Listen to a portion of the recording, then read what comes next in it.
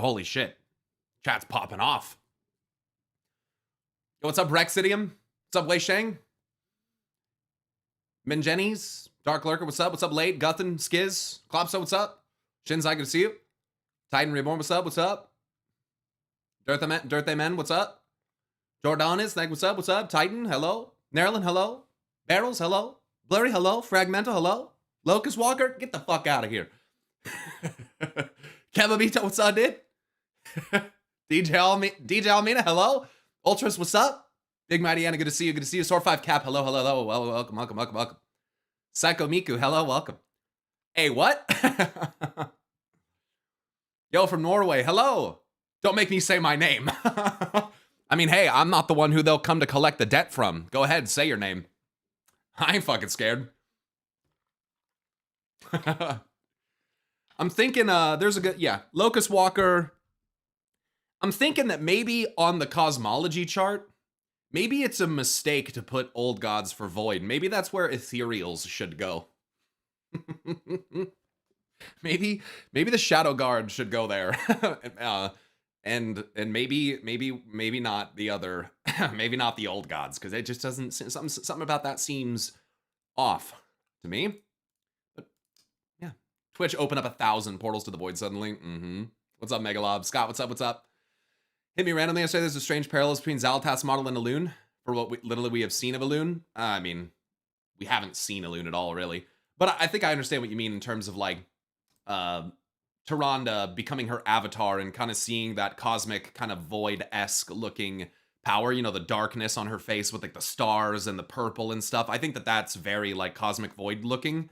And so I do think that Elune, I think Ilune's a big key in all of this. I think Elune is basically, she might be like a malleable goddess to a degree where like maybe her multi-aspected nature allows her to be utilized, or maybe, I don't know, something in, I don't know.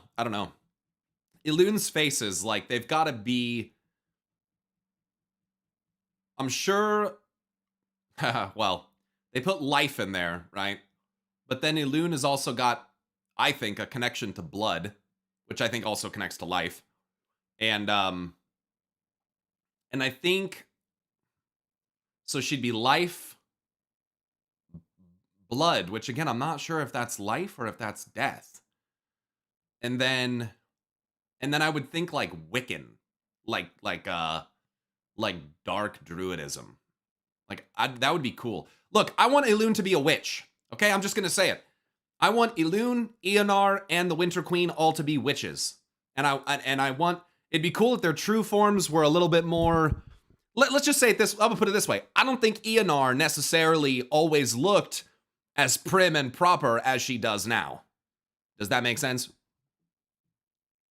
Blood is a Death Knight spec, though. Right, but blood is also directly tied to life.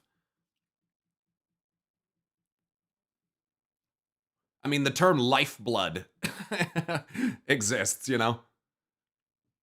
I'd love witches. Yeah. Happy partner anniversary. Oh, wait, is today my partner anniversary? She's not the last, but the first. Could this be alluding to Zal instead of Azeroth? Well, if you could make sense of that, then maybe. But it's like, how do you have to like make that make sense? You know, you can't just like take the quote and be like, well, could it be Xal'atath? You have to be like, well, could it be Xal'atath because of this? It's kind of how I see it. Anyway, welcome to the stream, everybody. Hope you're all having a wonderful day, morning, afternoon, evening, whatever time it is, wherever you are in the world. Maybe all the ladies are related. I'm pretty sure they are. I'm almost positive Eonar, the Winter Queen, and Elune, they're all related to one another. And I think that those three represent 3 of the 4 seasons, and I think that their missing brother, Anshe, is probably the one who represents the 4th season, which is most likely summer. So I think Eonar could be spring, growth. Sargeras could be summer, light and the sun. Or Anshe, sorry. Elune could be fall and withering and darkness, but still connected with light or life. And then the Winter Queen could be like the renewal, right? The rebirth to bring back to spring.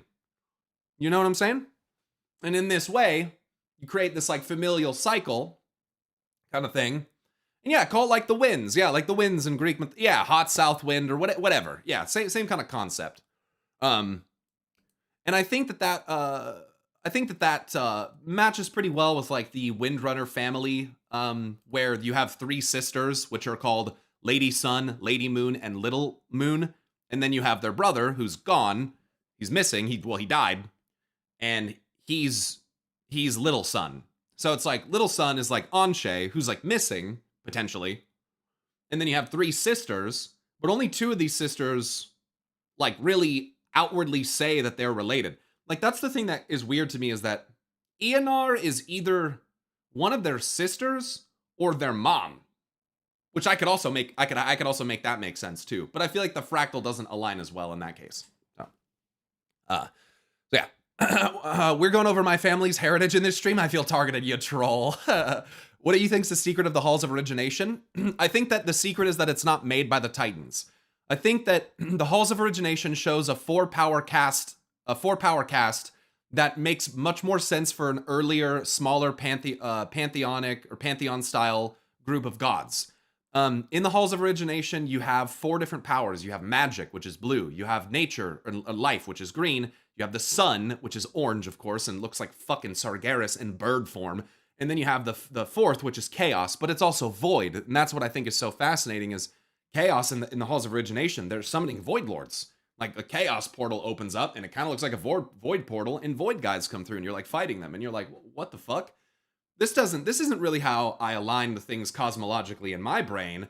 I'm thinking like we got darkness, we got light, we got magic, and we got life here. Like, okay, who could this correspond to?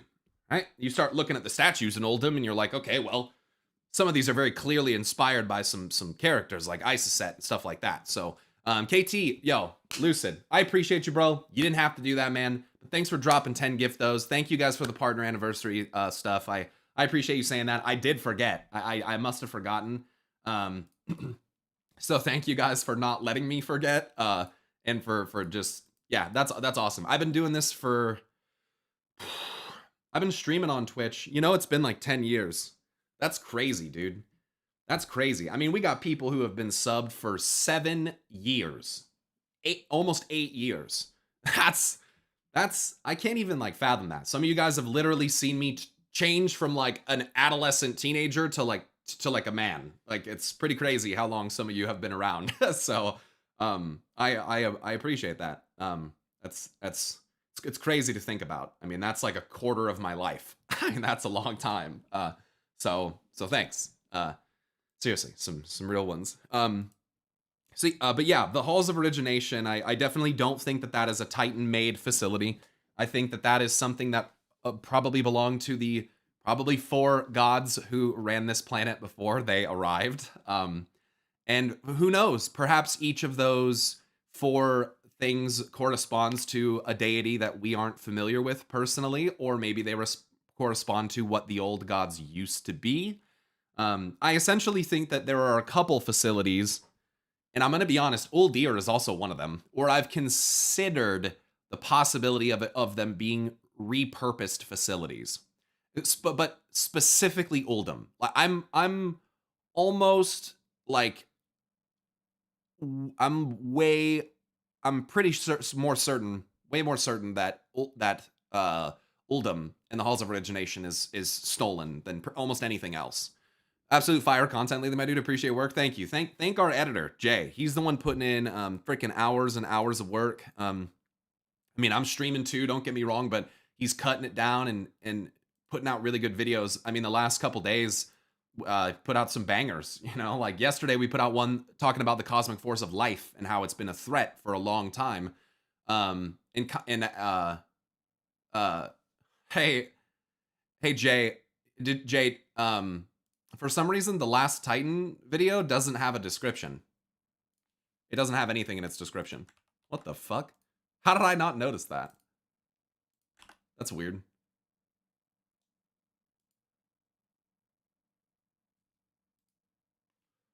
Jay's been killing it. Yeah. That's weird. It's like a default on uploads. It's like weird how it didn't even go there. It's not big. I just put it in there. It's all good. We're good. But yeah, it's been good. Like, we put out a video yesterday and I thought it was like great length. And at the very end, I say something about the Scourge. And I'm like, look, if you look at how life and the Spore Mounds and the Primals and all those function And then you look at the Scourge, which one's worse? And it's like the video ends with me saying, I think that's a matter of perspective. And I think that that's like it hits so good. Like it's such a good, like, he just ended it right at the perfect time. Like it's really good. It really makes you think of like, fuck.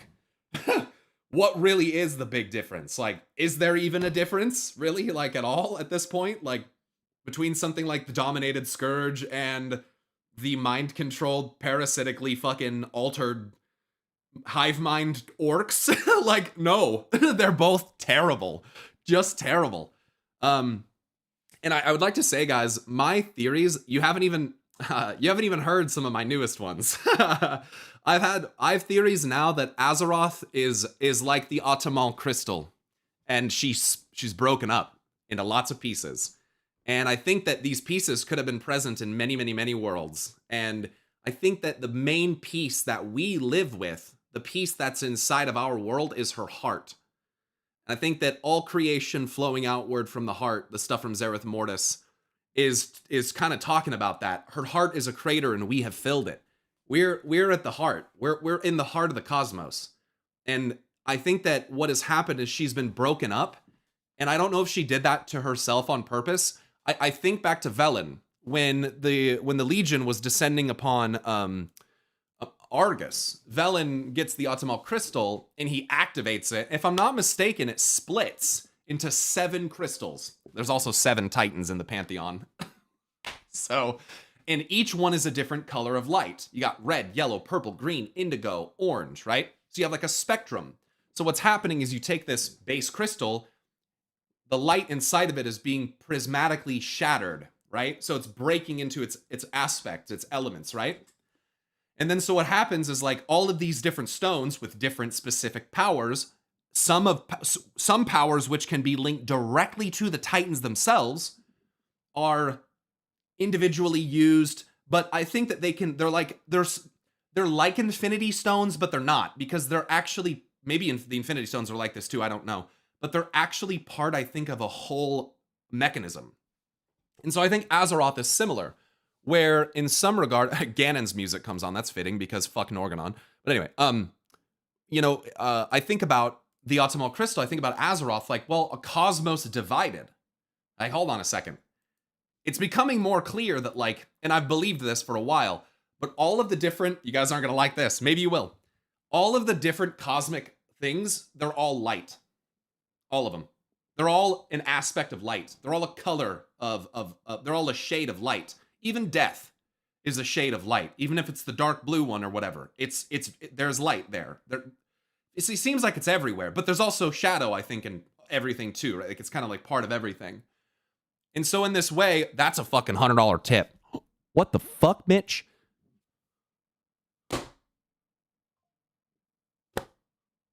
It is my pleasure. It is my pleasure and privilege to do so.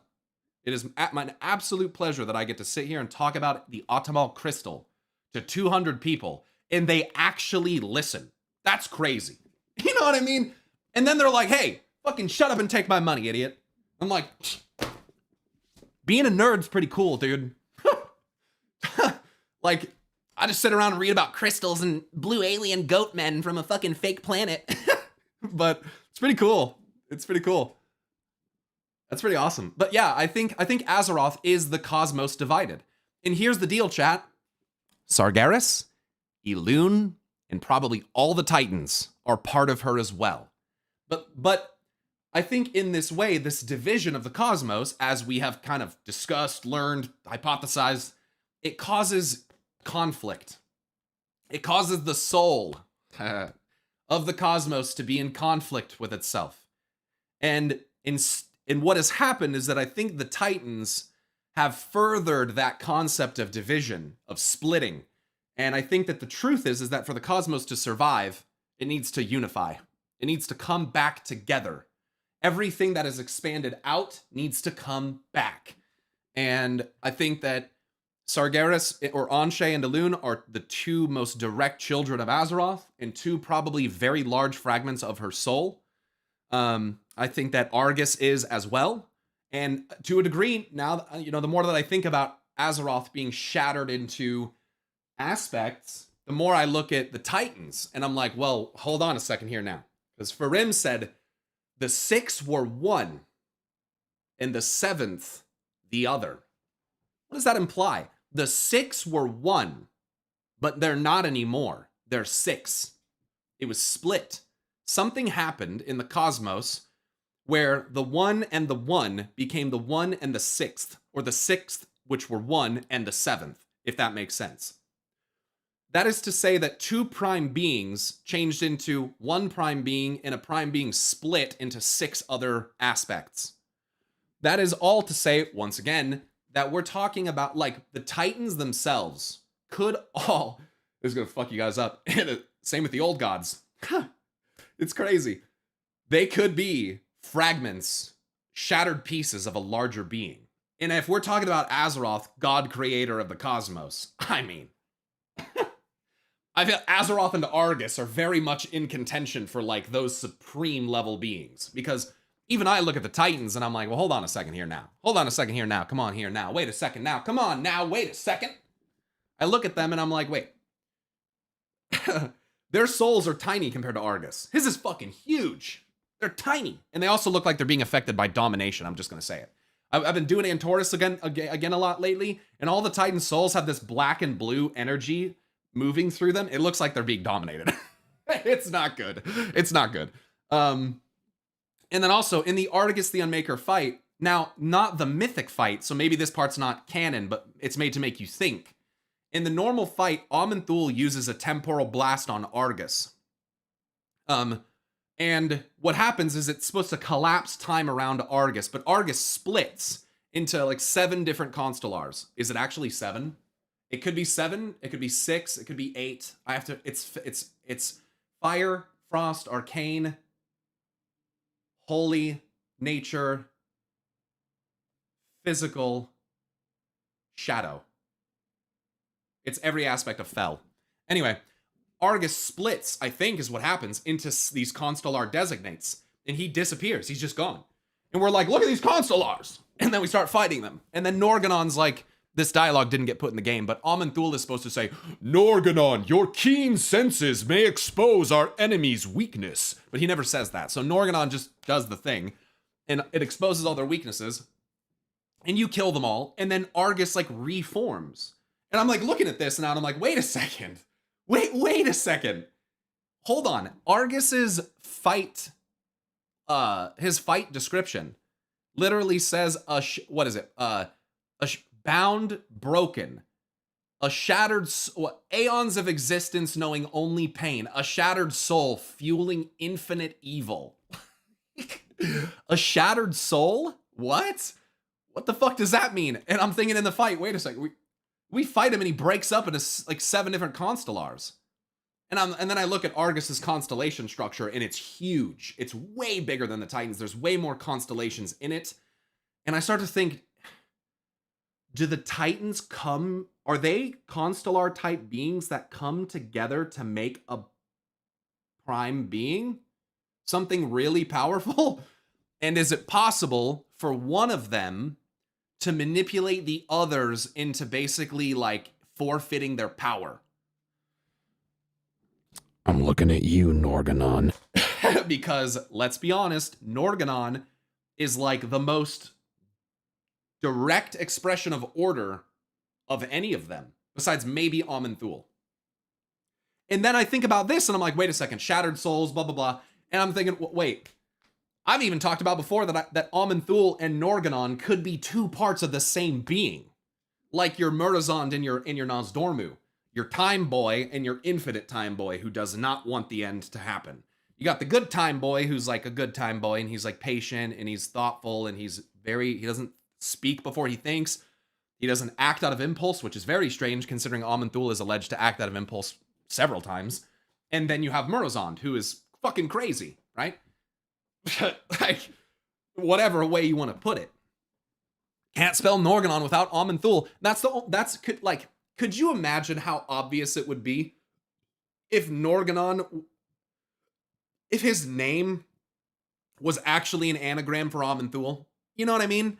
Like that's I feel like is one of the like themes with the Infinite, but you couldn't do that. You couldn't do that. Not with the Titans and not with it would be too obvious. So I just kind of feel like I feel like Norganon and Aman'Thul are like Null Thal, where they're supposed to be one entity, like space time, not time and then space time, but it's not like that.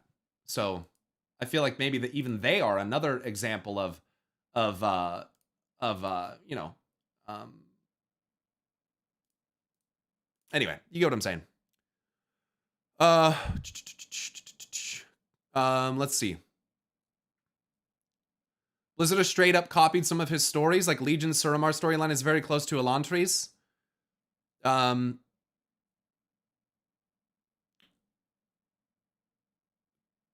Cosmere version is called Aeondor. WoW's version is called Arkandor. Yeah, that can't be a coincidence. Pyro apparently ChatGPT got converted to pyromancy. I got a 404 error when I click that. Oh, here we go. So this is from ChatGPT. Norgadon saved all the Titan members when Sargeras was about to kill them. Makes you think, did Norgadon know Sargeras was going to do this, therefore intentionally letting it happen? So what we're asking here is don't take offense to this, please. This is not an attack on you. But we're asking ChatGPT to think critically for us now. Like, but let's hear it out. Let's hear what this AI came up with. The idea that Norganon may have intentionally allowed the situation with Sargeras to unfold raises fascinating questions about the Titan's motivations and foresight in Warcraft lore. Norganon has a trinket called Norganon's Foresight, by the way. Or actually, that's the boots. It's the boots. Yeah, pretty sure. Yeah, which allows you to cast stuff while moving, if I'm not mistaken. Norganon's heroic act of saving the other Titans, oh my god, I hate this, of saving the other Titans from Sargeras' betrayal is a pivotal moment in the cosmic history of Azeroth. It really is. It's possible to speculate that Norganon, as a Titan associated with knowledge and magic, possessed deep insight into future events, maybe even through time. So when Eonar looks at Aman'Thul and says, "It is time," it ain't Eonar. The Titans are portrayed as immensely wise and powerful beings with profound understanding of the universe. If Norganon foresaw Sargeras' betrayal, the decision to intervene at the critical moment could suggest a calculated strategy to preserve the Titan pantheon. And this is coming off very Primus-like, isn't it? If I can predict the betrayal, I can set up everything else that happens after that, and that is exactly what the Primus did. However, this interpretation hinges on whether Norganon possessed knowledge of Sargeras' turn to darkness. The Titans are portrayed as beings of order and justice, seeking to protect the universe from chaos and corruption. If Norganon had knowledge of Sargeras' intentions, the decision to intervene at the last moment could reflect a complex interplay of destiny and cosmic design. Ultimately, Warcraft lore often explores themes of fate, free will, and the consequences of powerful beings' actions. Speculating on the motivations and knowledge of characters like Norganon adds depth to the narrative and invites fans to engage in thought-provoking discussions about the nature of the Warcraft universe. Have you encountered any other lore hints or theories that support the idea of Norganon's foreknowledge or strategic actions within the broader context of WoW's cosmic storyline? Yes, we have. The interconnectedness of characters and events in the lore can lead to intriguing interpretations and speculations. Huh. That's cool. Here's another clear homage to Cosmere stuff. Arcane magic swirls within the bag, imbuing the coins with a mysterious kinetic force. Yeah, I don't really get the reference, so it doesn't really mean anything to me, but yeah. I'm probably not gonna read those books, because I need to read my WoW books. So yeah. That was an interesting read coming from the bot. Even ChatGPT understands the significance of the Titans more than its players. I mean, isn't that fitting with how robotic some people see the Titans as?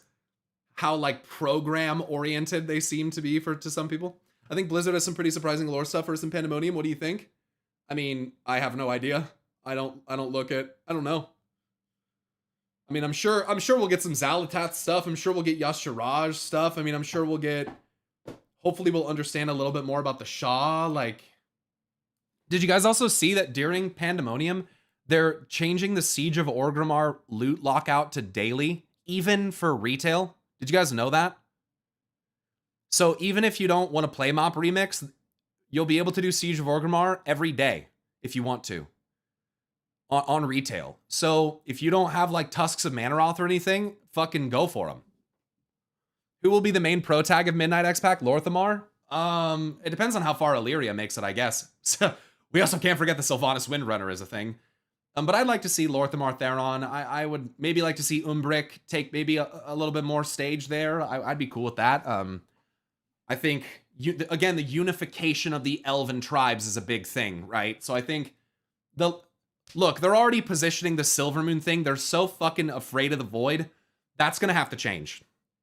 It's going to have to change. The Lystra could be a part of that. It's going to have to change because you can't just, we know this. You can't just be terrified of the Void and anyone who touches it and reject it. And like, oh, our pretty little perfect city of golden sun. You know, that didn't work very well against the fucking Scourge. And it's not going to suit you very well if you can't move past your differences when it comes to the Void.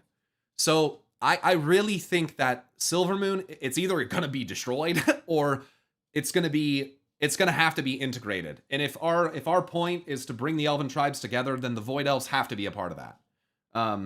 So, you know, I think Lorthamar can, and maybe even Thalysra can help bridge that gap. That would be great. I think, and I very much see it that way. I can't be the only one who looks at Thalysra and thinks about the Nightborn. I think Nightwell, like hello, like have you seen the well? It's purple. It's called the Nightwell. Like what the fuck?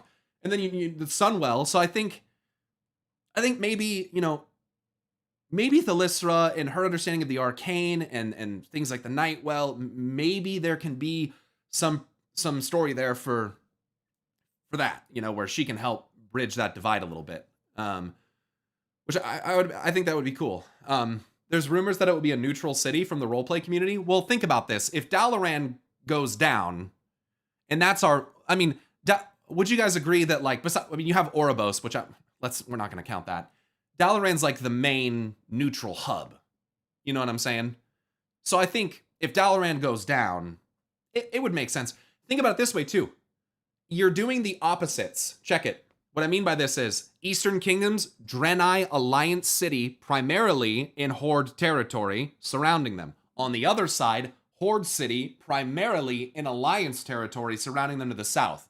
So you actually are having kind of this, Belemeth is neutral as well. Right, so you have this kind of cross where they're kind of opposites of one another, and maybe that balance, I'm hoping that not only will Silvermoon be neutral, but I would sure expect the Draenei City to be neutral as well. If they're not, I would be very surprised. And then Belemeth, I think makes sense as well with the unification of some of the other elves. So I would be totally cool with all of these things being remade, updated, whatever, you know. I'm fucking sign me up, dude. Sign me up. I have a feeling the Exodar might take flight soon. I think that unless we randomly just unpredictably side with the Burning Legion and discover how they have warp drives and how they move through the warp and how they do all that stuff, then yeah, I think the Draenei are probably going to have to be pretty important. It's kind of like Final Fantasy XIV. How are we going to go to the moon? How are we going to get to Ultima Thule? Thank God the fucking Charlians were working on it, because without the Ragnarok, which fitting name, by the way, we ain't making it there, you know? And they're one of the most secretive, uppity, fucking posh races in that entire fucking game. Kept it an entire secret from everybody. No one fucking knew they were doing it except people that were working with the Gleaners, and even then they didn't fucking know. So yeah, I mean, I love the idea that like the Draenei will be our answer. They will be how we discover interdimensional and maybe master interdimensional or at least interplanetary travel. I'd also like to tell you guys, I did the sun. What's it called? What's a fucking raid called in Suramar? Hello? The Nighthold. That's what it's called. And I noticed, before you go to Star Augur Atreus, there's a guy. His name's Astrologer, whatever his name is. And he's standing at the bottom. I'm going to show you guys this. I was freaking out when I saw this. It proves one of my theories. I actually can't wait to show you. I'm fucking bugging out about it. So I might just get in the game and show you. I'm just going to show you. I just have to show you. I'm sorry. I'm bugging the fuck out. I have to show you. This is like one of the most insane fucking things. And you would never notice it if you're a normal raider, because normal raiders just kill everything. You know what I mean? They don't stop and look at anything. When I saw this guy I was like, oh, look at him. He's like looking at the stars.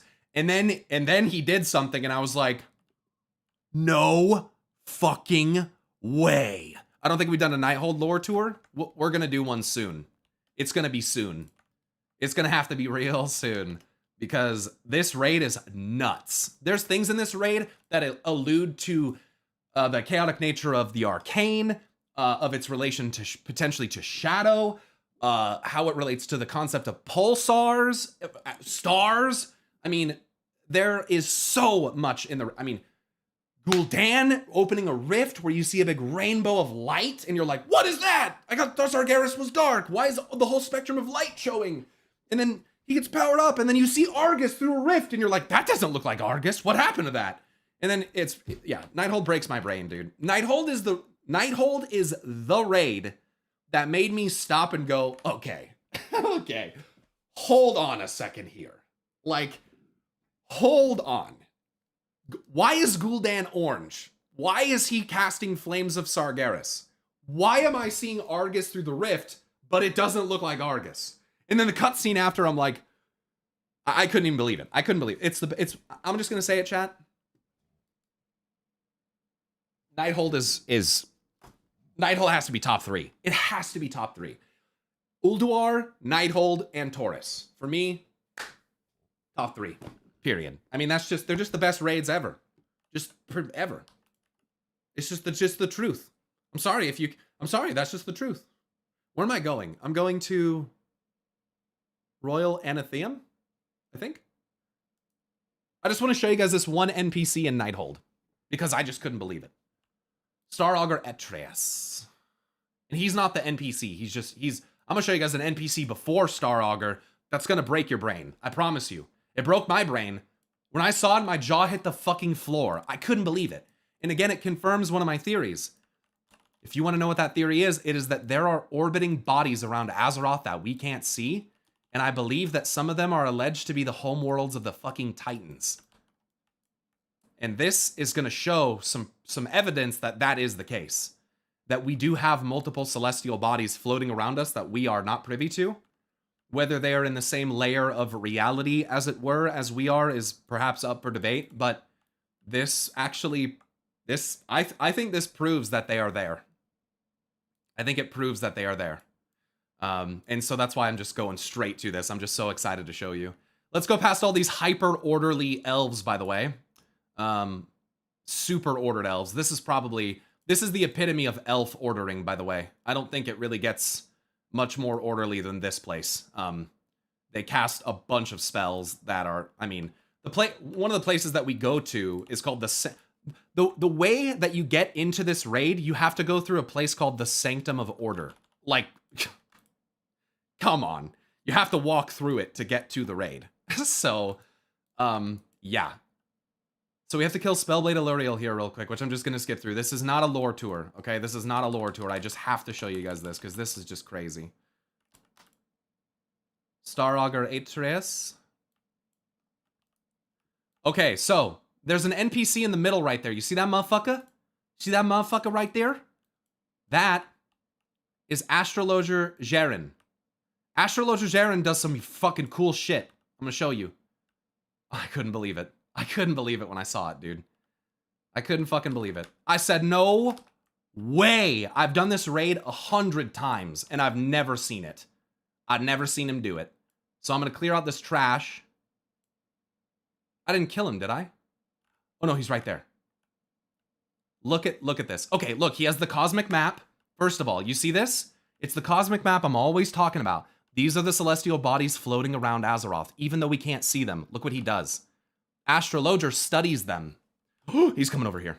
Hold on. So the logic here is that he's studying the stars. He's studying the planets. He's doing that kind of thing, right?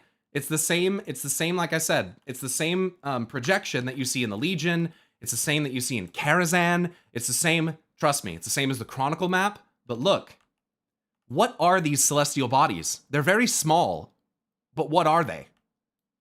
What if Astrologer Jaren could tell you? Fuck you, Jaren, do it! He does it in LFR, I hope. What if he doesn't do it in LFR? That would be so scummy. There's 6 of them. So there's, I think, Shadowlands, Emerald Dream, which could be Azeroth and Argus. Bigger stuff, but I don't know. I can't prove that. And they got 1, 2, 3, 4, 5, 6. You do have 6 of them. So, I mean, there are 6 Titans, 7 with Sargeras, 8 with Argus, and 9 with Azeroth, technically. Look at that. What if Astrologer Jaren could show you? Did you see that? I was talking too much. Did you see it? He can see the worlds. Not only can he see them, he'll show them to you. Do it, Astrologer. Do it, Jaren. Do it. Do it again. He only shows 3 of them. Do it again. Do it. Show me the Aman'Thul one. Show me the Norgannon one. You bitch. So he'll do it. He'll come back and he'll do it. But he shows you only 3 of them. He shows you the bluish, kind of reddish one, which I almost sometimes think maybe Golganeth. He's also an Aesir Titan. And then he shows the 2 that I think are Norgannon and Aman'Thul, which is fitting because they're the arcane masters and the primary gods of order, I think. And it's just and they're also Aesir. So it's very interesting that he shows, there it is, that he shows Aesir, what I think are Aesir Titan planets. And these guys are hella orderly. So now we've seen 2, the blue one and the slightly red on it. We've seen the kind of milky-ish white kind of color. And then lastly would be the purple one. And the purple one, if I'm not mistaken, the purple one is the one I think is Norgannon, and it's the only Titan planet besides the red one that I think goes to Sargeras, which can only be found in Karazhan. It's the only planet that doesn't have a ring around it in terms of like, there's like a, you know how like there's like planetary rings, like a disc, and then there's like a nether ring of like energy. All of the other ones have it on them, except the one that, go figure, I think applies to Norgannon. Do it, Jaren. Show the last one. Do it. Do it. Show it. We're all waiting with bated breath. He's going to do it. He did Aman'Thul again. But you see this? He's showing you worlds that are around our planet that you can't see. I go out in the sky and I'm like, yo, where are any of those planets? Where's Argus? Where's any of those stuff that he's seeing? How does he see that? Well, it's because he's looking through that. That's why. It's because he's looking through a giant fucking hole in the sky that no one looks up to see. Have you guys seen that? Do you see that giant rift in the sky? Look at that. That's how he knows. That's how Star Augur looks out. It's because this fucking thing is sending out, I think, a beam that actually is, frankly, the exact same thing as the Fellstorm happening over there. And what's happening is we're peering through the veil. Oh, yes. Oh, yes. Thanks, Star Augur, for that one. So the sky is just fake, huh? Bro, I've been trying to tell you guys for like, I don't know, 6 years that the sky was fake. Or that the sky had layers to it and you couldn't really see what was outside of it. I'm going to go ahead and say it. I fucking told you so. I'm just going to say it, bro. I fucking told you so. The sky is definitely fake.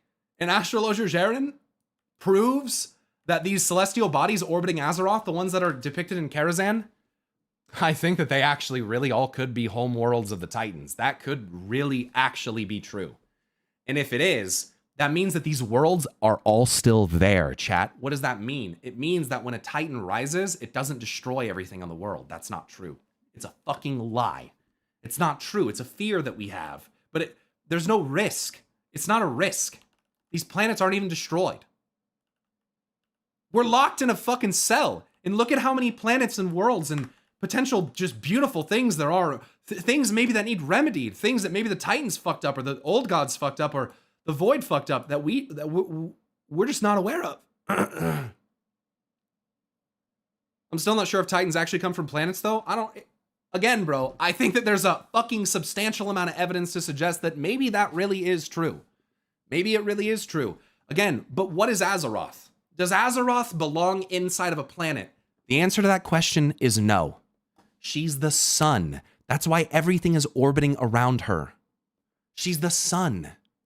That's why she's a light. That's why she looks the way she does, because she's a burning sun. She's a star. She's not supposed to be inside of a planet. If anything, maybe even potentially, planets could be even used as a binding mechanism to force the spirit into a body. I don't know. Maybe that's exactly what it is. I don't know. But I'm pretty sure that the reason why all this stuff orbits us is because, well, just like our sun, that's why our world, I don't think people realize, our world is huge. And Chronicle tries to make you believe that it's not. It's funny, Chronicle actually goes out of its way to make you believe that Azeroth is small, but it isn't. It's huge. It's way bigger than Draenor. It's way bigger than Argus. It's probably way bigger than Koresh.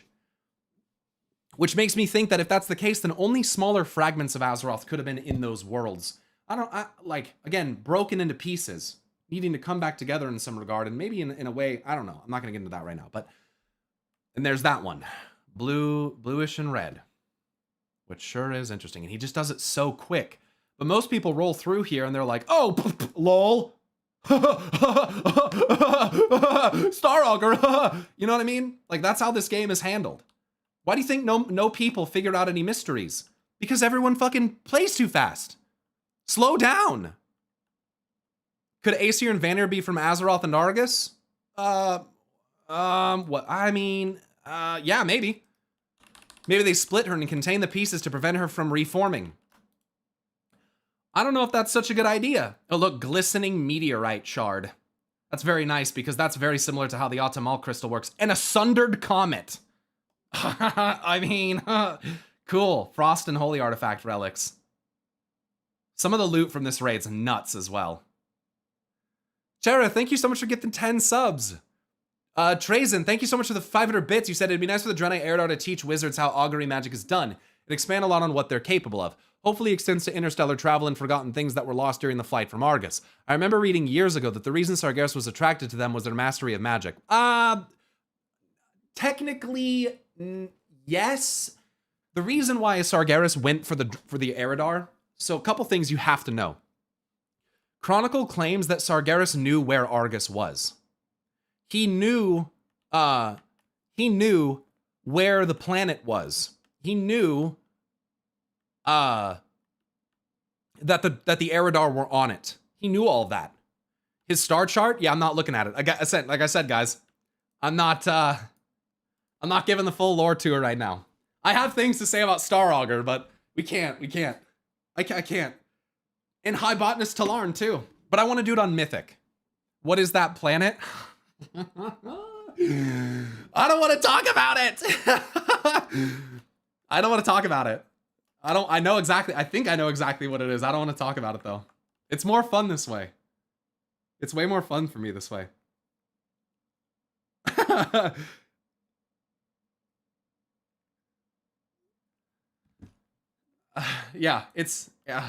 It's real. Yeah, I'm stoked that I get to do this. I can't believe I get to wake up and do this. I mean, it's pretty crazy. So anyway, that's enough of that for now. But yeah, we have lots and lots and lots to talk about regarding that place. Maybe lore tour. You know, I'm doing Belemeth tomorrow, and then I'm doing one other quest line. It depends on how long Belemeth takes tomorrow, but maybe we could do a lore tour tomorrow. But the problem is that with something like Nighthold, I need to do the Archway. I need to do Court of Stars. I need to do... Is that it? Those are the only two Suramar dungeons, right? Yeah. Got any spicy plans for Remix coming in 2 days? Guys, I know I don't normally stream on Thursday. You better fucking be here on Thursday. Because if you're trying to fucking watch Remix, let me tell you something. I'm not an SOD player. I'm not a fucking classic player. I'm not any of those things. But let me tell you what. I'm a fucking Miss Pandaria player. I'm going to tell you that right now. So if you're trying to find out Miss Pandaria lore, if you're trying to see the philosophies of the Pandaren and understand the concepts of the blending of the black and the white and handling your emotions and the Shah and Yasharaj and maybe Xalatath lore, you're going to want to be there. You're going to want to be there. You soloing through it? Why would... What the fuck else would I do? I mean, I guess I could... Look, yes. Here's why. Because I don't want to be on anybody else's time. because I do it like nobody else does. And I want to take my time. And I don't want to, like, as much as I do want to play with other people, I don't want the pressure at all. Even a little bit. I just want to play it, enjoy it, and, you know, where are the Eldrachi from, Pyro? A different planet. from their planet. The dev who wrote the Troll Heritage Quest will watch your playthrough, so bring the voodoo, man. The dev who wrote the Troll Heritage Quest will watch your playthrough. Damn. I guess it's time.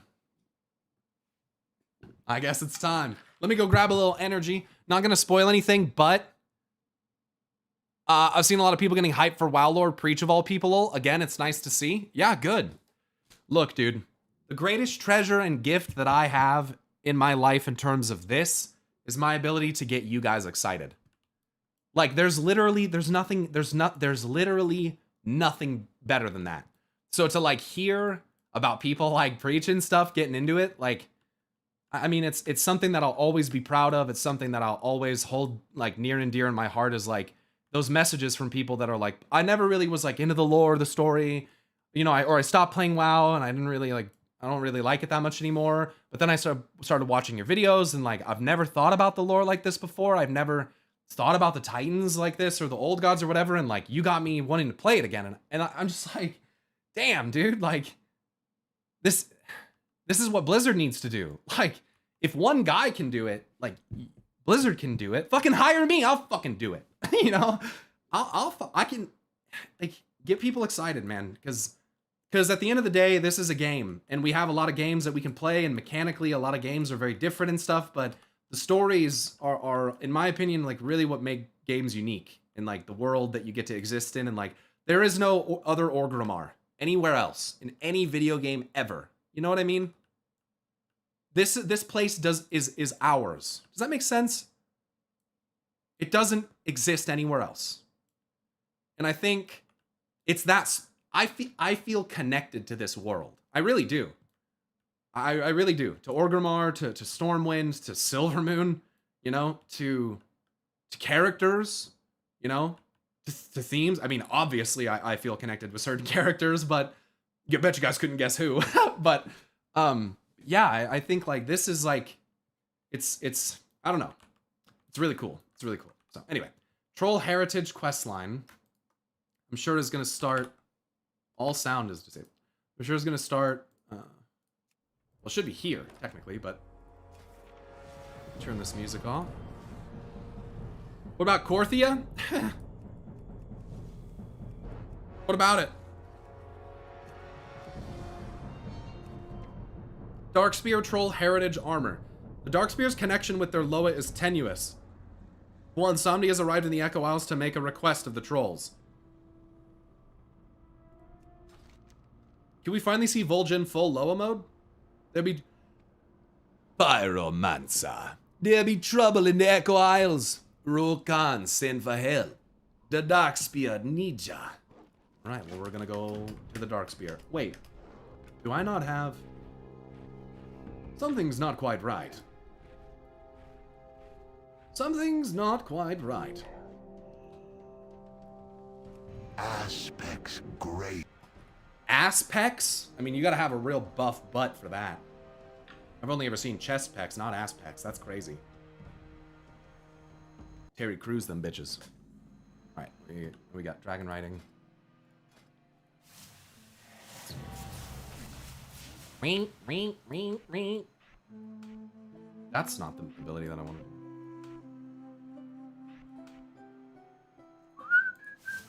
Sorry, I know that hurts some people's ears. Gimme, gimme. La, la, la, la, la, la, la. All of the points. Look, okay, this is like, it's really not a big deal at all. But if you have all of the dragon riding points, it should just fill your thing. I guess you have choices, though. Take my sub, man. You can't make me take it. I appreciate that. Fred Metal, thanks for the tier 1 for 2 months. Trazen, thanks so much for the tier 1. Welcome, Katie Rhett. Thanks so much for the 3. And Chera, thanks again for the 10 gift those. That's crazy. Nanima, thanks for the 7. Thank you so much for the follows, everybody. Call me Only Rose Spirit Remu. Mr. Wolves, thanks for the 59-month resub, sir. Crew Day for 2 years. Sorry I missed that, brother. Backy for 2 months as well. Thank you. Quantum for 55 months and Ruckus for 2. Thank you guys. I don't know how 30 minutes has passed since then. Time is literally evaporating in front of me right now. So back to Orgrimmar. You don't pay my sub, man. You don't be paying my sub, man. You don't know the wrath of the Darkspear be true. It be coming for your heart. Your art, man. Oh yeah, Echo Isles. Did you guys know that Yasharaj drops a trinket? Well, it's not Yasharaj, sorry. Garrosh drops a trinket called Black Blood of Yasharaj, and the proc is called... It says, your attacks have a chance to trigger Wrath of the Darkspear.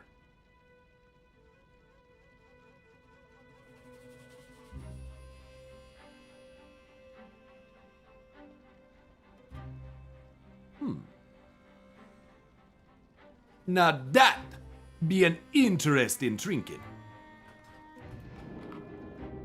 Now that was an interesting death. Fuck you, Bwansamdi.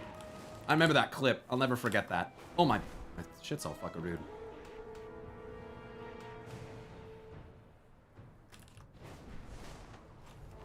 I was doing the Battle of Dazara lore raid, and there was this blue fire on the ground. I was like, what is that? Obviously, it's blue fire. I stepped into it, instantly fucking died. And I was like, oh my god! And I released, and of course, Bwansamdi fucking laughs at me. Fucking goofy fuck. Now that was an impressive death. I was like, okay, dude, get the fuck you, Bwansamdi. I don't even like you anyway. Fucking punk. Dude, this updated draw distance, man. Oh, yeah. Oh, yeah. This is something FF14 severely lacks. I like FF14, don't get me wrong. But this is something you don't get anywhere else, bro. This is fucking something. This is something special right here. I mean, this is just something. Anyway.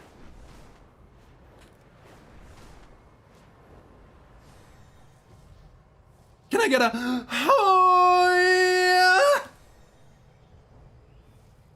I'm gonna turn my fan on. I'm fucking sweating in here. Can't imagine why.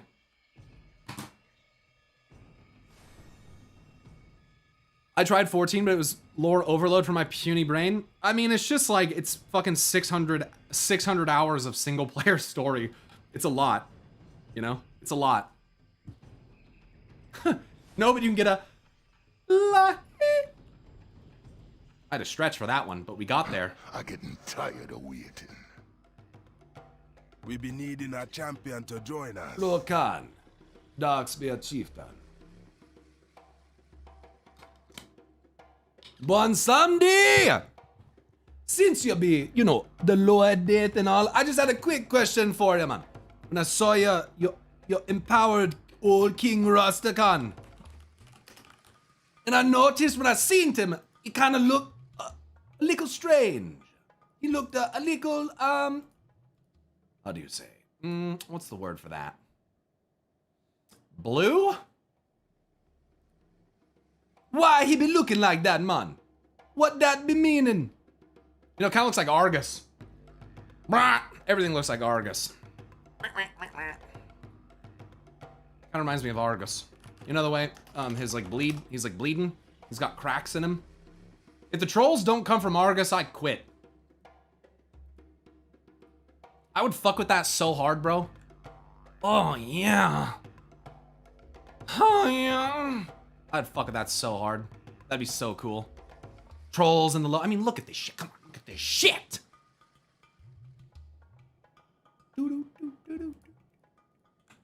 Anyway, you ever seen King's Rest?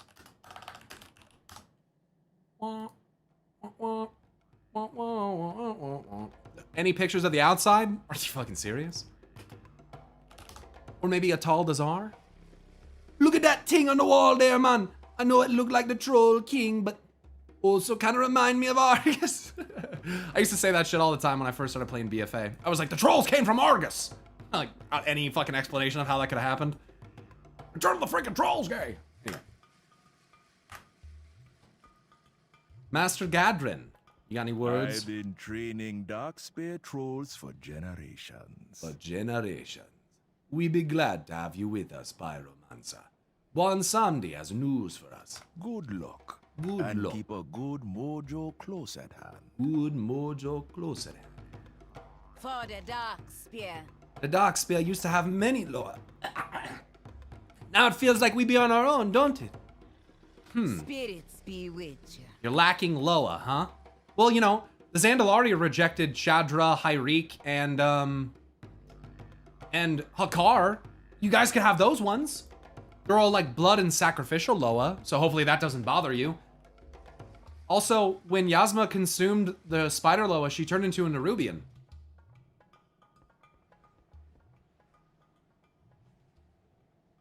That was strange.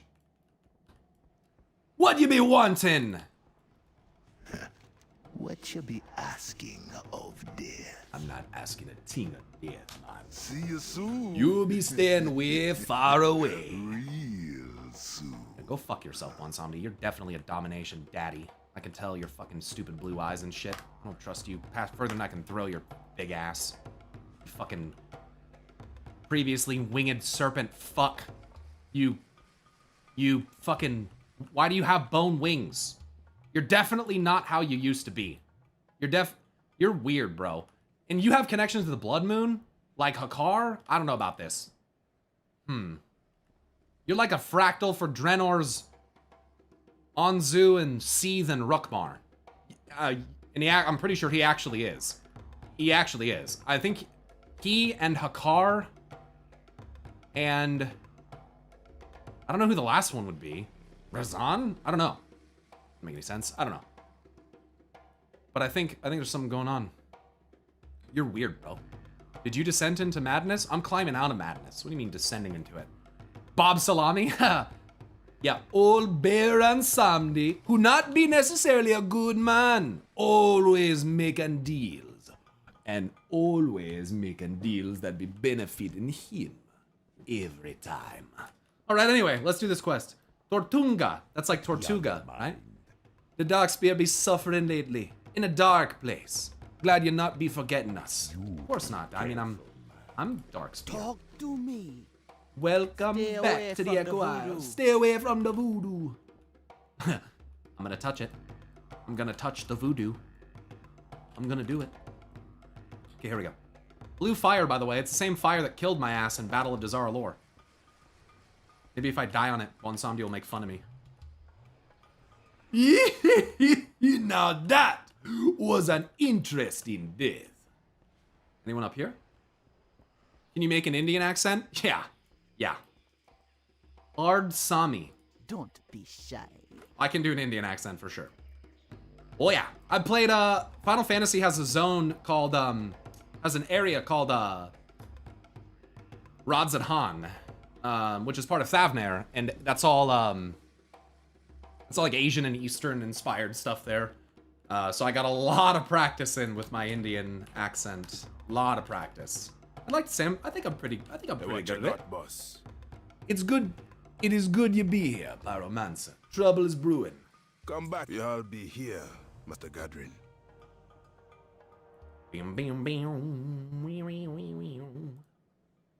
Thank you very much. The gifto to T-Bears. Lusty, thanks for gifting a tier 2 sub to Evelion, and Hog Yaza. Thanks so much for the tier 1 sub. That's one of 3 fish, never forget. Go fuck yourself. Look at Rokon's new eyes. They're gold. Were they not gold before? Why they be gold, man? That be a connection, man. I forgot. Why? Is there a reason for that? Is it a connection to the Loa of Kings or something?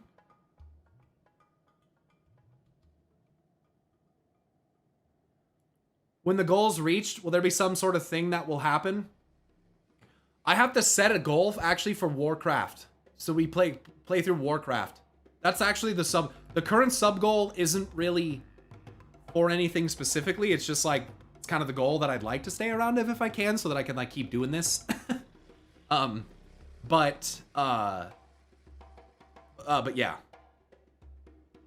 I Googled it and I Personally couldn't find anything about why Rokon suddenly has golden eyes.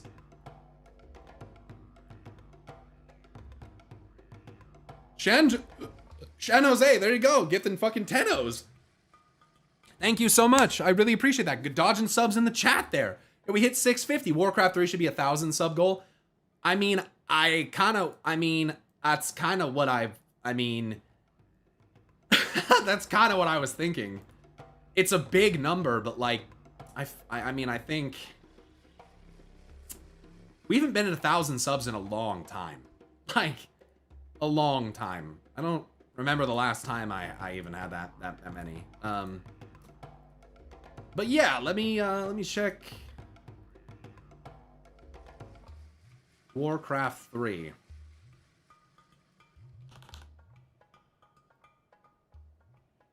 You plan to play through Warcraft 1 and 2?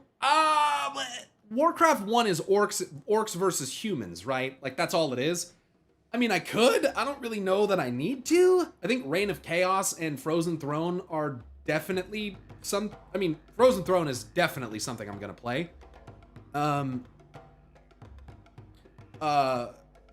Warcraft 2 with Archimonde, I would like to probably do that as well.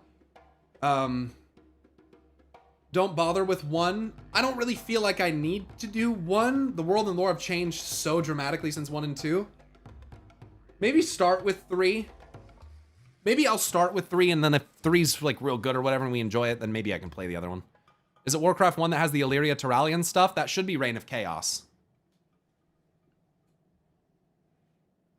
I think. It could be Warcraft 1. I don't know. Don't take it from me. Last we saw Rokon was in Oneron Plains with Bane and Dragonflight. He did not have this new model in the new eyes then. This is new. Huh. Well, if Warcraft 2 has Illyria and Terralion stuff, then probably Warcraft 2 and 3. You know? But that's a hefty goal. So I feel like it's a worthwhile, you know? Like 2 games, I feel like that's worth. I mean, it's 350 subs. That's a lot. So I think that's yeah, maybe doing both. Warcraft 2 expansion is on Draenor. There's some good stuff there. Warcraft 1 is Garona and shit, but like half of it's non-canon. True.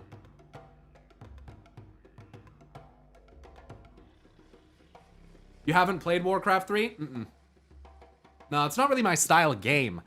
I used to play games like that when I was younger, but then when I get to fully control my character, I like that better. I don't like so much of... I guess RuneScape is kind of one of the only exceptions to that. Everyone dick rode Warcraft 2 until Warcraft 3 is what I'm trying to say. Got it. I've been waiting to ask you this question ever since the question of pit lords and Janissars possibly being related was brought up. I've been thinking about how similar those big demon hounds and core hounds look identical. And I wonder what your thoughts are about those. Oh, you mean the void hounds? And the core hounds? Yeah. Also, yes, in Warcraft 3, Rokon is golden or white glowing eyes, but his model is also the basic Shadow Hunter, at least in old graphics. New one I'm not certain, but can easily check. Okay. It's Tides of Darkness X pack of Warcraft 2 with... So do you have to buy the expansion separate? Apocalypse, thanks so much to the Prime for 3 months, by the way, and Hide in Darkness for the tier 1 for 5. Thanks, guys, so much for supporting. Do you have to buy all that separate? Or... And if I play Warcraft 3, should I play Warcraft 3 the original, or should I just play Reforged? Or should I do both?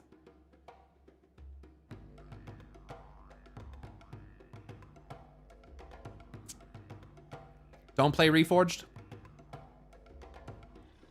Reforged replaced the original.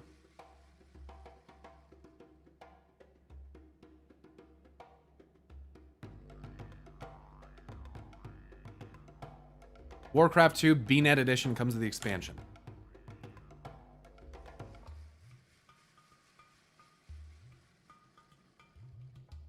Warcraft 2 BattleNet Edition. I gotta buy these. It's $10. Oh, this game style though? Oh god, chat. I don't know, dude. This is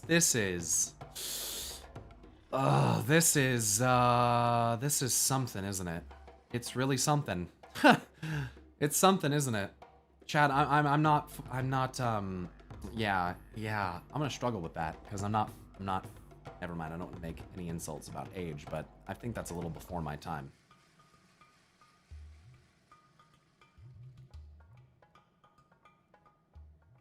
You had to be there. Don't play Warcraft 2, it'd be unwatchable and unplayable for you, but Warcraft 3 is fine. Okay, we'll do Warcraft. We'll start with Warcraft 3. Let's not get too ambitious here. Let's not make me not want to do it, because I have a feeling that's what's gonna happen. I'm gonna like start to play it, and then I'm gonna fucking hate it, and then I'm gonna feel real bad about not wanting to finish it. So let's not even go there. Let's just do 3, the Arthas stuff, do all that stuff, and you can always just cheat to see cutscenes. If I'm gonna do that, then why wouldn't I just look up a movie of all the cutscenes? You know? At that point, just look it up. By the way, how come this costs so much money? Like, what the fuck?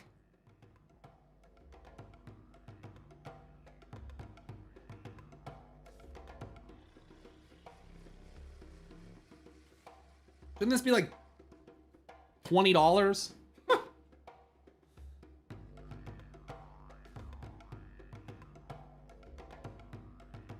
Play Warcraft Chronicles of the Second War, Tides of Darkness. That's still Warcraft 2, isn't it? And how do you even get that? You will love it? I kind of don't think I will. Reforge is made to have in mind WoW lore standard, not Warcraft. Standard Warcraft 3, not Warcraft 3. It's a mod for Warcraft 3? I'm not gonna mod it. No, don't even, like, what? The whole point of playing these games is to see what it is, not to fucking modify it into something else. What?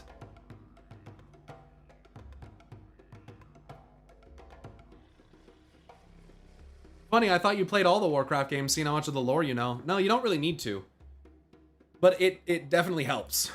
I would say that my knowledge on Arthas and earlier Human Kingdom stuff, earlier Night Elven stuff is definitely not as good as it should be.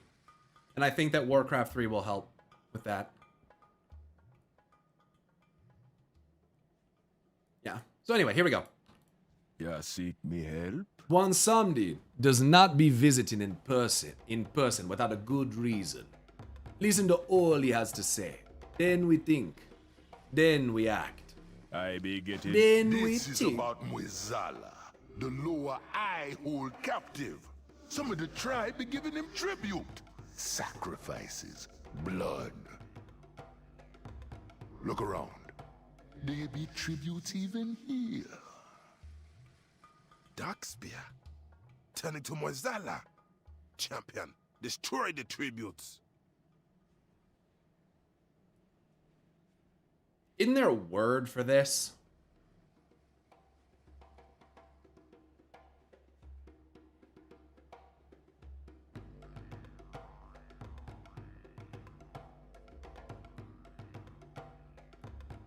Blood? Heresy? No. Not the word I'm looking for.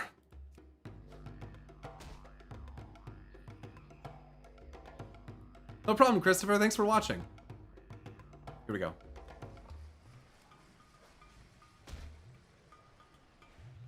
No, I'm not. I don't mean specifically what I'm doing to the tributes. I mean,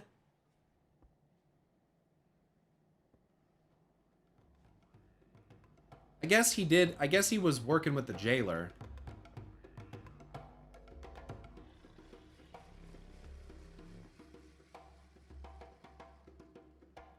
Ethnic cleansing, but Muzail is evil. Yeah, well, that's a matter of perspective.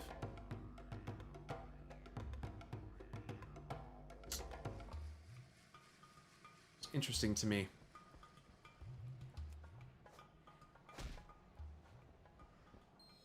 The traitors picked the wrong lure to follow. You need to fix this. We followed only death for too long. We need to balance the Dark Spear. We need our old lower back. We have no tribute, no shrines. But I can try to call on them. Apprentice, you be alright? Yes, I be fine. You give it a Looks try. like a little surge of like necromancy right there. Little green action. We serve the Loa. Go on now. Back when Vol'jin had questions, he turned to the Loa. We called it the Trial of the Loa. Tell me more about that. Vol'jin sought the advice of the Loa with witch doctor Zalazane to find out what the future would hold. The Loa tested him deep in the forest of First Home with trials that would give them answers. When they awoke from the trial, they did not remember exactly what happened within, but they had new instincts that would guide the future of the Dark Spear. Interesting.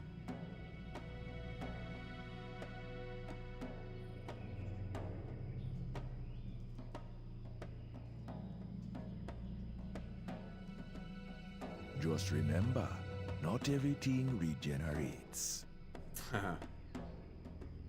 What one Sam be saying is very serious. Muzala worship is a bloody one. Watch your back. Right. You seek my help? The Dark Spear used to have many Loa. Now it feels like we be on our own, don't it? Farewell. Falling to the lower. I do not hear a call, but I do not wish to return. The We old neglected them Loa. too long.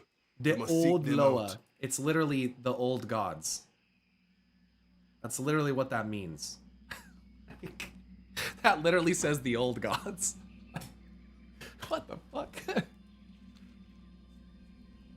For the Dark Spear. We can do better. Our path is obvious. What's First Home?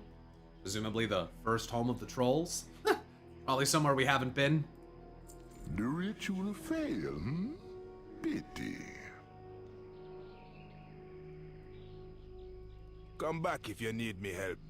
Oh, you missed me. Muzela be talking with Dark Spear trolls. Who's Muzela? He was the Loa death before your old friend Bon Sambi. Some trolls still followed him, but he was working with the jailer all along. He took Elia to the jailer's side, got Odin to give up his eye, and tricked Vol'jin into making Sylvanas your war chief. He trapped other Loa in the Shadowlands. He'd be a mean one, but I got him under control, locked up in the other side, as long as no one helps him. Sounds like trouble. Muzela be talking with Darkspear trolls. I'm gonna be here a long time. Yeah. I be know. listening. We need to be finding the old Loa and call them back. There must be a way to find where they went. If we can find the old Loa, we can host the trial of the Loa to reconnect with their power. One somebody said they were all still out there. I think he'd be dropping a hint for us. Find a guide to one of the lost Loa by making a proper effigy and follow the guide. I thought a guide. You know who'd be good at Donnie? finding lost thing? The Loa of Scavengers, Johnny. True. Johnny, yes! We can create a focus to attract his attention. I'm gonna say it, chat. Cliff bars are gross. Johnny values different things than other Loa. Things are awful. See what you can be gathering.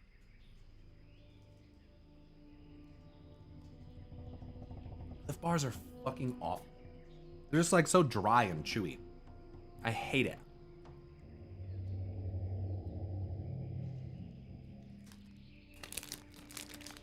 Ugh. It's like a granola bar. A Cliff bar? It's like an energy bar?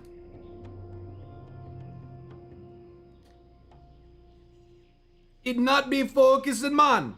Show him the cliff bar, he says. I try to put it on the camera, they can't see it. Hashtag ad. Not a very good one if I'm saying they don't taste good. Handmade napkin, the Loa of the past. So we're gonna learn about some of these older Darkspear Loa. Cool. They Lightly call used it trash pants. when a thing be left behind, but we know better. Half-used dream diary. Well, that's a thing. Empty bag of marbles.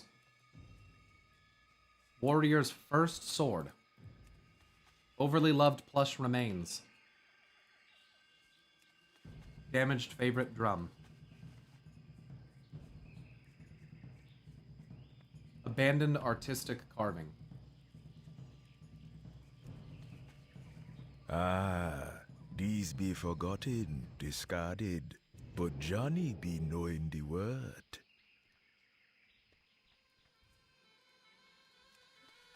Donnie's junk pile. Now we wait. I can speed this up a bit. As a favor. Johnny, Lure of Scavengers and Secrets. I summon you. You can do that? Don't just call like that! Johnny got important things to do! Johnny, we have great need of your wisdom. Johnny does know many things. Troll chieftain be wise to see that. Just like Razan shouted.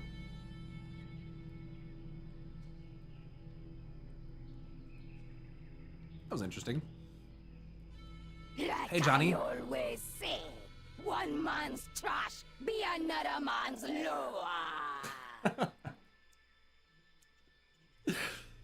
So, what's all this then? Making contact with the Loa. Bonsamdi, not so polite, is he? That is a pretty treasure pile for Johnny. Very nice, very suitable. Ask your questions. We're looking for the Darkspear's lost Loa to combat against Muzala. Can you help? May you always be finding, maybe I be knowing one. Digging Johnny's treasure pile for the way to Zul'Gurub. I've done stranger things. Champion, follow me. Think of We this haven't the trash child pile. ready for your return. I've been doing stranger. I have fun finding them lost Lower in the trash. Hikumbokum. Spirits be with ya. Shoot!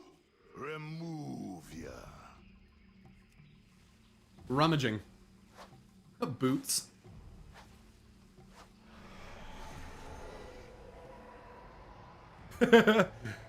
He come back.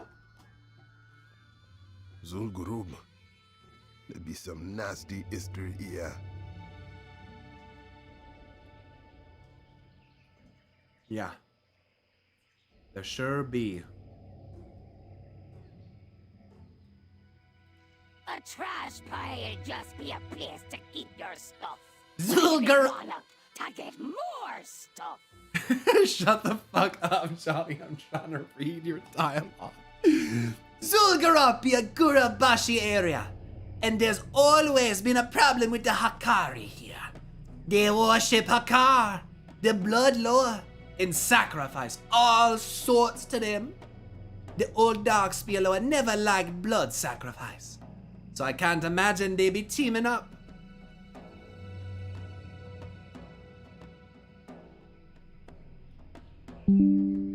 Remember, you find something shiny, you bring it down to old Johnny. Pyro, your troll accent sounds like a high Magni. Let's not start telling me what my accents sound like, otherwise I won't do them anymore. Just keep it to yourself. I be feeling something's eyes on us, judging. This Loa be clever, but so are we. Watch your back. If this Loa be hunting here, he may have seen us already. Since we don't know for sure, let's split up. I be hunting for him. While I get his attention, Johnny says the Loa has been taking the offerings meant for Hakar, the Loa of blood. But we don't know why. I was trying to do a goof. Well, I take it kind of seriously, and I know for a fact that my troll accent sounds absolutely nothing like Magni. So when I read that, it's just like, what am I even reading? You know what I mean? I don't agree with you even remotely. Even a little bit. So, I don't know. Anyway, I be hunting for him. While you get his attention, Johnny says the Loa's been taking the offerings meant for Hakar. But we don't know why. Collect some and see if he wants some. If his motive's something else, we be knowing soon enough. Come back if you need me help. Somebody's over here. Come along or not, me don't care. Me don't care. Johnny seems to know a good spot. I'll be meeting with you soon. Yeah. This is not an appropriate mount for here. Hold on.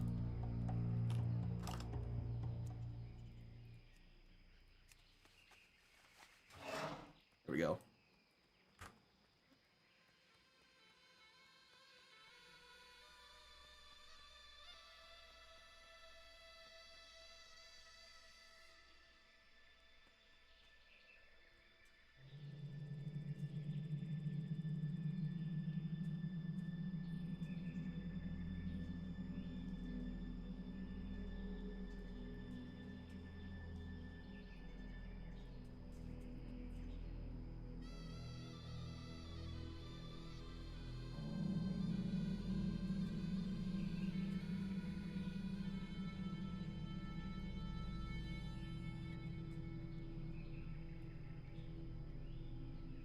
Shit is old. Oh.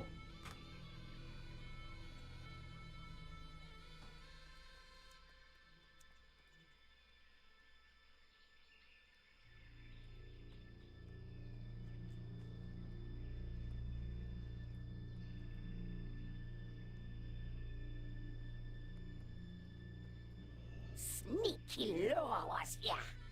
I bet there'd be more prey around. Sneaky Loa, huh? Is there like a Panther Loa? Could it be like a Black Panther Loa? That'd be cool.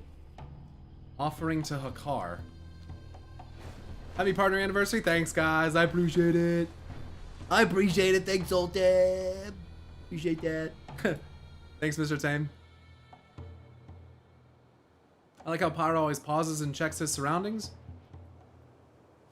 It's fun. It's like the main thing. And we be knowing that this place connect to the other side.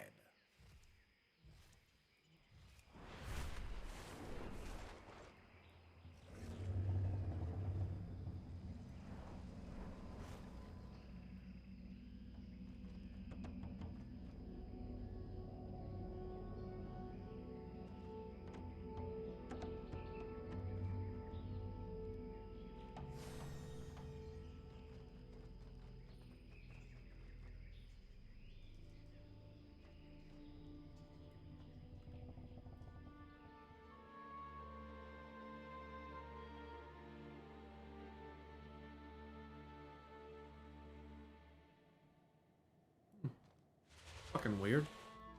How's it going? It's going well. I'm doing the Troll Heritage questline right now. Just kind of checking out Zul'Gurub. It's been a while since I've been in here, and last time I was here, I certainly wouldn't have been looking at it critically in any capacity. So it's good for me to be here. Temple of Bethek.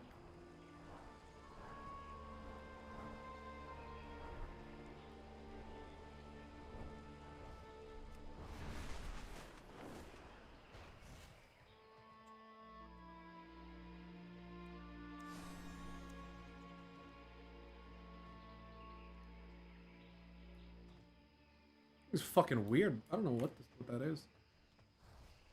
Nothing. I think in here's where you fight the lady for the panther, right? I have that panther.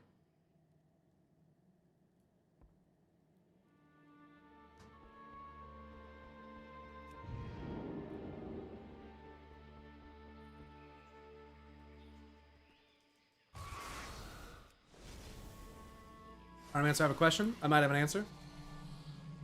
It's not the cat version, but it's nice to look around. Yeah.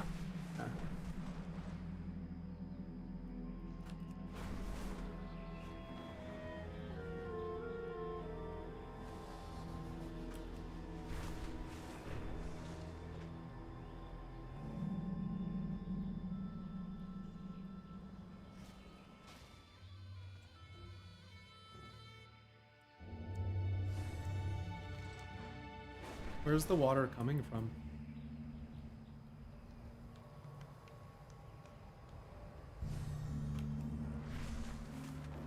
Inside the mountain?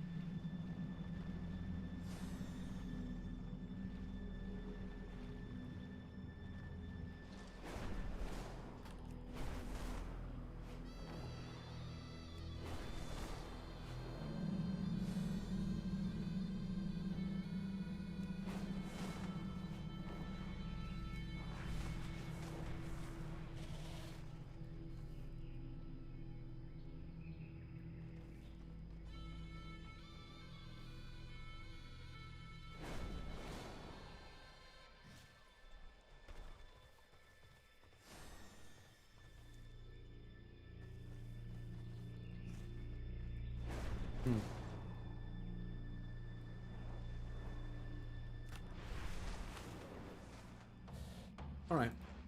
I'm gonna go over here. Time to do the quest. All right. Akari Ritualists. Animated offering. Their blood will be added to the sacrifice. They're still trying to summon Hakar.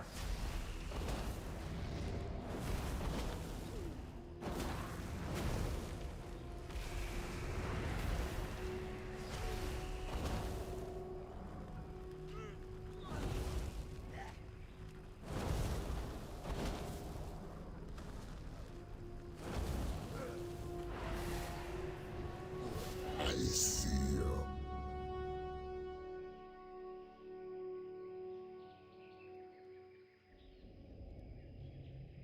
That silhouette almost looked like one of those swamp monsters.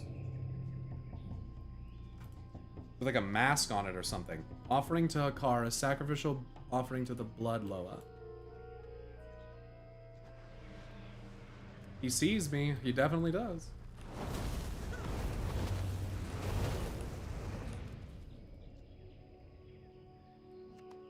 Powerful mojo.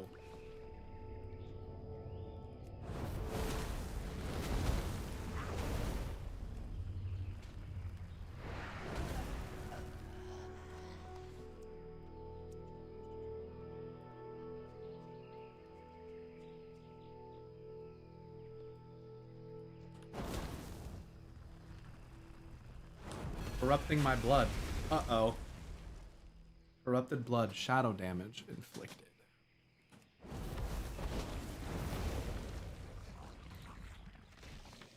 Blood bolt.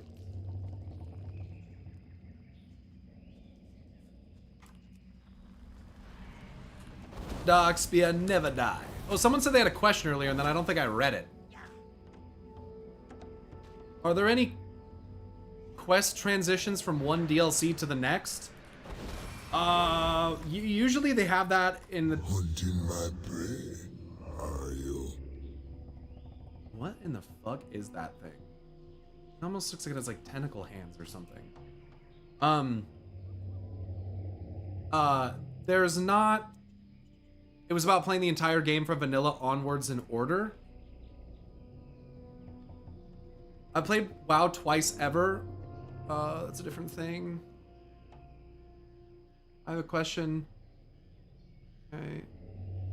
If I wanted to play WoW from vanilla to up to date in order, is it possible to do so? Unfortunately, not really. The game doesn't have a linear required storyline really in any fashion outside of its current expansion. So, not really. You can experience any expansion individually, and they do not, without pre-patch content, they don't tie together very well. But if the pre-patch content is there, then maybe. You'd be max level pretty quickly. Yeah. Your interference be pitiful.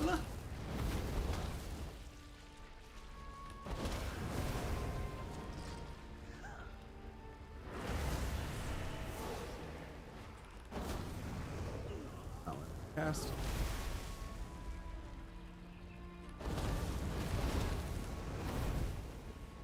No. Failed Guru Bashi tribute. Failed tribute. Interesting.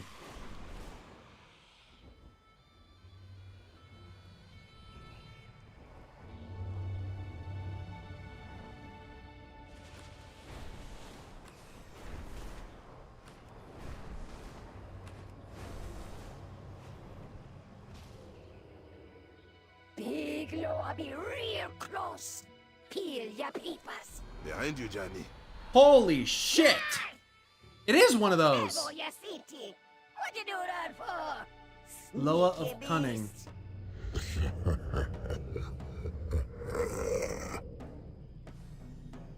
The Dark Spear have forgotten you for too long. I want to change that. Where's your mask? Your Rushka. We seek to remake them. We need your aid to defeat Moisala's influence. Interesting. Evo City.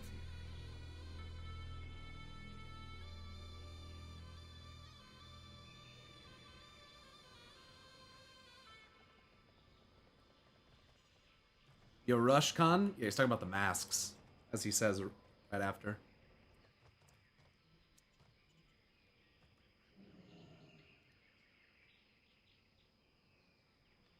Very interesting. Hey, what you got, boss? Many Loa were and are worshipped here by Nzul Garub. Many of them are not friends to the Dark Spear. Don't be getting mixed up in the voodoo. When ya go? Cunning Loa be too sneaky. Your stuff. What you be plotting? His voice is cool. So I'm gonna give you these offerings instead. Lock to the shadows. Kevo Yasiti accepts the offerings silently. I don't want these offerings myself. Slowing Akar's return benefits us all. It will take more than just remembering. Your hunt is just beginning.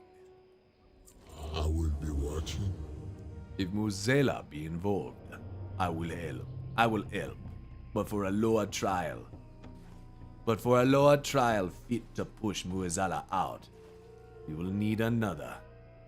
Our sister Loa is also lost. We were a team, her and I, until disagreement pushed us apart. Luko is the Loa of regeneration. She be the ideal Loa to balance against death. I owe her an apology. You are here, and it be time. I last sensed her presence near a small settlement of Bambala. I'll be meeting you there.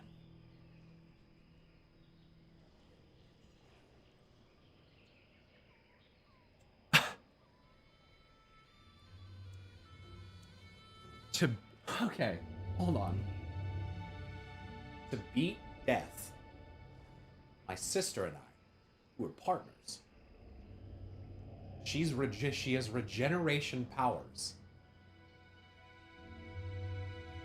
We're gonna need her. We got pushed apart because of a disagreement. This is a fractal.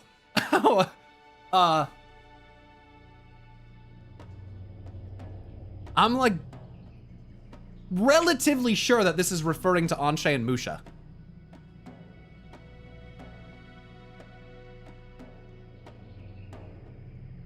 Haha.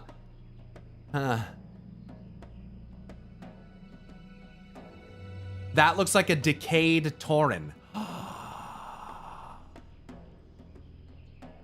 You know, it kind of does.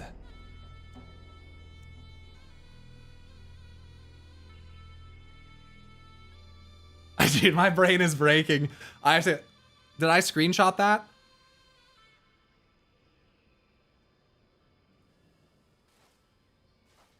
Happy partner anniversary. Thanks. Thanks. Same amount of fingers, dude. Guys, do you know Doomlords or Tauren as well, right? Have you guys looked at Doomlord Kazakh? The guy's clearly from a Tauren. It's like not even a fucking question. The guy's like most certainly abso-fucking-lutely from a Tauren. Like, it's pretty wild. They try to say that they're Eredruin and they're different, but I'm gonna be honest with you, they're not fucking different. That's definitely from a Tauren. Like, come on. The hooves. Yeah, this thing's got hooves too. You see that? Kind of decayed and different looking, but the hump with the hair. See? Haha. And let's just look at a Tauren.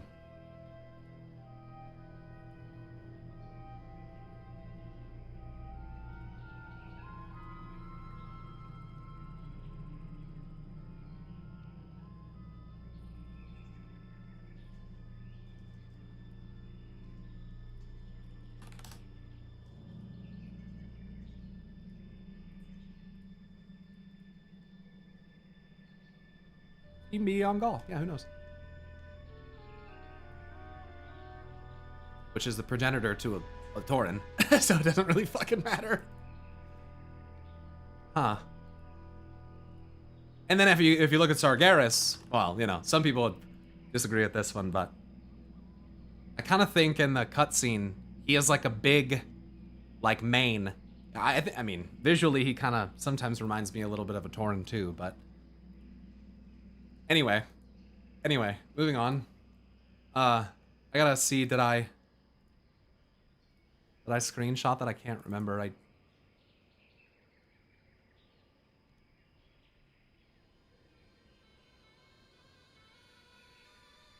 Sort by date? I don't know why this isn't already sorted by date. No, I didn't screenshot it. Good thing I fucking checked. Have we ever seen Sargeras' feet? No, only on the Avatar. And it's wearing, like, shoes. It's like wearing boots. It's very weird looking. I owe her an apology.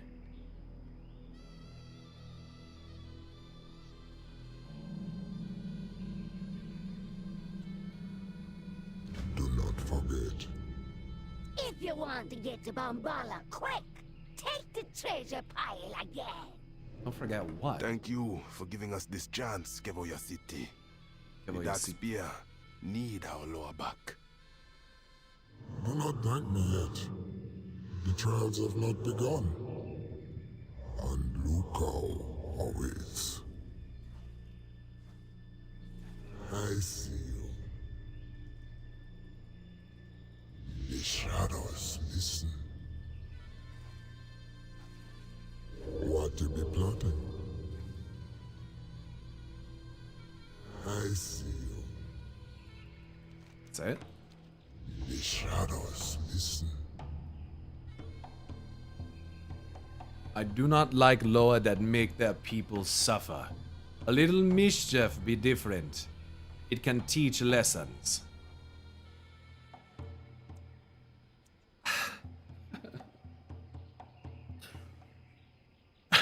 Loa of Cunning.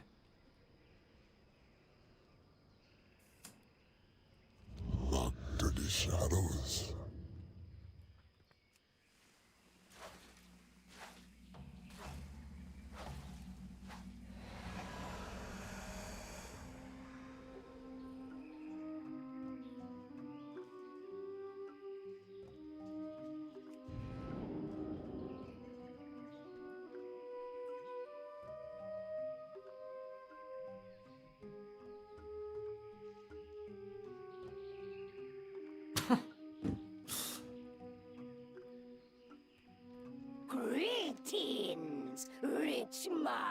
Bombali is my favorite. Johnny be a celebrity. You find something. The law are shiny, among us. You bring it down to old Johnny. Oh, Johnny. Johnny, shut up.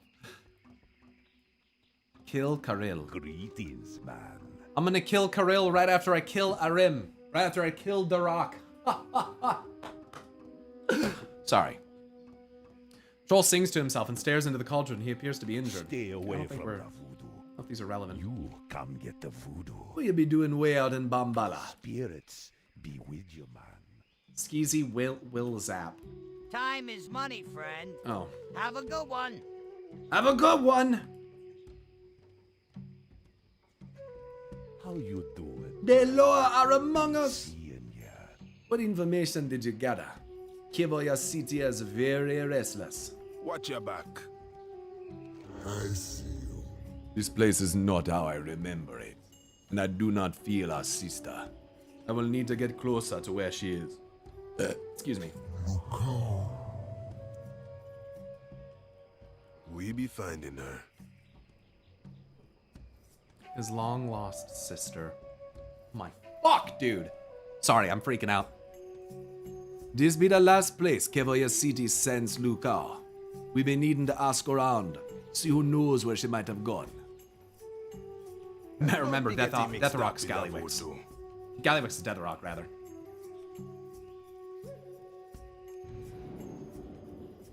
What you want? Is that Kivoya City over there? And Johnny! Have you ever heard of a Loa named Lukao?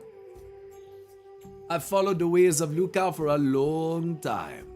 She was mostly a Loa our witch doctors and priests followed. But she helped the shadow hunters too. It is said she be time itself, able to recover from any wound. Some say she granted regeneration to us trolls. To me, losing Lukao is how we lost ourselves as Darkspear. We lost some of our ability to recover. I worship her and find some small power in it, but it be weak, distant. Stories say Lukao had an old shrine here in Stranglethorn, but the stories don't say where it was exactly. We'll find her. We thought. I left. She must have retreated to that shrine. We fought. I left. Shut the fuck up. This storyline is a huge. It's dude. My brain is literally. This is a 100% a fractal. Holy shit, dude. This is so sick. Sorry, This is fucking awesome.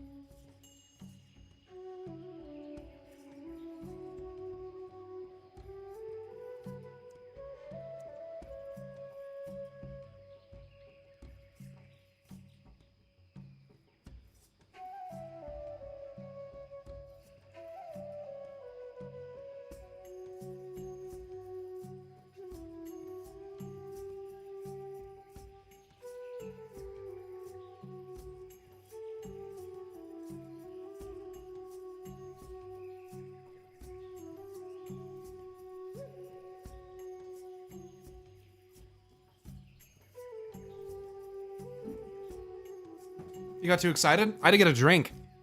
This is fucking crazy. This is crazy. We basically figured out this is a fractal for On-Chain Alune and it's fantastically written.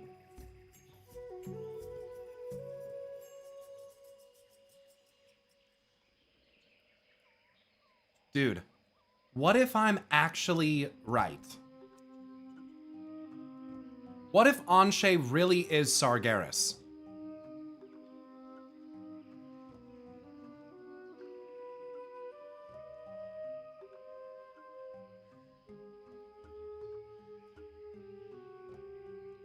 The descriptions of him in Folk and Fairy Tale is like it's describing Sargeras. I mean, this is crazy. This is fucking crazy. I don't know. That's wild. In the whole Elune thing with the demon hunter glaive, there's no way that's an accident.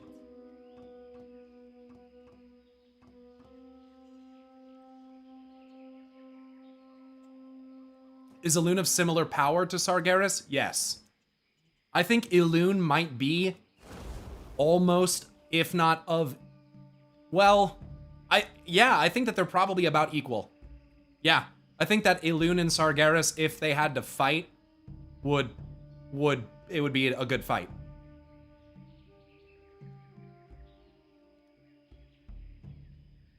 If they're brother and sister, they say they're twins.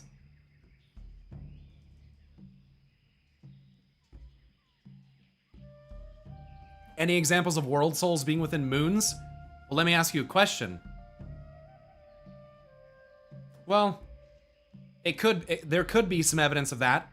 Thrall does say that the Radiant song sounds like a voice calling out from a dream. And depending on where the dream is located, I guess in this case, it could be something that's orbiting the planet or the star or whatever it is that's inside the planet. Hell, the Winter Queen is her sister. Gotta be something there. And that's gotta be the Blue Child. I mean, that's the very most clear option. There's only two other gods who I think could potentially fit that. And that would be Argus the Unmaker, who is very blue. But then in the mythic fight, he turns black, so I'm not really sure if that's really what he's supposed to look like. Or Aman'Thul is also blue. And I think Aman'Thul being like part of the sun and moon stuff, Father Time, part of the cycle and stuff, I think makes sense. I think that's really cool conceptually. He's supposed to be really old, so that would also make sense, and I think that would be pretty cool. But, you know, in my mind, I personally see like a very direct descendant group of Azeroth.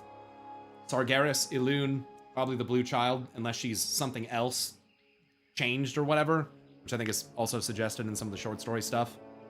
I don't know. Lots of ideas of that. They did say Liu Kang is time itself. Yeah, that's interesting. The regeneration aspect is certainly interesting because now we've had more examples, not only from Aman'Thul, but with the Drak'Thir having time-based healing magic, reversion, and stuff like that. And I've also talked about how I think the light is basically just doing the same thing. I think a lot of people don't know this, but in the book Before the Storm, there's a part where Anduin uses the light to heal this woman, and it's very tongue-in-cheek about how she looked as though she were several years younger. And, like, if you have the full context, that quote means more to you, but, like, it's so tongue-in-cheek in the situation. It's like, what the fuck?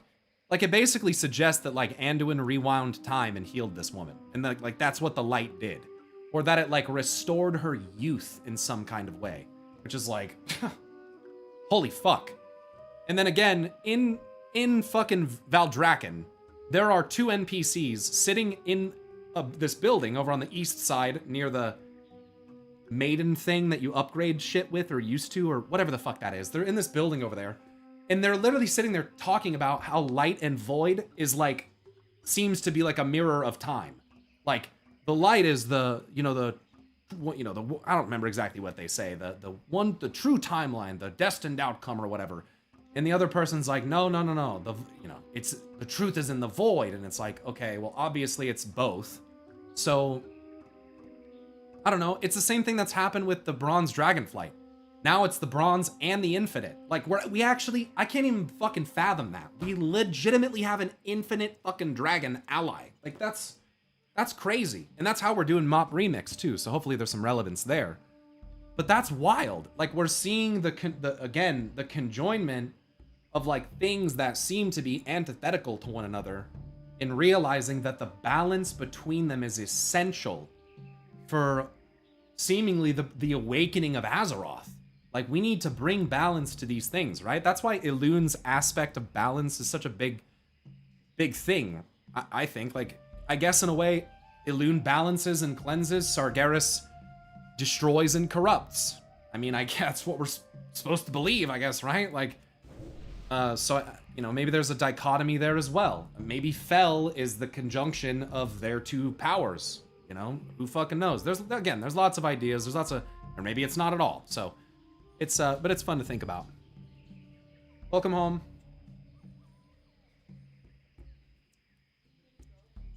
Yeah, that's fucking, yeah.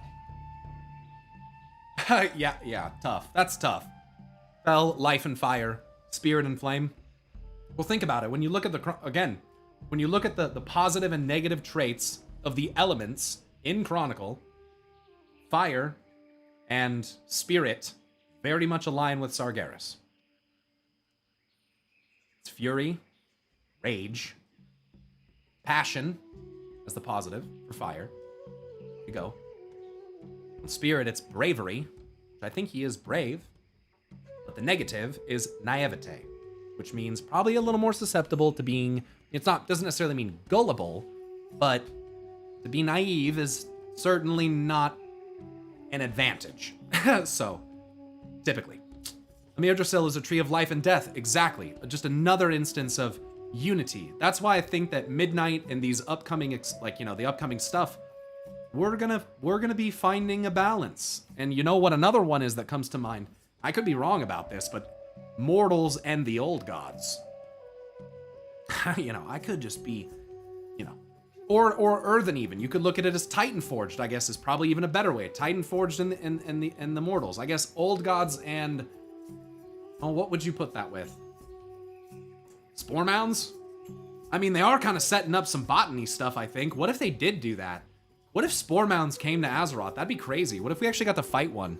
And like see like a life spirit old god instead of something that's like decay and flesh and death. That'd be kind of sick. Maybe that could happen. I mean, I saw a Genesaur in the ground. I don't like that. We're restoring the forest in Duratar, which is great, but there's primalists out there, and I don't like that. Kalia is a being of light and death. Kalia is interesting, and I feel like there's an opportunity for her to be not in a good position in the grand scheme of things because... And I honestly kind of like that better. I kind of hope that they... This is fucked up to say, but I kind of hope they do something terrible with Kalia Menethil rather than Illyria Windrunner. I kind of hope that Kalia gets the fate, but I don't think that's going to happen. But she is... During the description of her resurrection, it says that the Naru tells Anduin Wrynn, I think it's Anduin, that Kalia would be brought back as she herself and as the light would have her be. Like, I can't be the only one that hears that and is like, what in the fuck does that second part mean? As the light would have her be. Her eyes, like, look at her. Like, The light's clearly holding her in stasis. That's why she's like an alabaster at this point. That's why she doesn't decay. The light is, I'm pretty sure, is just like sustaining her in stasis. And it just, I hope, I don't know. I think something really bad could happen there. The Menethil line, chat, is pretty fucking cursed. I mean, I can't think of a more cursed bloodline in the entire game than the Menethils. Come on, maybe the Windrunners, but like, other than them, it's the Menethils. Perrinhold, okay. Yeah, if we're, okay. Yeah, okay, I'm not gonna, so there's some good arguments there. That we have some good options, okay? There's some things that happen at the Draenei that, yeah, okay, but the point, you get what I'm trying to say. I think you get the point. They had it worse than the Windrunners.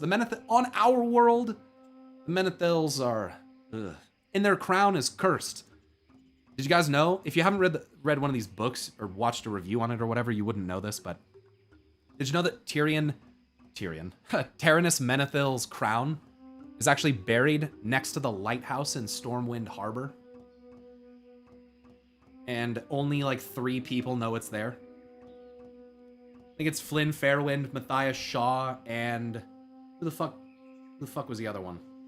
Can't remember who the third would be in that case, but so we have a canonical source for where that crown is supposed to be buried. And if you go in the game, there's a fucking, I think there's a tombstone or something. I think there's something on the right side of the lighthouse. What the fuck is this? It's buried there? Yeah. Why'd they bury it there? I don't know. Why would Flynn know? Because in them documenting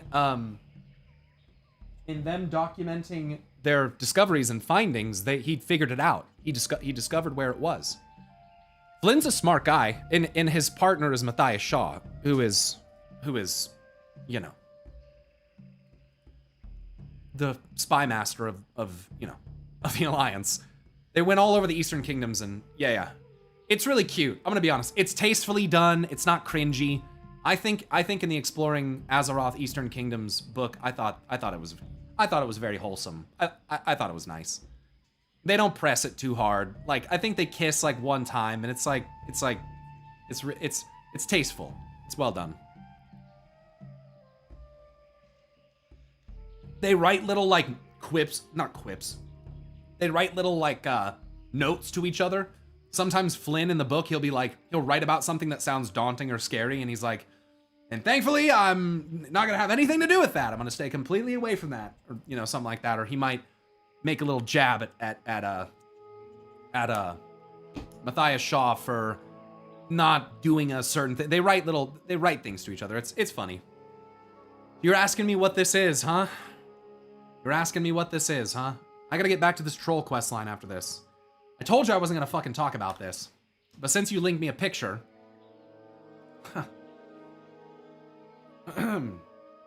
it appears to me that this is the structural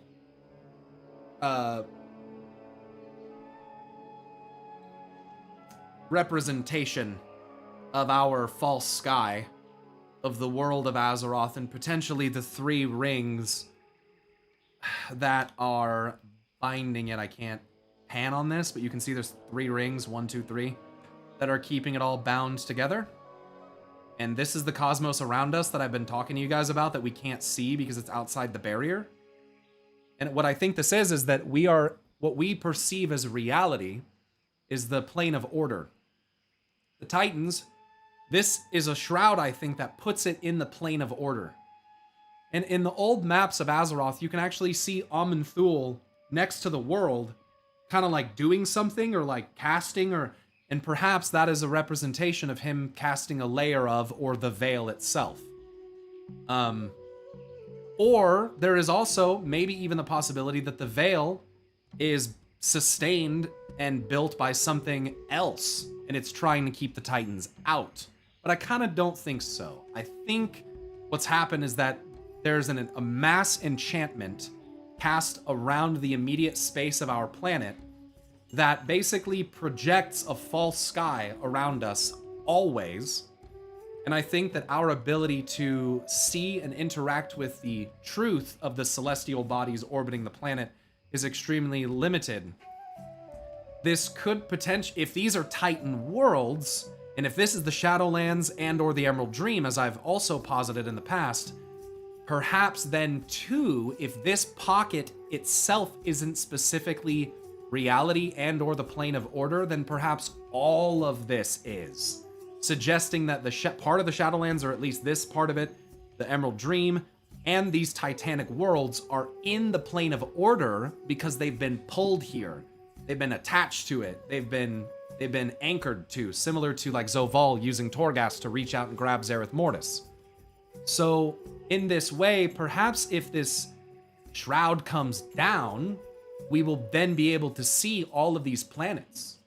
And if that happens, then the chances that we will want to go to them is real high. It's real high. Wonder how much of this we could see from the Legion end cinematic?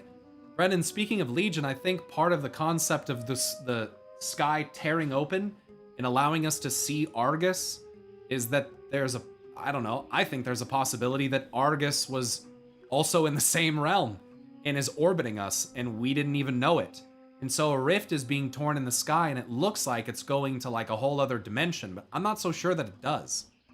I think that it might be similar to what I showed you guys above Suramar earlier. It might be like a giant tear in the screen.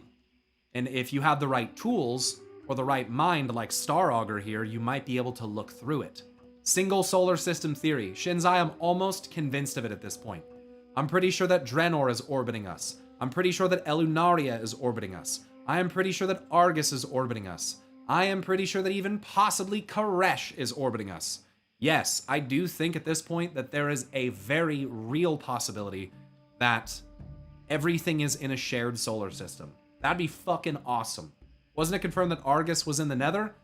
I'm not so sure, because even when you're campaigning against the Legion, you get demons who say things like Argus is the mightiest world in all of the Great Dark. The Great Dark is the Great Dark beyond what we have been led to believe is reality. So if that's the case, then Argus is in reality.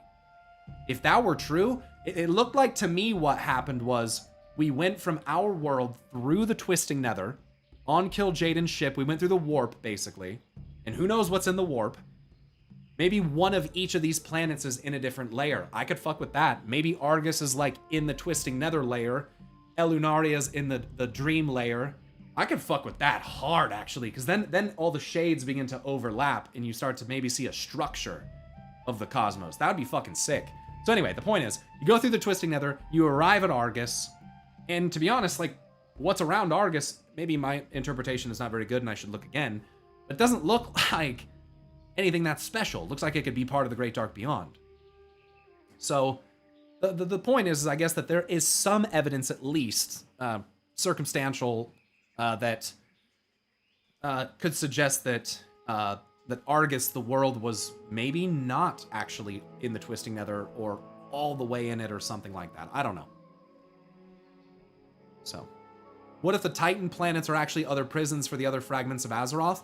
They very well could be at this point. And one of my concerns is that these void, what we are led to believe are like void planets, that perhaps these are some of the resultant worlds that maybe the Titans ordered and things got out of control.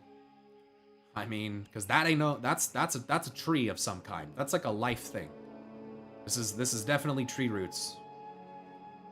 You also see this in the Star Augur fight. We're not going to go through all this shit again because then the lore tour, you know, we got to do that. And then you see the frozen planet. And so it just makes you wonder. And yet again, from our world, we cannot see really any of this. And there's I'll say this, that there's a possibility that there are more worlds than just these. I think these are the ones that all seem to be immediately connected. But you could get real, like, multiversal with it if you wanted to. And each layer, like the Dream, the Twisting Nether, Reality, etc., could also have myriad planets in them that don't even have to have fragments or anything on them. Not every single world has to have a piece of Azeroth. It'd be kind of cool if it did. I'd fuck with that. But not every single one does. It does say in Chronicle that many of the worlds that the Titans ventured to proved inert. Nothing awoke from them. And so perhaps there are only Titans in certain corresponding layers of the realities, or whatever you want to call them. And perhaps, you know, I'm just wildly speculating at this point, but frankly, I like the concept that, like, they come from a plane that is also aligned with the cosmic force. The fact that each Titan seems to have a different kind of power, I feel like could illustrate that, could suggest a type of like a spectrum, like I was saying earlier with light, that kind of thing. So anyway, I really have to get back to this troll quest line because this on-chain Musha fractal shit is insane. Because yeah. I can't, yeah. We have to save some of that for the lore tour. Nighthold's gonna be an insane banger. It's probably gonna have to get split into probably 2 pieces. We'll see. Jay's got really good at cutting stuff down, but that's gonna be a big one. And invariably, in doing it, I have to talk about the Tomb of Sargeras as well, because it is formerly connected with Suramar. So, anyway, here we go. How you doing? What lore tours are coming up? So it's gonna be, I'm thinking, right now, what I'm feeling personally, what I've been interested in, I know that I need to finish the Battle for Azeroth lore tours, so Nyalotha needs to be done. Emerald Nightmare is also very high on that list. In fact, I kind of want to do Emerald Nightmare before Nyalotha. I think that makes way more sense, obviously. Which may also include Darkheart Thicket and potentially a review of the Val'sharah questline, including some hints about the age of the tree that is Shaladrisil, because it is also older than Nordrasil. Let's see. I really want to do the Nighthold, obviously, which would also include the Court of Stars and the Archway dungeons, I think. And I mean, any Legion raid, so like fucking even Trial of Valor. There's a lot of good stuff. Well, now that they nerfed BFA raids, it's easier to solo them? Hardly. On my 420 warrior, which I know isn't a high level, it's like 421 or something, I can't kill normal Rastakhan by myself. He owns. I just get one shot. I can't kill him fast enough. So it's not easy enough. So yeah, I kind of wish that it would be more nerfed. 470s, oh, I know, and it's not that hard to get that gear. I was kind of expecting that maybe like fresh 70s would be able to do it. Maybe that's a dumb expectation. But yeah, I'm sure if I just get some more gear, like my Death Knight's 475, and I didn't play my Death Knight at all until this most recent patch, so I've just done some weekly stuff, like hardly any effort at all, and I'm like 475. So there's not really an excuse. I'm just saying I thought it would be easier. So they're probably scaling it for the War Within. Could be. Didn't they make it Legacy in the recent patch? I think so. Is this Pandaria Remix? This? Pandaria Remix isn't even out yet, bro. That comes out on Thursday. I did N'Zoth yesterday and you ignore mind control? Oh, that's good. Okay, that's really good. Okay, chat, here we go. Back to this. Okay, focus up. We got on the cosmic scale of things. We kind of like, we just went to like metaversal like shit in the middle of this quest line. This is what happens. This is what happens. We gotta stay on track. What bring you all the way to Bambala? Have you ever heard of a Loa named Lu Kau? I know less of Lu Kau and more of her brother, Kivo Yasiti. He could hunt anything. If he be on your side, I'm sure you will find what you seek. He could hunt anything. Dude. Yeah, disconnect me. My brain just disconnected reading that. Anshe and Musha literally learned to hunt the wilds together. They are both exceptional hunters.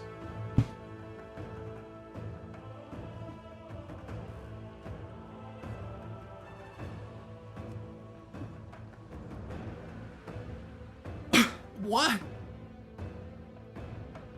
At least Musha. I'm pretty sure both of them. They trained and sparred together. So they should both be pretty strong. You guys saw Tyrande with the Night Warrior stuff. I mean, that was pretty badass. Think about... Dude, Illidan's gonna go... I'm telling you, chat, the Illidan Avatar thing is gonna happen. It's gonna fucking happen. They're gonna fucking do it. And it's gonna be glorious. If Tyrande actually became the Night Warrior... I didn't even think of this. Illidan is definitely going to become a vessel. Yes. Or at least he tried anyway. That's what the Nighthold was. We're gonna talk about that. We can't go into that. Back to this.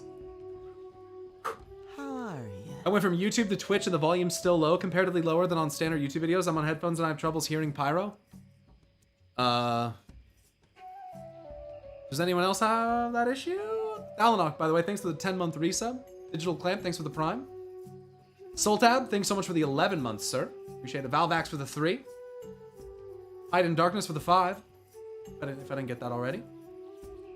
And thanks so much for the follows, everybody. Quackster, Kelsara, Ideon, Soinaru. Stinky Poop Shoot. KPT818. Gigaballs, that's a great name. And MA10TV. Malo T, is that supposed to be Malo TV or MA10? I don't know what that means. It's a little quiet. You sounds about the same as any. You sound about the same volume as any other video.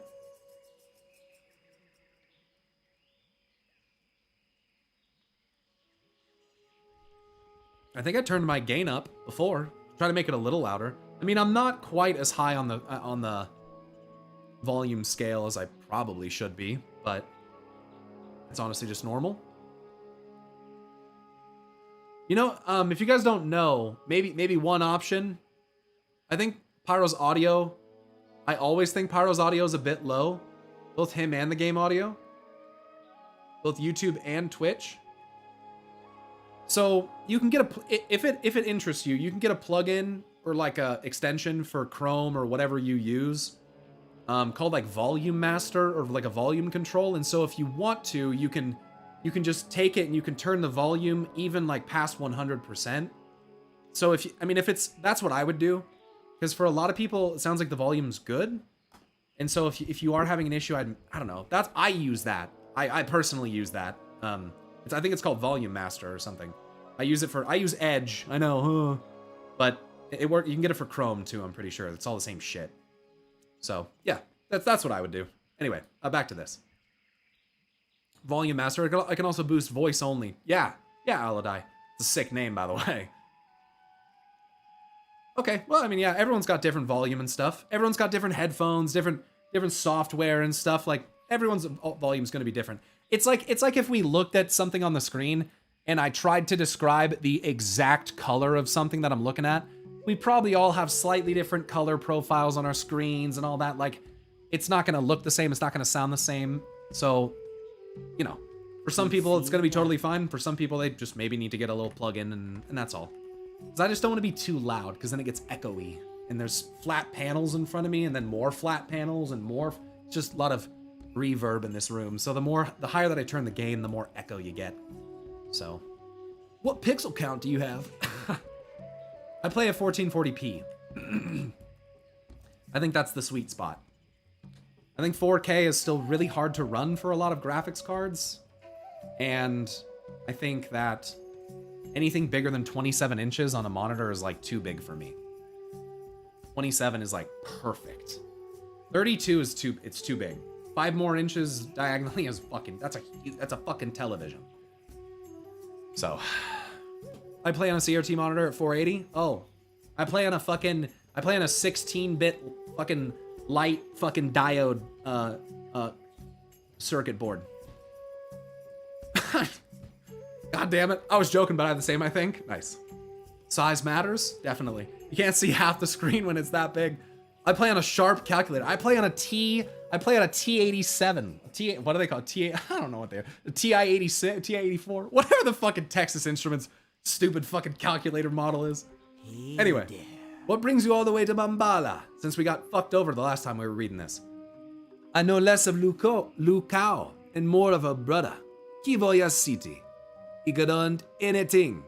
If he be on your side, I'm sure you will find what you seek. It be said one Sunday was the soul of the Darkspear, but Lukao and Kivoya City be our art and ed. What? I didn't even get to read that part. That was a long time ago. I do remember stories of the ancient Lukao rituals. They were done deep in a cave near where Bambala now stands. But the caves have long been taken by ogres. It said one Samdi, whose death, right, was the soul of the Darkspear. Lukao and Kivoya City be our heart and head.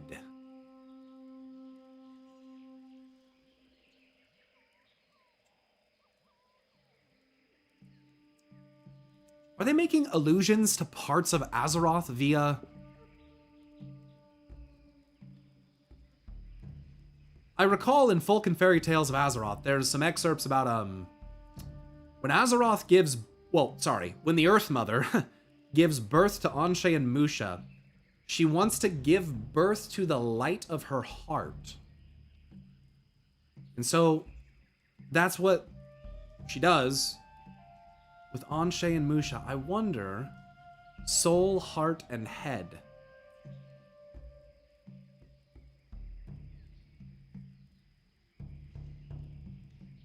I think it could be a subtle allusion to certain deities who represent certain descendants or parts of the Earth Mother.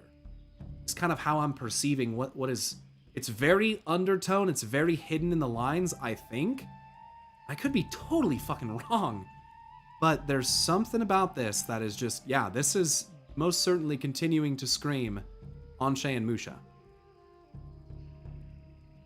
Heart and head. Her heart is a crater and we have filled it. Heart, head, and soul.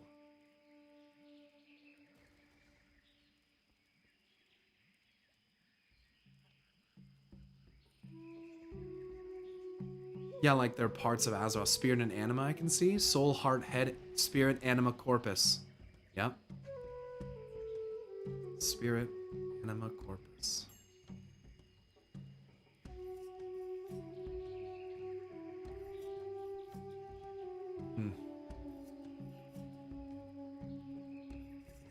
Cool. Screenshotted it, I'm pretty sure. I thought we were forgotten, abandoned.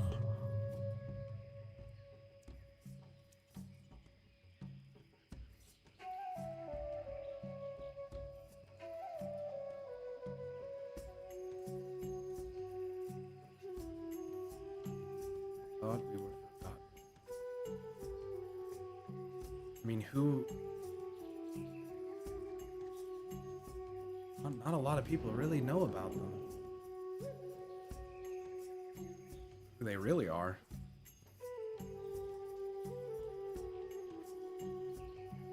Abandoned?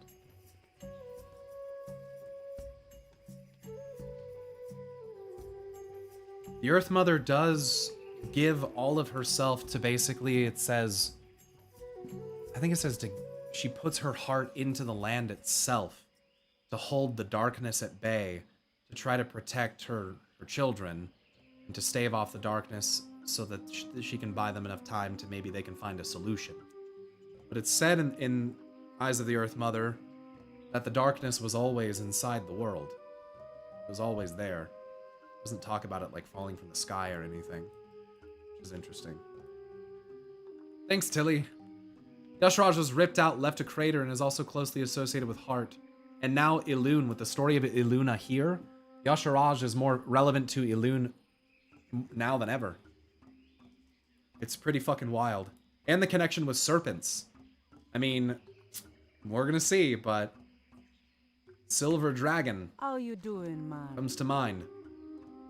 Have you ever heard of a Loa named Lukao? Yes, Lukao. Lukao be the Loa of regeneration and pain.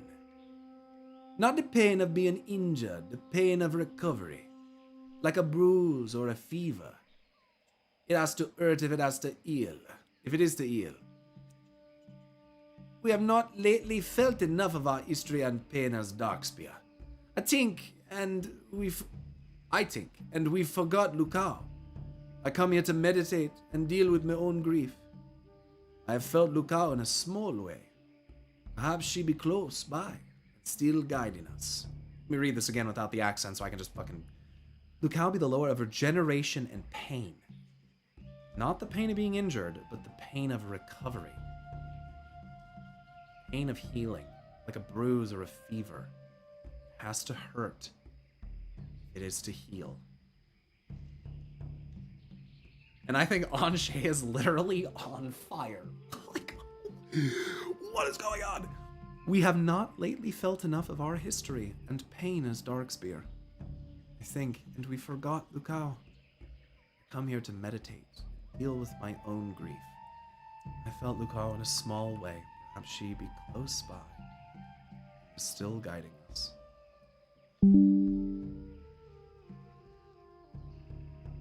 The pain of recovery. I like that a lot. Yeah. Her pain. If we get closer, I will sense her pain.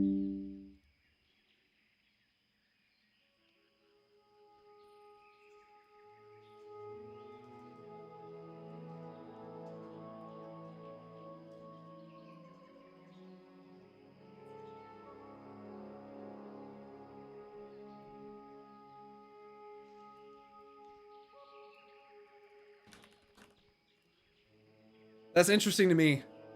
Sargeras sensing Azeroth's pain?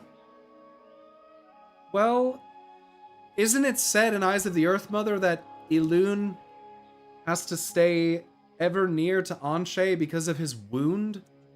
And she has to like heal him?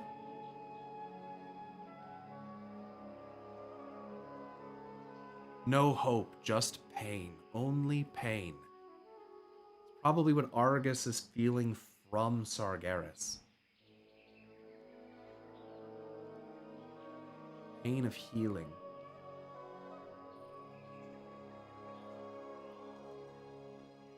Or like, yeah, him stabbing Azeroth, yeah, to hurt, to heal. Yeah. And we stabilized the wound. I mean, he didn't kill her. And he didn't cleave the fucking world in half. So like, he obviously wasn't gonna do the thing that everyone thought he was gonna do. He did the different thing. He did the thing, the shot in the heart, and he did the soul and the blood and the heart and the creation and the destruction. Maybe even put some of himself in there. Because like I said, if he's a part of her, maybe he even linked himself to her. I think Akalon could definitely be right about that. And if he did that, well, free will might be something that he has a little bit more access to than the other Titans would want. That'd be pretty cool. That'd be cool if the fucking... Dude, what if we don't even... What if like, we never even fight the Titans?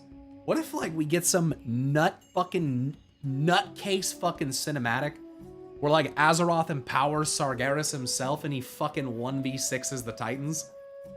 And he fucking wrecks them all, and the only Titan who comes back to Azeroth is him? The last Titan. No. I'd kind of fuck with that, though. Like, not even getting to fight them, but just watching Sargeras absolutely fucking destroy them. Like, if they try to use domination on him and it doesn't work, could you imagine? Oh boy. But if it does work, then we're in trouble. That's what I'm afraid of, is that that's not gonna happen. That's way too cool to happen. So, no. Oh, no. That'd be pretty sick. I be listening. We should look for Lucao's shrine in an ogre cave nearby. Come back if you need me Be help. very restless. For the Dark Spear. The Mash'ag Ogre Mound be just southeast of here. They could be hurting Lukao. Watch your back. Wait for Johnny! Some like nature magic there, some like voodoo or something. The fuck was that? I don't know. It's like lightning.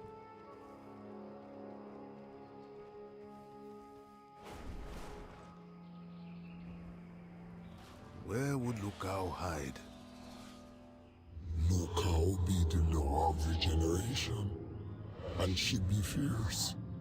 She does not hide. Something is wrong.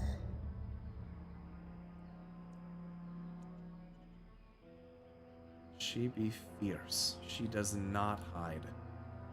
Something is wrong. What your ogres be doing to her down there? You been doing some dark, nasty mojo. A trash pile just be a place to keep your stuff, while you be going up to get more stuff. Kevo's way to be shift into a shadow and sneak into scout. Kevo's way to be shift to... I'm reading it wrong. Kevo's way be to shift into a shadow and sneak into scout. Johnny jumps to treasure piles. You try both and decide which is best. But really, the answer be that Johnny's way is always best. Okay. There you go. I be having your stuff. When you're gone, can I have your stuff? What to be plotting? Lucao's nearby.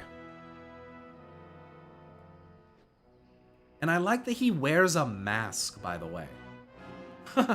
That's interesting. Anyway, Hey, what you got, boss? it be time to find Lucao. Come back if you need me help. For the Dark Spear. The shadows listen.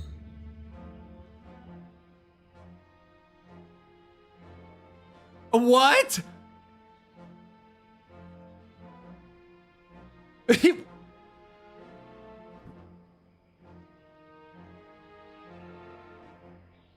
pieces of Liu Kao be scattered, but her heart be deep inside the ogre mound.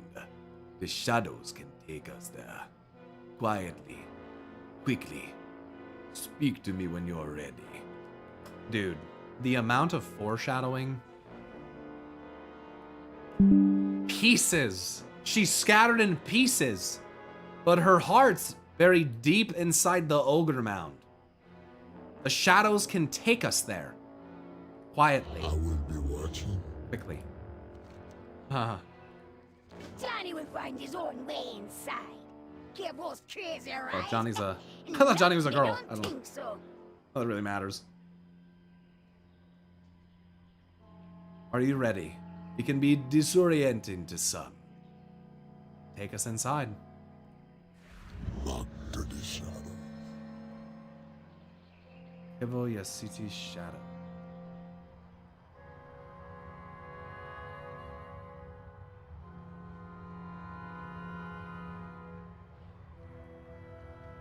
We made it. Thank you, Kevoya City. Cool. This altar to Lukao, it has been demolished.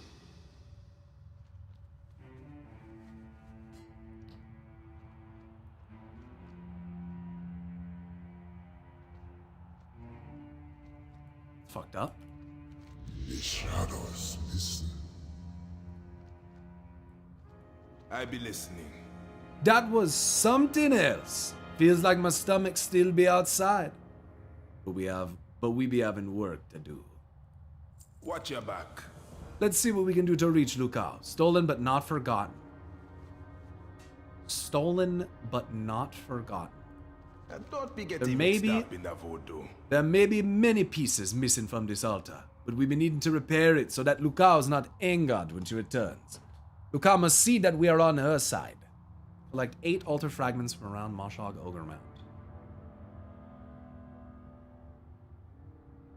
We gotta repair the altar so she's not pissed off when she comes back. Stolen but not. Come back if you need me The here. unkillable. Watch your back. I'm betting that Ogre my Zoth.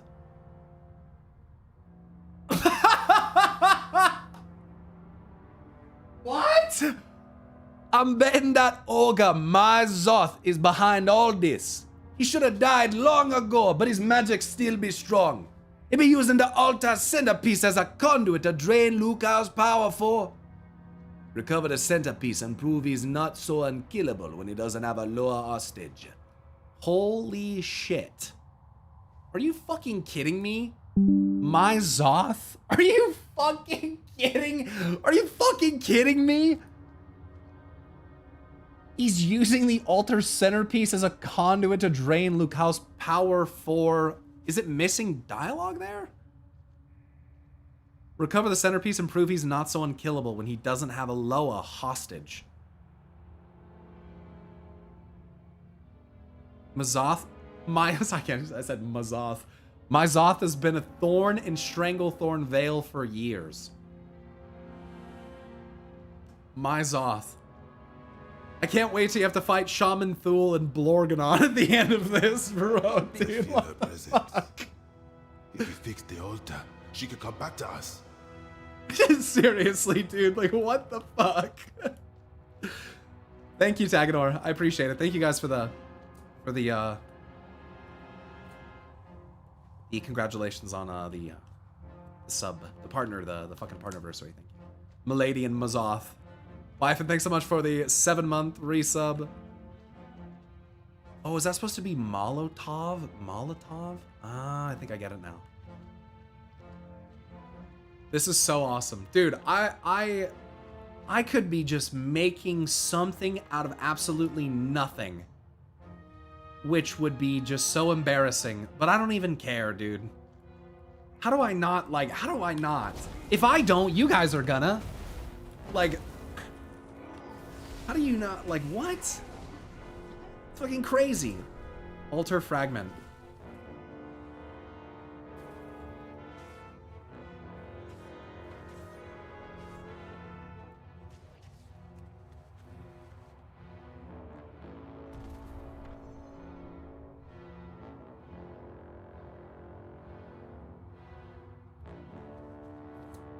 I think there's still more layers to this than still some. I mean, the quest writer is here in chat. I mean, I'm not. We you know, and that's very cool if that is the case. But you know, we don't, you know. Gotta be careful. They're either having a blast of this reaction, you never know. You never know. Fragments of the altar.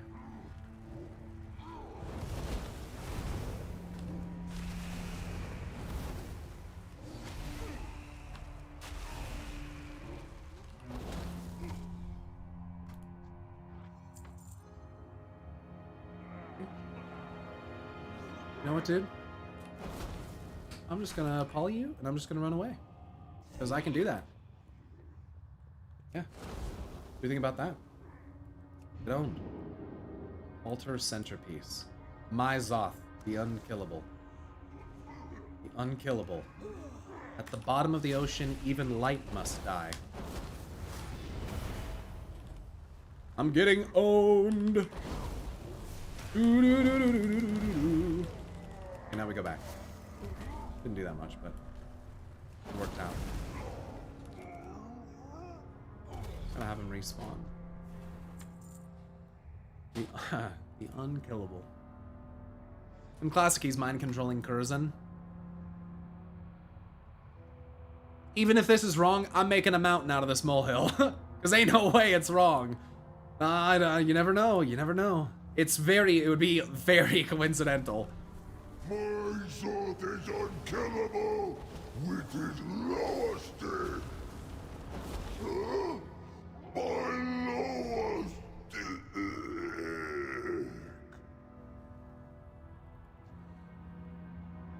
Liu Kao's altar centerpiece, the biggest fragment of Liu Kao's regeneration altar. My lowest stick. My Zoth is unkillable with his lowest stick.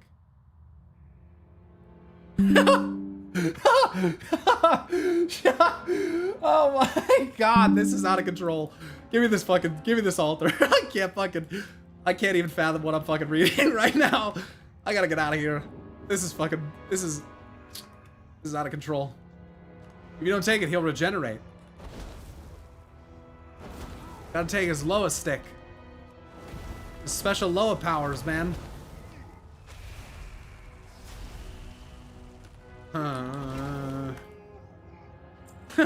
He's funny. Other than the lowest stick thing just cracks me up.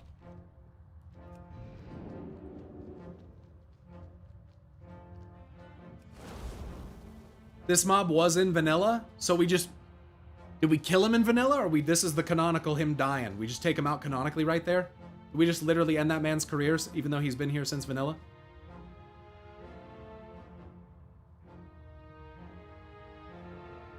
Unkillable with his old god blade. Shinzai. Yes, it is. That's why I'm fucking laughing. Yeah, guys, that's why I'm fucking laughing about it. His special lowest stick. He's unkillable with it. Huh. Almost like he got put inside of it. And we think he's dead when he's not. Makes you think. Makes you think. When my Zoth has his special lowest stick, he can't die. It's like a phylactery, maybe. Xalatath wanted out, N'Zoth wanted in. That's crazy. Probably, he kept resurrecting. Hey, what you got, boss? Huh. Stolen but not forgotten. I Watch like your that back. fucking quest name. We need all the pieces you can find. Don't be getting mixed up. You got in them that all? voodoo. Did you prove my Zoth isn't unkillable? Come back if you need me help. That centerpiece be critical. It was being used to drain Liu Kao directly. Centerpiece of the altar was being used to drain Liu Kao directly.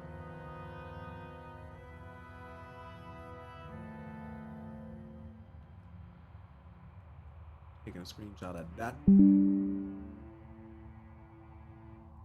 And don't be getting mixed up in the voodoo. I was hoping we'd be getting more pieces than this, but we make do with what we got, eh? Call Lukao to the altar. Hopefully she will answer. There's another quest named Lost But Not Forgotten in Durotar, right? Maybe? Hello, man. What up, Gilly? Pilot Derek, thanks for the follow. Finale, thanks for the follow. Summon and speak with Lukao at the altar. Myzoth has been there forever, though, but yeah. Yeah, I mean, I also think N'Zoth has conceptually been a story element for fucking forever. I think they first started naming him as early as Kata. I think. Come back if you need But yeah, me. I understand Vanilla's, way before Kata. But just because something's been around the game since Vanilla doesn't mean that it doesn't have meaning. You guys know that there's like vestments, there's like Argus fucking devout vestments or some shit. Shit with Argus in the name from Vanilla, so I don't know. I think it's probably relevant. They've had shit like that around for a long time. Myzoth made us collect blue stones from blue and red basilisks. Just saying. They could have picked any location and any race and any named mob. He has the mind's eye in Vanilla. What? And so that imagery along the wall there too is also like,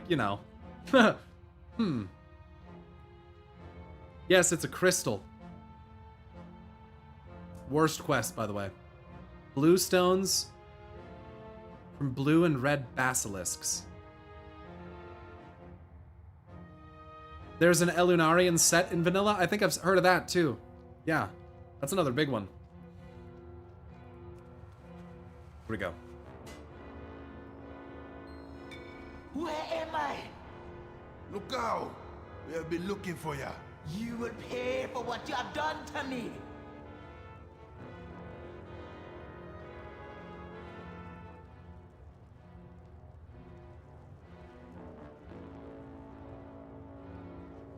Are you seeing this shit, Kevo?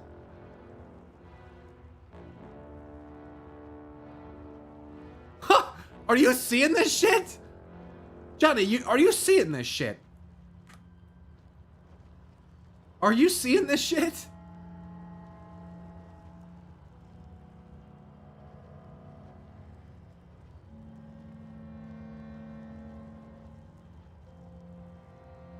Are those Spriggans? What are these things called? What are these? I forget what they're called. Is that no, Spriggans are a little different. What are these? Is it?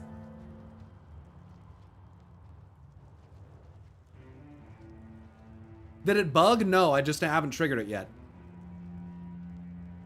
Podlings? Yeah, they're like Draenor podlings. Interesting. I like the color on them too. I think. Let me look at this one. Haha. Green and gold and gray.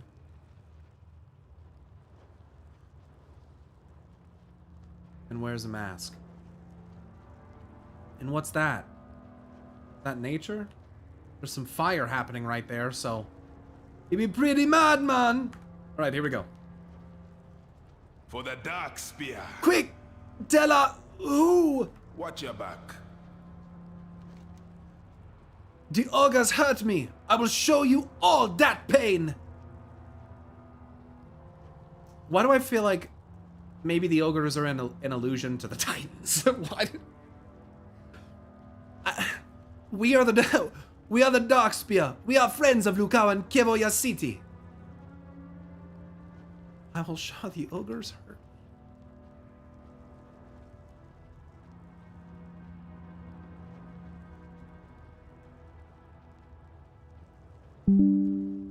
Lukao! These be friends who need our help.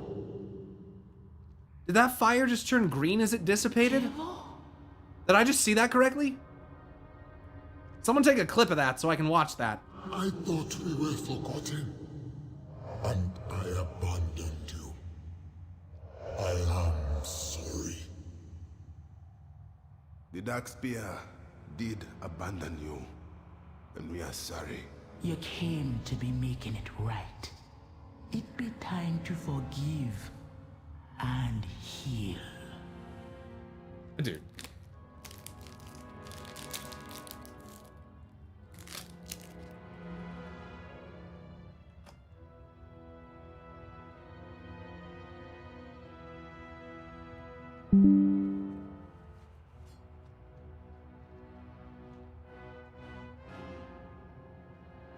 Loa of Cunning and Loa of Regeneration.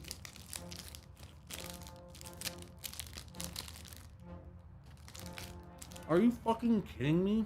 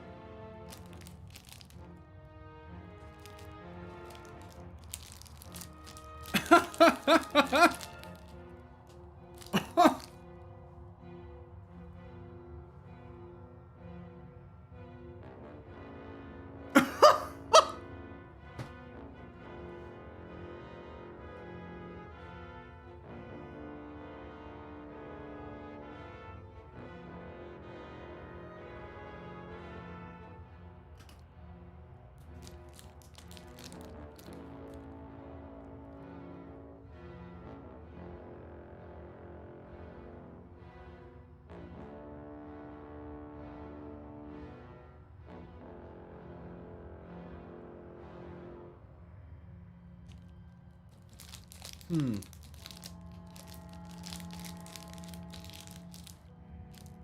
thinking, if you couldn't tell.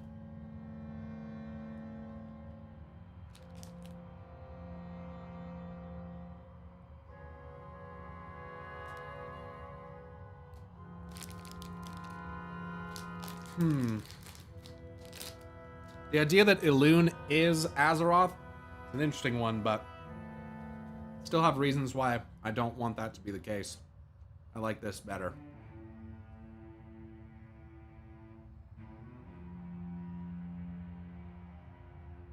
Anshe and Musha.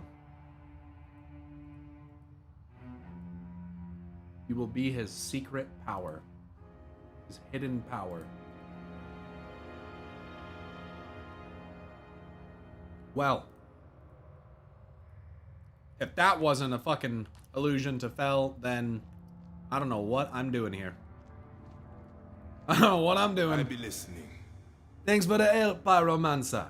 I was not armed badly. Come back if you need me help. It'll be time to return home. Let us welcome these Loa to the Echo Isles. Their positive influence should make short work of Muzala's presence. Go ahead. I'll be right behind you. Watch your back. Johnny's treasure pile be the fastest way home. We're just gonna move past this, huh?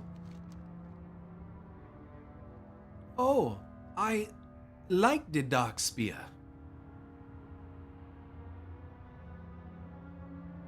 Isn't there something about how the...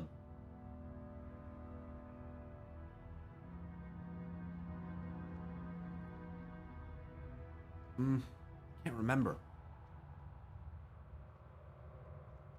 Isn't there connections between the Dark Spear and Elune? Is it Yasharaj? Is there something about the well, or is that Dark Trolls?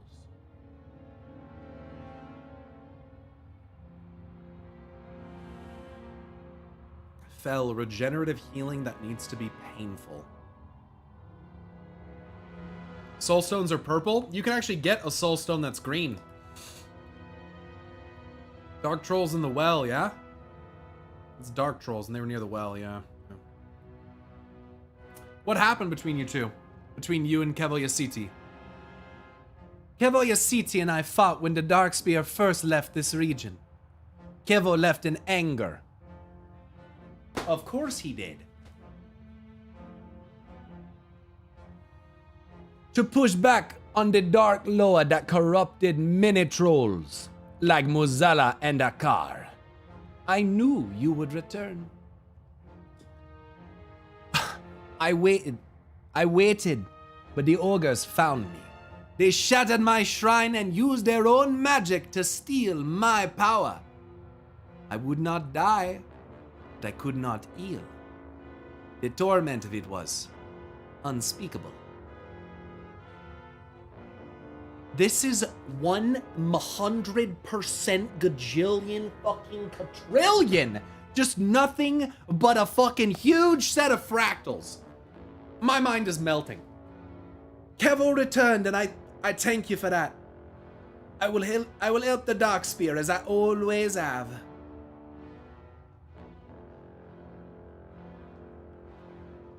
They shattered my shrine and used their magic to steal my power. I would not die, but I could not heal. The torment of it was unspeakable. Dude. Sargeras, dude, it has to be. It has to be. He leaves in anger. He's isolated. They say that about Anshe, that he's so arrogant. He doesn't need a family. He's always alone. Sargeras in Chronicle isolates himself from the Pantheon and goes out alone. He's angry. He's burning. He's orange. Everything lines up. Sargeras is Anshe, bro. If he's not, I don't get it. The fractals confuse the shit out of me. But like, there's no... Elune gets captured. Broken. Elune and Azeroth. Elune and Azeroth. What is the... I'm starting to have a hard time.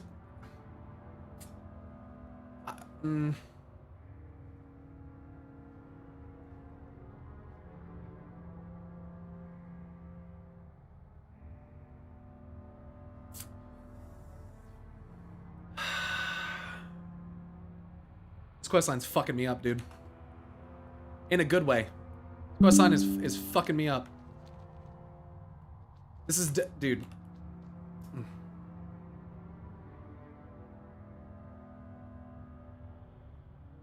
Anshe? Why, lol? Because if you come to the realization that he is Anshe, it completely changes the entire fucking perspective of the story.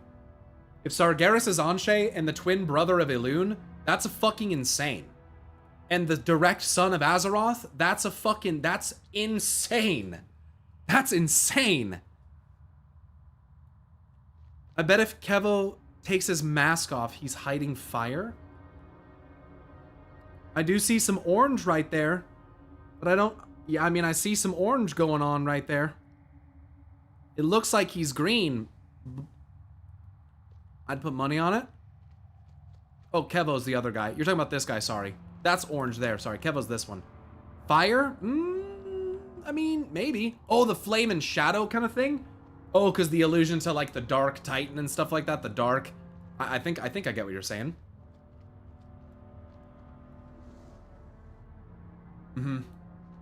Kevo's brother, Lukau's sister. Yeah. Which would be, yep, that would be Anshe and Musha. Which would mean that the Tauren could literally be creations of Sargeras in some capacity. Or like Primordial Yongal could literally be made by Anshe. And if that were true, it says they're made by the Earth Mother. But Anshe and Musha were around when that happened. They were introduced to them. In fact, they allegedly spoke with them several times. So the fact that the Tauren are horned and worship the sun...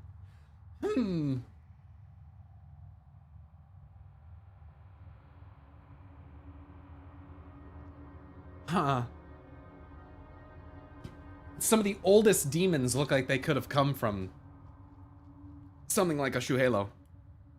Does Johnny say anything else? We're gonna find out. What to be plotting? Lukau is right to be angry, but that be the past. Also, you guys notice the green fire torches everywhere? Probably it's always been like that. It probably doesn't mean shit, but I just think that's funny. But that be the past. Do not forget. Do not forget. Like I always say. Just supervising. You got this. One man's trash be another man's Loa. There's wisdom in that, Johnny. It's true. Dude, he's so... I love the color. He's so cool. You know what? I want to wrap their mount that's like that. Trolls and Tauren made in the image of her two children. It's funny because... Oh my god. The elves are her favored children, but they're ordered. And if, you know, elves from trolls, Elune could look like a troll.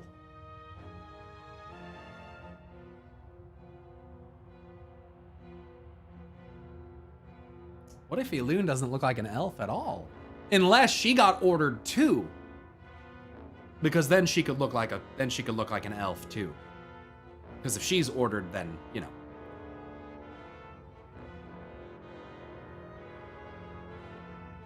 A troll dragon. She got ordered too. She got split up into a bunch of pieces, remember? Hypothetically. If Luna's a troll, that'd be the single funniest possible thing that could happen. I think that'd be hilarious. Night Elf players would fucking shart. You might want to check the trash item I linked in Discord.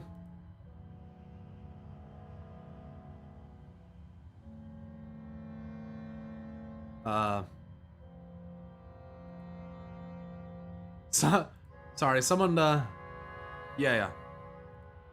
Someone linked this.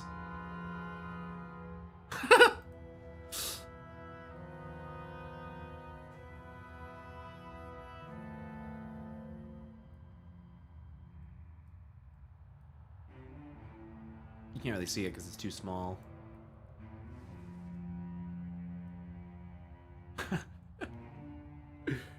Anyway. I'm assuming you linked it in lore. Let's see. Oh yeah, crumbling ceremonial vestments. I remember these. The markings on this robe resemble both the sign of Elune and several venerated Loa spirits.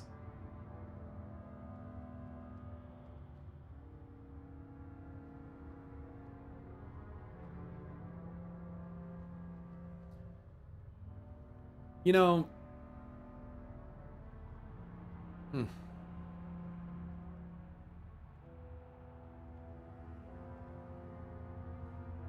Yeah, I mean, that's pretty interesting.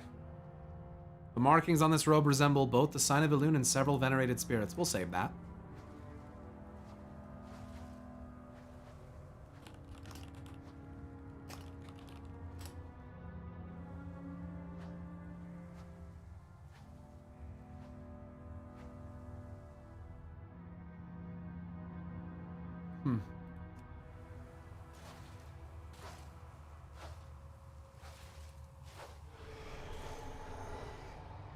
Aren't trolls and taurens supposedly natural beings of Azeroth too? They are. Same with dragons.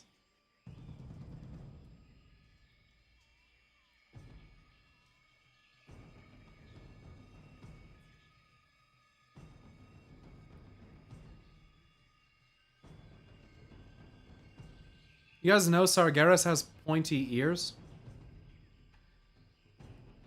Probably means nothing, but... hidden behind that fiery mane, he has pointy ears.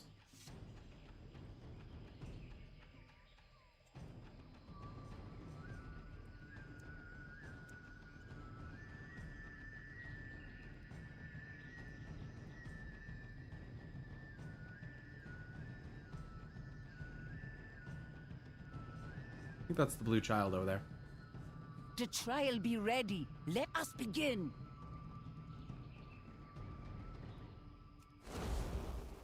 Sargeras looks more like a Draenei, to be honest, like Velen.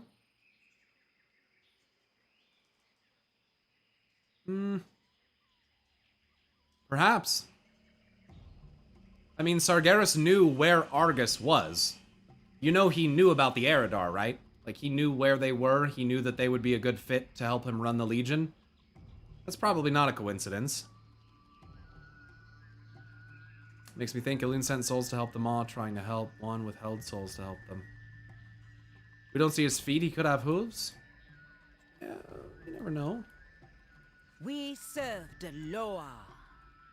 To be honest, I did not expect you to find all these old Loa. Kevoyasiti and Lukaur are Loa I've never heard of. Are you ready to set up our altar for the trial of the Loa? You've never heard of either of these Loa?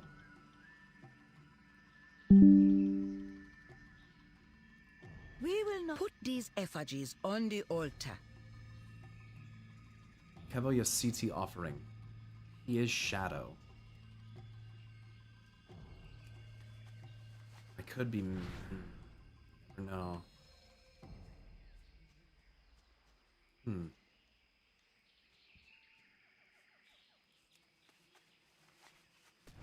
Not quite enough power. Add a third effigy. That's a real big effigy right there. Is that for Buon Samdi? What the fuck is that?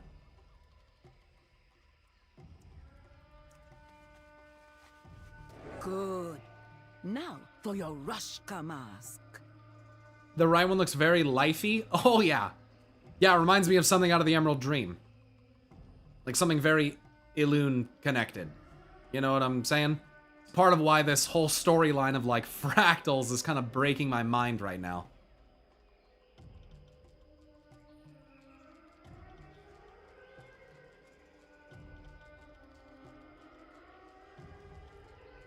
Shadowlands and the Dream. Shinzai has had theories about Zoval before. Now we believe slightly different things about Zoval, I think.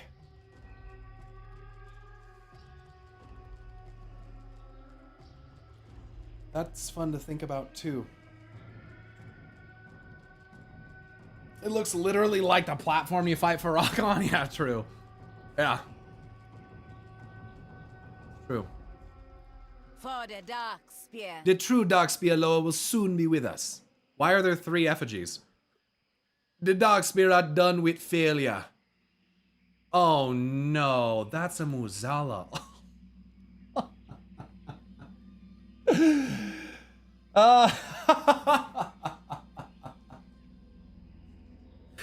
You fucking bitch. The jailer. You fucking bitch.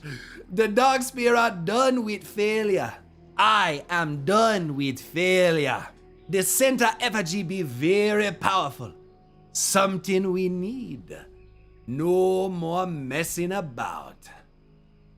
So we have Anshe Musha and Buon Samdi.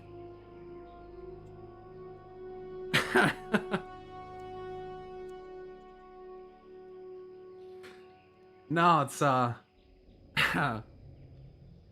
death here. In the middle.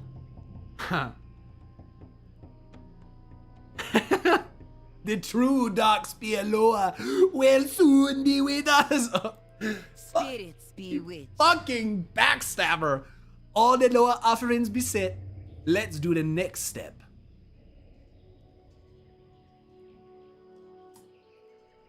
Go on now. You're a fucker. Screenshot of that shit. You seek my help? We will not chain ourselves to failure. Her fucking dialogue. The Rushka. Farewell. When we make the Rushka, we recreate the shape of the Loa as we be seeing them in our mind. By knowing the shape of the Loa, we better understand who they are. But the mask be shaped by our hands. So when the Loa sees it, they know what we expect them to be. What? If the Lord don't bless the mask, we expect them to be something they will not be. If the Lord bless the mask, they like what we can see in them, and a bargain can be struck. You could just write a contract, but it's easier to lie with words than with your hands. When we make the Rushka, we recreate the shape of the Loa as we see them in our mind, but knowing the shape of the Loa, by knowing this, we better understand who they are. But the mask is shaped by our hands, so when the Loa sees it, they know what we expect them to be. If the Loa don't bless the mask, we expect them to be something they will not be.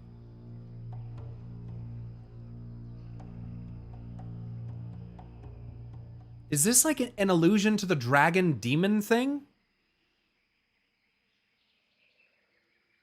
the form that is taken and how it's like this is speaking about like how the visages of a Loa works.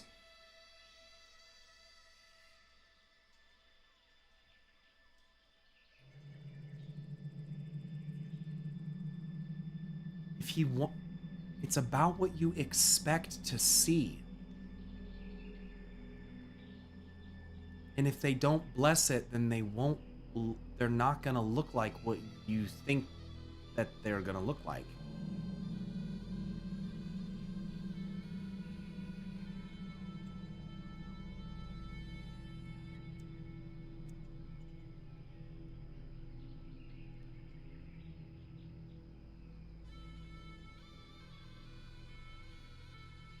This might sound fucking crazy. We will not chain ourselves to fate. I'm just gonna entertain the idea briefly.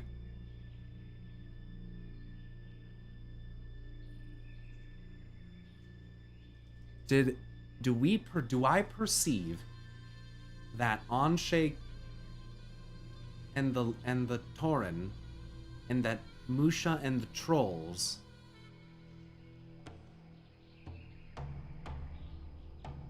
there's no way. No, that doesn't make any sense. I'm thinking about, is it? No, there's no way. That wouldn't make any sense. Nah, none of the stories would say that. Oh, I'm just thinking a mortal being can become a Loa.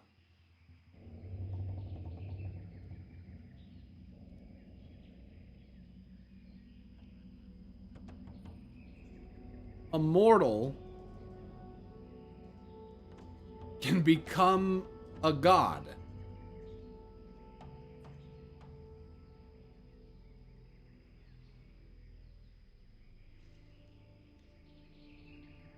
Is it possible in some weird way that Anshe and no, dude, it doesn't make sense. I want to say it. Could they have been the first?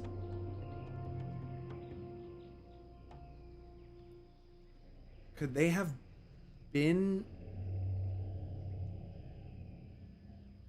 mortals that became gods?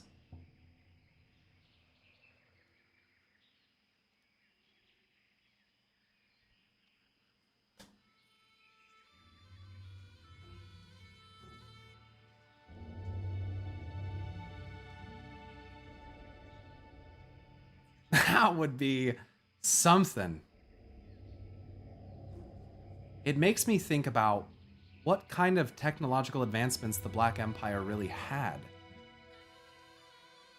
And is that something the Titans have pursued as well? Or who else could even do that? I mean, that's...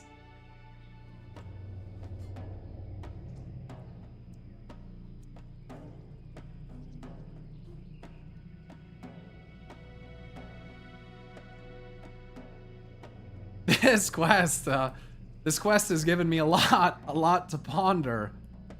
I'm not even done. Dude.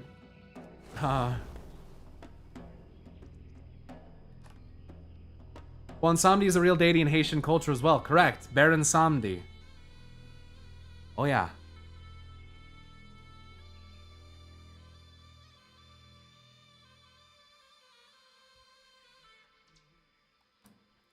We serve the Loa. We could just write a contract, but it's easier to lie with words than with your hands.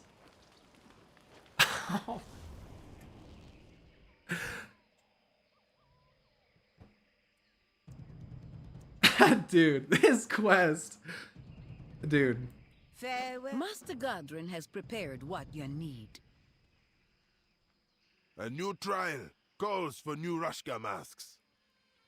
We got all you need to make the sacred Rushka. Wood, paint, and mojo.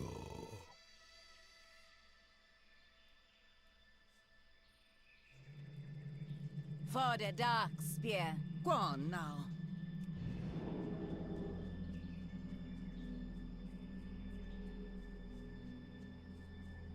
This is fucking crazy. This is one of the most insane fucking quest lines. This is fucking crazy. I just can't stop cheesing. It's fucking, this is wild.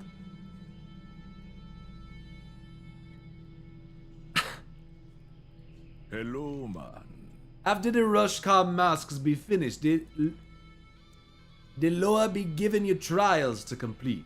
Sometimes it be traveling, sometimes it be meditating, but always the trial will help you connect with both the Loa and the Dark Spear.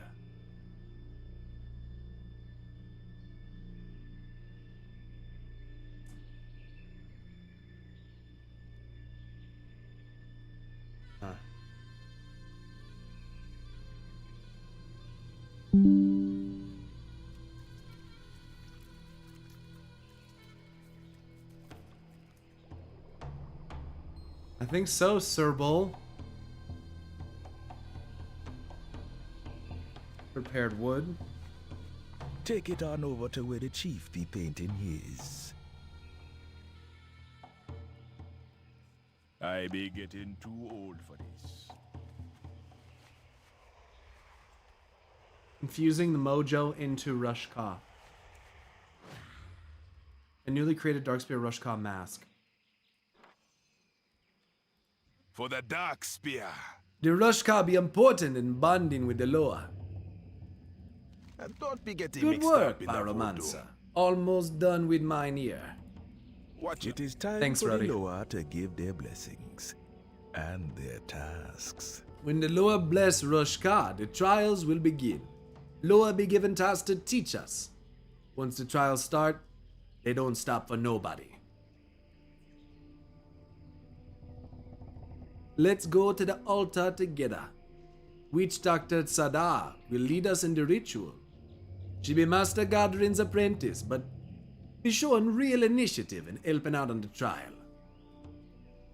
I'm sure she is. Come She's gonna back have if us you summon need me. Muzela. Start the ritual by standing in front of the altar. And the power of the Loa is gathering. Yeah, sure is. Oh, fuck. Hey, what you got, boss? It's time to begin the ritual. Loa trial ritual. The ritual with the Loa begins. Trial of the Loa. Zeda, what have you done? Mozala, you are not welcome here. Visages of him.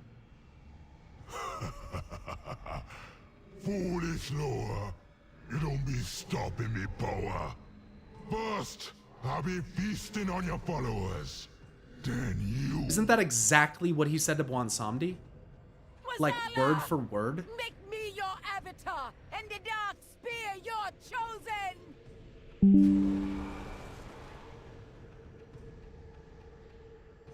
What the hell you been doing? Before she be taking the power of the trial. She's gonna become his avatar, huh? Oh my goodness. What in the fuck?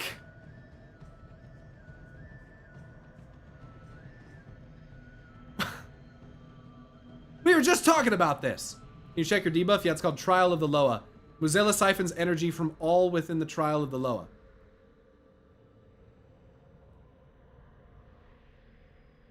Wearing Rushka. Wearing a ceremonial Dark Spear Rushka mask. Well, my hair's kind of fucking it up, but yeah. We're in a border realm again. Muzela be trying to take over the trial? That will not happen. be watching. Muzala's minions be no pushover, but neither are we. I really feel like Muzala is an allusion to the whole jailer plot. And this motherfucker is affected by that. You know what I'm saying? He even worked with the jailer. He like brought it up. I think. I be listening. This trial be something different now. Normally the Loa grant visions or give tasks to teach and connect with us. Instead, we work together to stop Muzela. And don't be getting mixed up in the voodoo. The power of death. The trial can't be stopped after it starts, but we won't let Zadar use our people or our Loa to aid Muzala. If we've been doing nothing, even more Darkspear could be swayed to find power in Muzala. I'll look for a way to breach Zadar's protective energy. You stop the spirits from taking over our home. Muzala summons Watch your spirits. back. I be needing a closer look. Holy fuck. Avatar Mozala, Witch Doctor Zadar. Damn. Let us make you Ritual recovery. That witch doctor has stolen the ritual. She mocks us, trying to eat the life of living things to free Muzala. We still have influence over it though. Together we will overwhelm the corruption circles. When you find a circle, call upon me and we will push death aside.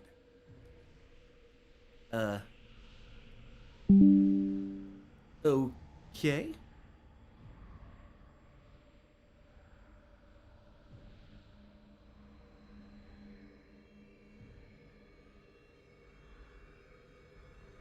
in the morrow. We will push death aside. Yeah. Fucking, pardon me? What you be plotting? Retraining the trainees. Your witch doctor is trying to twist the trial to empower Muzala. Many will be enthralled by his power, but we still stand with the Darkspear. I had a different trial in mind. Now, we adapt. Free your fellow trolls from his sacrificial magic. Oh. This charm will help them, but you must weaken them first. Try not to sacrifice them.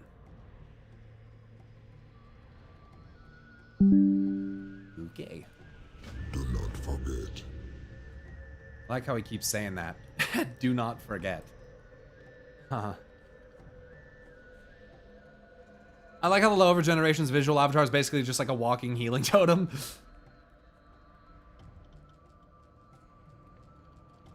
What you want? These guys like don't even see it. Kevo your city. Empower my blades, as you did for shadow hunters in the past. Johnny has something to help. Me looking for it. You'll be seeing good item.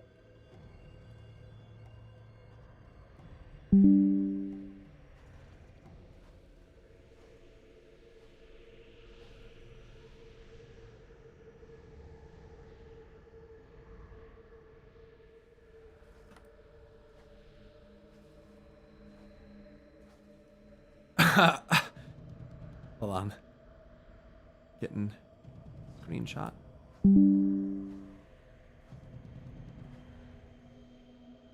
Kevo Yasidi's blessing can remove the deceptive influence of other Loa.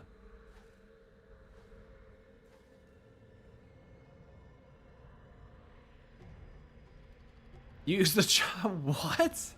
Use the charm on a target under 50% health to burn away Muazala's influence.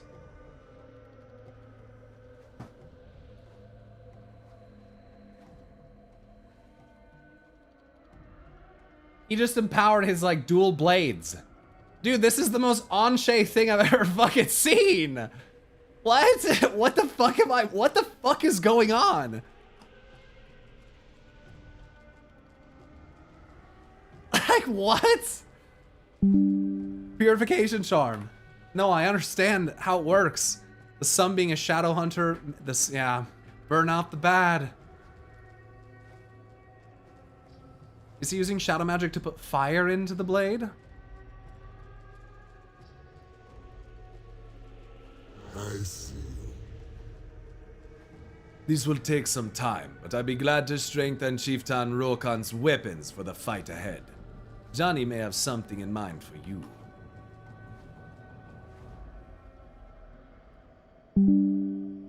Kevo doesn't look like this. 10 million %. I will be watching. Yeah, I feel like this is a cover. A little bit of a veil, perhaps. Kevo should be flame. But I wonder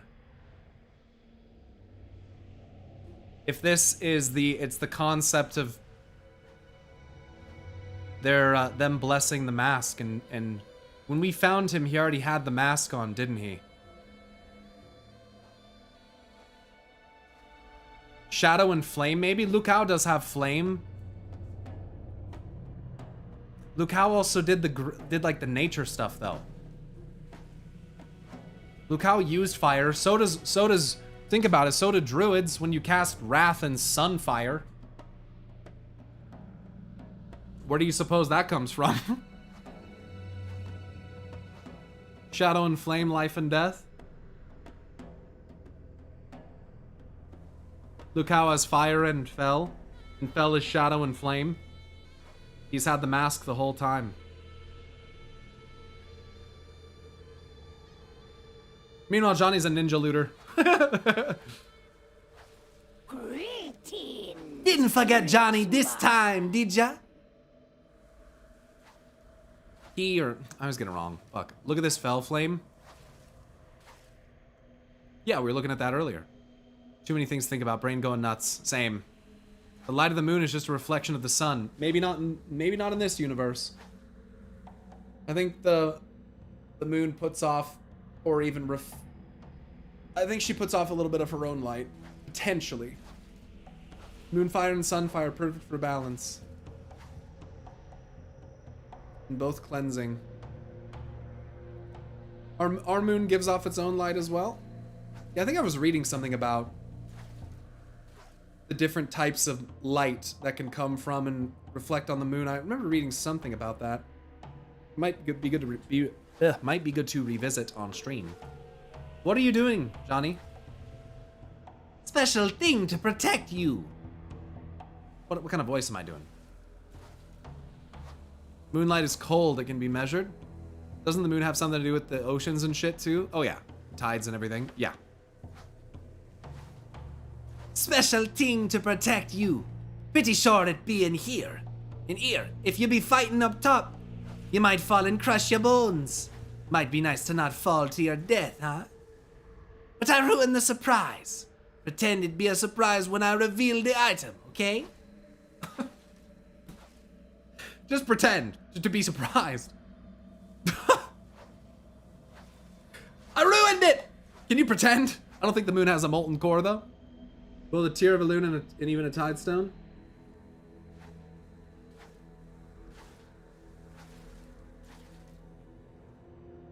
Special thing to protect you. Pretty sure it be in here. If you be fighting up top, you might fall and crush your bones. Might be nice to not fall to your death, huh? But I ruin the surprise. Pretend it be a surprise when I reveal the item. Okay, what kind of item is that? May you always be finding friends in low places.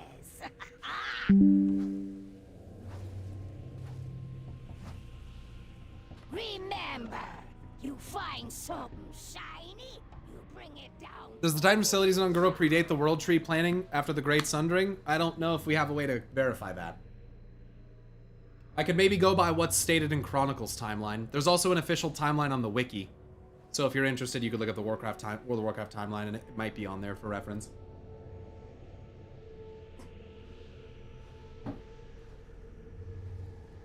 Haha.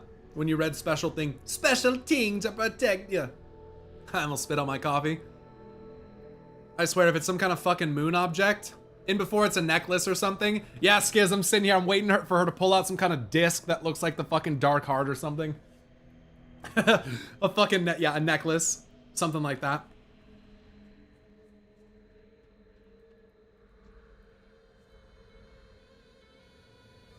Use the charm on under 50% targets. Empowered Bone Guard, devotee of Muzala. Life siphoning, stealing the essence of local life from Muzala.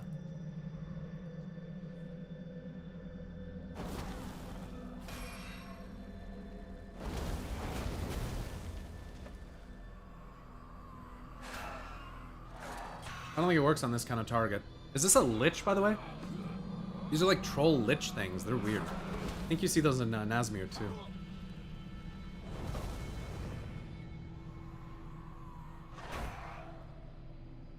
This thing's skull.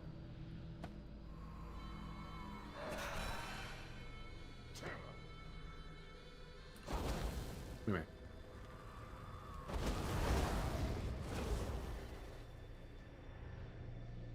Freed from Muzala's influence, return to ordinary bone. Unraised bone fragments.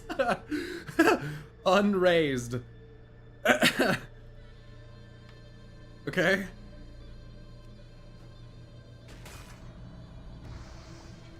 Death, be gone from here!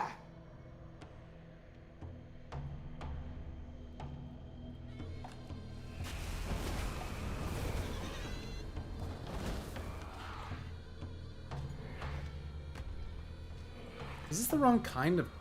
No, these are just minions. Oh my god, I'm getting owned! No, thank you, man!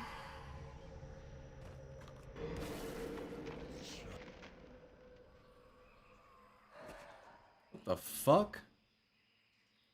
What? What the fuck? That's not what I needed. Please! Don't do this to me! I'm too young! Mirror images, handle it. Do I have mana buns? Does this heal me? Oh god, they're still coming!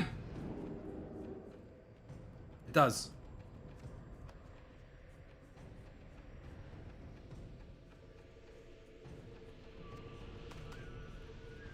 Eat that shit. Okay. Invis? I forget that I have that. Where? I don't even know where I have it bound. Oh, it's right there. No, it isn't. That's displacement. What? You just set it down. I'll look at it in a second. Below slow fall? Oh, Shift G, invisibility. Okay, I have to remember that I have that.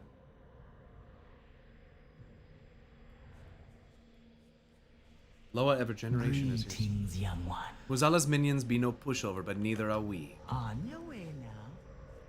So I feel like this is alluding to Anshe and Musha outplaying. Am I just fucking super? I could be so wrong, dude. Outplaying Death? Outplaying the fucking jailer? Maybe I'm tripping, dude. But that's like, that's kind of how this seems to me. Outplaying the Shadow.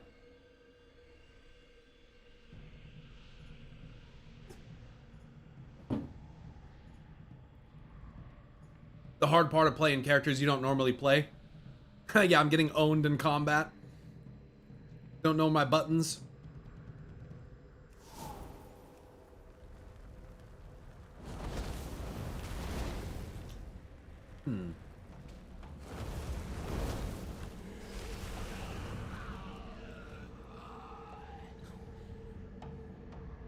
It says there's debris. Blocking parts.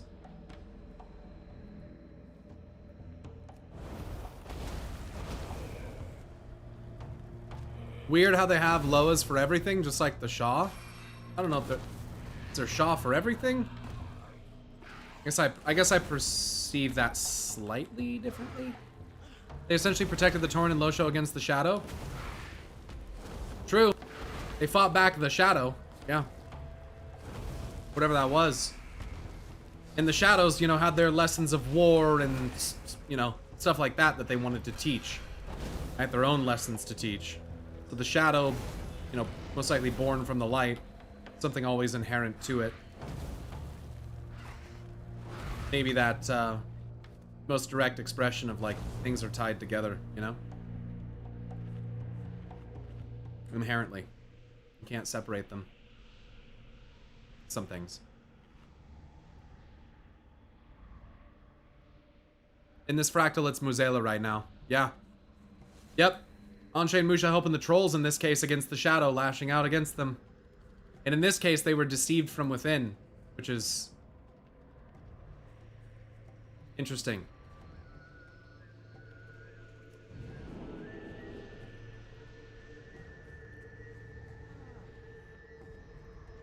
Unfinished Rushka.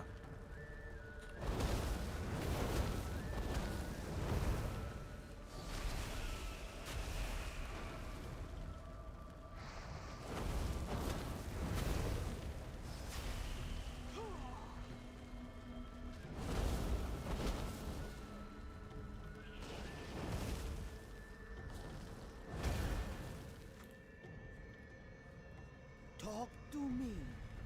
So is N'Zothan the Blade of the Black Empire now? I think so.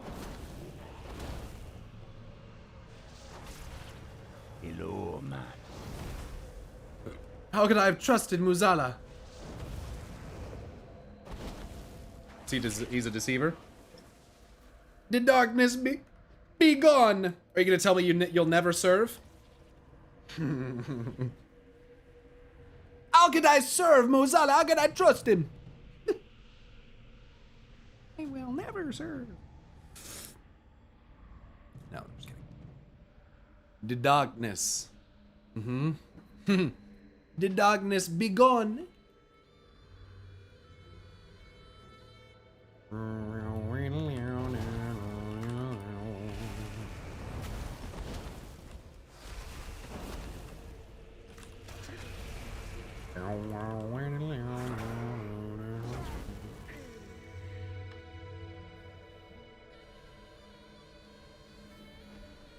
I still think ENR ties into this somewhere, man. I still think there's a good chance that ENR is like Mama, and what I think about Azeroth is potentially not correct, but I still like Sister ENR as a good option. Maybe Eldest Sister or something like that, but I don't know. I can feel Muzala's power inside of me. I can feel it all in my bones and in my butthole. Trouble us no more.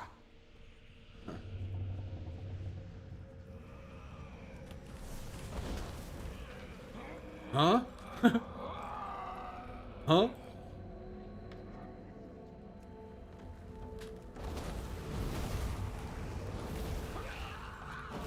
Huh?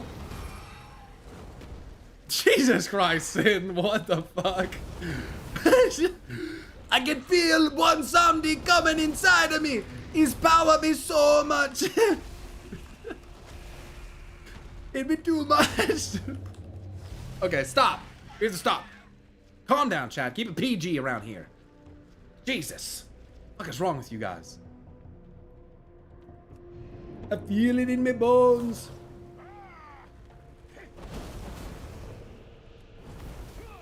I feel it.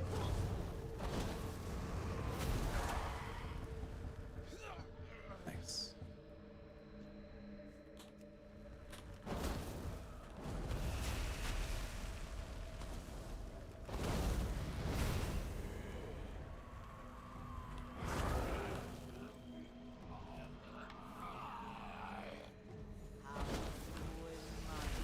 Lost trainee druid.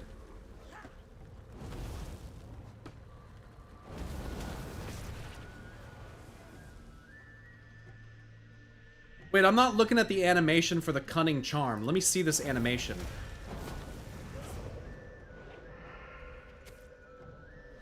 Does it have much of an animation? I'm gonna wait for the burn to go away. Doesn't do anything. It's like a little, maybe like a little flash. Almost kind of looks like a little light flash, but I don't know if it means anything. I'm okay.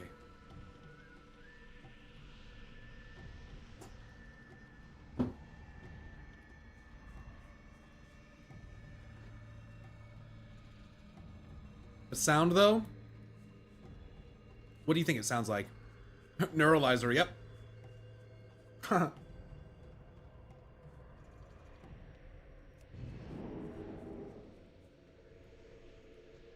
Do it from farther away. Good idea.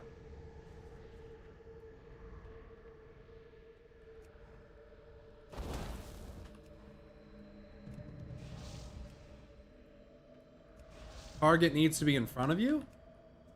Greetings. What was I targeting? That thing? That's weird. Who you be?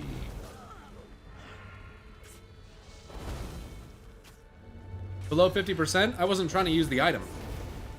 It was just targeting. I just targeted the wrong target for some reason. Let me hit this guy. Oh, wow. Okay. Oh, okay. So you're telling me that Kevo Yasiti gave me this cunning charm, which does his blessing, which is a literal fucking triad beam of light that just cleanse their fucking corruption? Are you shitting me? Are you fucking shitting me right now? Are you fucking shitting me? Oh my god. What? The Dark Titan indeed, bro. I'm sure it's an illusion. It's an allusion to that, a very subtle one. The Dark Titan indeed. And then the fucking truth is that he's radiant as fuck. Holy shit balls, dude. The World Soul Saga is gonna fucking, dude. Let's just say, man, you guys got a pretty solidified schedule of content from me for a while, dude. This is fucking insane. I can't believe what I'm fucking playing through right now. I legitimately can't even fucking believe this. This is, I mean, this is wild.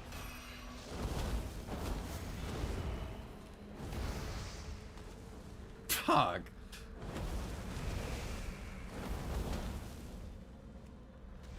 And to think I wouldn't have even fucking, might not have even noticed had someone said not to do it from further away. Stop smiting me, dick. What you want? Gotta get a fucking picture of this. Oh yeah, dude. I be seeing things clearly now. All eyes shall be opened. Lost trainee priest. Huh.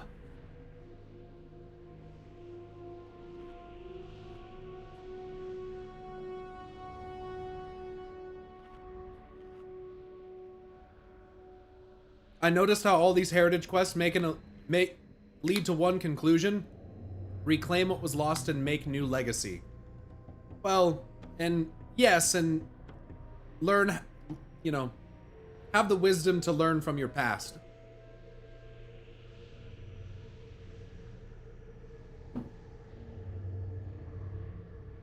Thanks, Joey. What's up? What's up?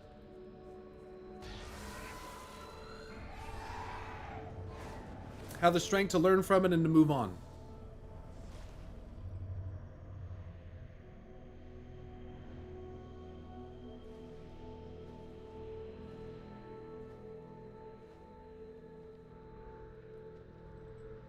For the Dark Spear. Restraining the trainees. Come back if you need me help. This will reduce the ritual's power. Muzala does not get to claim more Darkspear. And don't be getting mixed up in the voodoo. When you're fighting death, Liu Kang is a good ally.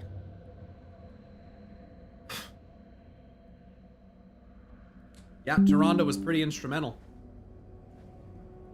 Watch your back. And there's also, you know, Ilun, so life. Good work with those minions. That will keep them off our backs for what be ahead. And don't be getting mixed up in the voodoo. It be down to this moment, working with our Lord to save this soul of the Darkspear.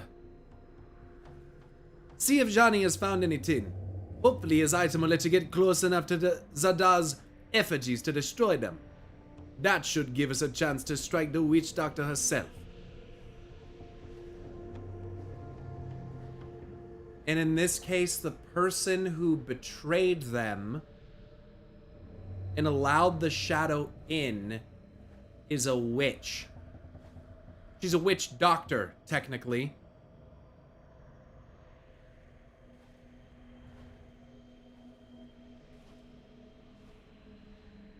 Haha. I'll occupy her attention with Kevo Yasiti's aid, but watch out for her guardians. They won't let you destroy her effigies without a fight. Collect Johnny's blessing and then travel with Liu Kang to the top of the pillars to defeat Zada's protection totems. But there's the one who let it. I'm gonna think about that more. Come back if you need me help. I be listening. I'm technically the one that did it. It be down to this moment. I think I just read all this, right? Yeah. And don't be getting mixed up in the voodoo. What's the item? Found it! This will protect you if you fall! Grab the feather. Didn't we go up?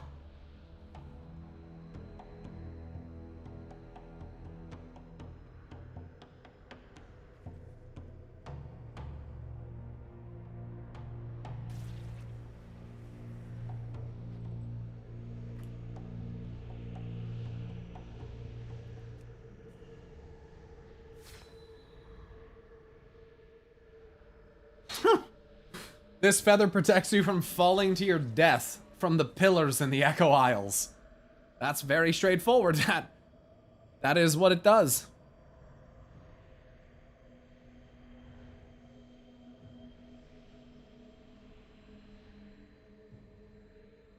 Is Johnny like some weird subtle allusion to the blue child?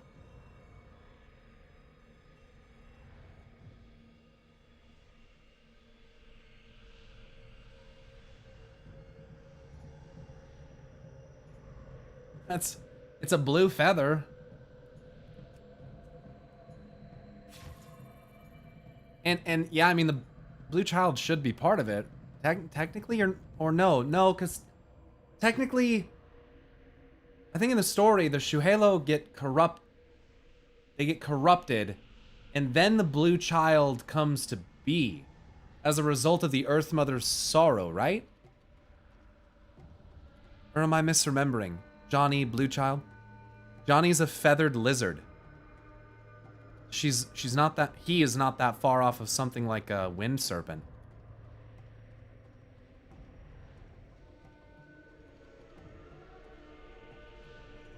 Earth Mother cried because she found out she can be corrupted. Raptors and birds are linked.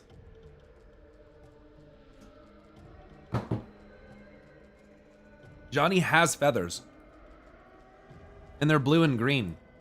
They're actually kind of colored like the Ardenweald and Emerald Dream combination. I don't know. Just something to think about. Order of events could be key here. I'm trying to apply these types of this logic. Are you going to focus on FFXIV in June? Yeah, as long as World of Warcraft isn't out. You know, as long as the War Within doesn't come out.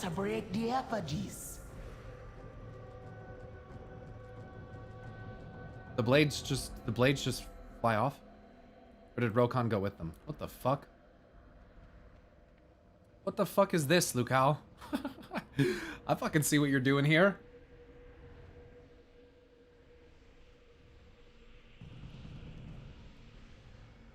Bro, chat, I hate... No, this wouldn't be the case, bro. The connections between ANR and Elune are just eating at me, dude. They're eating at me. The concept of the mask is eating at me, dude. And like I used to believe a long time ago, one of my first theories about Elune and ANR was that ANR was actually secretly Elune, and that she was just using Elune's face as like a mask for who she really was. And it fucks me up, because I'm sitting here like, Ysera, the Dream, Life, ANR's like involved but not clearly connected. Her Pillar of Creation was the Tear of Elune. She got a gift from Elune and planted Eluna here? Like...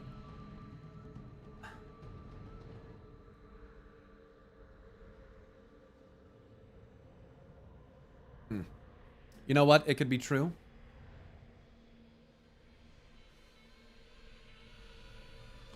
And the Winter Queen called Ysera my sister's pet in Shadowlands, and all the lore that we had up to that point was telling us that Ysera the Dreamer is an aspect of ENR.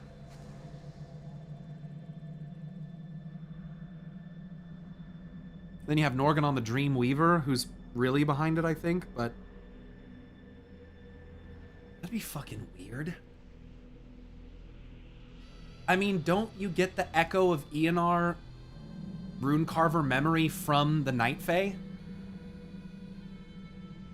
Unless ENR is the mask. Yeah, I could have it the wrong way around. I could have that backwards.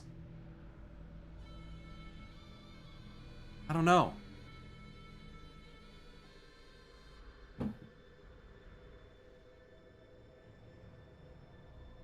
ENR being the mask, I feel like that thematically fits a lot of what I've said, right? In terms of whether if it's a mask for Norganon, whether it's a, the vassal of life disguises treachery. Beware the eyes of green. It could be alluding to that very character.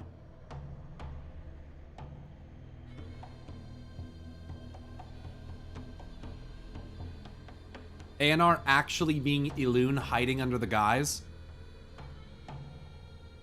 ANR looks mad at Sargeras because it's like a sibling getting mad at the other sibling for doing something stupid.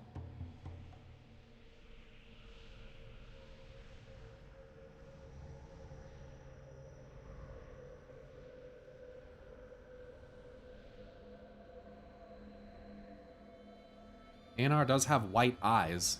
And I'm gonna tell you what, when the Winter Queen spoke to Elune through Tyrande, she sure as shit had white eyes.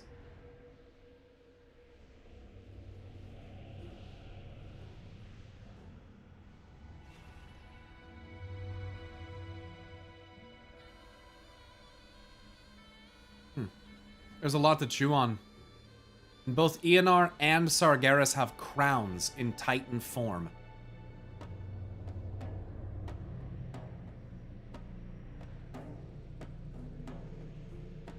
I think in a way that's kind of like the mask.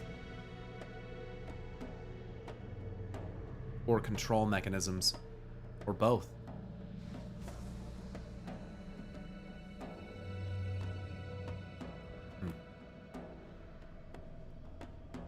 Are you going to revisit the Bwonsamdi Winter Queen Ardenweald questline? Probably should, because I think a long time ago there's a chance that Bwonsamdi and the Winter Queen were in a relationship. Bwonsamdi seems like he's trying to make something up to the Winter Queen. And he talks about how back in his day he used to have, you know, a lot of romance or whatever. I think they used to be partners. Which is why the other side is linked to Ardenweald, probably. There's a chance that they used to be in a relationship. Bwonsamdi and the Winter Queen.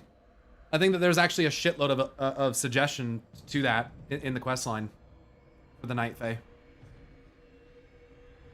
Disguise crowns, maybe?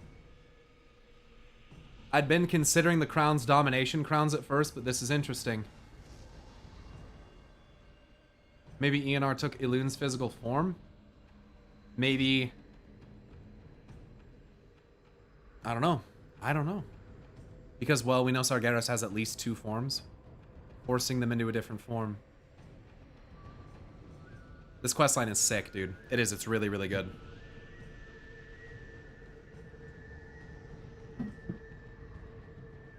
Trees have crowns. Yeah, all of the world trees have crown of in their name. That's the name scheme for all of them. Crown of the heavens, crown of the earth, crown of sorrow. Was it crown of night or something? Crown of winter. Can't remember them all, but this is one of the best quest lines in WoW. Period. I love how everything relates to Sargeras and the Titans nowadays. I don't know why you say the word nowadays. I think this entire game is built around this cosmic conflict that's been pretty well kept a secret from you. I don't think that this is new. No, this has been around since at least the first Chronicle book was written. At least. And I'm pretty confident before that. Let's see, let's step into the circle here. Travel with Lukao, optional. Travel with Lukao. Jump to the... Ready to jump to the top of the pillars. Huh.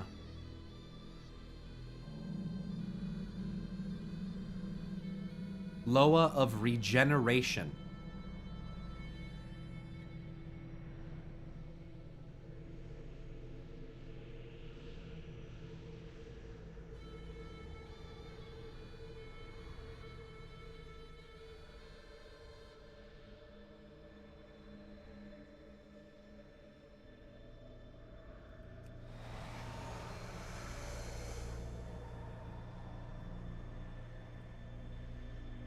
Honey's blessing.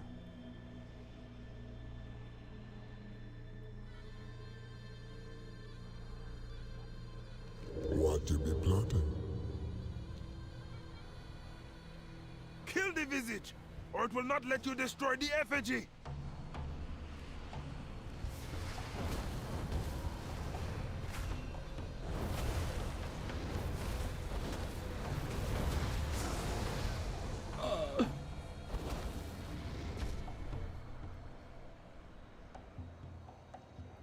Oh, right. This will make the dark spear strong! What good be strength if we sacrifice our own people? I'm getting owned. Why can't I go across? What is this? Do I have to kill it from here? Like, what the fuck is going on? I'm in combat with both of them? Like, what if I'm not a caster? Are you just fucked?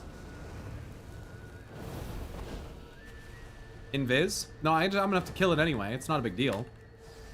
It's just kind of weird that I'm in combat with it. Umbral Eruption? No. Podling? You can't use it. I'm in combat. If this thing...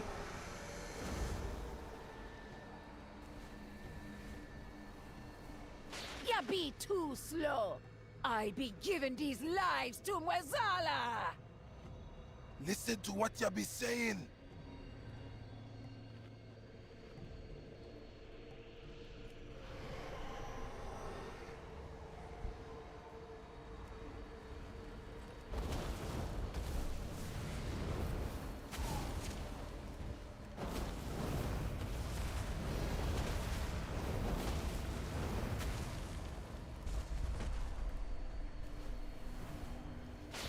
You can't break his power. It'd be better if you surrender to Mwazala's way. Wazala's way be servitude and death. Uh-huh.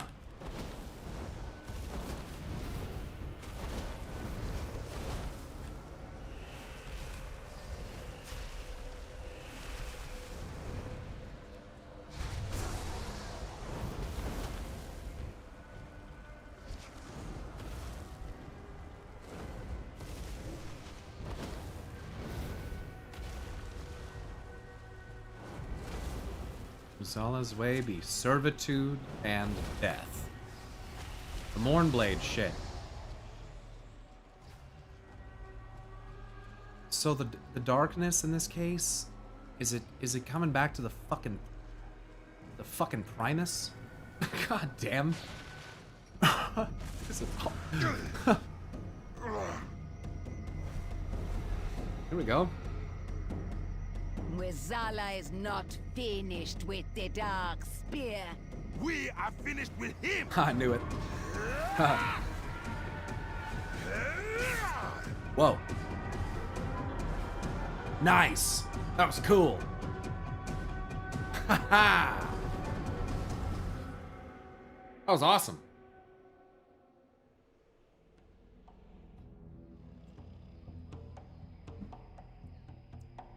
Does blue Featherfall look different? I guess I should have jumped and found out. Now I don't know.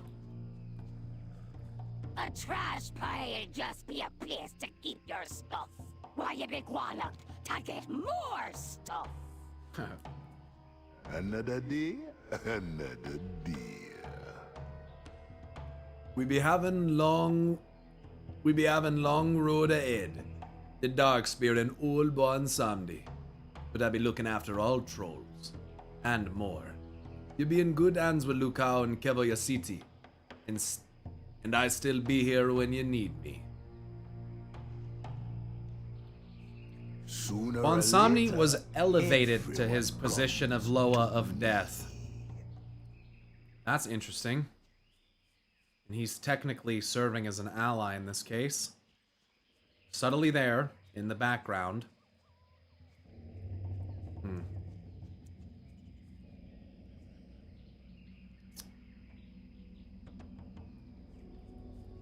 I be here. Over the years, the Darkspear lost a home. Good friends.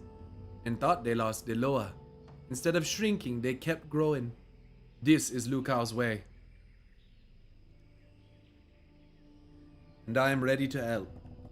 Let's go ahead and take a screenshot of that.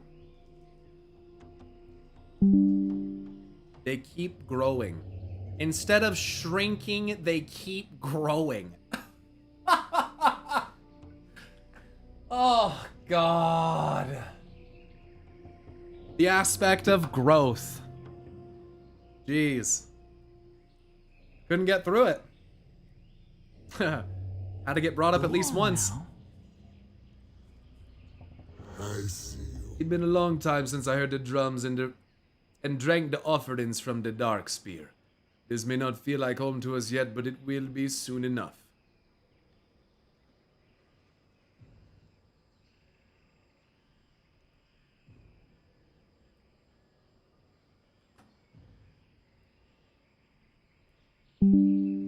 Locked to the shadows. Wemba. Looks like Gadrin be needing a new apprentice. Zada had such promise, but it'd be taken more than just talent to lead the dark spear. It takes art. Chieftain Rokan did good, and so did you. Takes more than just talent to lead the dark spear. It takes heart. I'm getting all these. I'm taking screenshots of all this shit. You be careful, Master man. Gadrin. The tribe feels in balance. One sound is important to us, but I've been feeling something missing since we left our old home. Balanced, huh? Oh. Does he have vines on his arms? Kind of looks like it. Regenerates.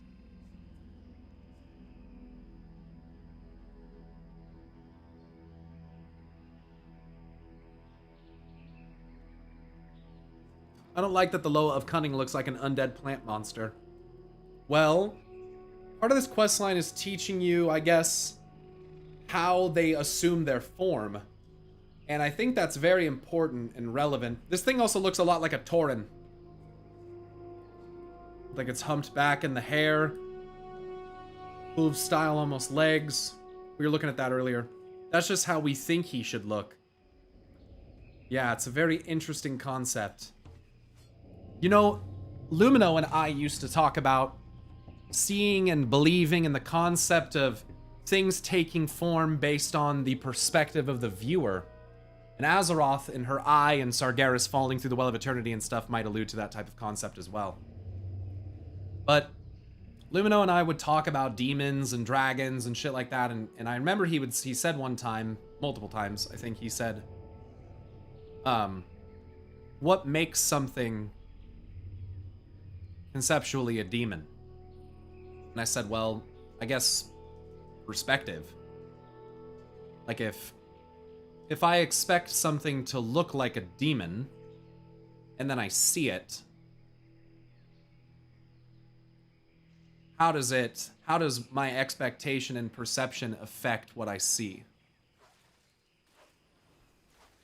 So, I think it's a very interesting concept. From one perspective, one might see Sargeras as a demon. From another perspective, one might see him as a dragon. And I just think that this questline, this kind of concept of like, what is something's form in regards to what you believe you would see versus what it kind of allows you to see or how it manifests, I just think is really fascinating to think about. The one on the left, which would align more with Sargeras, also looks like a more angry mask, some say. I think they can both get pretty mad. I think Elune, and if Elune is ANR or something like that, then I think they can both get pretty fucking mad. I don't think that that's specific to just Sargeras. Her totem looks like the heart of a Mirdrasil from the raid.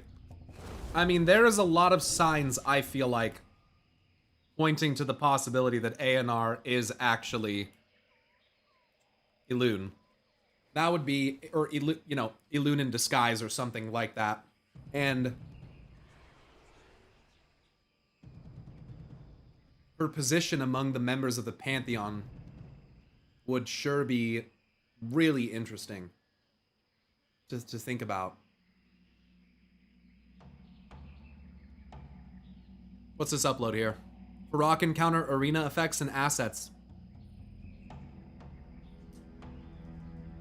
Yeah, I know. I know. I don't disagree.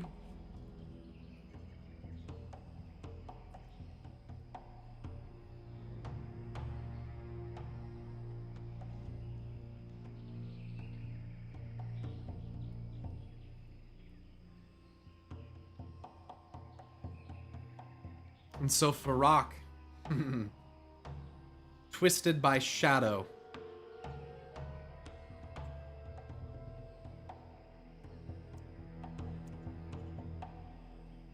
Driven by rage. Hatred.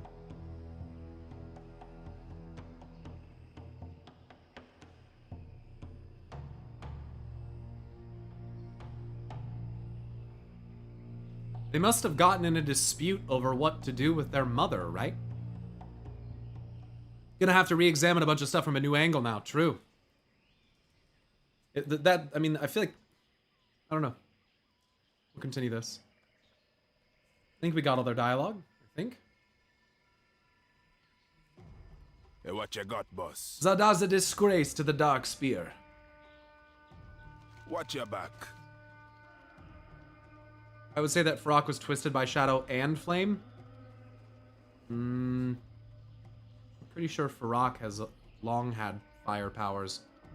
It seemed like the shadow was pretty specifically some type of additional corruption. Maybe I'm wrong. She can no longer aid Muzella's attempts to escape his prison. We could not have done this without you, and the aid of the Loa. Lukao, Kevoya City, and even Johnny.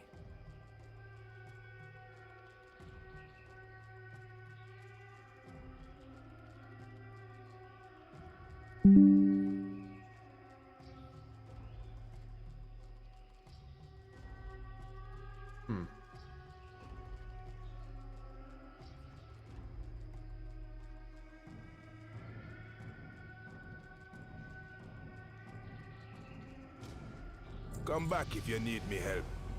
I leveled up. That was not a traditional trial, but we only keep tradition if it be helping the tribe. It be our strength to adapt to what comes. It be time to shed the past and honor those most important to us.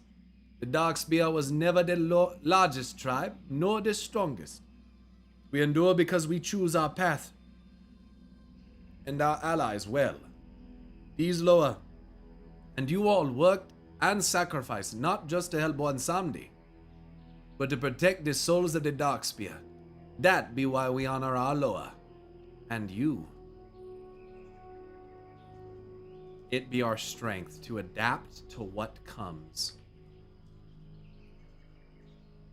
Fluidity and the ability to improvise is the key strength. We choose our path and our allies.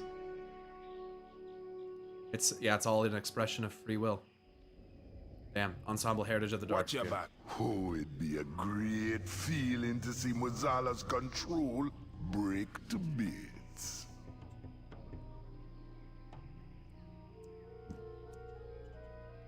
Control. I feel like it subtly comes back to the Primus and how death was manipulated. How the shadow was used as a corrupting and terrible influence, when that's not really what death is for. And to see the Primus's control of that, or jailers in this case, wane, and for free will via the Crown of Wills, if that's really what that thing is, to take over, is interesting. Yeah, Bwansami's voice actor is S tier, dude. Super good. Loa offering, destroy Muzala's effigy.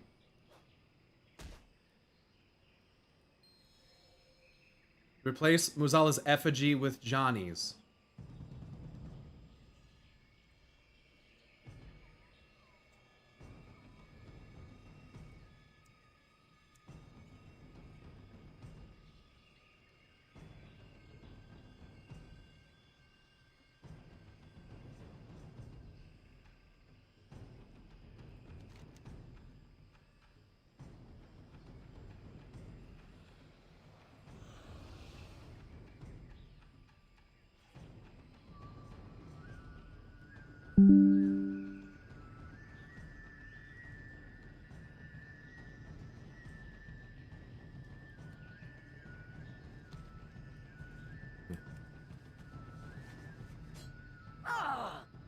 little Johnny effigy.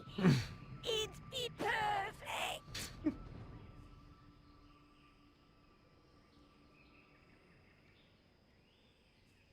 A red and blue dinosaur. That's cute. That's so cute. Pile of trash. Someone call for the doctor? The dark spear don't just serve a loa because that loa be strong. The dark spear serve loa who serve the tribe. That be what Lukao, Kevoya City and Johnny did. So we honor them now. The mask you made was not just for the ceremony. Take it and the raiment of our tribe. Wear them and know that you are dark spear. Mr. Gadrin. The dark spear serve Loa who serve the tribe. And that's what Lukao, Kevoya City, and Johnny did. Good one, Samdi. Zeta was worried that you were forgetting us. I always be looking out for the dark spear. Being the Zandalari lower of kings don't change that. It only took a few frightened trolls turning to Moezala to be putting us all at risk. So what you gonna do? Kill them all? That's not how the dark spear work. That's why I let you find your own way. With a little help. When the Amani, Drakari, and even the Zandalari got scared, they turned on their own in a bloody way. When the dark spear was scared, they turned to their old Loa. They found allies. We would not have joined the Dark Spear if they sacrificed their own. We know the worth of the dark spear. Very against sacrificial magics. Johnny thinks Which is also a so theme from too. Chronicle. The Titans did not like it at all. Dark spear It was considered the means greatest affront to life. loyalty. These Loa know that, and so do I. Loyalty. Just needed to obey.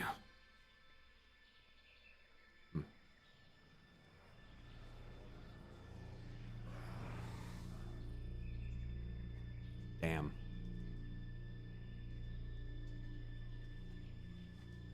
He did say it in a quotation marks, like Loa of Kings, so maybe just because Talanji's bloodline is now locked to one Samdi.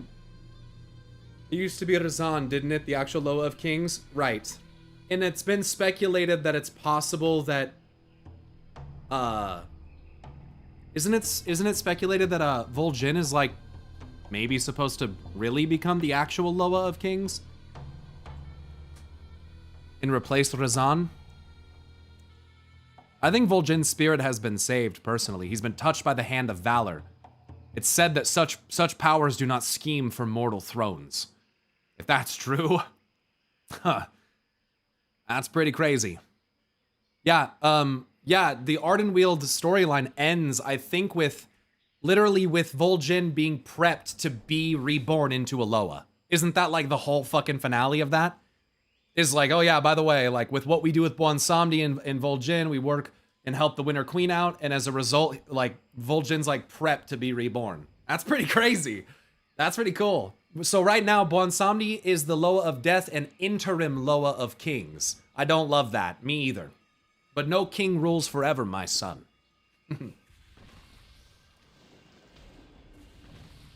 Not even death.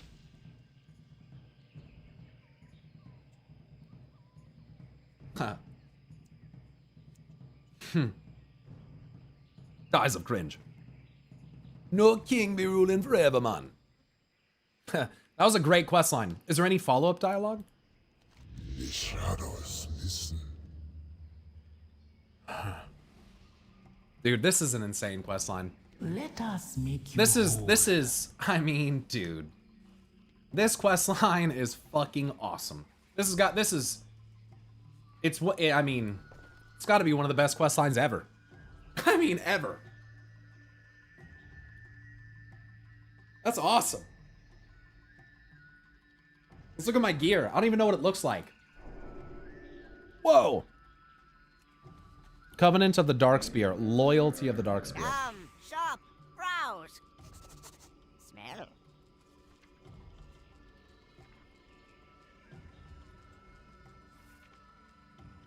Whoa. Whoa, dude. What the fuck? Yo, that's fucking sick. That's fucking sick. To all friends of the Grummels. Oh, dude. I gotta change my hair. Because my hair fucks it up. Which is kind of annoying, but... Dude, that's fucking sick. And it looks cool with my fucking Staff of the Guardian. I could switch it up, though. I have other things that would match. You get multiple masks as well. Kevo Yasiti's Mask of Cunning. I have many, Cunning. many wares. Strong prey on the weak.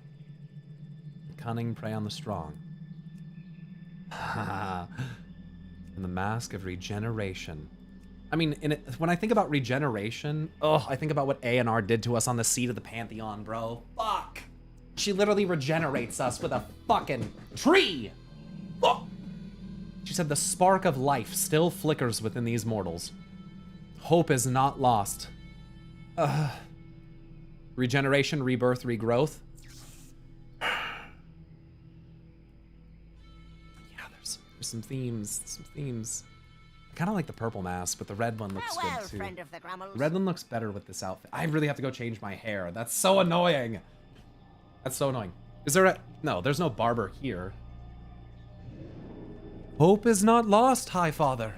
Multiple weapons apparently too? What?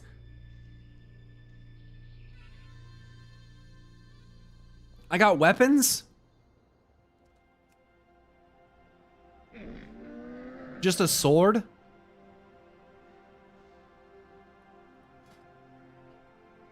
A two-handed sword? Oh. So, I can't look at it.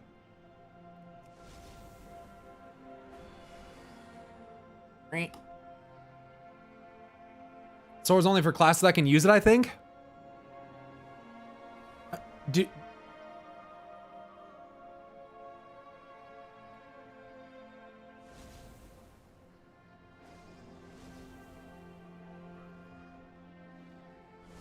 you only get it if you play on something that can wield it?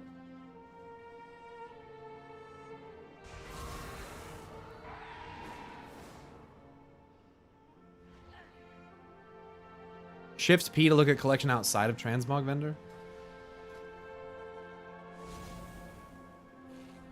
Oh, I mean, I know how to open it. I was looking at it too for the case of doing it.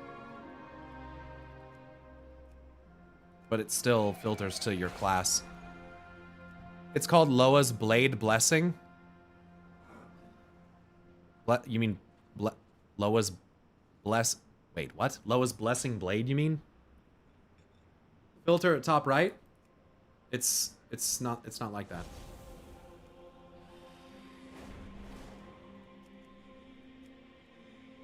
Any plateware and hunters, I think. It's literally called Loa's Blade Blessing. Oh, really? What a weird ass name. I want this. What the fuck?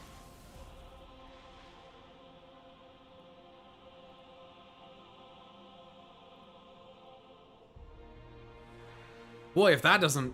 I mean... It's a sword.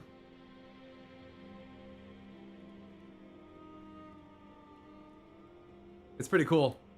I want that.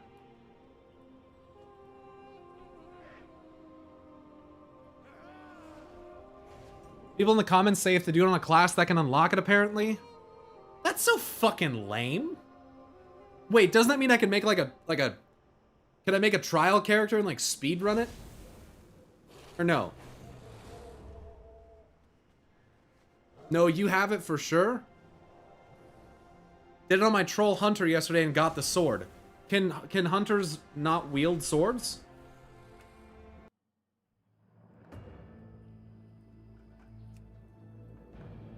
You will have it definitely.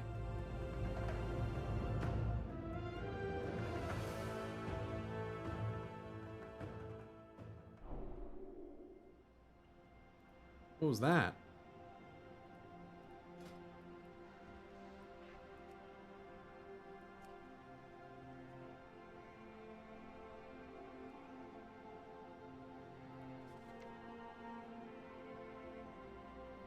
Do you have to be of the race though to wear that stuff? You do, don't you? Yeah, so I can't use this. It has to be a it has to be a troll.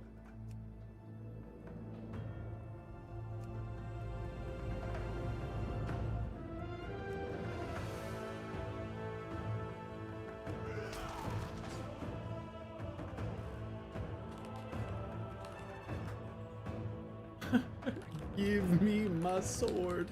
Dude, I can't type it. Give sword, please.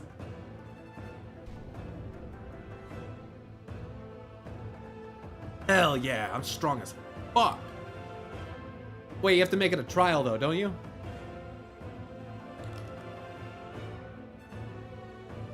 I don't know how to do any of this. There it is.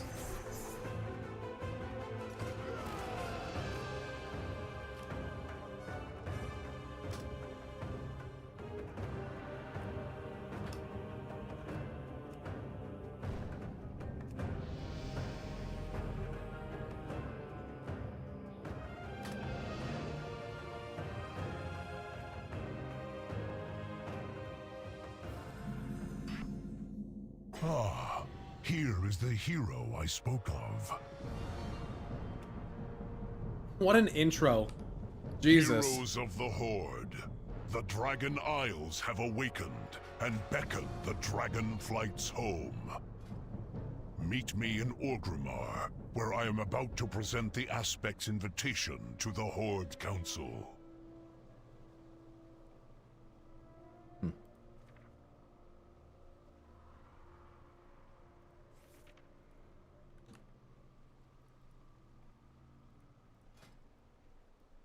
I don't have it.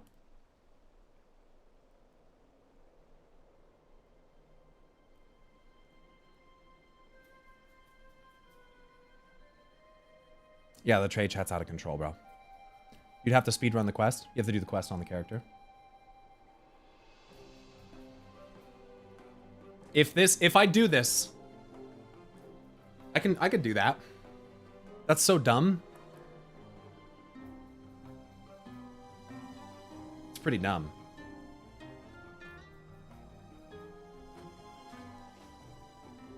It's kind of like the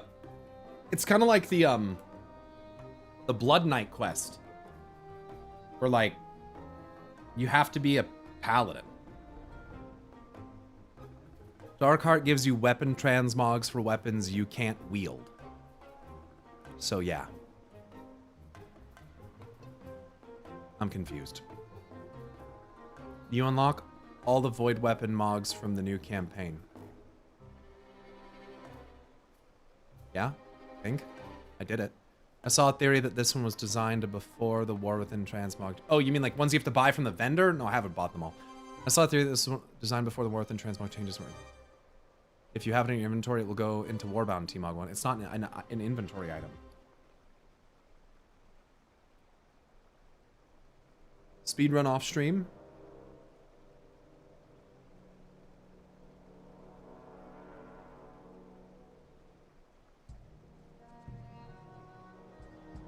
Blizzard. It's probably a bug and not intended, to be honest. Just wait till they fix it. I kind of doubt that. I kind of doubt that. I kind of doubt that. It could be. It could be. Because it's not like it's a separate additional quest, you know? It's not like the Blood Knight quest in that it's like a hidden unlockable quest. Like, no, you just do the quest. So it's really not like that, actually. It's pretty lame. It's not an instamog, it's an item you get.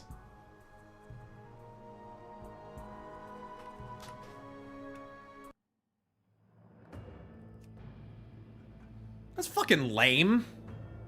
Can you wear the heritage armor on the trial character?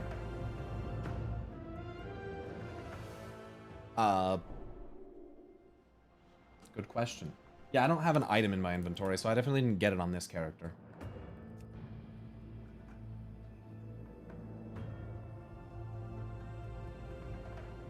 Ah, here is the hero I spoke of.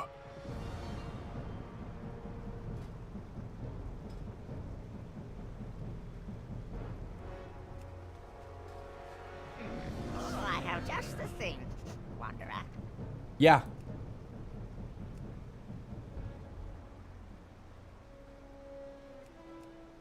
Damn, that's fucking... Oh, that's a fucking... Oh, that's a fucking... Oh.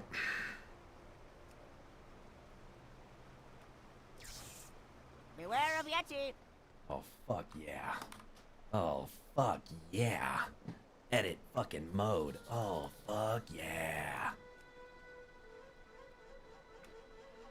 Shit.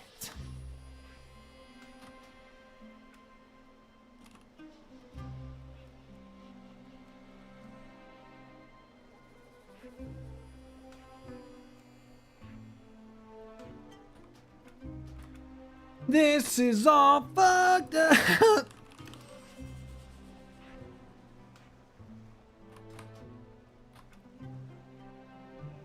Look at that fucking chat go, dude. Look at that shit go, dude.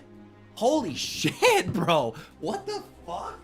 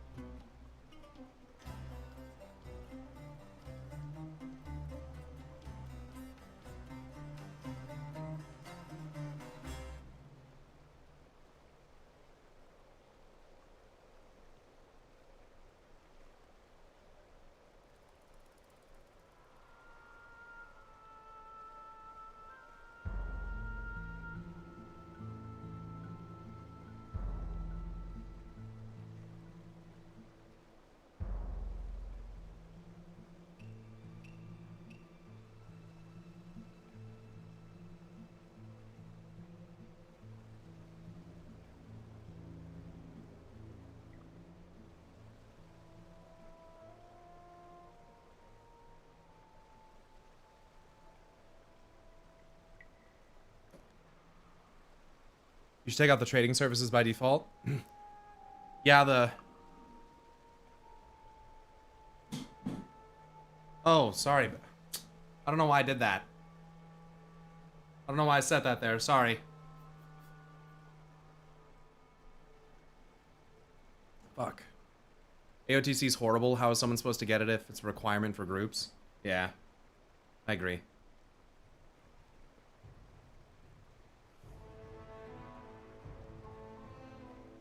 Now you get to jump off with the blue feather? Ah, here is the hero I spoke I gotta get of. away from these guys. Jesus. Oh, they're just regular mounts right now. I'm just gonna speed run the quest. Did you like this or Draenei one better? Oh man. I think I like this one better.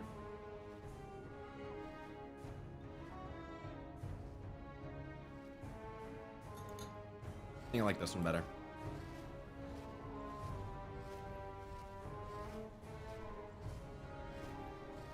We've got 2 small quest arcs and a metric fuck ton of React content. Yeah, we do. I forgot, yeah, I went straight into this today. I didn't even do any React. Let's see. I'm just gonna go to Valdraken real quick just for dragon riding. Oh, I can't because I'm not level 70. Okay. Or 61 or something.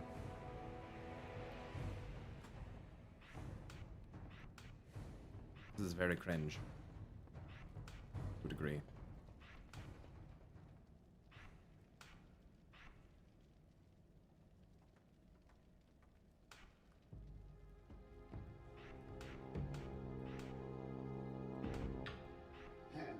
Ooh.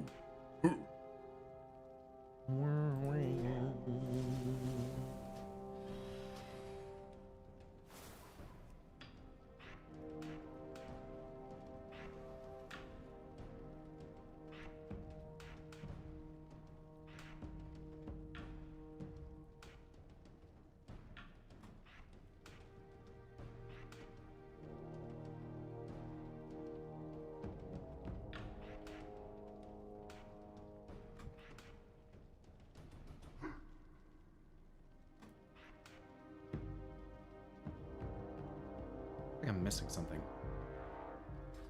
Guess I'm just gonna delete this fucking character after, so it doesn't really matter that much. Right, that's not.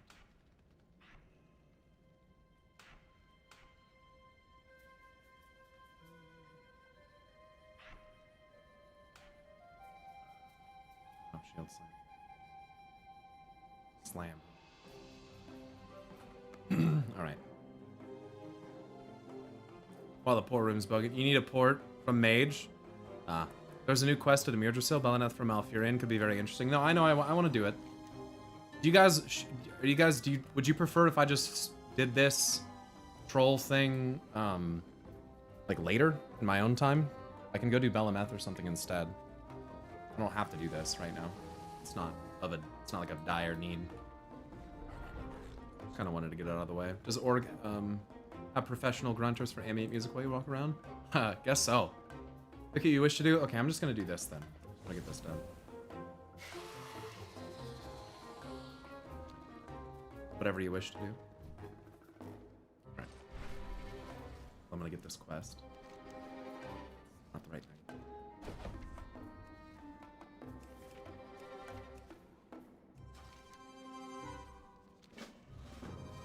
Meet with Rokan. Echo Isles. You can do stuff on a trial character? I think so. Sure seems like it. It seems like it's gonna let me do it here.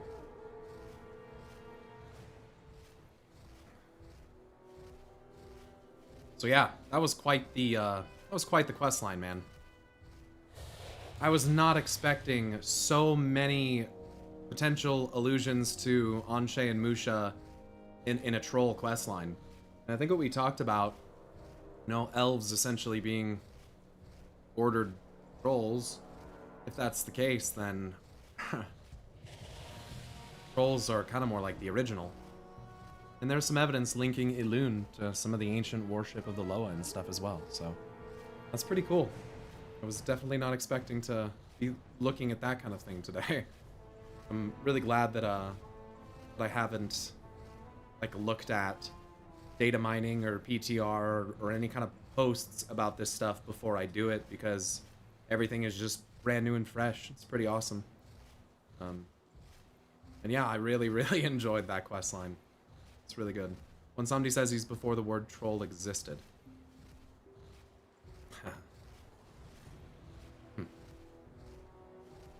Yeah, what was the designation? Before the word troll was even a thing. Thanks, Machop. Night Song is playing. What the fuck? How the fuck is Night Song play right there?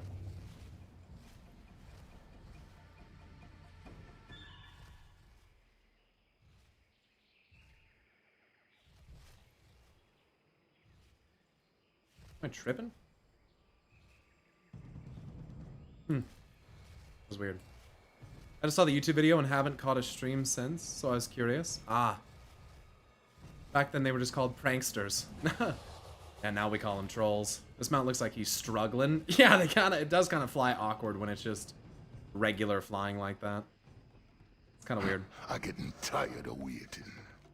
Lower reunion Y'all anyone? be here, Master Gadrin. This is about Muezala, the lower I hold captive. Some of the tribe be giving him tribute. Sacrifices, blood. Look around. There be tributes even here. Darkspear. Turning to Moizala. Champion, destroy the tributes. Champion! You've got to destroy those Mozela offerings. Otherwise you'll bring a darkness to this world. The traitors picked the wrong lure to follow. You need to fix this.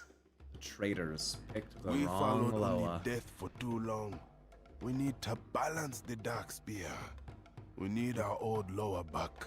There's even other illusions, We have little no small tribute, things, little no hints, shrines. foreshadowing I didn't even I can notice try before. to call on them. I can almost imagine Sean Connery in Bonsai. Apprentice, you be alright? I be fine. I do not hear a call, but I do not Funny wish how to she got kind of return. fucked up when she did it. We neglected them too long. We must seek them out. She's the one that turns it. I be listening. Come. The rich, a guide. You know who be A good guide. at finding lost thing? The lower of scavengers, Johnny. You consider tier sets for more within his spoilers? Johnny, yes. Yeah, probably. We can They call it trash. I don't think I've seen them yet. Maybe I did. Better. I feel like I looked at the Warlock one because someone was like, "You got to see this," and I was like, "Fine." And I looked at it and I was like, "Wow, that's red." That's pretty much all that I had to say at the time. You know, so I'm not really trying to necessarily look at These be them all. forgotten, Yeah, I kind of think I'd rather discarded, just but see it when the Johnny game be is out. knowing the word. That's how I'm feeling about most of it, to be honest. It's kind of a one-off situation.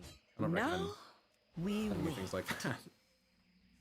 Now we wait. I can speed this up a bit as a favor. Johnny, lower of scavengers and secrets, I summon you. Scavengers and Don't secrets. just call like that! Johnny got important things to do! Johnny, we have great need of your wisdom. Johnny does know many things. Troll chieftain be wise Johnny knows to many see that. things.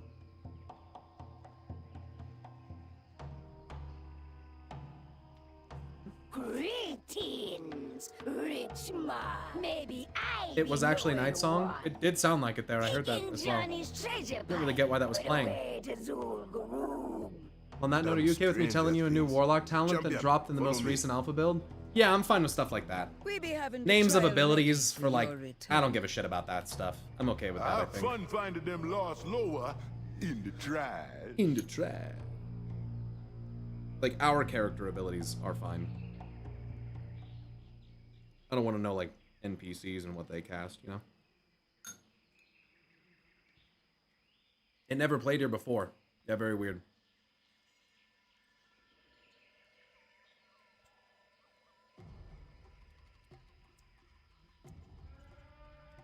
Well, That's pretty fucking sick. Summon a fucking Charhound? That's pretty cool.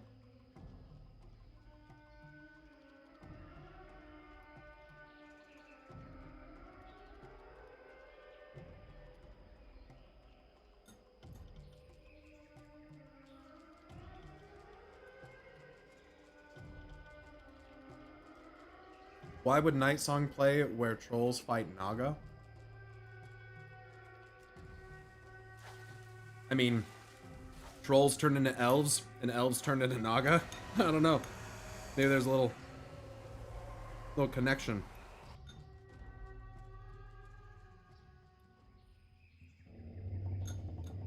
We've also seen elves turn into spiders with the Faldori. Zul'Gurub. There be some nasty history here. Watch your back. Kind of weird. Somebody's over here. Come along or not. I've also seen a troll turn into a Nerubian, which is like a spider. Johnny seems to know a good spot. I'll be meeting with you soon. Hopefully I don't get fucking owned by these ads here.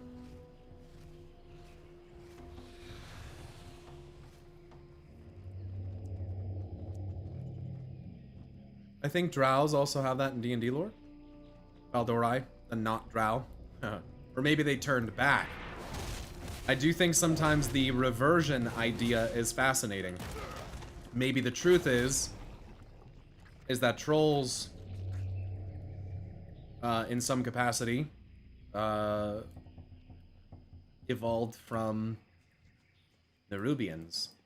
And we are going to see bipedal Nerubians in the War Within, so...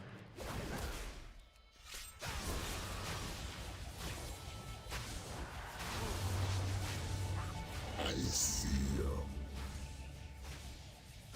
I see you. I see you, but I can't see you watching me. That's another thing between this guy and the Anshe potential Sargeras connection. He sees me, I don't see him. He's watching. This kind of reminds me of some of Ogmot's whispers from the journal.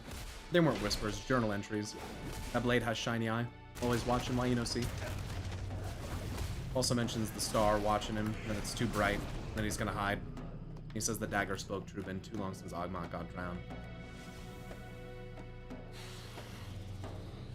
I miss playing Fury with Bladestorm, man. Play it. Just in casual time, I guess. It's probably not very good. Hunting my prey, are you? I'm hunting all the prey.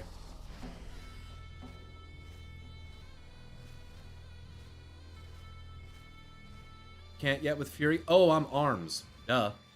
Yeah, I wouldn't know about Fury. I actually haven't played Fury in forever. Real close. I just played Pot and Arms. Behind you, Johnny. And I just give whatever it fucking gives me. I don't play seriously enough, so I just let the game tell me what talents to What you pick. do that for? Except for on like my on my Dracther. That one I actually like look up the talents for, stats and stuff for. The Dark Spear have forgotten you for too long. I want to change that. Where's your mask? Yorushka. We seek to remake them. We need your aid to defeat I Moisala's was expecting it influence. to take a form. I'm so fucking curious what this guy would look like if we showed up with a Rushka. That would be fucking crazy. Because he wouldn't look like this. That's for damn sure. I don't think anyway. He's got this old shit. I don't know what this shit is. Not to do spoilers, but have you heard or seen of the new race in the War Within? I mean, I know about the Earthen.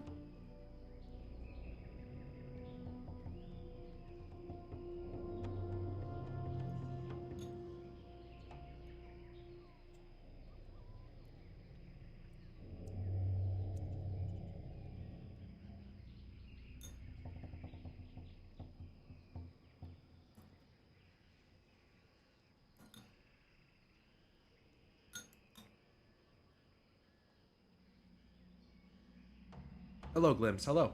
This is so far off topic of troll stuff, but does the Tauran constellation in Halls of Lightning look like he's wielding Sargeras' sword, or am I fucking crazy?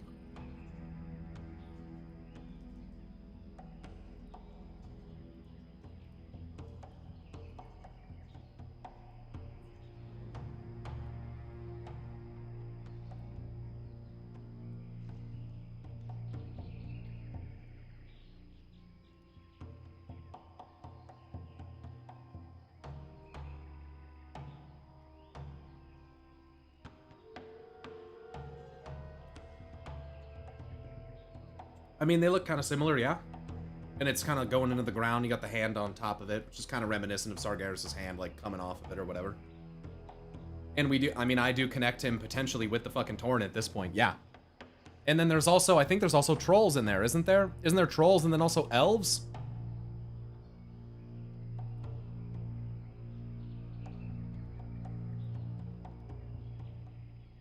Maybe we learn some shit about...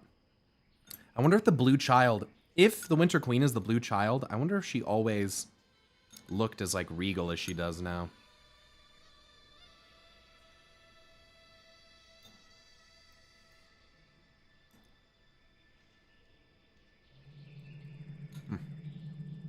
Anyway.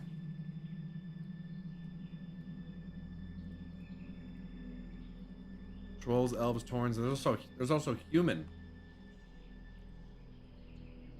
which is interesting. Not gonna lie, I thought that shield was a wing, and I thought for a second we were looking at a Doom Guard.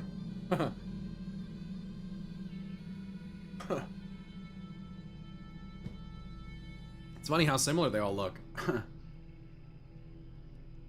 That's the sword from Utgard Pinnacle, I believe, from King Ymmeron. Humans fighting a mana worm / serpent.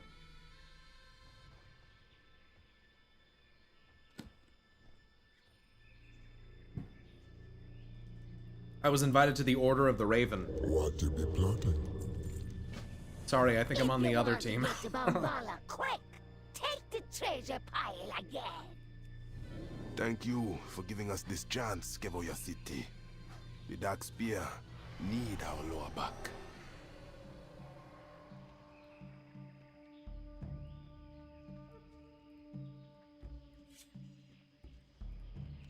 The shadows. Look out. This place is not how I remember it. We be finding her.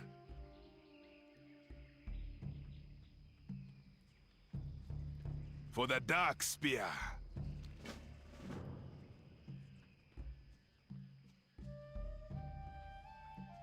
Red Sword of Courage looks exactly the same. Relax. That's the Red Sword of Courage. We fought. I left. She must have retreated to that shrine. Look at it, please. Is there a link? I can look it up.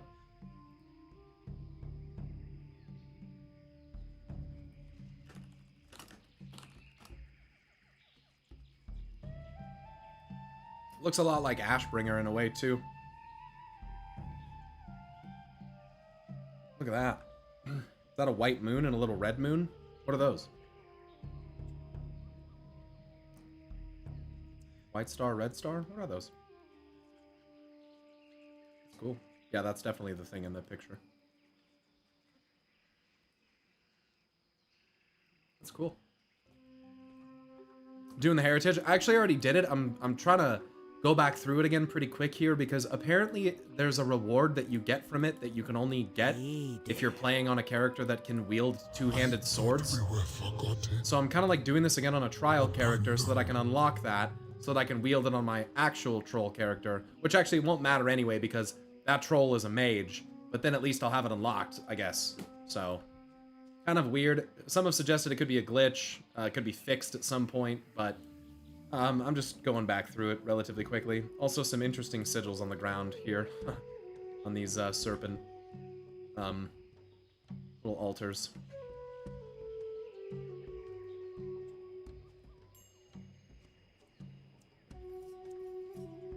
Why is Lokao in the sussy as fuck old god ogre cave? How are you? You? Her pain. She retreated there. She was in danger, I guess. I think the ogres could potentially represent the titans in this kind of like fractal that I think I'm seeing here. I could be wrong. But I don't know. So anyway. Hey, what you got, boss? The Mash'ag Ogre Mound be just southeast of here. They could be hurting Lukao. You're pretty sure it shows in the rewards for the quest? Okay. So if you're not that class, it like won't even show up at all. I see, I see. So I should see it as I turn it in then, is what you're saying. That Constellation Torn is also wielding an Illidari rune shield. Okay, yeah, that's probably not an accident. I mean, Where would Lukao hide? I look. I'm not saying that everything that we speculate is right. It certainly could not be the case. But I think we might be onto something. Like, there might be, like, after 1 or 2 connections, it's like, okay, yeah. 3, 4, 5, you're like, okay, there's maybe something here. But when you start seeing it in fucking everything, it's like, how, like, I can't ignore that. Like, I think we might be onto something. We'll see. And don't Like, get it mixed up we with knew, that voodoo. yeah, we were able to predict what we think anyway, without spoiling anything from The War Within. What is happening with Dalaran? We already kind of knew that was going to happen. Like we've already had, and by we I mean me and people in my Discord that speculate with us and like research stuff. Like we've already had some pretty nicely verifiable instances where like we predicted it and it was right, and like it's not, like I've said before, it's not just me. It's a group effort, so it takes a fucking village to decipher shit like this. At least up until the point where you can start to recognize the potential cycles and repeating themes, but I could always be getting them wrong, like I say. So there are some things though that we, gotta know. Like how you see the Primus's face in your cereal, dude.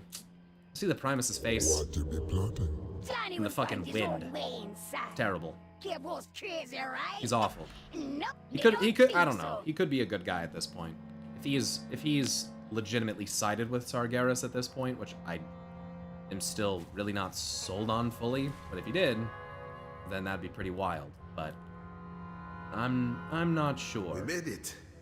Thank you, Kevoya. I'm not sure. This altar to Lukao, it has been demolished. Could be some more layers of deception going on. And the stuff that between ENR and Elune is really concerning. Because if she's like, I don't know, dude, she's in there playing them or doing whatever she's doing, it could be ENR. Organon's a spooky boy, but he might also be a boy that just follows orders. Probably not, considering he has an Organon's command. So anyway, I'm not gonna backtrack on that type of shit right now. When is Hey, what you got, there's boss? options. Come back if you need me. I feel her presence. If we fix the altar, she could come back to us. You've heard what I think about what's going on with the Primus.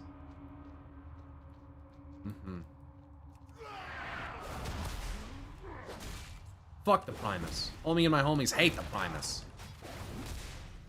Me and all my homies hate the Primus. That's what I meant to say. It's fucking hilarious. Also, check out this huge leak. It's safe, I promise. Or is it? Seems a little far-fetched. Nice. Extra large leak. I like this reference. Little far-fetched. Nice. That feeling when you're not a homie? No, Norganon's not a homie. That guy's not a homie at all. Order needs to chill the fuck out. Order even got Death freaking out. Order got Death acting up. It's not a good thing. Order has caused all the chaos. That's what's so funny. They're like, I think they're like the primary reason for like most of the fucking chaos. Which is fitting. Is that real? I'd like it to be real. Happy partner anniversary. Thanks, Monty. Thanks. Nightsin, thanks for the 14-month resub as well with the Prime, and Xenorath, thanks for the 2 months earlier, in case I missed those. Lurky, thanks for the 6 months, in case I missed that. It's a while ago, though. Shadow SC, 8 months of pure fun. Thank you. I've enjoyed it as well. Valen, thanks for the 2. I think I got those. We farm a Norganite here. Fucking, dude, snorting Norganite. Gotta kill Myzoth, but make sure he's got his special Loa stick. Myzoth is unkillable with his Loa stick. What if this was voiced by the same person as N'Zoth? Look it up, chat. That'd be funny as fuck. It's probably not, but that would be fucking hilarious. If this Myzoth troll was the same. It is? Shut up. Darren DePaul? Someone said it was earlier. Jay, you're gonna have to get this in the fucking edit. Because that's fucking... Are you kidding me? N'Zoth is Darren DePaul, and that is who this is. That's... You think you killing Myzoth? Hold on, let me hear more of this dialogue. You got more? Did he say that the first time? Maybe I killed him too quick. TVA is a lot of stuff in WoW. Yeah, it's just... It's nice that he would voice Myzoth. You think you killing Myzoth? He has Flame Spike too. And Frostbolt. Interesting.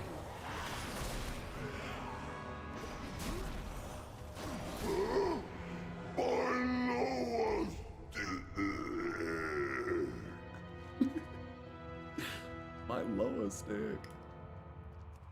I love it. I wonder if their team has like taken on or is leaning more into the idea of the repetition of cycles. Like, I wonder if that's like a design philosophy that's like being pushed right now. Like,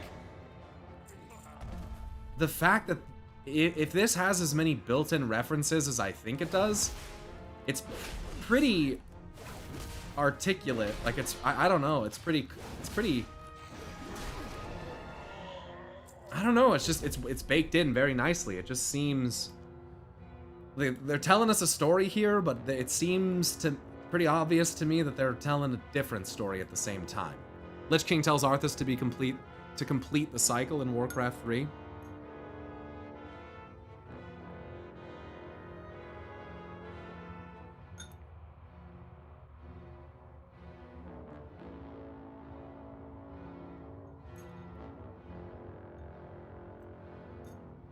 So it's, I mean, it's been around. Thematically, it's always been a part of WoW. Maybe I just see it more now. There's probably more situations like this in the game than I even realized.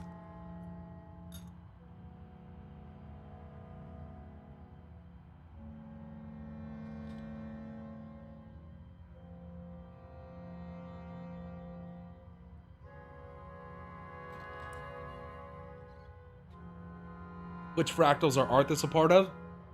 Well, Anduin Rin for sure. Zoval, the jailer for sure. Potentially Sargeras.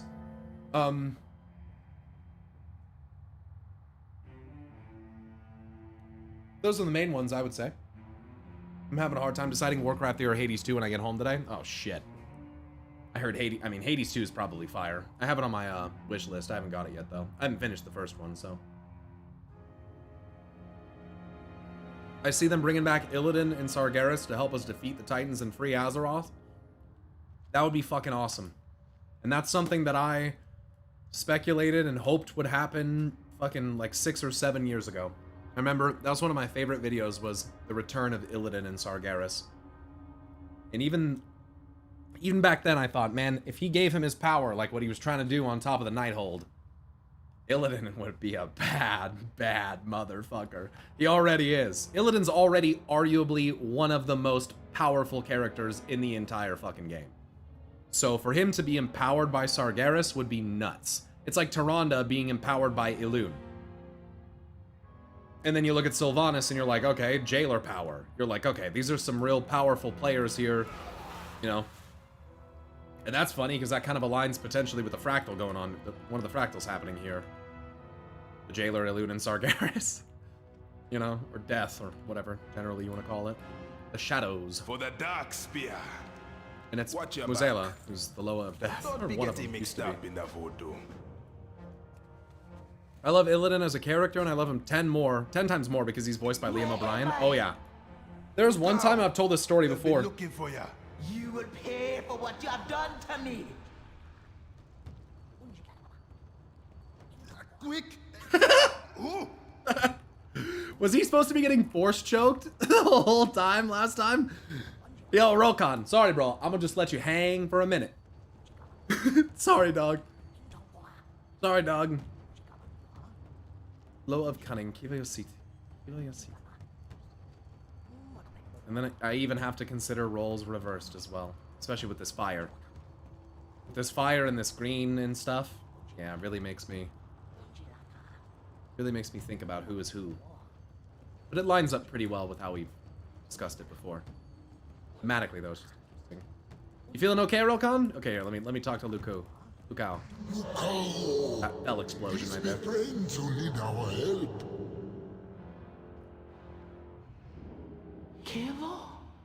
But again, and female and male, I think. So again, it fits better the other way around, and looks more like Tauren. I thought You know what I mean? were forgotten, and I abandoned you. I am sorry. The Dark Spear did abandon you, and we are sorry.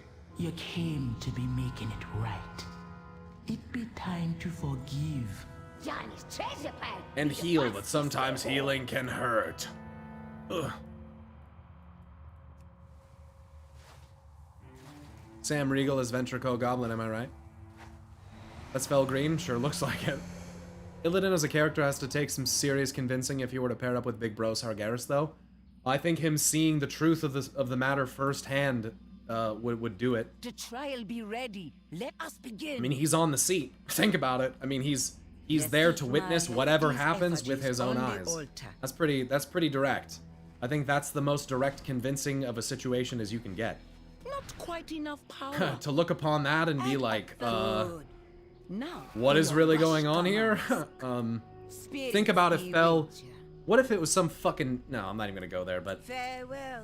The concept of Fel being a Must power have that's gone originated prepared from what you need. maybe a different place than what we originally think, maybe a different person or persons behind it. For new Rashka masks. Just makes you think like Sargeras' fire might be, like I said, another level up, a little more cleansing, maybe even cleanse the Fel from Illidan, as he takes a deeper form or something. I have no fucking idea, but that'd be sick. I did not think I would be an That's what I would like. artist today. Give Illidan the fucking orange flame. Gul'dan tried to get it. Killed Jaden, had it for a little bit, and acted like a bad boy, so we got it taken away. And so did Gul'dan. He was never fucking destined to have it, but Sargeras wanted Illidan Take to have it on it. over to where the chief be painting his. That's what it seems, or he wanted to inhabit Illidan's body at the very least, so he believed it was the perfect vessel. And Gul'dan, as we'll learn in the Nighthold, pretty much just says the ritual's complete, but I'm gonna indulge myself and try to kill you, which is why he gets himself killed. Listening. He should have just done what It he was is supposed to time for do, but he Eloa didn't to because he give was their thirsting for blessing. power. Start the And in ritual the by end, he ends standing up in standing in front front of of the the rift altar. and taking the power that was supposed to go into power of the Illidan's Eloa body is for gathering. himself. Leave it to Gul'dan to fucking betray the Legion in some way. Effigies? Zeda, what have you done? Mozala, you are not welcome here. Imprisoned Loa of Death. I didn't even realize it said that before. Foolish Noah, you don't be stopping me power. First, I'll be feasting on your followers. Then you. Mazala! Make me your avatar, and the Dark Spear your chosen!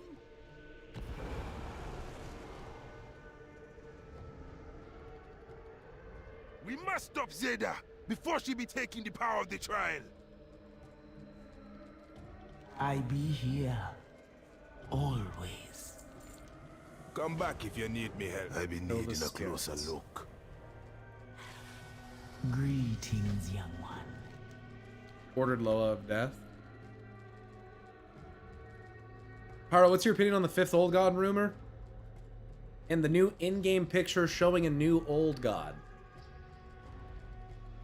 Tetrahedrocon, what is your opinion on not spoiling shit? Whoa. I don't have any opinion on that because I haven't seen it. I don't know anything about that. So let's not talk about that because that's a good way to not be able to talk. Be gone from here! I'd appreciate that. Thank you.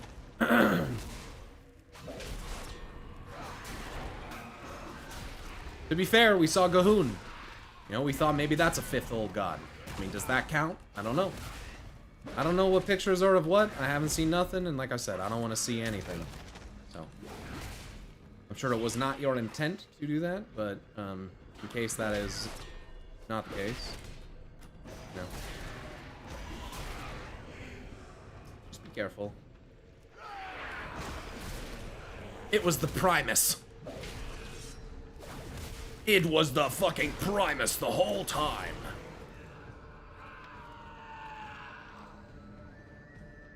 Would Zara somehow be Zalazane's daughter? You know that witch doctor that tried to mind control the Echo Isles in the Dark Spear? Yeah, I mean, that could be. I feel like that's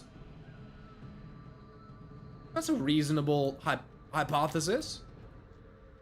All I ever knew was the border of that one page in Chronicles that looks like it could be showing a fifth old god. True. There's also the prophecy of Cthulhu, which is from Vanilla, I think. And in it is written that there were 5 evil beings chained beneath the earth. So I mean, there's stuff from as early as Vanilla, I think, talking about that. So yeah, it's not like a shock to me. I don't want to know. I just don't need to know any more than that, you know?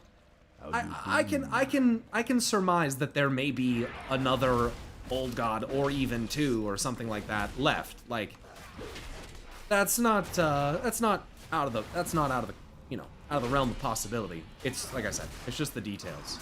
I just don't need that stuff. Oh, I need to fucking free these people, not sacrifice them. Talk to me. Sorry about that, guys. Okay, I saved you. Gotcha.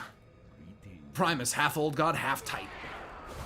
I mean, Yogg-Saron has a weird connection with Maldraxxus, I think. And the necromantic energies that seem to be released from Serenite, which I think is the energy that went into Galakron's claw and was, I think it seems like it was ejected or rejected, pardon me, by the body. And it fell out onto the ground, and it animated the dead drakes that were on the ground. How you doing? And it's like, wait a second. What the fuck am I looking at right here? I'm like looking at Maldraxian necromancy leaking out of Galakron, yet when Iridikron takes Galakron's essence out, it's not necromantic. It's void. I'm like, this can't be right. Something's not quite right. But I think it's also exposing some of the, I guess not exposing, but further elaborating on some of the properties of Serenite and perhaps trying to link the necromantic energy and maddening energy that can be found in this strange metal to Maldraxxus. You also have to be a master smith, I'm pretty sure, to even smith Serenite properly.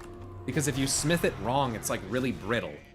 So I think that's an interesting thing about it, that like you have to really know what you're doing in terms of smithing in order to handle it.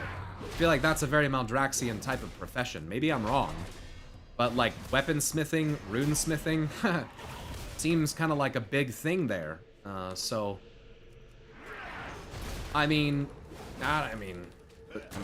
Primus, who, master tactician, just happened to get caught. Just, how did that happen? I don't know how that even could happen. Certainly not a strategy. No. I mean,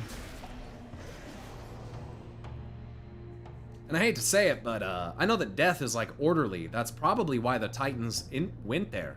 Because there's no fucking way that the Titans don't know the Rune Carver, or that none of them have met some of the other leaders there. Like, there's no way that the Primus doesn't know about them. And if he didn't, we give him memories that fucking tell him anyway. So, it's like, death is already orderly. I think it's like it's a good, I mean, maybe it makes sense. It's a good place for them to go. Be like, yeah, I mean, let's influence this. This shit is powerful. We can control the flow of souls with this. It's already kind of like similar to Order. They work with the fucko Primus or whatever. Maybe they even craft him. Who knows? Maybe they fucking, that'd be crazy. They went to Zareth Mortis and fucking did some soul infusion swapper doodly doos and fucking swipped around. I'm not even saying English anymore. Speaking fucking words, Pyro. So, you know, do something like that. Maybe, who is the Primus? Like, what actually is the Primus? Is that a being of Order in disguise? Is it a being of Death who's working with someone from Order who's being a little giggly goo, doing shit they're not supposed to do? Like, maybe Norganon? I don't know. It's fun to think about, though. How they might know each other, how they might have interacted. There's no fucking way that they didn't know. There's just no way. Memories don't just happen for no reason. other than having access to a lot of shadow magic. I don't know if I'm cooked. I really didn't understand what the larger implication of the dark card converting other magic to shadow was. I think the premise of it is that they can... I think what I'm getting out of it is that it's can be used as like a focusing iris to essentially take a state of energy and transform it into a wavelength that essentially is what we perceive as shadow magic, shadow energy. And if that can be done, maybe it's a suggestion about a conversion of Azeroth's energy. Maybe that is the difference between the Radiant Song and the Void Song. And I call it the Void Song because... Sorry, I just killed him. I should have done that. I call it the Void Song because... Can't do it. He's already dead. Because there's a weapon that you can get from the trading post that was called Void Song Staff of the Harbinger, I think. And if you... I mean, it's clearly connected to Xalatath, and if you take it to the Twilight Hermit, he makes a mention about Xalatath and the Harbinger, so Xalatath and what she was going to do with it. So it sounds like what happened on Koresh is they were subjected to the Void Song, and it maybe summoned in a fucking Void Lord, which is scary. So I think maybe we got to find the balance between light and void. Maybe it can turn into like a Twilight Song or something, where a balance of those two forces is met, because I think that's kind of the theme happening here, like what we saw with Life and Death in the World Tree and stuff. So yeah, and then if that happens, then maybe we unlock the third secret ending, which is something other than the Radiant Song and something other than the Void Song. But I don't know. I think it's probably just the Radiant Song needing to succeed, or finding a balance between the two, thus not letting Void overthrow everything. But also, you know, we don't want to drown the world in light either, I don't think. Like I said, we need to have a balance, right? I'm no longer, you know, kind of like super, I don't know, so I was like mega, I was pretty anti-light for a while, but I think light has its place. I think when I see it act out of, like what Zira did, it just freaks me out. They'll be inventing the rock song, yeah. How do you handle with overplaying in WoW? Overplaying? I just turn the game off. And I'm very serious. I just turn the game off. If I don't want to play WoW, I just don't play it.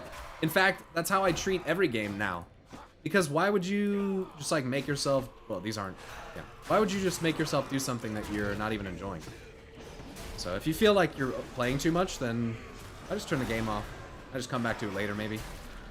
Try to do something like that I normally wouldn't do. Maybe go like collect some transmog or something that I don't normally like, farm that much. Trouble us no more. Nice little effect right there. Eat some grass, touch some grass, eat some grass, sniff some grass, eat some ass. I don't know. Depends on how we're feeling that day. Your city. Oh. Empower my blades as you did for shadow hunters in the past. I just finished XPing. Something to help. You just finished leveling all your classes? Holy shit. You'll be seeing good item. Yeah, that can kind of burn you out, depending on how long you do it for, you know? Repeatedly leveling characters can get pretty monotonous. I only do my character leveling when it's time walking week. And don't be getting mixed up in the voodoo. Found it. This will protect you if you fall. Okay, I'm gonna fall. Grab the feather. Didn't we go up? I will hold her gaze. Take me up there, Kevoya City. I be taking you to break the effort. So it's just a slow fall. Just, it's yeah. That's the animation. Now we know. Kill the visage, or it will not let you destroy the effigy.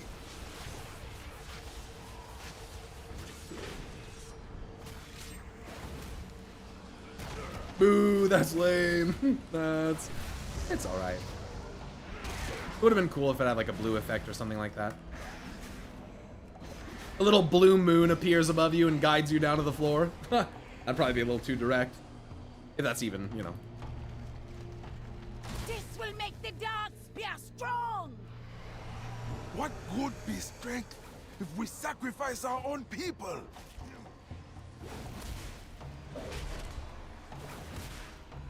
Sorry if you literally just answered this, but someone on Twitter asked, Magister Umbrek has dialogue stating they believe the Dark Card draws in magical power and converts it to shadow. Yes. This begs the question of why Galakron's power? Was he just a source of a lot of power Iridikron knew about and used?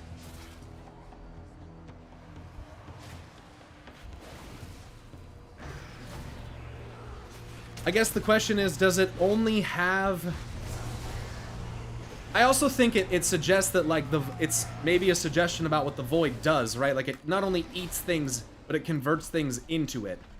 So, hypothetically, the void could eat everything maybe if things went wrong. If the universe was out of balance, the void could potentially consume everything. Listen to what you be saying. But if everything gets consumed by the void and or entropy, then the universe may find itself in what some would consider to be the perfect equilibrium, which could also be twistedly looked at as perfect order, which is kind of scary.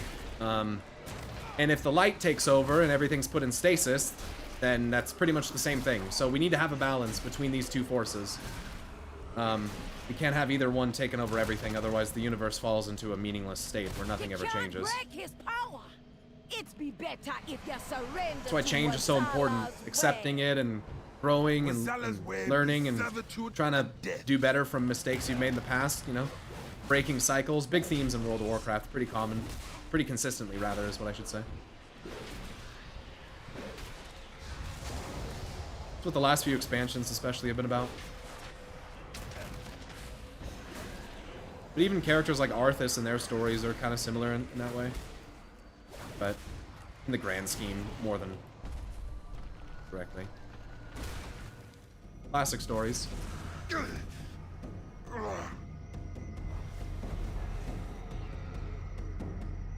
Wezala is not finished with the Dark Spear. We are finished with him. I be listening. Watch your back.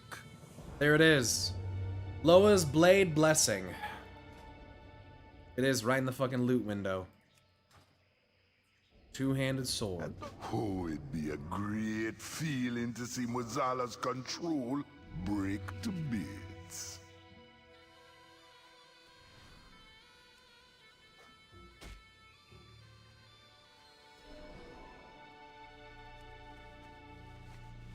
Oh, a little Johnny effigy. It'd be perfect. One Sunday, Zeta was worried that you were forgetting us. I always be looking out for the Dark Spear. Being the Zandalari Loa of Kings don't change that. Zandalari Loa of Kings. It only took a few frightened trolls turning to Moezala to be putting us all at risk. So what you gonna do?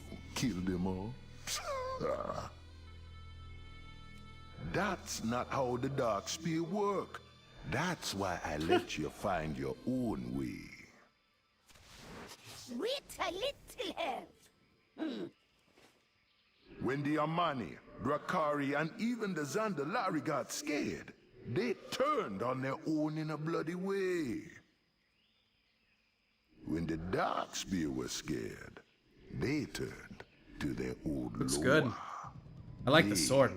It's fucking sick. Allies. Why wouldn't they add a classic Darkspear blue variation of the set? I was kind of wondering that as well. Sacrifice the old. Like, kind of where's that blue and red old kind of like? It kind of feel the same way. Will Anshe ever become relevant to the lore? Johnny Yeah, I think. Oh yeah, I think Anshe is. You could say he's an important character. These If Loa know that. he is who I think he So is. do I. Yeah, you could say that. He's been around. Huh. He's a minor character. Should wear a Loa mask.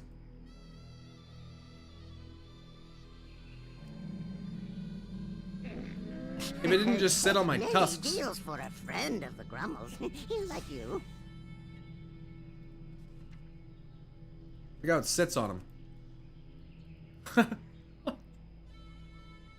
No, Anshe's clearly just some footnote. Bro. Put this fucking thing on.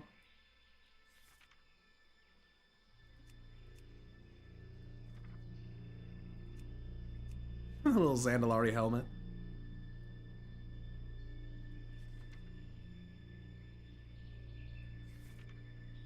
Not that it really matters, my transmog on this character, I'm not gonna. Got the Amani Mask of Death, dude. That shit on there. Beware of Yeti. Oh, yeah.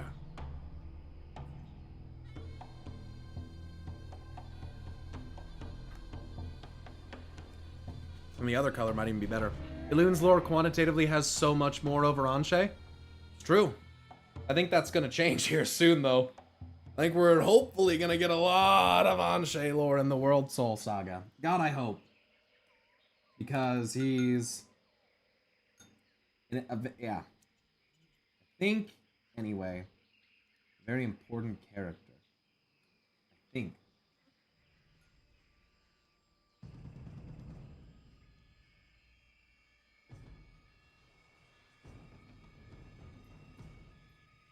There's still another person who I think is viable as an option for Anshe, but...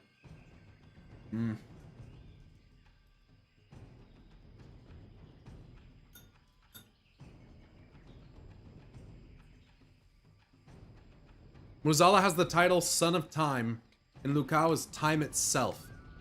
I wonder if they're somehow related. Probably, considering that the Son of Time title is from a troll tablet. That's Zul'Farrak, I believe, right? Talks about Shadra, Muzala, I think that Hydra one, maybe. Yeah, I know the one I know what you're talking about. It's got a, what is it? Father of Sleep, Son of Time, Night's Friend, God of Death. So Son of Time, and Lukao being time itself, that is an interesting one to think about. I mean, if Muzala is the original Loa of Death, and Elun is as connected to the trolls as I think she is, then there's an opportunity there for, you know, there to be a little bit of a, maybe a little bit of a what we call a fractal going on, I guess. I don't know.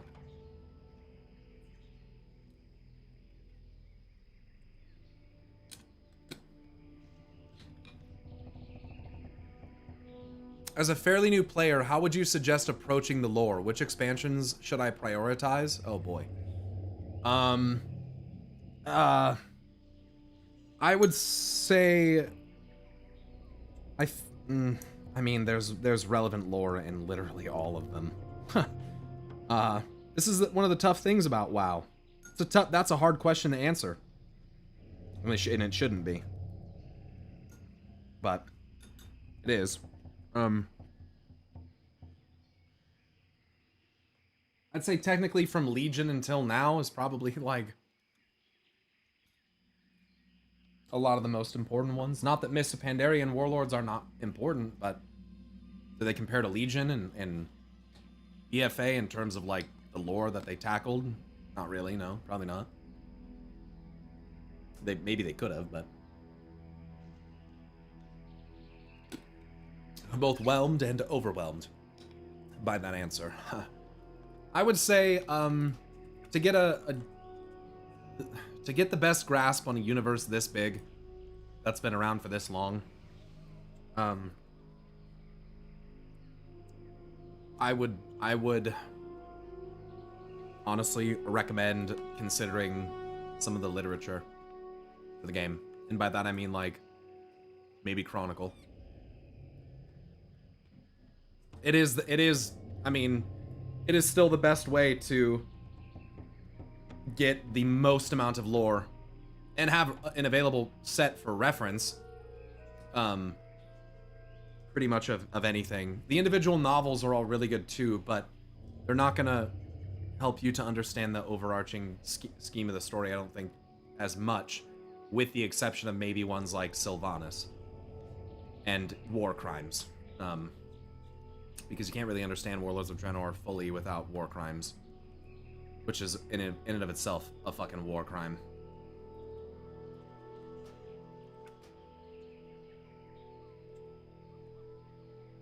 I just picked up Chronicle. It's really good. It is. And yeah, read all of it. Read the preface. Read all of it. Everything in there is important. Game doesn't really do a good job of introducing a new player to the setting, but it does a job of it, I guess. I personally already have played Warcraft 3 before WoW, so I knew what it was roughly. Yeah, having an understanding of kind of what the universe of it is and is meant to look like is important. When starting on the lore, just keep in mind Garrosh did nothing wrong. That's absolutely not correct. Garrosh did a lot of shit wrong. He's one of the worst.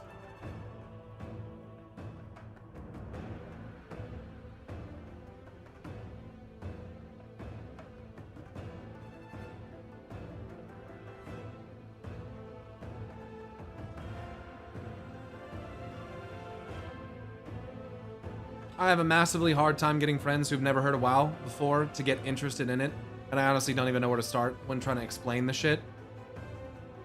Yeah, I mean, how do you explain that?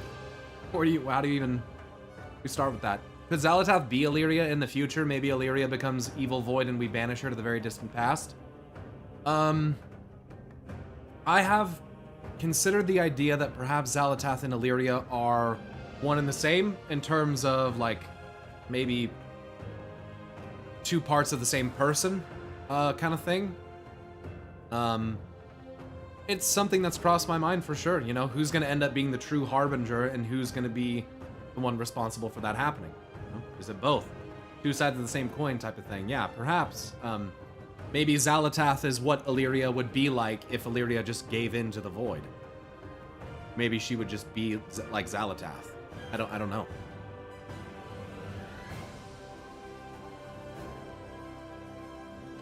Warcraft is just an interdimensional soap opera at its core. To a degree. To a degree. I think we have a lot of React stuff that I can go through, right?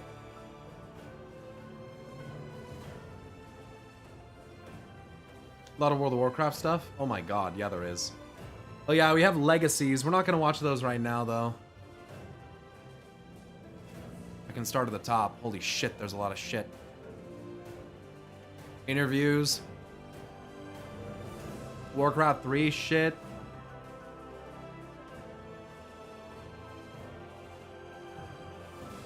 What kind of being is Xalatath? Well, I used to think that she was an old god. And I guess she could still be. But she seems to have solidified herself pretty nicely as a genuine entity of the void.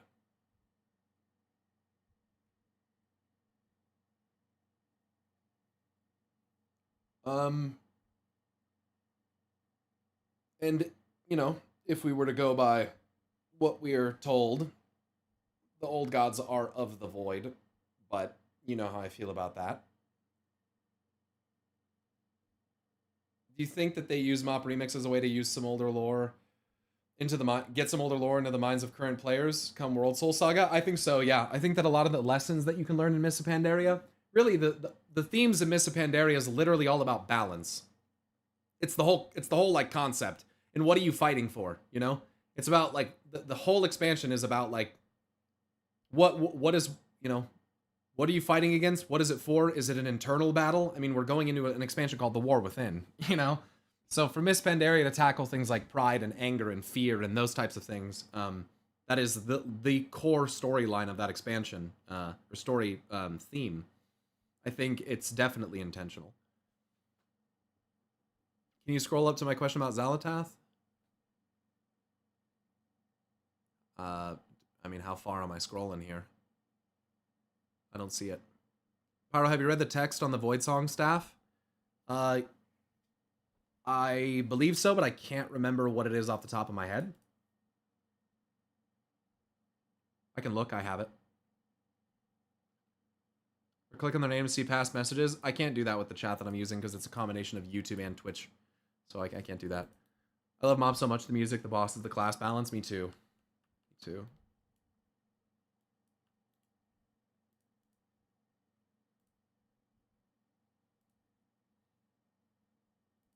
Void Song, Stave of the Harbinger. I guess there would be text on it if it was in my, if it were, did it ever go in the inventory? Was that ever a thing?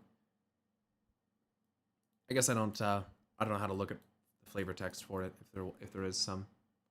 You can link it in chat and see it.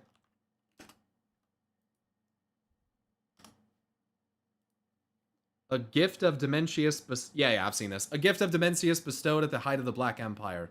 Those touched by shadow are drawn to its haunting whispers. Those touched by shadow are drawn to this thing. Which is gifted to Xalatath. So she's the harbinger of Dementius. But it sounds like how this works is that Xalatath actually tricks someone else into being the harbinger.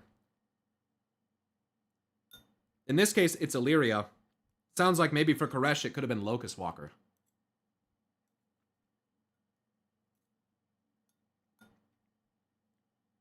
And it sounds like Locust Walker is trying to make that not happen. Again.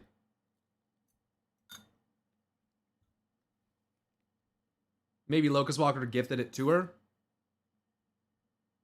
Then you're saying Locust Walker is Dimensius, which I don't agree with. In Throne of Thunder, there's some Mogu who are Celestial Shapers. We also have holographic images of the 4 Celestials, which is curious. The 2 Mogu twins also reminds me a lot of what could be Anshe and Musha. Yeah, it's a sun and moon. Throne of Thunder is one I need to do as well. What do you think about the ancient one from the Azkaroth tablets? Is it a coincidence Zalatath Legion and the Hearthstone and Hearthstone Whispers the Old Gods, the ancient one, both came out in April 2016? I mean, what do you think about the ancient one? Like, what is the ancient one? And what's the significance of it? I guess that would be the question. People ask me about that all the time. I think that Zalatath reminds me of a character that I would... she reminds me, I guess, of, like, Cthulhu from the Lovecraftian mythos, who is I think she's technically the daughter of Cthulhu and is, like, destined to bring them back in the event that they die. But the way that Zalatath is being more attributed to the Void and Dimensius at the moment seems to be a little separated from the old gods. Maybe I'm misunderstanding something, but... Does it imply that the staff was given by Dimensius, or it just belongs to him? A gift of Dimensius bestowed at the height of the Black Empire. And it kind of sounds like it was given by Dimensius. And it's called Void Song, Stave of the Harbinger. And then if you take this... Here, I'll just do it. We'll do some React stuff in a minute after this. If you take this to the Twilight Hermit, he talks about it. I just don't trust Locust Walker as a good guy, like, at all right now. Oh, I'm Alliance, right. I think that Locust Walker is very mysterious, and I think he tries to remain enigmatic and unidentified because, frankly, he could have been the one that was used, like I said, as the Harbinger to summon in Dimensius. Because, like I'm saying, I think that what Zalatath does is that she manipulates someone else into becoming the Harbinger, which is what she's trying to do with Illyria. And I think the Locust Walker recognizes this. And so I think he's really trying to not let that happen. I think Locust Walker recognizes that Illyria's destiny is unique because it collides between light and void. Illyria isn't just void. I know that people probably want to see it that way, but it's not really like that. And her relationship with Turalyon, I think, is an expression of that. Like, light is still very much a part of her in her life. It's not something that she looks to, you know, she doesn't, like, pray to the light, she doesn't hear anything from the light, that kind of stuff, but she knows she's reached out to it before. She's been the collision point for light and void before. And, you know, Zalatath implies that if true light and shadow meet somewhere, that maybe there could be some type of consequence. Apocalyptic, maybe.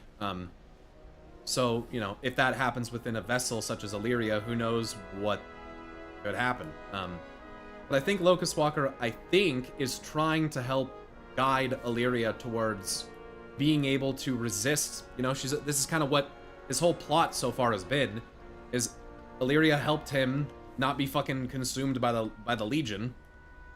And as, you know, as to kind of help her back, he taught her how to harness and use the void without falling mad to its whispers. So it kind of seems to me like that's what's going on. I'm not against the idea that Locust Walker is secretly Dimensius. I just don't think that makes quite like as much sense with what he says about his name. Like, we know the name Dimensius. Like, we could utter that word if we wanted to. We know it. So is that really his name being an ancient word of power? You know, is that really... I do understand, though, people saying that the way that a bunch of portals would rip open and people would be coming to collect debts does sound similar to how Dimensius opened up a bunch of portals from the Nether and stuff, and power came through it.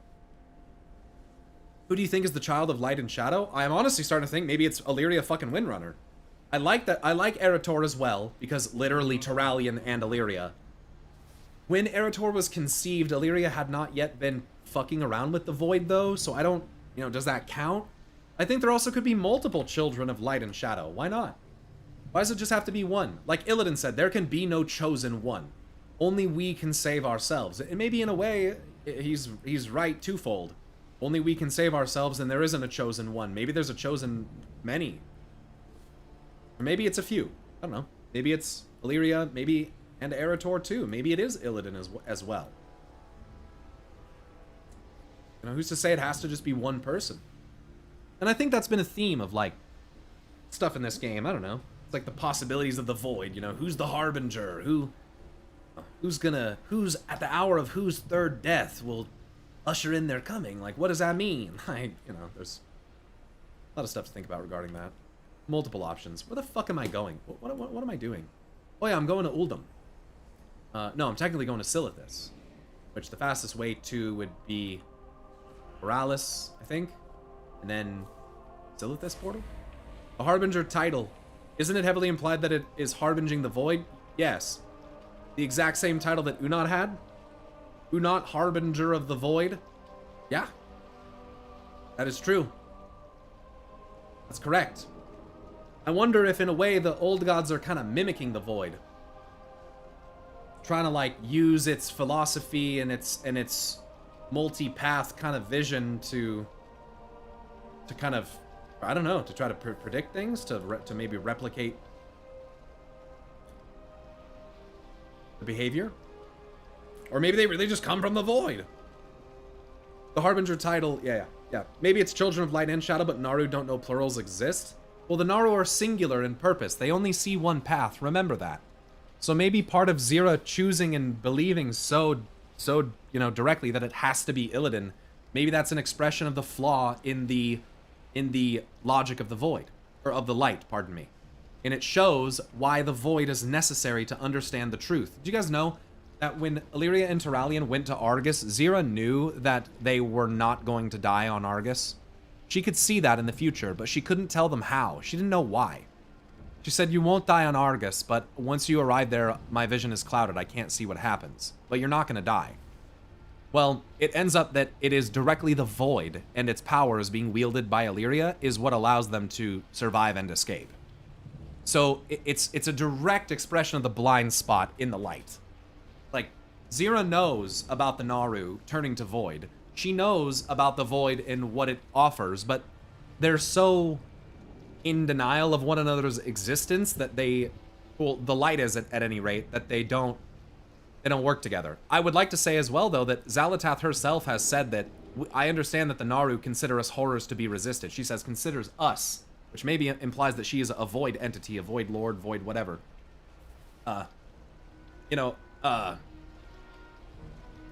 Potentially.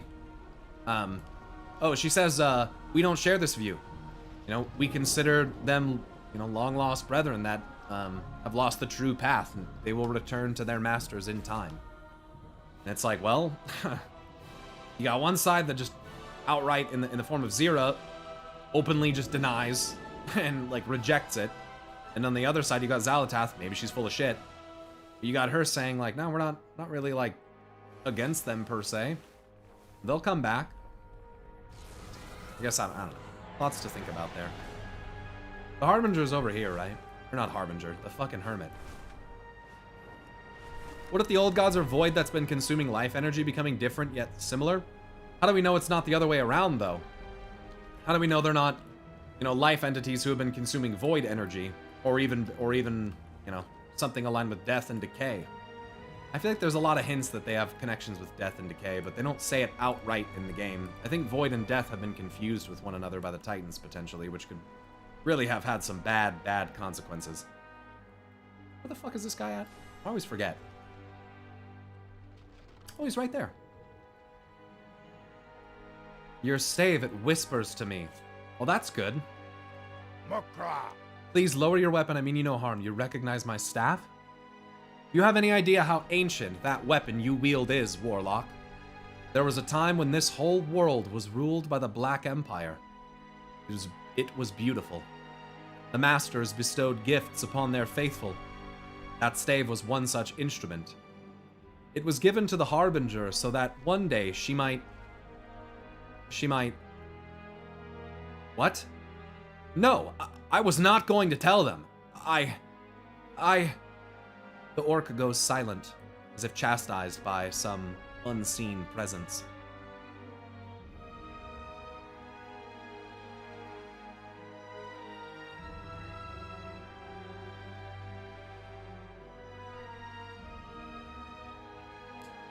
Victory! That's not good. She's gonna use this to what?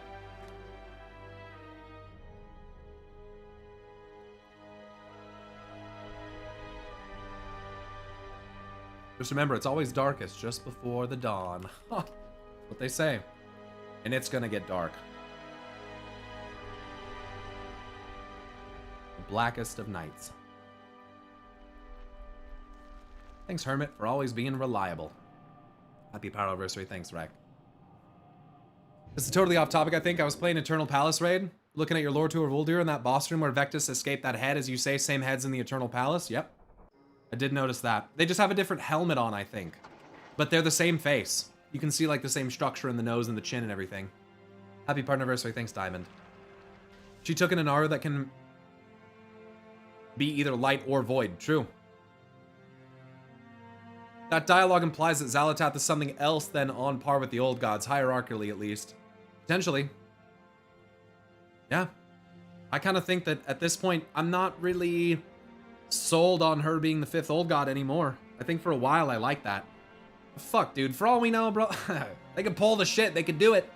They could do it. They could be like, Azeroth is the 5th old god. We thought you didn't know, bitch? Guess what? They could even do Elune if they wanted to. I don't know. There's some options. They could do some different things. We'll see. I don't know. I don't want Azeroth to be an old god. That's fucking lame. I want her to be some way above that.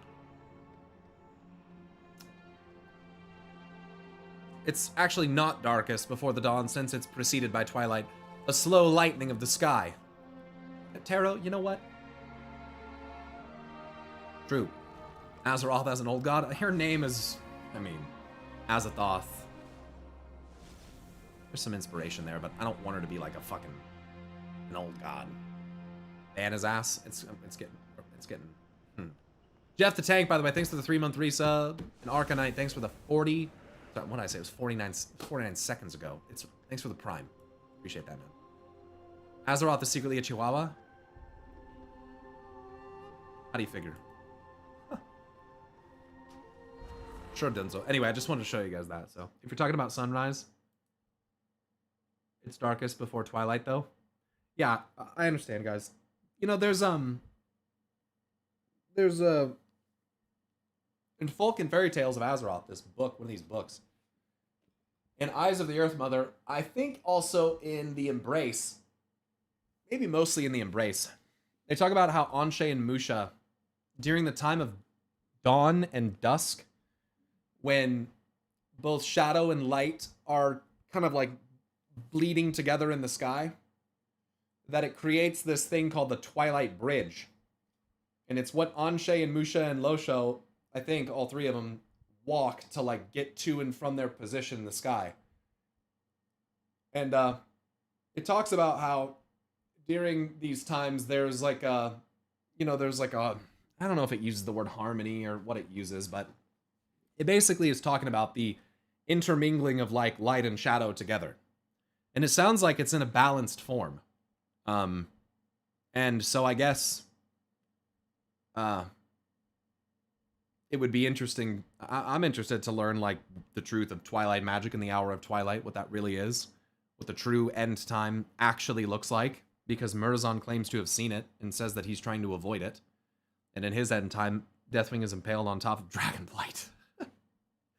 And some other things have happened, like Tyrande getting lost in perpetual midnight and needing the fading light of Elune to help guide her through the darkness, which sure sounds like something coming up. What happens when Azeroth wakes up and is no longer the center of the six of the seven powers BS thing? I don't know what that means. I don't know.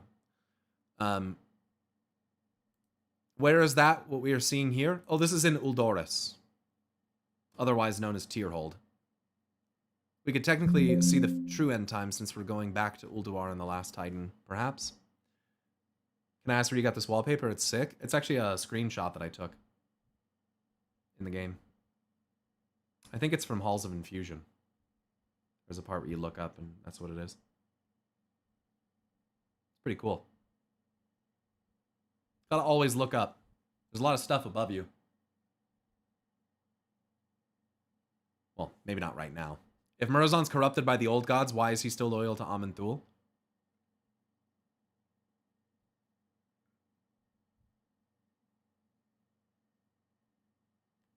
Is Murozond corrupted by the old gods? Is that formally what has occurred? Maybe that's expressed and I'm just not remembering very well. I mean, I think they ever say that they're like working for them or anything like that?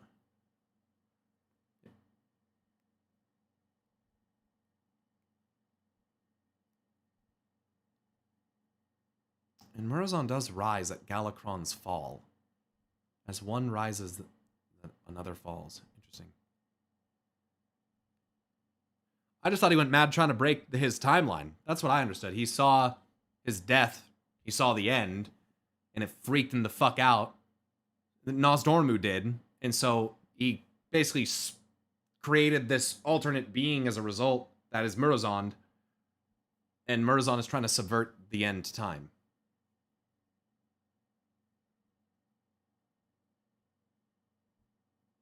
He went mad because of a vision. I almost kind of wonder, like I've said, if maybe Aman'Thul and Norganon are a similar way. Maybe Aman'Thul saw the end and was so fucking distraught by it that he literally shelved his emotions into Aman'Thul, and his cold, calculated side just basically manifested on the other end and was like, yeah, fuck that. Fuck that. We're ordering the whole fucking universe. I don't give a shit. We are fucking taking over everything. This is not fucking happening. And so, I don't know. I like that concept that, like, Norganon is kind of like an infinite version of Aman'Thul. There's no proof of that, but it's pretty cool to think about. Norganon is, like, silver and blue and, like, I don't know. Maybe you could make some of those colors with the infinite make sense, but I kind of like that. Like, Father Time saw the end times, went fucking nuts. Part of, I don't know. It's interesting to think about. To prevent his own death at all costs. Yeah, potentially. I mean, that's what happened with Murozond. And think about it. Nosdormu's the aspect of Aman'Thul.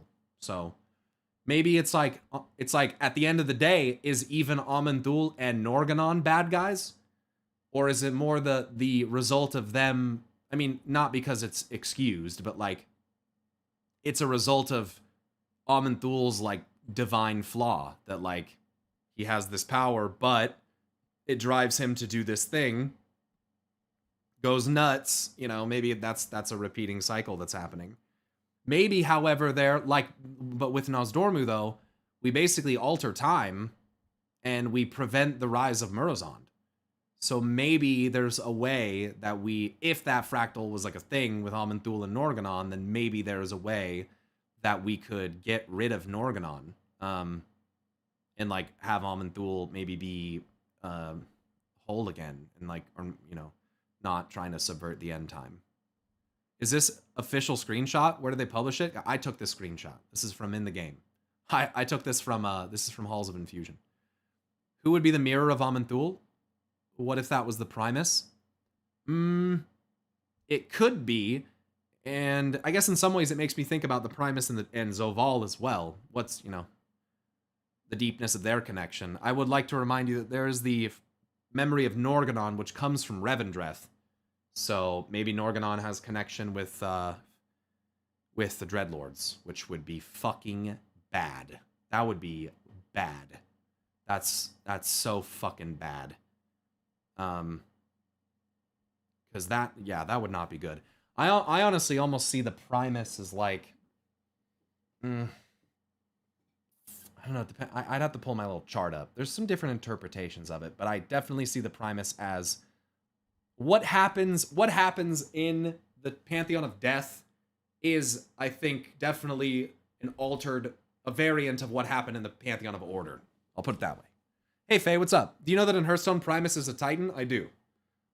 And his specialty is rune carving. I would also like to remind you guys that, like, their bodies are vessels, right? But their cosmic spirits can be moved from vessel to vessel. I think that's already been proven, frankly. And if that is the case, then it stands to reason that there is a possibility that the Primus is the soul of someone, or the part of a soul of someone else who replaced the original intent of the Primus, or something along those lines. I don't think there's any proof of that, but it makes you think, like, how do you know who is actually who? Like, once you learn that the body's just a vessel and the spirit can be moved between them, how do you really know who's who anymore? And in Zareth Mortis, there's even a part of the facility that houses the spirits. In, like, it's like, how do we know that they're not in there? How do we know who is in what? And could the Titans have come here and used these machines and used their knowledge of Zareth Ortis to work Zareth Mortis? Maybe the similarity, and maybe the thing that, like, Oracle Caesara alludes to when she says, what is it? She says Mortis, what is it? Mortis, Lumen, Ordis, rhythm and structure. And then she says, what is it? Vitae, Umbra, tumult, improvisation, and possibility. So again, perhaps the similarities between order and death lended the Titans some advantages when, for them to influence the Shadowlands. Again, the opening cinematic of the fucking Shadowlands after the whole Sylvanas thing is one of the, like, prime keepers, or whatever, not prime keepers, not what I should call them. One of the keepers of Oribos, or whatever the fuck they're called. One of the custodians or whatever, telling you about how the Shadowlands was in perfect order. It's like, okay. Until the soul of Argus came in and hit the Arbiter. So, How do we know that Norganon is all the on? I don't understand really what you mean by that. How do we know that Norganon is all the on? Because think of it this way. What better way to understand everything by being everywhere and collecting your information simultaneously? Yeah, I think the Constellars could very well, the named Constellars, could very well be pieces of the Titans themselves, if not creations of Norganon directly. And so, like I've said, Norganon, Harboron, Elegon, Rygelon, etc., are those all satellite relays, essentially, that are retrieving information and sending it to Norganon. And if he's the guy that is basically writing history and manipulating the Father of Time, potentially, to accomplish his fucking goals, then, it's clear that the Titans ordered the Shadowlands. It's literally told to us first thing. I would agree. I mean, I don't really understand any other reason for which the Titans' memories would... Why would there be memories of the Titans in the Shadowlands at all? Think about that. They shouldn't be there literally at all. Not even one of them.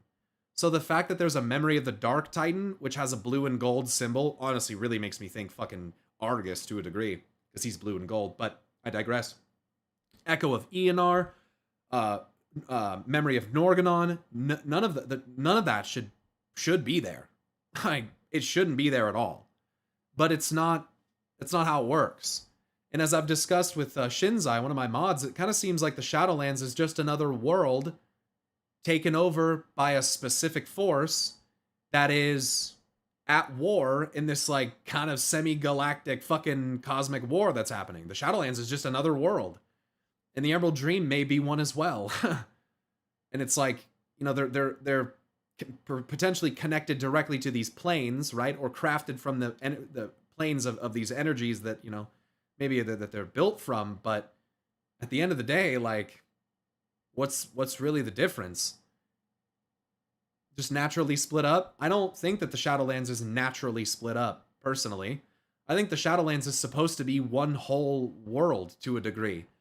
But it's not. It's shattered. It's broken. I think the Shadowlands was dismantled by something catastrophic happening to it, personally. I think that it is possible that a champion of order, or someone that is alleged to be a champion of order, was commanded to destroy it. And in doing so, it was broken apart and allowed the Titans to influence it and divide it and put it out and, you know, have vast areas between the realms that doesn't make any sense. Like, these realms, I think, should all be connected. It's very strange. How is Maldraxxus going to defend all these other zones when they're not even connected physically? They should all be connected, in my opinion. The world is like it's been shattered. And when you go to the Emerald Dream, it doesn't look like a broken world.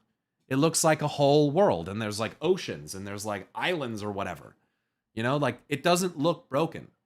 But if they're supposed to kind of be the same thing as one another, mirrored, then one seems a little more fucked up than the other one.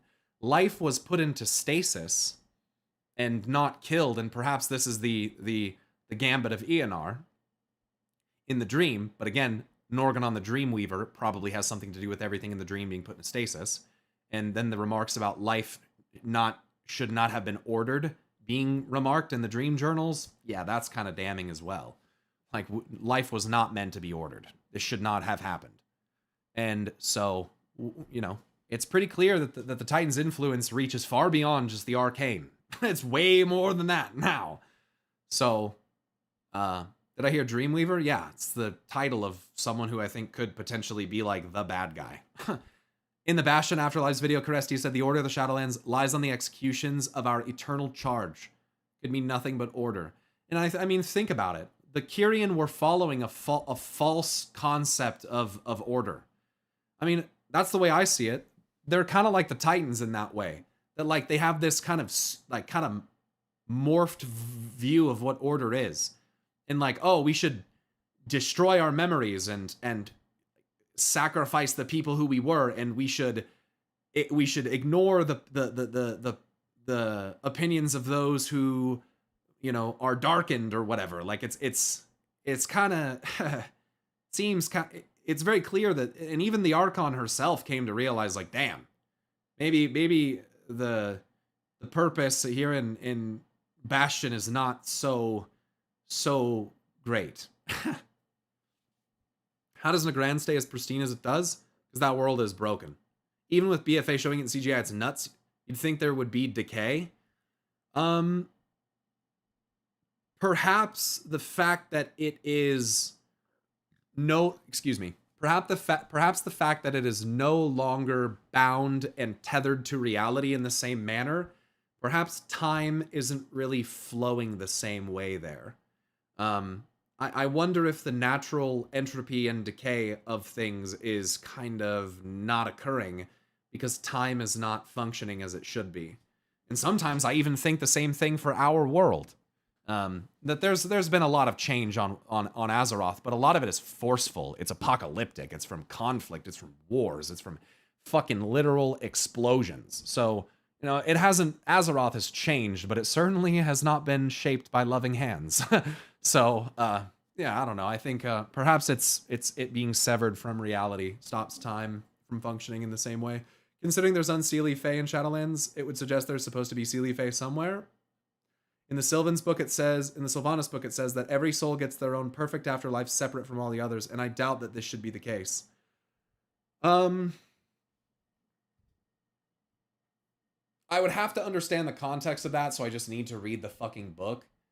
But I think that in a way that is probably, I could conceptually come up with a way why that would make sense. Like, death is orderly. It's random, but it's fair. It's uniform, right? And I always thought immediately, going to the Shadowlands, the way that everything is divided and the way that souls are handled separately does not make sense to me. I get conceptually why nature spirits would go to Ardenweald and that kind of stuff, right? Like, I can fucking come up with some of that, I guess, but like, the Shadowlands does not seem fair and equitable, I guess, and maybe I'm an idiot for thinking that death should be that way, but isn't that kind of what makes every living thing kind of equal? And that, like, we all die. You know what I mean? No matter what. I mean, if you're living, you're gonna die. It's the uniformity of death, no matter what.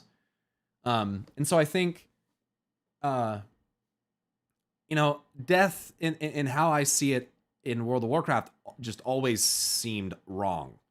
In terms of once, especially once we went to the Shadowlands, I was like, no, this, I don't think it means that the Arbiter creates a literal different afterlife for each person. What I kind of like to think is that heaven and the afterlife maybe is self-experiential. Like, how do I put this? Maybe the type of person you are dictates what your own individual afterlife is. And maybe that isn't supposed to be done in the form of crafting a realm for you to go fuck around in. Like, no. I feel like this is something, and this is all just my headcanon, fucking whatever. This is something I feel like that needs to happen in the soul, deep inside. The purpose of death is not extrinsic. In my opinion, it's weird. It's not about the shape and the craft and the, how do I put this? It's about acceptance, about moving on. It's about what's writ upon your soul. Like, and so it just, the concept of the Arbiter, this machine having infallible logic, one, it potentially says something about how Zoval should have maybe been treated, because if the Arbiter has infallible fucking logic, and he was the first Arbiter, then why are all these other ones even questioning him in the first place? If he fucking says jump, they should probably jump. You know what I mean? Maybe I'm wrong, but kind of seems like that's how it should have been. Zoval kind of seems like he was supposed to be like the leader to a degree. As the Arbiter, you're like the fucking judge. You're the judge. Like, and then if someone's terrible, maybe you send them to the jailer, who is clearly supposed to be the Primus, in my opinion. So, it just makes me think, like, the whole of the Shadowlands conceptually is just fucked. And then we go, and so we make change there, right? We force some change, some ideological, philosophical changes. We, rustle some stuff up. We displace the Dreadlords and their leader, etc. The Primus is freed. Oh, shocker. Who would have known that could happen? Zoval's defeated. We craft a new crown with the power of willpower, and hopefully it's not going to be used against us, So, the Arbiter is just a Titan-made coin sorter. Well, I think the Arbiter as we knew it was. The Arbiter as we knew it, I think, didn't... How do I put this? I think that Zoval still had his mind, but I don't know how much of Zoval's soul was left. And I think that the root and true and key power of Zoval is probably derived from that sigil that was in the Arbiter's chest. So while his mind may have been available in the vessel that is his body, I'm not so sure that every part, that his soul necessarily fully was. And if I'm right about that, then it expresses why the Arbiter is able to dictate the ebb and flow of all of the souls, where they're supposed to go. And maybe it explains to a degree as well that why breaking the Arbiter would cause all of the souls to miraculously flow into one place, which was the Maw. And you guys know as well as I do that when you starve things of anima, they turn into fucking monsters, right? So I'm sorry, but the Maw being broken apart and really dark and fucked up and scary, I think it's probably a result of the fact that it's been starved of anima. I could be wrong about that, but I also saw that uniformity of death and saw the flow going into this river. And instead, there's a filter that they're all going through that is Ouroboros. And, like, they're spreading out. And I'm like, no, this just, like, what the fuck is this? Why doesn't the bottom half of Ouroboros even get used? Like, this shit should be flowing all the way through. I don't get it. Maybe Ouroboros was supposed to serve as a filter for souls that were not supposed to come to the Shadowlands. This is an interesting hypothetical. What if it was Zoval standing there? I mean, is that even, like, possible? But hypothetically... what if it's Zoval standing there and this fucking red soul comes careening in? What is the result of that? He's gonna shut Zoval down? What, like, is he gonna stop it? Like, what? It just makes me wonder, like, how would things have potentially have been different if the Arbiter wasn't put into place? The Arbiter as we know it. Pretty sure Zoval's nipples would deter any unwarranted souls. Oh boy. I just like to think Zoval probably used to be something more just different looking. He just, yeah, I don't know. I could be wrong. I don't know. Why did Argus's soul break the Arbiter? Well, it seemed that it was that red and kind of orangish kind of version that it seemed to surge, kind of overload the Arbiter with this power. And you know, maybe that has to do with like the freaking, I don't know. Maybe it has to do with like the light spectrum. Like if we look at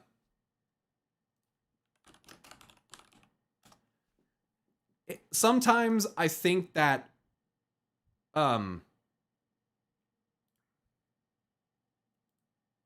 that this stuff's pretty relevant in terms of the light spectrum, its wavelength, the amount of energy that it carries, I guess, the frequency. I don't know how you would put that. And that's just the visible light spectrum. But, you know, I talked about this before. I think these different colors can be attributed to different cosmic forces and powers, and maybe the red means something. Maybe it was incompatible. Maybe it was a power that was antithetical to, I don't know, the order of the Arbiter. I don't know. It could be, I have a video about it talking about how maybe the reason why it shut down is because Zoval is technically a creation of Argus. And if Argus is like a supreme being of death, maybe even above Zoval, you know, like people have an easy time saying that Azeroth is connected to the dream and that the dream is like her thing. They have an easier time saying that, it seems, than saying that Argus maybe has to do with the Shadowlands. Maybe the kind of the inverse. Or I don't know. I just think there's some connections between Argus and Zoval that are pretty hard to ignore. Like the fact that they both drop a scythe, and one of them's called the Unmaker, and the scythe from Zoval is literally called the Unmaking, and its flavor text says begin the end of all things, which is the thing that Argus casts. So I thought maybe similar to the Titans being felled by Sargeras and their souls careening towards Azeroth and slamming into the Keepers, as it's alleged to have happened, their spirits anyway, maybe Argus was similar, where when we drew that power out of Sargeras' sword, cleansing the darkness from it, that energy that was remaining from Argus, the echo of him, went into the Shadowlands, returning to its keeper. Because that's what it says the Titans did with their keepers. But here's the thing, would the Arbiter be his keeper? Well, maybe the original Arbiter. Maybe the first Arbiter. Not the current one. I don't think that one was made by Argus. I thought he dropped a gavel signaling he was a judge/arbiter. No, he drops both. He drops a scythe too. Just look. If Argus didn't make the Emerald Dream, what would his dream look like? I mean, probably the Emerald Nightmare. If I had to guess. Yeah, he drops both. He drops scythe too. Yeah, Zovastrum, the Unmaking, I think is what it's called. So yeah, I do have that theory that, like, you know, maybe the reason why the soul came and slant, because when you look at the other souls coming into the Shadowlands, they don't come and they don't hit the Arbiter. They don't like run into the Arbiter and she's just like, oh, no problem. This thing came flying at the Arbiter. It slammed into the Arbiter. Like, it looked like it went straight for the chest. And if that's the case, then maybe the soul was being attracted to the sigil in the core of the Arbiter. And who did that sigil actually belong to? We learned that actually belonged to Zoval.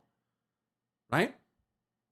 So it's like, well, maybe Argus as this Titan of Death, maybe Zoval is one of his creations. Maybe it's his son or something. Maybe one of his creations. I don't know. Maybe he has multiple, or I don't know, what the fuck ever. But I could definitely see someone like Argus. You know, I understand that they say that the Dreadlords were pumping Argus full of death magic. Like, I get that. But there's nothing that says that Argus wasn't already fated to be, or wasn't already the Unmaker, or anything like that previously. The Titans call him Unmaker. I mean, they acknowledge him with this title. Yeah, I mean, I get the whole infusion thing, I think, but like, nothing says that he that it's like a, like, what was he before if he wasn't that? My only answer would be he would have been a life. He would have been a fertility or a life god or something. I could be wrong. I don't fucking know. Could have been order. Could have been order. I don't know.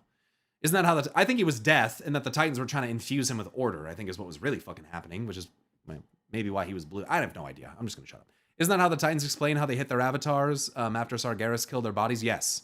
I think a lot of players would love to destroy the Shadowlands, so I like it being an artificial construct. The Shadowlands is already destroyed.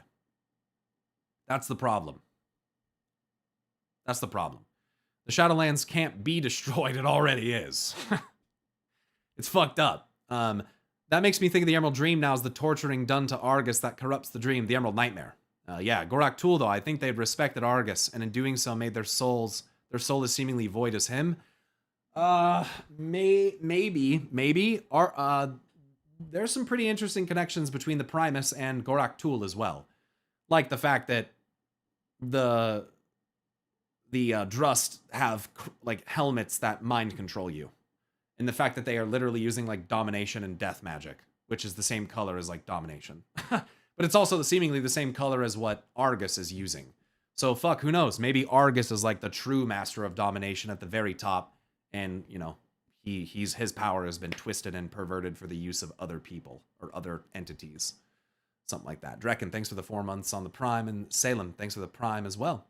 Appreciate the support. Thanks to the 250 bits, Trazen. He said, I have a sort of dumb theory that I always flirt with in terms of Azeroth. I think it's the source of creation. Yeah. Yeah. It's not really a dumb theory at all. Everything extending from that. So the Titans can create life. I think Azeroth is basically the one above all type deal. Yeah. I've never heard that before. Pantheon trapped in order to control the source of creation, which leans into the whole Titan conspiracy. Yeah. Void has perhaps the same entity. Jailer knew it was Azeroth. Arbiter is a bot running on Shadowlands. Yeah. Yeah. I can, I could get behind some of that. I can see that.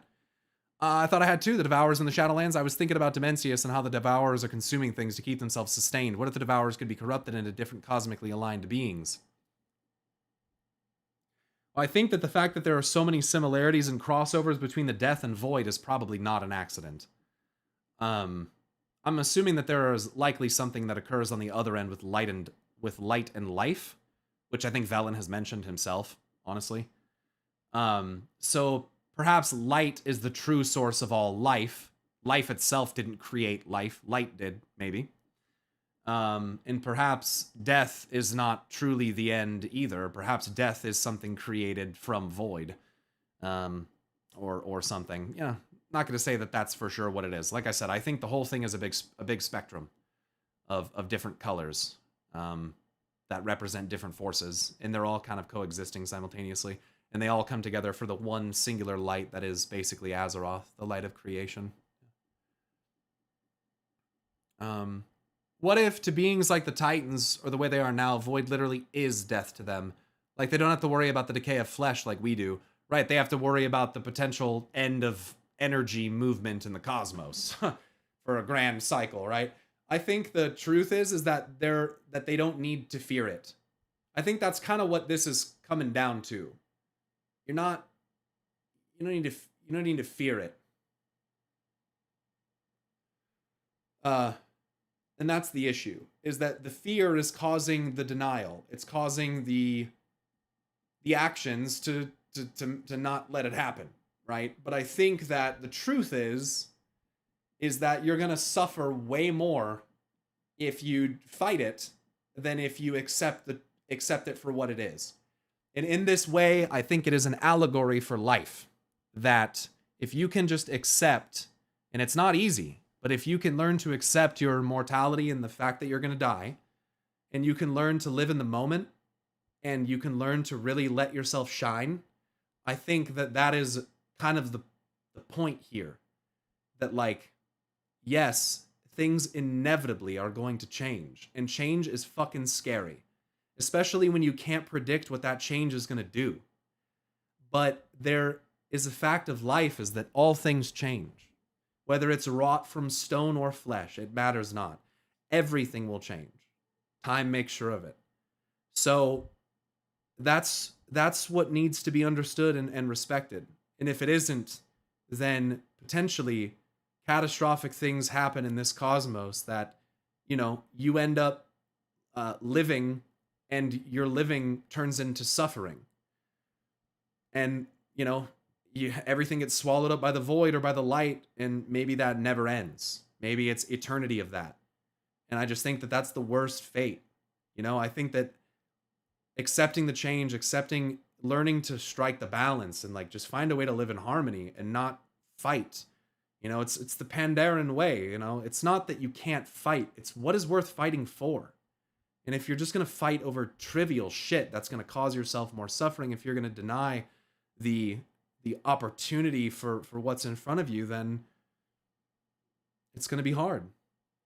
It's going to be really fucking hard. And it doesn't have to be. Because there's ways to look at the chaos in life and find the beauty in it.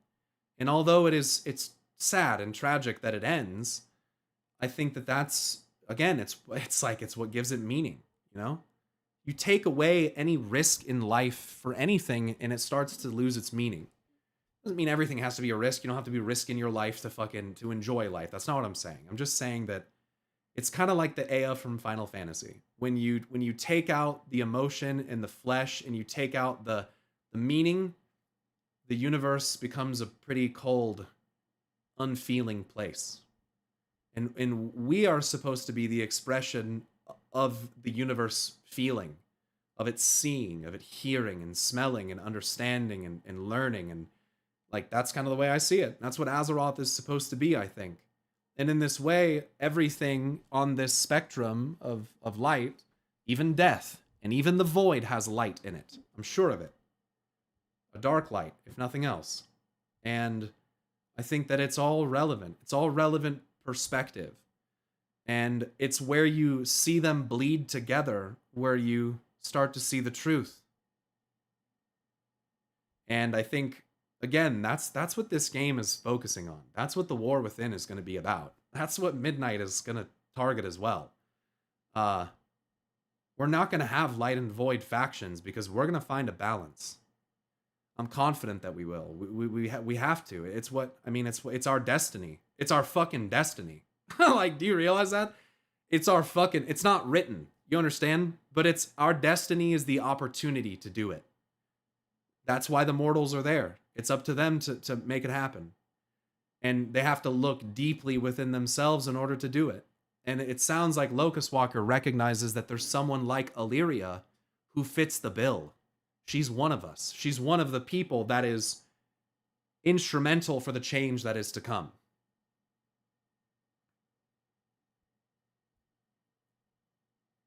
I think that's pretty cool. I like that philosophy of it. I think it brings light to why there is fear about the cycles, why they're in denial, and why they fight. And, it makes you question. I guess it just makes me question. It makes me think about, like, what's worth even fighting about? Am I even picking the... it makes you reflect. Am I picking the right battles in life? And how... to be introspective, how many of these battles that I think are extrinsic are intrinsic? How many of these things that I perceive that are happening outside of me are really happening inside of me? And how do I overcome that? I think that that's like the beauty and the best part about free will is that choice. And not everyone wants to, there's different choices. It's not uniform. And that's what makes it meaningful. If it was uniform, there'd be no choice, there'd be no reflection, there would be no purpose in it. If everything is just written for you, what's the fucking point? And that's where Sylvanas was coming from, frankly. That was entirely her perspective. She didn't feel like she had free will. She didn't feel like she was really able to make the choices for herself that she wanted to because her soul was broken. And the part of her that was walking around or floating around in this case was suffering and constantly at war with herself. And ain't that a bitch? Ain't that a bitch?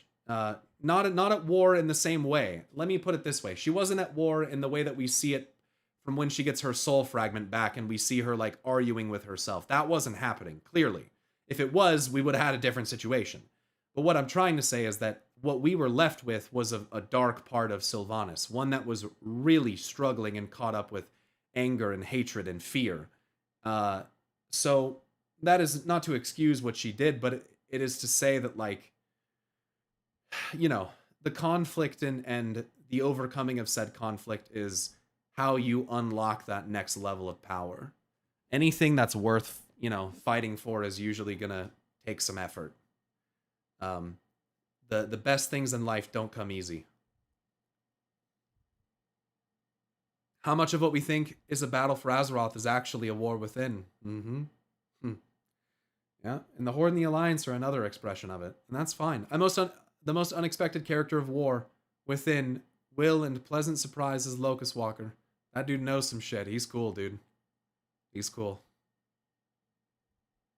Is there like lore implications about all of these different cosmic powers that they have foresight and how none of them can accurately predict what the players will do or how they affect things? Well, Azari, I think the truth is that you can do it. I think it is possible to actually see the future or to see the truth. But I don't think that that's possible by going to any one individual cosmic power like what you're saying. They're all flawed. They all have a flawed perspective. They all are missing what the others offer them. That's what I'm trying to say about all this. The unity in things that otherwise look like they're opposites to one another is how you see the truth. It's what, you know, it's an old saying, some might say, there's always three sides of the story. Your side, their side, and the truth in the middle. See ya, Grim. Thanks for hanging out, man. And I think that's true, to a degree. I wonder if the jailer gave Anduin a bigger picture of the cosmos and if he knows what's to come. I don't think so. I think Anduin is basically going through a Sargeras moment right now, where he is really struggling internally with his emotions. He is fighting a war within. And let me tell you something. When he wins, he will have power unlike anything you have seen. It's going to be sick. Let me tell you what. That boy, that boy's got something special. That boy can wield hope, the likes of which no one else can. I've never seen anything like it. That guy is a fucking conduit of hope. It's insane. And so the fact that he has lost it, that's tragic. But how you fall into a dark place, but you got to do some soul searching. You got to fight that proverbial war within in order to overcome. But when you do, you're stronger. You know, it's like putting that sword in the forge and beating the shit out of it on the anvil. You got to beat the fuck out of it to make it strong. You know, and not always, you know, that's a lighter way of looking at it. You know, Anduin's gone through some bad shit, and you know, and so in some ways, suffering makes the soul strong. But it depends. Just depends. I don't know. It can make it strong, but suffering's not supposed to be forever. You know. I think free will in WoW is the perfect balance of all cosmic forces which only mortals are capable of coping with. I think that mortals are the key that are able to cope with that, but I do think that there are other beings who get close. I think dragons are among beings that could get close. I do think that they, and without magic, they're not immortal. I don't think they are. Without magic imbuments and shit, I think they live normal lives. Remember, after the aspects were drained, I think maybe even demons you could look at in a similar way. Demons have free will. It seems that the ones burdened with the addiction of the Fel have a little bit less because they're kind of crazy. But it appears that there are many demons who have absolute free will also.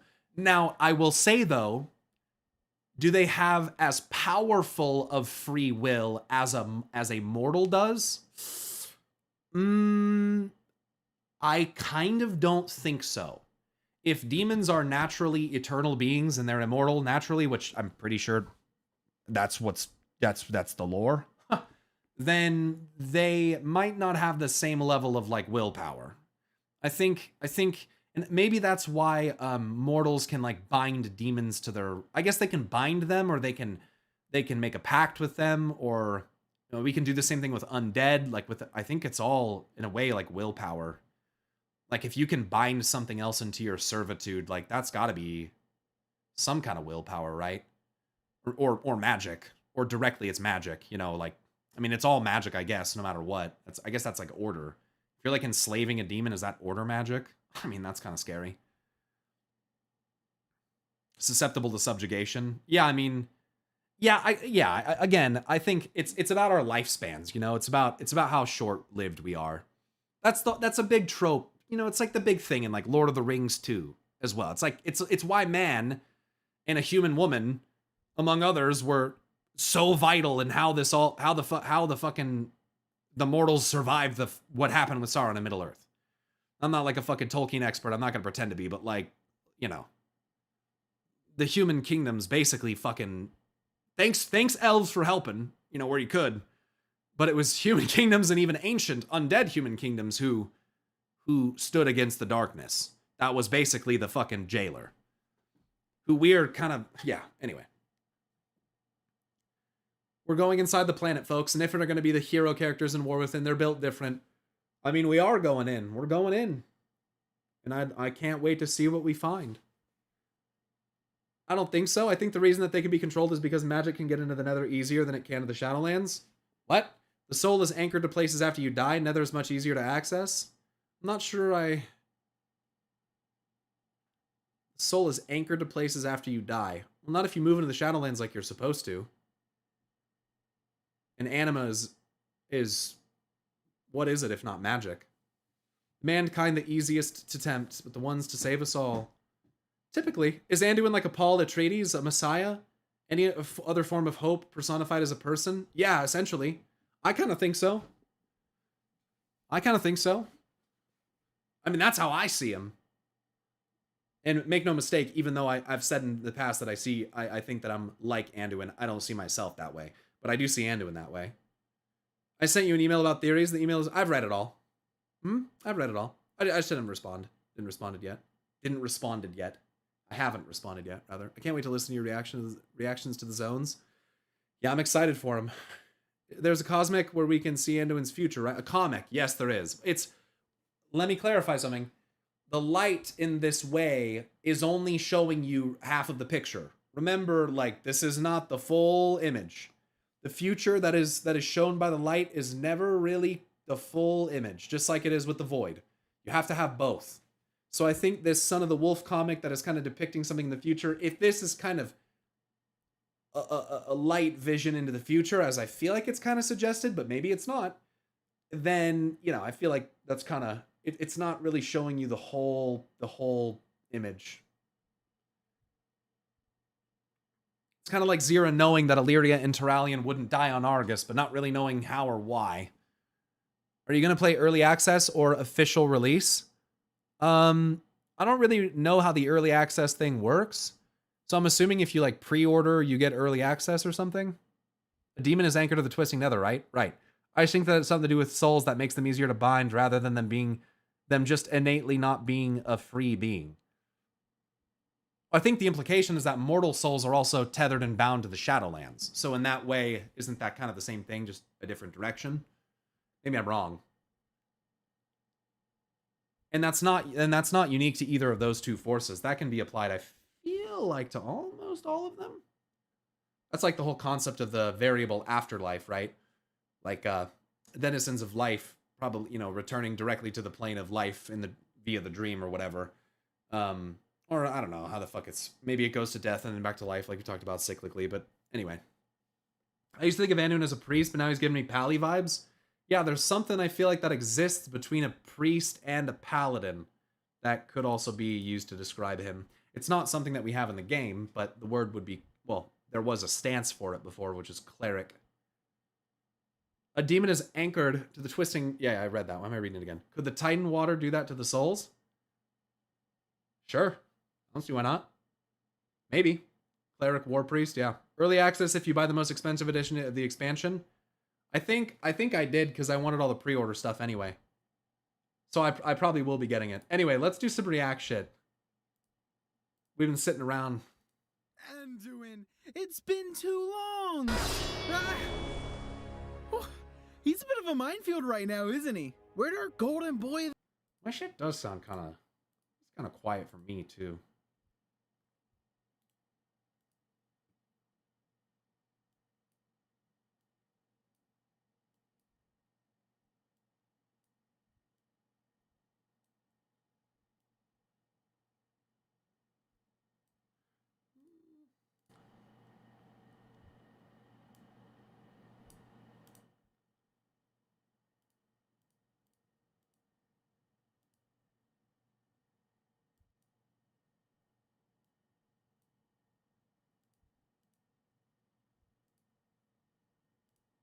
Here we go. Velen saw Anduin's future in his story at Catalanche, right? Yeah, but again, Velen goes to the light. But Velen has... I think part of the reason why Velen's been so successful is Velen has chaotic vision. I don't know if you guys know this, but Velen's ability to see into the future, the reason why he uses the light is because Velen sees myriad paths. And so he uses the light as a beacon to know, like, which one to follow. And I believe that this was illustrated in Velen, A Prophet's Lesson, where that is described. I actually have a whole video about it, about Velen's vision specifically. Because his vision is not naturally of light. He is calling out to the light for guidance, to give him clarity in his already chaotic visions. It's actually almost more like Aman'Thul, or sorry, it's actually almost more like Velen has like void vision. And that he uses the light to figure out which one he wants to follow. Whichever one results in the light is like where he goes. He's hacking reality, cheating ass. Where does his vision come from? I don't think we know. I watched your new video, and to me it really sounded like Spore Mounds were equivalent to what we know as the old gods, where old gods were of death and decay, and the other of spirit and life. Yep. Yep.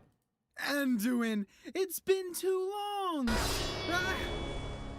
Oh, he's a bit of a minefield right now, isn't he? Where'd our golden boy of the Alliance go? Like just a few X-Packs ago, he's pulling stuff like this.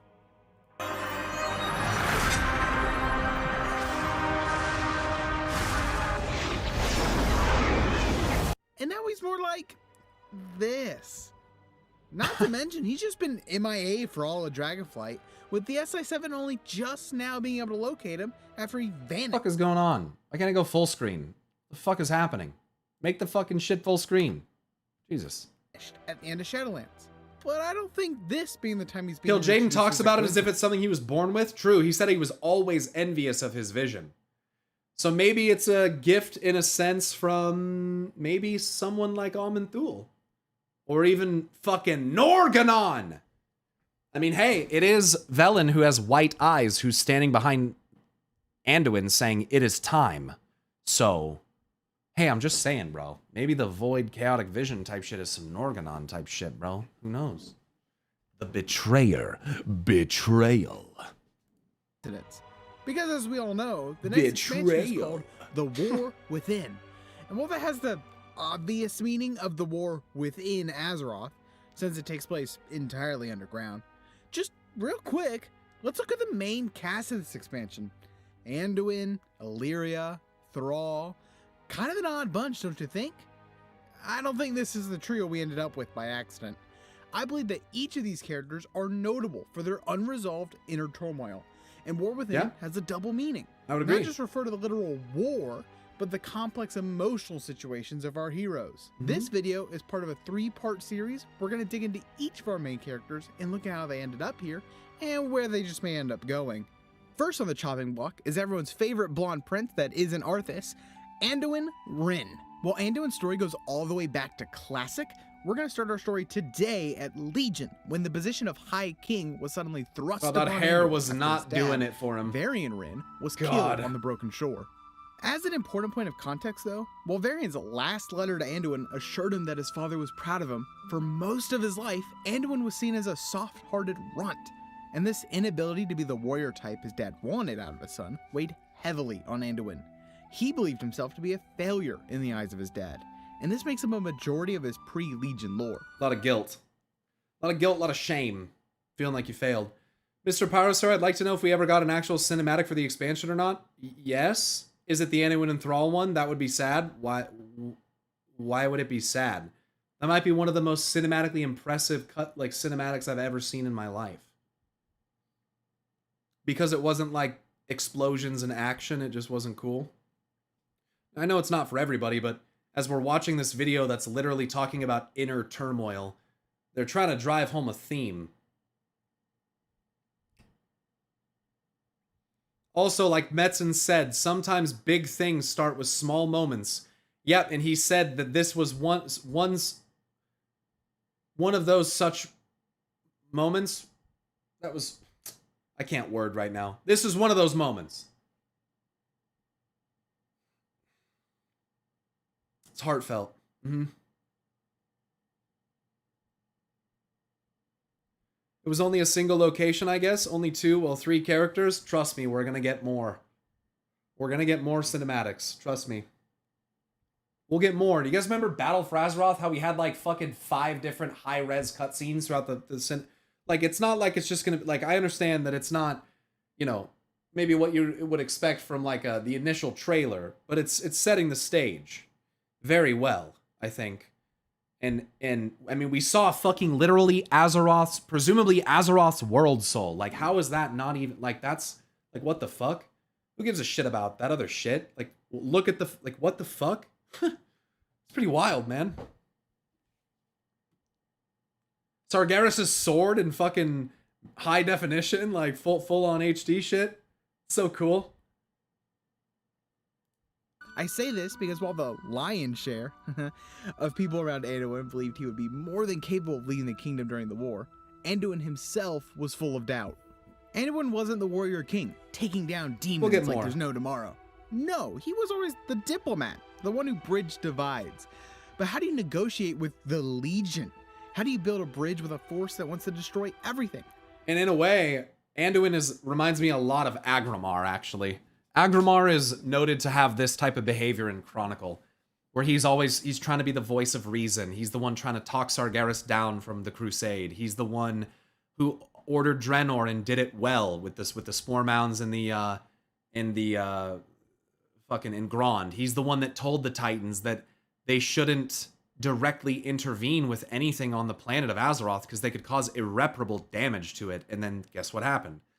So, I feel like Agramar is often kind of like similar to this type of character. So might be something there, considering that Varian was very much a warrior, hot-headed, you know, got mad about shit, very hard-headed kind of ruler, a good ruler, and a man of the people.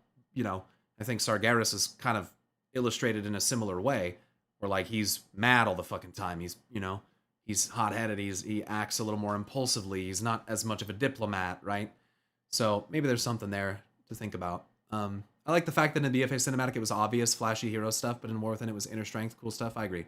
I think we'll get more during the X-Pack, but I'm holding out hope for another before it drops. You need something to grab people's attention again right before launch. Oh, they'll have a launch. I'm sure they'll have a launch cinematic too. This is a cinematic reveal trailer. You know what I mean? It's like them revealing the expansion. I'm sure that when it launches, we'll get another one. And I think it's probably going to be, I mean, it's probably going to be pretty badass. We'll see. It might even show, I mean, imagine if they gave us a fucking, dude, could you, it's not going to happen, but could you imagine if they hit us with like an early Seat of the Pantheon cinematic? Give us like a little glimpse at what's going on there, not the whole picture, but just enough to be like, holy shit, you know? Enough to pique the interest, to make you think, what the fuck are they doing? And then bring Midnight in, right? Give you, you know, bring things in so that way you're giving a little bit, you're stringing them along a little bit, and then finally you give the big reveal at the end that shows the truth, the whole perspective, the whole fucking situation, and it will be then where we realize, I think, who the true enemy is, and perhaps by then it will be too late. Who knows? Didn't Holly say the cinematic team are going to town in this X-Pack? Yeah. Sargeras' sword got Dragon Eye or Fifth Old God Eye? Why does it have to be only those two? I think the sword of Sargeras... Look, it says in Chronicle that when Sargeras cleaved that world, it consumed the resultant explosion consumed the old gods and the Titan spirit inside that world.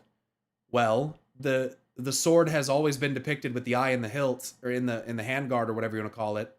And then we finally see the sword in the game, and it's filled with that black and red energy that we relate to Argus. So once again, I think it comes back to Argus. So if you want to put it this way, perhaps when Sargeras cleaved that world, whatever that world was, the Shadowlands, I think maybe, you know, or maybe it could have even been old Azeroth, who knows? But I think Shadowlands is a good choice. That maybe the essence of whatever was cleaved was consumed into the blade.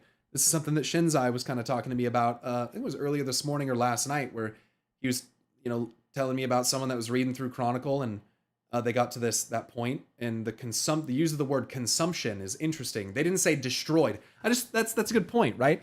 The resultant explosion of what Sargeras didn't destroy the stuff.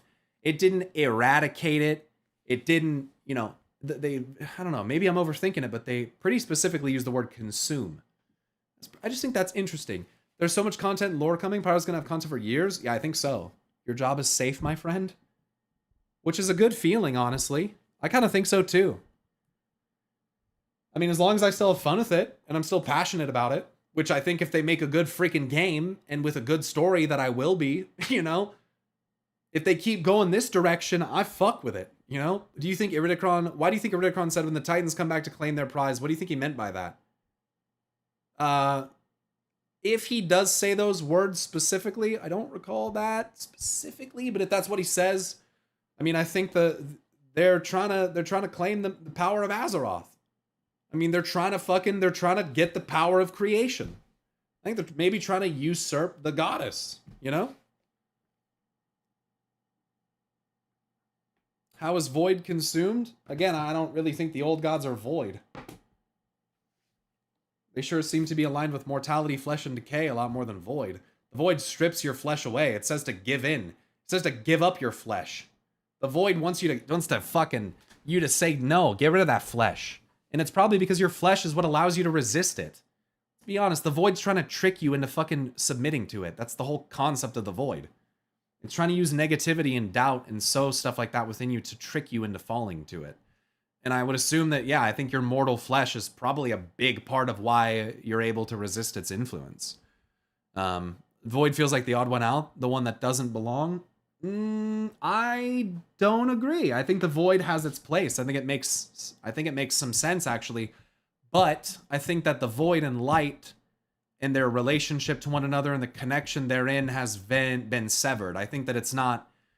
I think that Light and Shadow are supposed to be a lot more compatible with each other than we realize. Like, just like life and death, once again, where they kind of look antithetical and opposites of one another initially, they're not. They're not actually opposites of one another.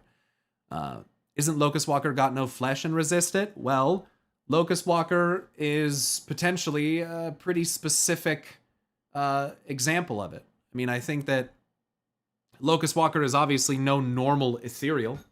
And that I don't think that it means that if you lose or abandon your flesh that you immediately must be bent to the will of the Void, but I think that your flesh probably helps you resist its influence to a degree. Maybe that's wrong, because again, there are those that believe that flesh comes from the Void. And it could. I have a hard time connecting the dots. There has been a lot of Void and Death overlap lately, and that could be indicative of the idea that Light and Void have cosmically been confused with one another. Maybe from the Titans, maybe they have confused them, or maybe we don't understand it. Again, Zalatath says, how could we possibly hope to understand what the Titans did not? And if the Titans didn't understand the Void, then they could have thought that maybe Death was the Void and confused them. And if that's the case, then the balance of the universe could be completely fucking shot. Flesh and blood seems tied to life magic. Well, I think it's tied to life, but it's also then inherently tied to death. Again, we got to stop this thing where like we separate life and death. They're not separate. They're not. They're literally connected. You have to have one to have the other. Like, you got to have life to have death. You got to have death to have life. The cycle eternal. It's got to be respected. So if we want to say flesh and blood seems tied to life, I don't disagree with that, actually, at all. But I think that it is also by extension tied to death. It's because flesh and blood is what makes you mortal, and mortality is what allows you to die and go to the Shadowlands, right? Or wherever you're supposed to go. Where do you think the Titans are now? On the seat of the Pantheon, torturing Sargeras and trying to reassert domination over him? Yes. And then use him against us in the future? Yes. Yeah, that's actually exactly what I fear is happening. Yeah. I believe that they are trying to exert domination on Sargeras. That's what I'm exactly afraid of, yes. Yeah. That is one of my greatest fears, yeah, that they are actively doing that. And if that star turns blue, it might be time to panic. They could also be trying to put him out. I also like the idea that Sargeras sacrifices himself, because that's a big theme, especially with Illidan. I like the idea that he empowers Illidan, says, Illidan, you must leave. You gotta go back. They're not prepared. And then shoots Illidan off through space in a fucking orange and golden blazing comet of light back to the fucking planet. He fucking slams into the ground with some hero landing and says, you are not prepared! Or something corny like that. I'm just kidding. But actually though, and then Sargeras maybe going supernova. That'd be fucking dope, dude. I would totally fuck with that. There's so many ways that they could do it with this guy. I'm serious though. Like this guy trying to go supernova and like trying to destroy them by sacrificing himself. I would love that. That'd be sick. And again, that's like right up Illidan's alley. Sacrifice. Every choice, every sacrifice has led me to this moment. To face him once again. And maybe it's just the final time, you know? Illidan will be chatting a lot with Titans so he can lead us in Last Titan expansion. Huh. And who knows, maybe even vessels like Illidan and Tyrande are being prepped for some type of ascension. Who knows? You think the Titans got jokes? I think they probably got some jokes. They probably got dad jokes like a motherfucker. Illidan will be chatting, yeah, I read that. Blowing himself up in, like Cell in DBZ. Maybe. Why didn't Sargeras kill any of the other Titans? Well, he allegedly did. But there's a hero story about Norganon saving them all. He bent the very fabric in the raw energies of the cosmos to his will to put a spell around the Titans that would save them from being consumed by Sargeras' fell flame. And then they all somehow escaped. I don't know how he managed to do this while also having been slain himself, unless he wasn't slain. Which he can write whatever he wants because he's the one with the discs of Norganon and the one recording history on behalf of the Titans. So, he can write whatever the fuck he wants. I like the idea of them dominating him against us, but just because of how terrifying that is and how cool it would be to release him of that control, I mean, I would like to say, I'd like to see it. I mean, it's scary, but I would like to see it. Illidan and I think it'd be cool as fuck to like see Sargeras fight back against it. I think that'd be fucking sick, dude. To like see him have a moment like Anduin, where like it becomes clear what's happening to him. If he comes back blue and dominated, we're gonna know for sure. But for all we know, that was what we saw after he stabbed the world. Fuck. For all we know, that was his moment of clarity. Him like going, holy shit, what the fuck just happened? You know? Kind of like that jailer kind of moment, looking at his hand as it's fucking dissolving in front of him. Realizing maybe he had been a pawn the whole fucking time. And that's part of what scares me too. But I also can fuck with this cosmic idea of the Titans orchestrating this stuff because they knew it's what it was needed to awaken Azeroth. Maybe this is a big game, a big stage play, and I've said this before. Maybe it's a big stage play to help the mortals reach their potential. Maybe this whole thing is a big fucking song and dance. But I don't like the whole everything is a deception thing. I like the idea that people have different these creatures and domains have different motivations and are doing things for a reason. But again, maybe if those eternal domains are driven by the consciousness that is Azeroth, then maybe Azeroth is essentially orchestrating a cosmic conflict that allows the mortals to have self-realization, and perhaps that is what allows Azeroth to learn, to grow, to reawaken, to start a new cycle, maybe with new designs and new creations. And I think that there's a potential for some beautiful storytelling there of the Titans. You know, they come off bad and it looks a certain kind of way, but their intent, you know, was for all intents and purposes, to find a way to beat the fucking void. And if it was by pushing the mortals to be in conflicts that help them find the balance between forces, then that's cool. I just don't know, based on what I've heard from Metzen and others, how much control really these cosmic entities have outside of the mortals, which is part of why I think that Farim's writing in Zereth Mortis, where he talks about the potential of some type of unseen underlying force kind of motivating or driving each of these cosmic forces, even if they don't realize it. I think that that's definitely some type of suggestion towards like Azeroth or Argus, or maybe even both, and how maybe those grand cosmic entities are maybe responsible for kind of this constant clash. And like I've said before, that in and of itself can be an expression of the whole cosmic soul being at war with itself. And so once again, the mortals in the middle help find the middle ground, the balances. They help find the truth between the forces where they bleed together, not where they are separated and divided and antithetical to one another. And that's how, I mean, it just seems to me that that's kind of the theme that's happening. There are so many similar things between the Titans and Old Gods, like the Old Gods aren't in reality or wherever, and the Titans' bodies are who knows. That's a complex topic, but yeah, potentially they may not be in their true bodies. They could be in a different kind of vessel at this point. Maybe something crafted for them in the realm of order or something like that. Maybe even Zereth Ortis. I hope Illidan and Sargeras unify and one-shot the Pantheon for good, but not before we will get answers. Well, I hope we get answers for sure. I don't know that they're going to get one shot for good. I wouldn't count on that. I think that the possibility for the continuation of the conflict is that the Titans are not necessarily permanently remedied as a result of what has happened, but maybe they or their spirits escape and we have to maybe go find them. And that begins our interplanetary or interstellar journey to other planets, to other dimensions and stuff. And I think that would be a good way to open up a storyline for another 20, 30 years, you know? Take it and turn it into fucking 40K. Take it and turn it into StarCraft. Take those elements that everyone knows have been fucking looming the whole time in things like the Draenei and just use them. Fuck it. Fuck it. Don't make it into all sci-fi. It doesn't need to be fucking Halo, okay? But take advantage of it, you know? We got Worlds of Flame out there. We got Worlds of Ice. We got Worlds of Warcraft. You know, Worlds of Warcraft. Yeah, don't call it WoW 2. It's not World of Warcraft. It's Worlds of Warcraft. Okay, let's continue this. Sorry, Jay. You're gonna have fun editing this one. Anduin was a fish out of water. He was an untested boy king who was in charge of defending the world against the greatest threat ever in lore. But there's actually a bit of a caveat there, because as many know, the factions actually played a smaller role in Legion than you would have expected.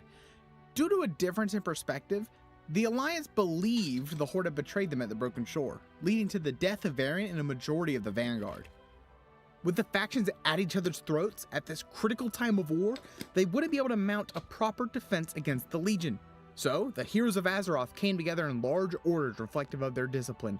The Ebon Blade, the Uncrowned, the Order of the Broken Temple. And in this way, in my brain, I start to see a spectrum of light here. And all these different order halls represent a different color on that spectrum. But we all come together and we make a brilliant light that strikes back against darkness. And I know it's very fucking corny. I get it. It's a little bit corny, okay? But, I mean, we embraced our individuality and what made us unique in our class order hall. And then we came together and fucking beat the Legion. I mean, that's like the thing, you know? Like, even though we have our differences, the Death Knights and the Paladins, on the field of battle against the Legion, we still unite. And maybe that's the point of the Legion. Maybe their entire existence has been to make us grow stronger. I don't fucking know. I recall from the Illidan book that he visited many worlds. Maybe that was inserted in the story foreshadowing of Worlds of Warcraft, I would guess. Maybe. Yeah, there should be multiple worlds in each layer of the cosmos. In the realm of light, in the realm of void, in the realm of death, in the realm of life, in the realm of reality, order, rather, in the realm of the twisting nether. And you know, what is really reality? What is really the true place where all of this bleeds together? You know, what is it? The reality that we're in? Is this really the place? And if it is, you know, again, I just I don't know, man. I think there's a lot to imply that reality is the realm of order. And maybe that's fine. Maybe that's fine. But maybe the gods in the realm of order started to act a little fucking out of pocket, you know? I don't know. Legionfall. These and many others are the organizations that defended the world against the Legion, not the Alliance or the Horde. Yep. While not trying to say that Anduin didn't do his fair share, it was the result of the constant distrust between the factions that his alliance and Sylvanas' Horde didn't mobilize the way they should have following the Broken Shore. Yeah. Heck, mere miles That's from a the very main good port of the assessment. That's invasion, true. Gan Greymane would escalate the conflict as much as he could against Sylvanas. Driven Anduin by wanted to vengeance. keep tabs on the Forsaken Fleet, but Gan went in there with the full I intent to will start a have fight. my vengeance! And let's not forget Auntie Jaina, who freaked out and also basically disappeared until BFA, when there was a mere mention of re-allowing the Horde in the Kirin Tor. Anduin had spent a majority of his life building peace between the factions, calling some Just of want to the point out that Jaina rage hearthed. Just saying, she rage hearthed out a raid right here. The raid was trying to kill the boss. She said, nah, you guys are blind to the truth. I'm fucking out. She left raid hearthed out. That's what happened. until BFA, when there was a mere mention of re-allowing the Horde in the Kirin Tor. Said, nah. Anduin had spent a majority of his I don't life even want the building loot. peace between the factions, calling some of the Horde leaders, Roach such out. as Bane, true friends. But when the world needed its largest superpowers most, it failed them due to time-old squabbling. We need to take a step back and imagine the When frustration the Avatar was needed most, they vanished. this would have on Anduin, as it's going to play a significant role in his character moving forward. Speaking Bane of moving feels good, forward, man. though, it looks like the Legion was defeated. Yay! But Sargeras stabbed the planet. Oh no. But there's this funky new The mineral. Legion is not defeated. I'm gonna say it, chat. The Legions. I can't. I don't think I can believe it. I don't think I can believe it. I think it's folly to believe that we beat them. I'm real concerned about that. Because that's the type of shit, just what the Primus would want you to fucking think. That's just what a master tactician would want you to fucking think. What if you really did beat them, though? Am I just being a fucking idiot? It seems so, man. Every other world fell. Every single one. To think that ours would be any different. But maybe that's the deception, that's the lie. Maybe it really is different, and they were trying to, weaken us by saying that type of shit. But, I don't know, man. Just when your enemy thinks you're defeated, that's when you strike. Just when they believe that you've really given up hope and that you're all just gonna surrender, that's when you strike. Called Azurite, and it does cool stuff. What kind of stuff? Well, no one's actually entirely sure, but it has to be important. I'm not so sure. We're going to war over Natalie, it. I'm not sure. That's not entirely accurate. Interesting to think though, about those as there's weapons. a lot of bad blood between the Alliance and Horde already, especially due to the actions of Sylvanas. For example, What does beating the Legion even mean? Well, I think the assumption is that since we were seemingly killing them in the Twisting Nether, that all those demons were dying permanently. And I think a lot more demons died than kind of what you see expressed in the game. But they also had some dialogue from Lothraxion that got removed, where he was talking about how just because the Legion's seemingly, or I didn't say seemingly, just because the Legion's been defeated doesn't mean that every demon in existence is going to give up so easily. That they're going to surrender, that they've surrendered. And he said, not yet at least, but that dialogue's not in the game anymore. So, demons existed before the Legion. Why wouldn't they know? Why wouldn't they like how a structured army actually started destroying planets and formed their own Legion? I got a little lost there. People think the Legion's defeated, but forget that we let Daddy Denathrius continue creeping around in the background. Well, and also the Primus. The Primus's face is all over the Legion stuff. Like, go do Antorus the Burning Throne and just, like, look at the raid. The Primus's face is everywhere. Right, they lost their biggest advantage, which was their quickened regeneration through Argus. That's right. That's right. That was their kind of secret weapon that they have had the whole time. Since he came, well, presumably at least since he came to Argus. Or at least that's what we believe. Right. It's hard to, yeah. Okay, sorry, I'm going to continue this. So we're going to war over it. That's not entirely accurate though, as there was a lot of bad blood between the Alliance and Horde already, especially due to the actions of Sylvanas. Yeah. For example, in the Before the Storm novel, Anduin works with Sylvanas to establish a meeting between the Forsaken of the Horde and their still living relatives on the Alliance. However, when the meeting went a little too well, and some of the Forsaken were being invited to go home with their families, Sylvanas ordered an attack on the meeting. If the Legion come back in any way without Sargeras, my money's on Denathrius. I don't know, man. I almost kind of think like, what if? I mean, I could see that, but what if Illidan led the Legion?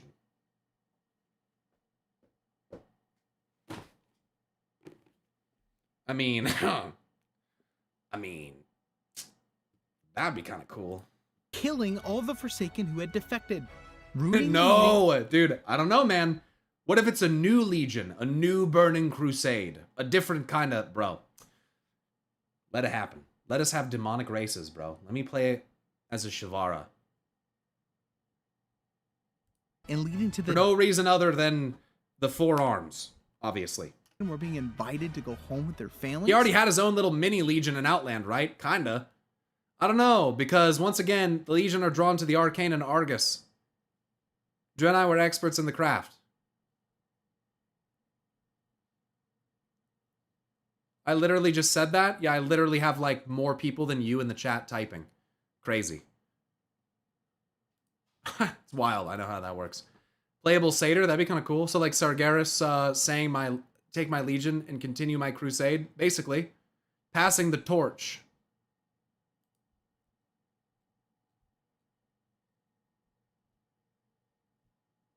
The Legion are drawn to the Arcane because that's what the fucking Titans did to them, Taro. You realize that, right? Like, the fucking Doomlord literally tells you that they were attuned to fucking find out people who were doing magic. Like, they were literally made to be that way. You know that, right? By the Titans. My guess, the demons now go to Zereth Chaos instead of Argus. Maybe. Chaos Realms. I'd like to see some of the Worlds of Chaos. I'd fuck with that.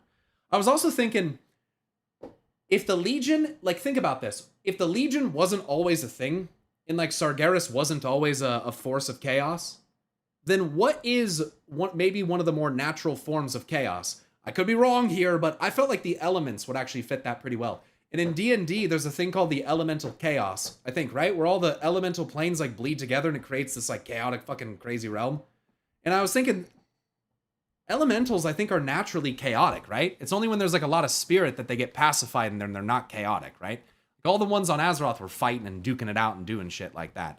And the ones on Draenor weren't because they were saturated with spirit. So, I don't know. I was just thinking maybe chaos in its true form could also relate to the elements in some regard. I also think that could be interesting because in the RPG lore, the only Aesir Titan, I think actually besides Sargeras, the only Titan at all, who's listed as chaotic is Golganeth, who is lightning and water. Or air and water, which I think you can get lightning from. So yeah, Chronicle goes so hard on calling elementals chaotic little shits. And it's kind of the natural state of many of these worlds, isn't it? There's Flask, this expansion called Vials of Elemental Chaos. I mean, why not? Let's, like, fuck with that a little bit. Like, why couldn't the elements just be the natural form of chaos? One of the primary ones. I could totally fuck with that. Isn't that how, like, theoretically, isn't that how, like, worlds kind of get shaped and changed, and how oceans form and carve out mountains and valleys and you know, like, wouldn't all primal forces be naturally chaotic? Yeah. It'd be like the Titans in a Greek mythology or Hercules, where they're like rampaging across the world, doing cyclones and doing earthquakes and doing fires and fucking doing tidal waves, and everyone's like, Jesus, can you knock it off? How are we gonna have mortals if you guys can't fucking do this? I don't know if that's really the reason why I think the gods just didn't like that they were fucking doing their own thing, but wouldn't all primal forces be naturally chaotic? No, I think death isn't chaotic. I think death is naturally orderly. I think that, again, Zereth Mortis, I think, maybe I'm wrong about this, but, and what's in Zereth Ortis could be inversed as well, or Zereth Mortis, pardon me, but it's rhythm and structure, right? Ortis, Lumen, Mortis, right? Light, order, death. More about rhythm and structure. Then on the other side, you have Vitae, life, Umbra, shadow, and Tumult, chaos, about improvisation and possibility. I feel like those fit very well. So I think that some forces are naturally more orderly. But when they're taken to an extreme, it's not good. There's other elemental planes in D&D outside of the big four where two bleed together. Yeah, don't you get like quasi-elemental planes and shit like that? Like earth and water plane of ooze. Yeah, that's lovely. Very swampy and populated mostly by hags. Yeah, don't you get like para-elemental and quasi-elemental stuff as a result of that? Biological growth unrestrained. Doesn't the... I don't know if how it works, but does parts of the elemental chaos bleed into places like the plane of positive energy? Because even then you could have crossover there too. That'd be interesting, but anyway. Because then that's how you'd get like dust or like right? And like or is that right? No, it's how you get ash and stuff like that, right? Add energy or take energy away. If we really want the realm of chaos in D&D, then that's the Flagathos, aka what the Twisting Nether in Warcraft almost is a copy of. No, I understand that. And I understand what the realm of chaos is as we are told it is. I get that. I think it'd be kind of cool, and I can't prove this, but what if I can't prove this, but it'd be interesting if the Twisting Nether, they call it the Plane of Disorder, though, the Dreadlords do. There's not enough for it, but it'd be cool if the Twisting Nether was, like, actually reality. In the reality that we know as a matrix. Because I think that the way that all of the cosmic forces, like, interact with each other in the Plane of Disorder is, like, very interesting. Like, shouldn't that be where... Doesn't that suggest that it connects to all of them? Or, like, how does that even work? Dust, smoke, ash, etc. Yeah. Earth and positive is dust. The primal dragons are quasi-elementals. Pyro, how do the first ones fit in all this, though? There has to be a connection with Azeroth, right? I mean, yeah, for sure. I mean, I would think the first ones are Azeroth and Argus. Like, if I had to just... Unless it's characters that we haven't been introduced to yet, then I feel like that's what it is. Or maybe they're like previous I don't know, dude. I have different speculations about the first ones. The sepulcher of the first ones is implied to be the tomb of the first ones. And then there's like the first iteration of the Eternals in there that didn't get used. And it's like, what the fuck? What is this? If it's a tomb of the first ones, then is that the first ones? Like, it's kind of confusing, you know. The plane of positive and negative energy exists outside all planes, but some realms trend more towards one than the other. Yeah, I think that World of Warcraft probably works a similar way. With the void and the light. I would think that's kind of how. Sylvanas ordered an attack on the meeting, killing all the Forsaken who had defected. Sorry, I'm like really bad about interrupting stuff. The Before the Storm novel, Anduin works with Sylvanas to establish a meeting between the Forsaken of the Horde and their still living relatives on the Alliance. However, when the meeting went a little too well, and some of the Forsaken were being invited to go home with their concept, families, Natalie. Sylvanas ordered an attack on the meeting, killing all the Forsaken who had defected, ruining the meeting and leading to the death of Kalia Menethil. While we're at it, let's... Yeah, by the way, it's fucking Sylvanas' fault that Kalia Menethil is a fucking undead light thing. Sylvanas is the one that killed Kalia. Because she was afraid of her. Score the times people freak out on Anduin when he's trying to make the world a better place. This is gonna make 3.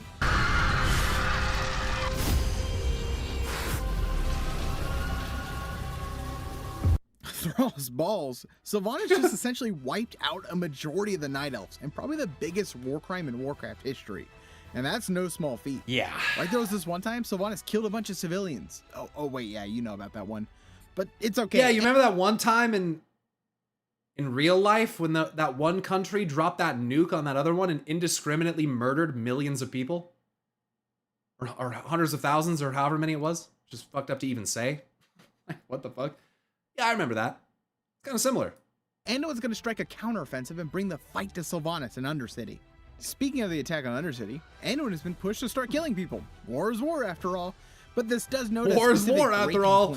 War never Our changes. Peace-loving golden child of the Alliance has taken another's life. There's blood on his hands. That's going to be another notch. But oh, look. True, though there's the argument that it ended up saving more lives. I don't think I care for that argument, though. Yeah, again, it's do the ends justify the means type shit. You know, it's like, that's that question that you can't neither side can really... Hypotheticals, you know? We'll never be able to answer that question. That was called delivering democracy. That was certainly not what I would call delivering democracy, but... Democracy only comes in 500 kilogram payloads, my friend. At the maximum. Well, technically, I don't know the weight of a hell bomb, but... Look, Auntie Jaina is back. She's gonna mend ties with Coltyrus and bring them into the Alliance so we can fight off that horde. Also, we now have Sourfang trying to overthrow Sylvanas. Looks like things are back in business for Anduin. This is his ballgame. Politics and friendship. Before you know it, the war will be over and we'll be putting Sylvanas on trial. Oh, what's that? The Night Elves are frustrated with the Alliance and are gonna run off and do their own thing for revenge? I mean, that's justified, but that's gonna be another notch. It also turns out the Fourth War is extremely gruesome, with casualties mounting to insane numbers. Best analogy for nuclear bombs was Garrosh's mana bomb. Probably true, yeah. The Sylvanas tree business is more aligned with the Tokyo fire bombings, which killed more than the nukes. Oh, that's good to know. Here you go. Speaking out of ignorance on my part, I apologize. You can get them in higher yields. Do you think that the unmaking force that Argus uses might be something outside of Void? I think it's kind of like creation. It's like something that is kind of hard to define, that is kind of above the other forces. That's the way I kind of see it. And in a way, I think all of the cosmic forces, I guess, are kind of consuming and kind of feeding upon creation in some way. 6 seats at the high table, 6 mouths that hunger, right? One shall consume all others. And perhaps these 6 seats, 6 mouths refer to the cosmic forces, you know, kind of needing the power of creation to do anything. You know, they don't really exist, or probably don't have really any influence at all without the power of creation. So yeah. What's the difference between re-origination and unmaking? Re-origination sounds more like recycling, and unmaking sounds more like destruction. Would we agree?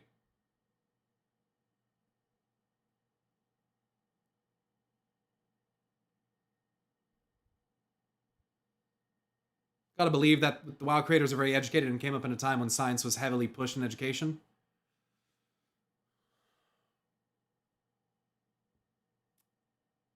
Are we talking about the French nuke experiments and the murder of millions of microorganisms? We are not.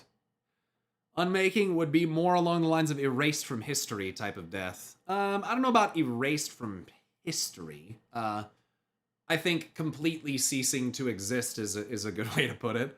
To be unmade, I mean, it's to be the opposite of created, I think would be to be destroyed. Yeah. Decay feels like a more passive form of destruction to me. Yeah, decay, I think, is the eventual and gradual destruction of everything. I think that's why, like, decay is so relevant to the power of death in my mind, and why it's so important for us to understand it, because everything decays. I mean, everything. Again, stone, flesh, it doesn't matter. It all decays. So I think decay is kind of how death's influence is kind of supposed to be spread through the world. And it's probably supposed to be very subtle and not being, you know, channeled and pulled out of the ground by gnolls and stuff. You know, like, I'm sure that that's not really how it's supposed to work. Like, no one's really supposed to have access to these magics. Like, I would also like to say the way that in our world we have access to so many magics and stuff, I think is like fascinating. Like, not that it doesn't happen elsewhere also, but yeah, it's yeah. Can't decay technically be described as entropy or entropy? It removes you from the wheel. Unmaking is like balefire in the wheel of time.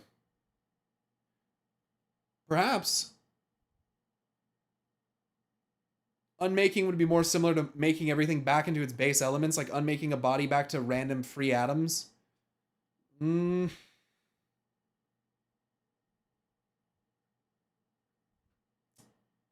don't know.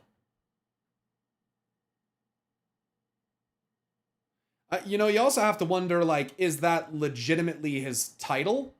Or is that a title given to him by someone else? You know? It is Aman'Thul who calls him the Unmaker. So it's, I guess part of me is like, is that really his title, or is that what they call him, right? Is there a fundamental difference? They call themselves the Makers, If he's the Unmaker, then, you know. In the way, in a way, the quest A Wrinkle in Time was foreshadowing Firak. It's too abstract for me to be able to follow right now.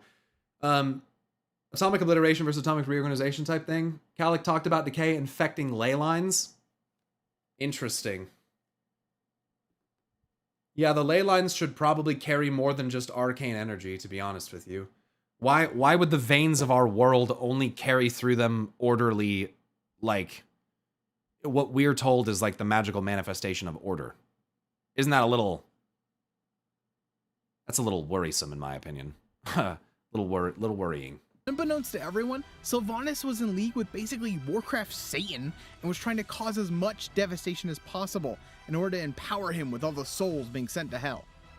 Kind of random and cartoonish. Who creates the planets that imprison Titans? Titans. That's what reorigination is, to reduce things to base elements. I say unmaking is the opposite of creation. Yeah, that's where I would go with it. Ner'zhul sucking the life force in the movie was fell but looked like decay magic.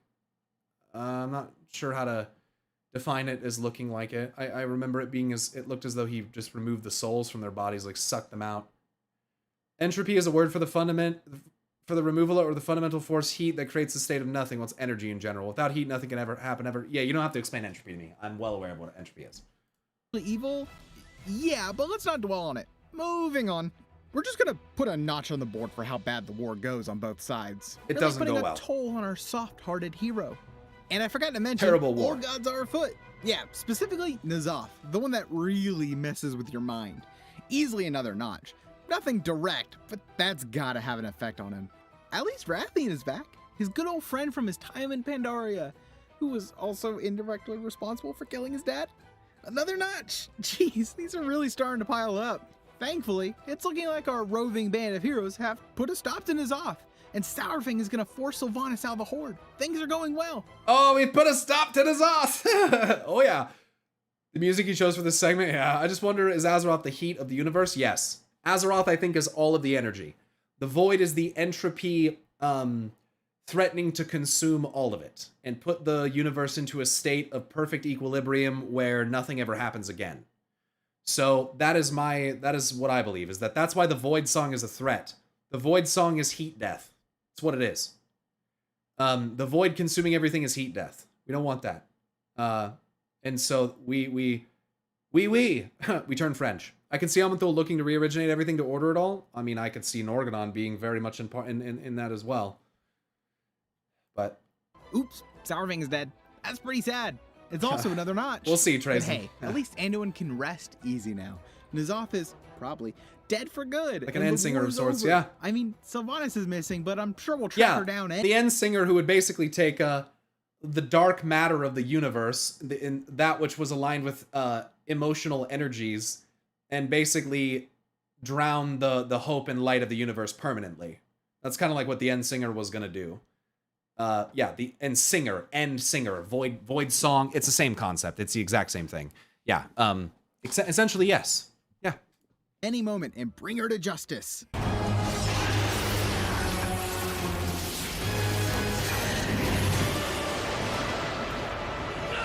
Agreed, Jarl. It's loud. That's a notch. Turns out after losing the war, Sylvanas was ready to meet up with Daddy Jailer and put their plans in motion. Thankfully, the player character is right on their heels and managed to rescue a lot of captured folks. Well, except Anduin. Before we dig into Shadowlands though, I want to take a quick moment to thank you all. My first 2 videos ever have done way better than I ever could have imagined. And it's a dream come true to get to make Warcraft videos and have people watch. As part of that, I've created a free Discord that I've linked in the description. I would love to chat with you all and share previews of upcoming videos. That's enough for me though. Let's get back to everyone's favorite expansion. Void's more akin to Zodiark, not Meteon. I'm not, it doesn't really matter. It doesn't really matter how specific we get. The point is that ending the universe is the threat. That's, in my opinion, and again, maybe it's because I don't understand the Void, and no one does. Anyone pretending that they do is full of shit. No one does. We don't know the truth. We don't understand it. Not fully. And there's still mysteries to be revealed about it. So, I get the light and the dark, and yes, I do agree to a degree that it is more like Zodiark, but this isn't a one-to-one comparison. It's not the same universe. So I was just trying to compare the aspect of like ending creation itself, twisting creation into a darkened version of itself that basically fucks everything up. But once again, the Endsinger pushed Azem to fucking basically manifest, and with the power of friendship and unity, vanquish the fucking darkness. Okay? So like, you know, it's a bad thing that came out of Pandora's box, literally, and then became a good thing. So, you know, take from it what you will. Shadowlands. Anduin is still locked up, and the jailer has plans for him. After some honestly very entertaining bickering between Sylvanas and Anduin, Charlemagne, Anduin's sword, would be converted into Kingsmorn, a Morn blade that would place Anduin under his control. Now, you might be expecting to put another notch, but we're not going to. I'll explain later. Anduin is now on the other side of the fight, helping the jailer against his will. He'd go toe-to-toe with the Locust Walker sus as fuck, though. He definitely knows something he isn't telling. Yeah, he's not telling you that he was the harbinger of... He was made into the harbinger of Koresh. If you ask me, that's what he's not telling you. He's not telling you that he's the guy that was tricked by Xalatath into becoming the fucking portal for Demencius to be summoned. That's what he's not telling you. But we're gonna probably find that out. Of Azeroth, including Bane, Jaina, Thrall, and others. But our impeccable track record comes in clutch again, and we break Anduin free of his control. Awesome! Now we can have our perfect king again. Well, not actually, though. Well, we didn't... I mean, mostly Anduin and the memory and attachment to his father and to Sourfang are what broke him out. It wasn't really us. I mean, we helped, we fought him, but, you know. Something seems off. Anduin is guilty? It's not entirely clear why, though, because he was just under mind control. Why can't he just get over it and go back to being a goody two-shoes instead of throwing his hood up and going MIA? That's where all these notches come in. These aren't the tally of reasons Anduin ended up being the way he did. It's all the reasons that a small part of him was complicit in being mind-controlled. And that haunts Anduin. Let's watch the Anduin epilogue in Shadowlands and take a deeper look into it. It is perilous to confuse what you are made to do with what you choose to do. It is perilous to confuse what you are made to do with what you choose to do.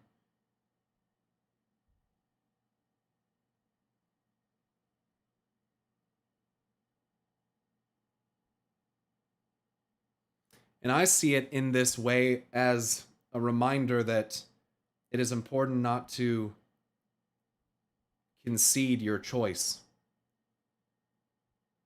and to just do what you are alleged to be made to do and act like you have no choice in the matter. When you really do.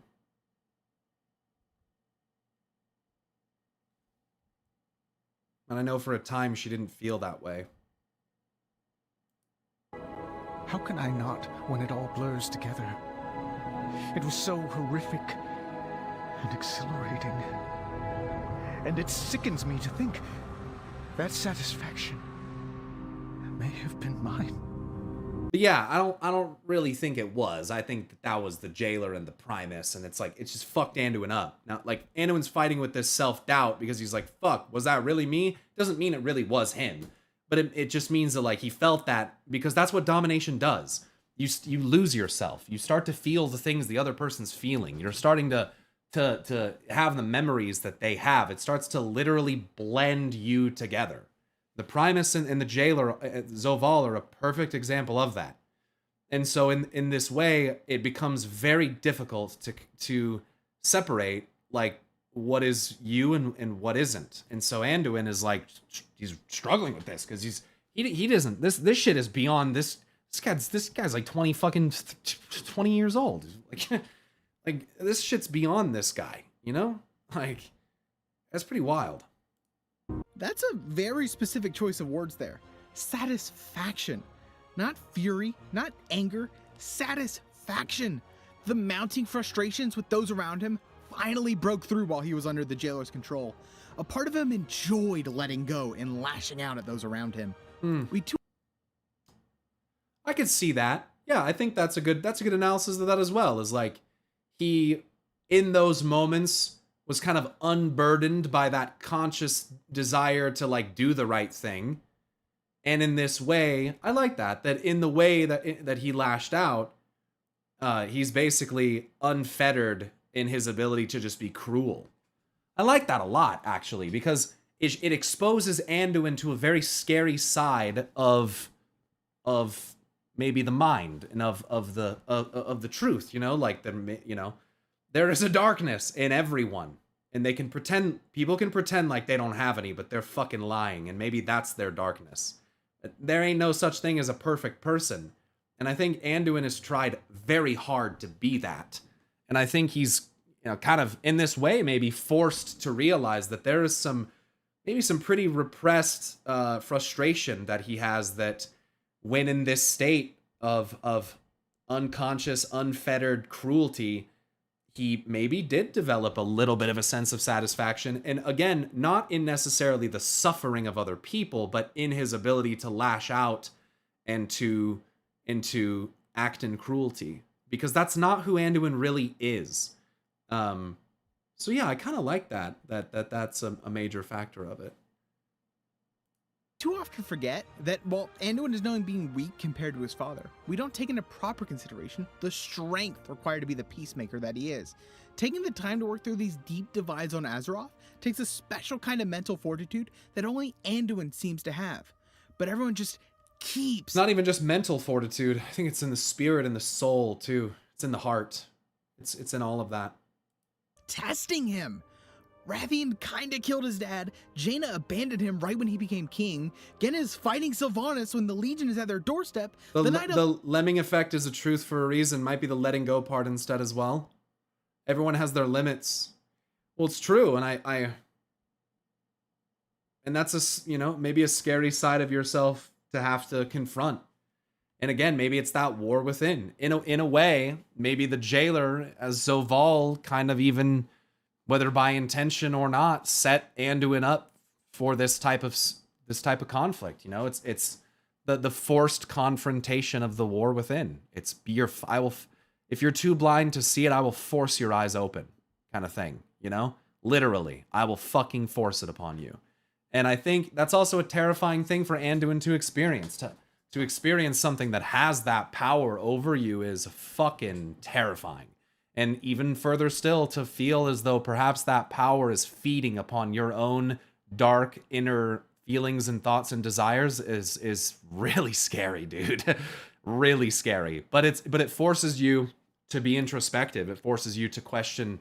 It's like what he's struggling with. Am I even safe to be around?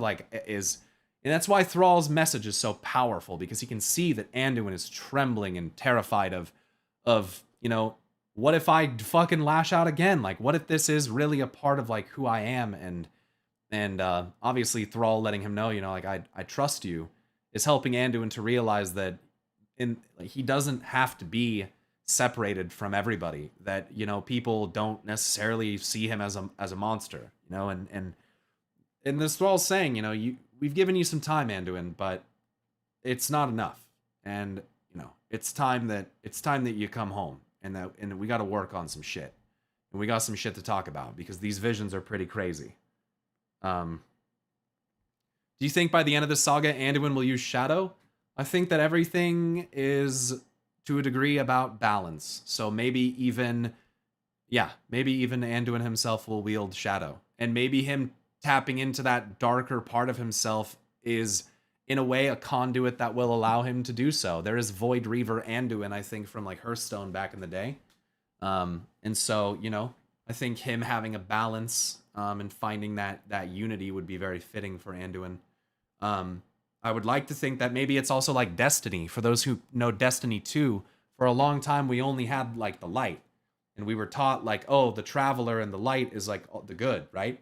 And then the darkness came, and we discovered that in the darkness there was also powers that we could use to help us, and that if learned to be properly controlled, that they too can be used to bring light, even though they're darkness. And so, yeah, I would kind of like to see in this way that that happens. And I kind of hope that happens with Silvermoon. I kind of hope that happens with the Draenei.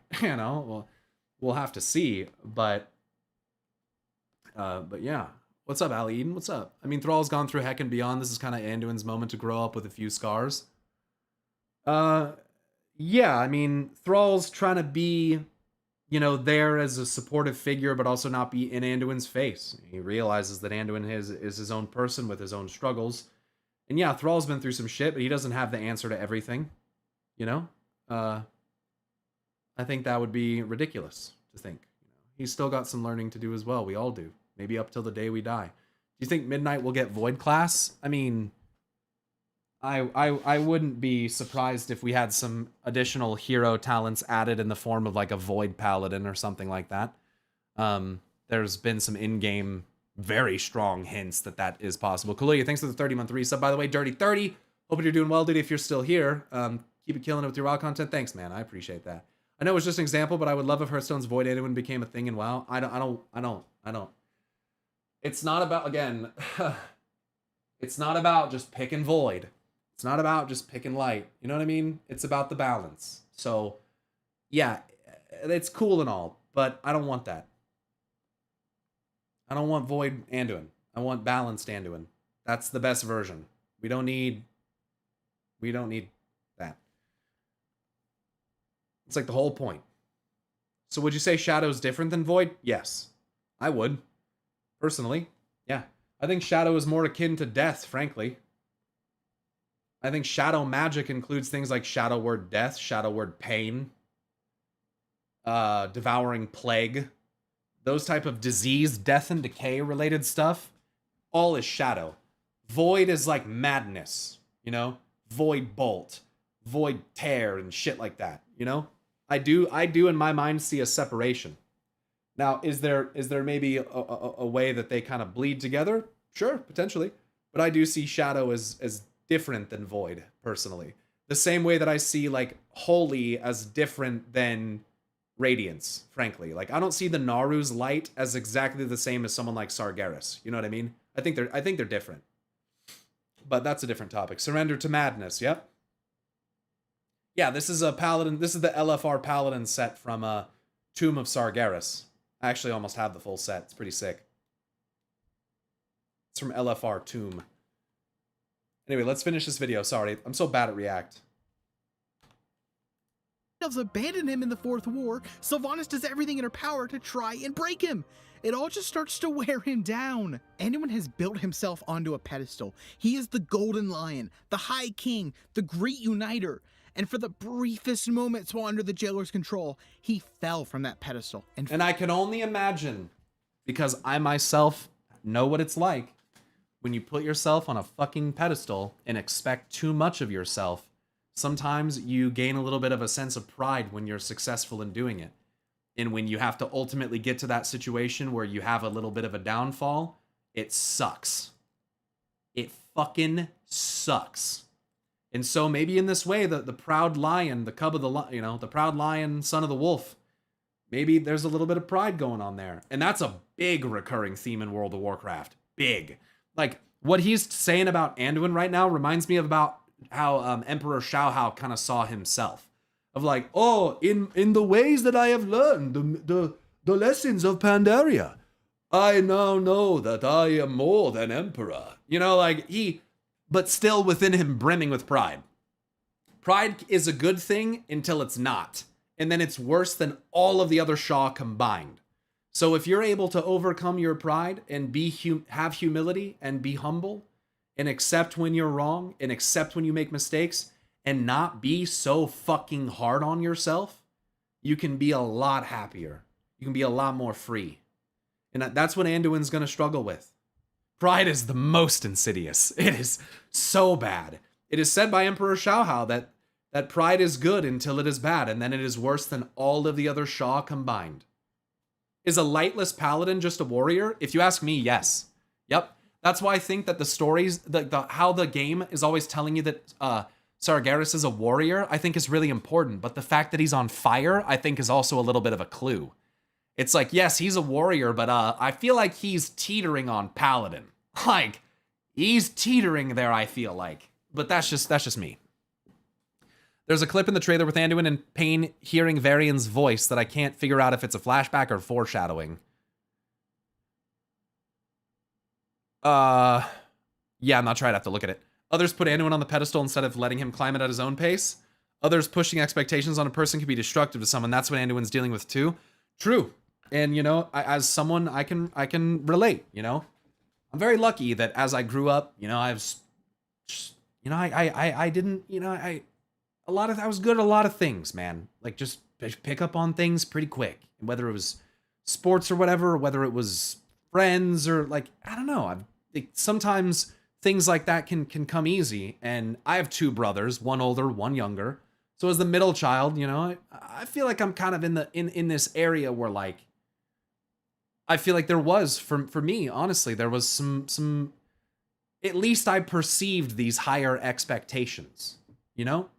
And I think that that can be very self-destructive. And sometimes, like you're saying, sometimes those expectations are derived from the perception that you're getting from, or the impression that you're getting from someone else, right? So, you know, when you're told good job, and you're always finishing your work ahead of other kids, and you're doing the extra activities for the teacher and all this stuff, it's like, you know, you start to feel like, maybe I'm really supposed to do something real special and important and unique, I guess, and like I'm good at stuff. And then you become an adult and you hit the real world, and not everything is like that anymore.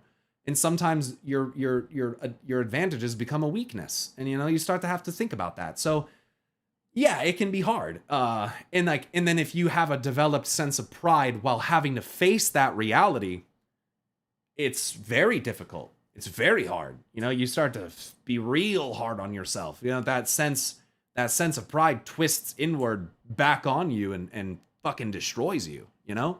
And sometimes that's due to getting, you know, sometimes that's due to like too much like praise, you know? So yeah, I think it's a good balance, and it's good to be humbled and to, you know, be checked in that way. So yeah, I agree that it is not just Anduin's own expectations, but certainly people like Gen Greymane don't help, you know? Like, fuck. You know, that guy's not, I mean, he tries, you know, he's got his own problems, but like, you know, it's you know, Jaina's to blame as well. You know, the way that she kind of I feel like she's kind of treated Anduin in the past sometimes. Jaina has sometimes been one that Anduin could confide in. I'll give her that. But she's also sometimes I feel a little overprotective of him. But do you think Anduin returns back to his seat as King of Stormwind, or does Turalyon decline his position? I don't know. I don't know. It'd be fucked up if Anduin actually became a Death Knight. I'm sure that won't happen, but that'd be so fucked up. And then if Turalyon's like, nah, bruh, but no. I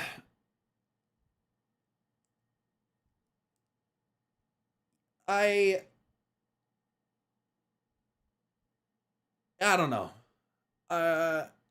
In the short story, The Eyes of the Earth Mother, it's described that Elun's light provided spiritual growth, evolution, and Anshe's light provided energy for physical growth. Does it say that? I don't remember that. I'll have to review that, I guess. I don't recall that very specific thing. I'm mad at you for even saying that. I know. I can't imagine Turalyon saying he can't be king. Right. That seems like a good way for Turalyon to immediately be. I almost think that Turalyon falls into the militant mindset trope, where if the forces of the light show up and they, as a higher, like if Yrel shows up and declares that something is heresy or not right, that's where I'm kind of concerned Turalyon falls. Like, that's where I'm concerned that, like, he just falls in line and, like, listens to orders.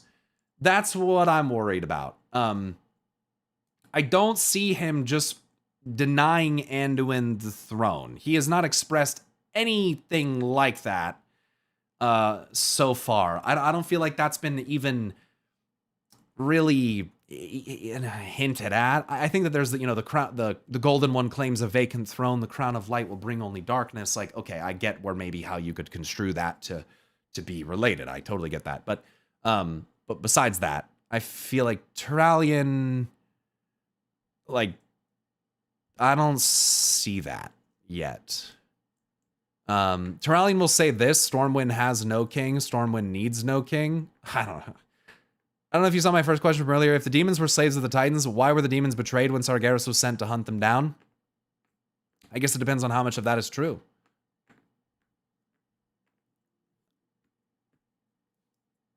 Because it's said that by one demon that they used to be the slaves of the Titans and that Sargeras freed them.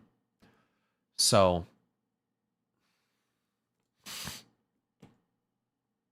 Church v. State, perhaps. Let's finish this. Finally let it all go, lashing out at his loved ones that made everything so hard for him.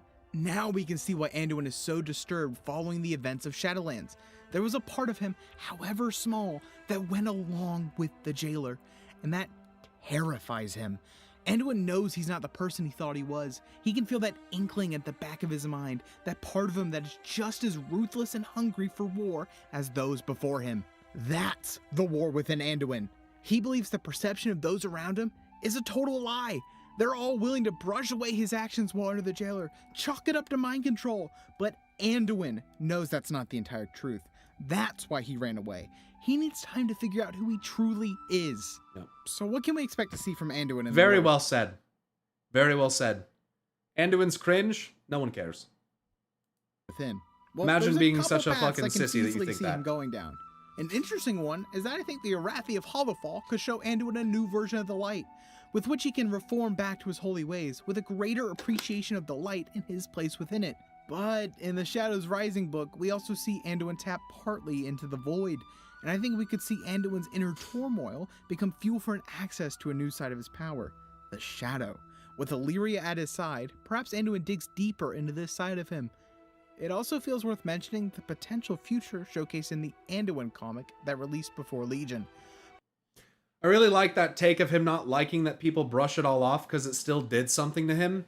I don't necessarily think it's like that, about like, oh, they don't see what it did to me. I think it's Anduin's guilt that people around him are willing to trust him and put their faith in him after what he believes is really terrible has happened.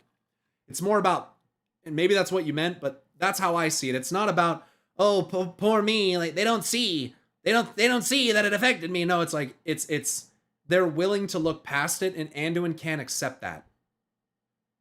He doesn't believe them. He doesn't believe them because he doesn't believe in himself. That's what I mean. Because okay, as he said, he was worried about that satisfaction was his own, right? He's concerned because he knows. He feels like, no, there is something that I should be feeling guilty. I should be feeling shameful. And which made him question himself. Yep. I agree. Yeah. With a grizzled old Anduin leading the army of the light in the final battle of the void. While that's a far way out, it could inform these crucial next steps for the character. Anduin is at a... And again, that comics, that scene starts with Velen saying, "High King Rin, it is time." And he's standing right behind Anduin with white eyes, just the same fucking way that Eonar did it with Aman'Thul. Like, Anduin's Aman'Thul and Velen's Eonar. It is time. Type shit. Reminds me a lot of that. Anduin is at a crossroads, with the ramping up evils of the cosmos forcing him to choose a path quickly. With these years of storytelling and build-up, I believe Anduin has everything he needs to tell one of the best stories in Warcraft history, and I can't wait to see it play out. Anyways, this has been 6. Make sure to subscribe and click that notification bell. I'll see you guys next time. Good video. Good video by 610. It's 2 months ago. Holy shit, he posted that a long time ago and I only just watched it. This one's old. Sorry for the scuffed quality. It's good, dude. All good. Thanks for letting us watch it, and I hope the chat enjoyed it. I think you make great videos. And what else we got? Let's get that one out of there. Guys, go show some love to the video. Go leave a like on that bitch. I know this is a custom campaign that isn't canon or anything, but I found it very interesting, that thing related to the waters consumed by Malfurion here. Considering their origin is unknown, yet it attracts... Well, if this is a not canon campaign, if it's a custom campaign, I'm not going to watch that. If it's not canon. Developer interview with Patrick Dawson and Maria Hamilton. Oh, it's Mr. GM. I don't know. Did we watch a Mr. GM video? He pretty publicly kind of talks crap about me, but so does Taliesin. And I watch his videos. Yeah, it's free content. Let's watch them. That's from 10.1. Is it worth watching? It's old. What's the point?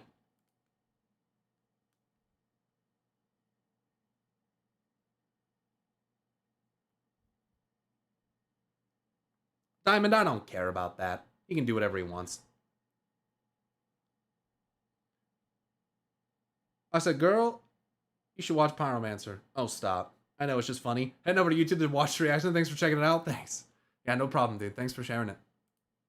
I don't know if I'm that keen on Mr. GM going from private server content to Blizzard shill. Yeah, he made some pretty fucked up public remarks about me and my ADHD. Yeah, I don't think he really respects the concept of mental health very much. And so I don't know. I was always nice to him. So for him to flip shit on me was pretty cringe. But I guess he probably thought it was pretty cringe that I freaked out about World of Warcraft. So I don't really care. Remember, none of that is still out there. I don't know if I'm that, he was big on private servers. I watched that back in the day. Oh, it's like taken down, you mean? I'm pretty sure he just doesn't respect you, but I'm not going to sit here and bash him. Well, I mean, I don't really necessarily blame him. But I think that if someone was struggling with their mental health and trying to express that, I think that I would be very unlikely as an individual with empathy to try to use that against that person. That's very gaslighty kind of behavior as well. I don't really like that. So, yeah. Why was it cringe? I thought WoW's lore was dog shit too. Because when I got mad, I didn't just say stuff about WoW's lore. You know? That's why. You have to take responsibility for the words you say. And what I said was not just about the game. Let's be very clear. You know? So I think that's why. That's why. Whatever reason they have, look, this is how it goes. You can't, force people to change their mind. That's not how it works, you know? You can't, you gotta make a difference. You gotta change yourself. And if people want to witness whatever that change is, then it's up to them to do it. You can't force people. I don't understand why it seems like so many other content creators have beef with Pyromancer. Other than some tweets I've heard about, I've never really seen Pyro do anything bad than express his distaste for things going on behind the scenes of Blizzard, which we all agree on. I think there's a perception that I'm like very condescending and rude to people in my chat, and that I am like a know-it-all, and that if anyone disagrees with me in my chat, they get banned, which is also not true. And even if that was true, I unbanned everybody from my channel like a year ago. Every single person that ever got banned, unless they were a bot, got unbanned. So even if that were the case, unless you came back and said some rude ass shit, you're unbanned, you know? So, it's just the perception though. And it's for me, it's potentially like a very kind of Sargeras situation. And some of that comes down to a lot of it comes down to my own actions. If you do certain things, paint you in a certain light, people are going to perceive you that way. You can only give people the person that you put out there, you know? And if the person that you put out there is negative and angry and short-tempered and impatient, then that's what people are going to perceive you as. You got to fucking be aware of that. And so that's why I try anyway to work so hard to change that about myself, because I'm a fiery person. And my problem is that sometimes I burn people that I am not meaning to burn. And I don't think about my words enough before I say them. And so I say them and I hurt people's feelings, and then I regret what I say, and I have to spend my time now apologizing for my fiery outburst. But what's better is if I can learn to take that anger and channel it into something productive that can be beneficial or that can be agreeable and doesn't come off as just so unfucking likable and just so uninteractable. Like, you just can't unfuckwithable. You know what I mean? And I think that that's a perception that other creators have of me, that I'm unfuckwithable in that way of like, that guy is all negative energy. But that's not really the truth. It's not the truth. It's not. And back before I was anybody, which I'm still not, whatever. I make videos for a fucking video game. You know, I'm happy that I get to do it and thank you. But before that, I met many of these people and I have pictures with them before they even knew who the fuck I was. You know, I've got pictures with Preach. I've got pictures with Taliesin. I have 3 different pictures with Taliesin and Evitel, which I have more pictures with Taliesin than any other creator, which is insane to think about.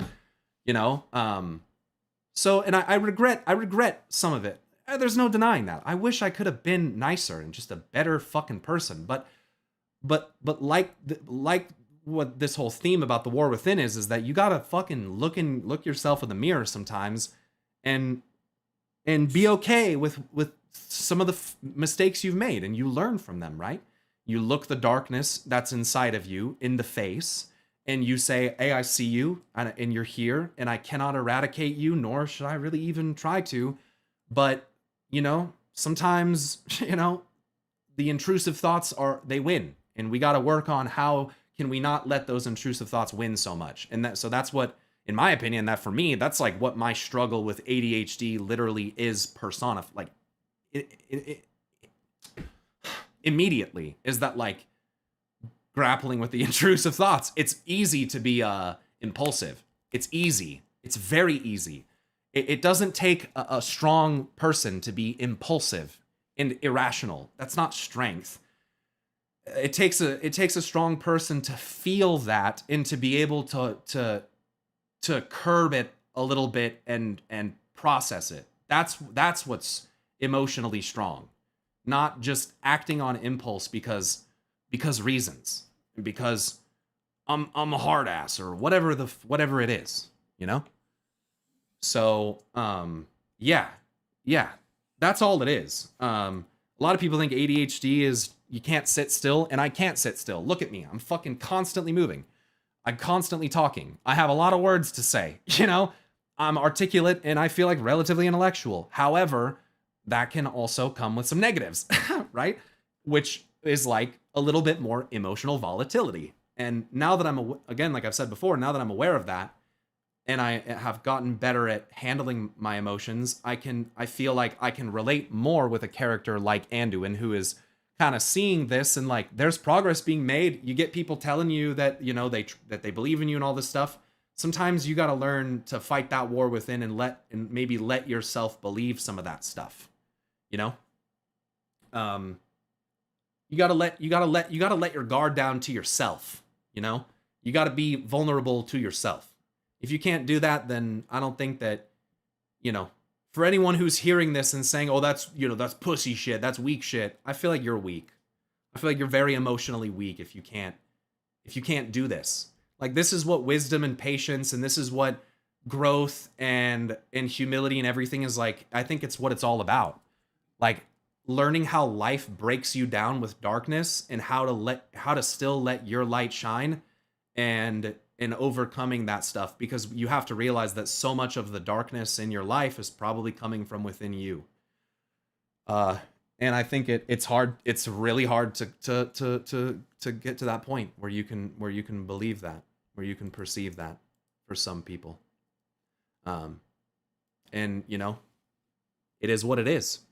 I can't make people believe in the power of themselves. You know, I mean, I could try, but I was diagnosed with ADHD when I was in 4th grade as part of test. It's a lifetime struggle. I don't speak a lot, but my thoughts are all over the place and my emotions are pretty volatile. Yeah. I got to be careful because I'm extremely detail oriented about things. When I do something, when I'm trying to do a job, I try to do it as perfectly as I can, which can be very detrimental too, because again, expectations. And I think that, you know, a lot of times, you know, for me, a long, you know, has some meaning. That gesture, that expression has meaning. And for me, it's a stressful meaning. You know, if someone's sighing, they're probably frustrated and they're probably under a stress. So when I see someone doing that, my natural inclination is to go, what's wrong? Not everyone is sighing because they're frustrated, but that's built into me. Why? Why is my assumption that it's the worst possible thing? I don't know exactly. I think it's more than ADHD. I think it's also, how I grew up, but it's that type of mindset. You gotta be able to chill, You gotta be able to chill. Do you worry coming back into the WoW community is gonna bring you down? Fuck no. Are you kidding me? I might have less, let me make something very clear. I might have less views now than I used to, but my passion for this game has never been higher. Like, I don't know how to put this. Like, yeah, we might get 10K views on a video, which back in the day, maybe we got 100. Like, that's crazy. That's great. But I don't really give a shit about that.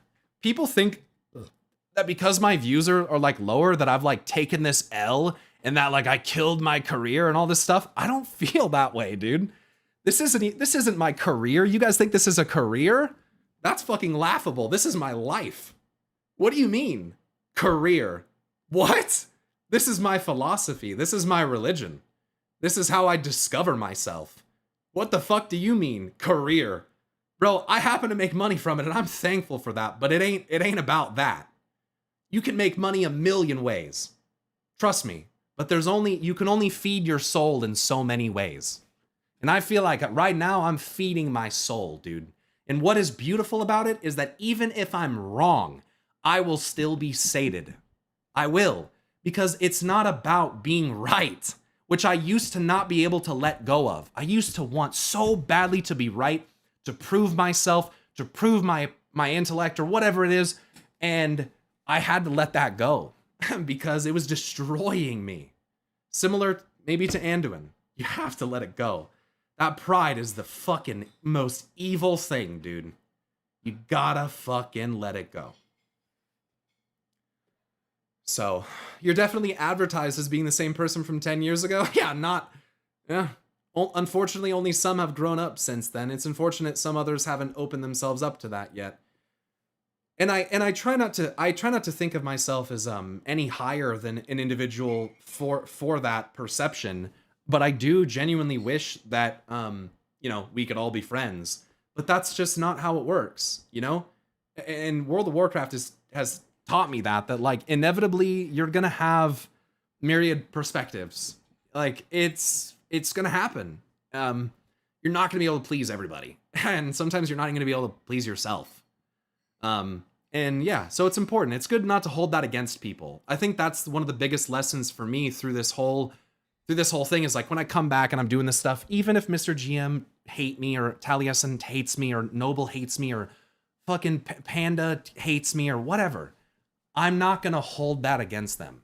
I'm not gonna let that perception, in maybe for them quite a valid one, cloud how I see the situation. I'm just not gonna let that happen. I don't blame them. I don't, and I don't have an expectation for anybody. It's okay. It's okay. I think that and I've said this before, you can't force people to like you. You can't force forgiveness, and so I'm not going to. I'm not gonna. It's a fruitless endeavor, so to speak. People have been way too hard on you. I mean, maybe, but I don't really. How do I put this? I'm not throwing a pity party about it. You know what I mean? I'm not throwing a pity party about it because for me, I know the truth. I know the kind of person I want to be. I know. And that's what matters. Yeah. And it's not, yeah, I mean, there's moments, of course, where I'll be like frustrated and I'll say, Mr. GM, what, this said this about ADHD or whatever. Yeah, it's years ago, man. It's Twitter beef, man. We make videos about World of Warcraft, bro. We should all be so lucky that we even are in the same scope and universe as each other. Does that make sense? Like, But we don't do that. We deny. And again, this is such a fucking, it's such an allegory and fucking fractal for what the game is trying to teach you. That the division is not productive. It's not. Truth is found in unity and time and healing and forgiveness and penance. You know? Yeah. That's how I feel about it. I found you this year, and I gotta say, I really enjoy watching you speak. Thank you. I appreciate that. Thanks. Offers fresh baked cookies. I would take one. Cypher, thanks, by the way, for the 24-month resub. 2 years on that. I appreciate that. Pyro's so smart with his words. Ooh, ooh. But I already brought the confetti and yeah, whatever. You might, yeah.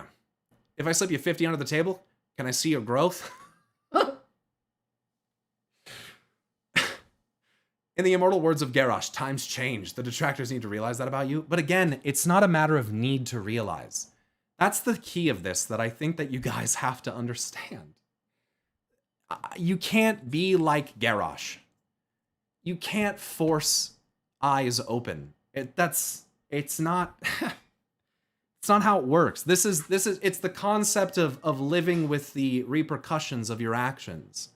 That you can't you know, you gotta look, an individual's gotta look within their heart and into the realms of empathy and compassion. And they have to choose to do that.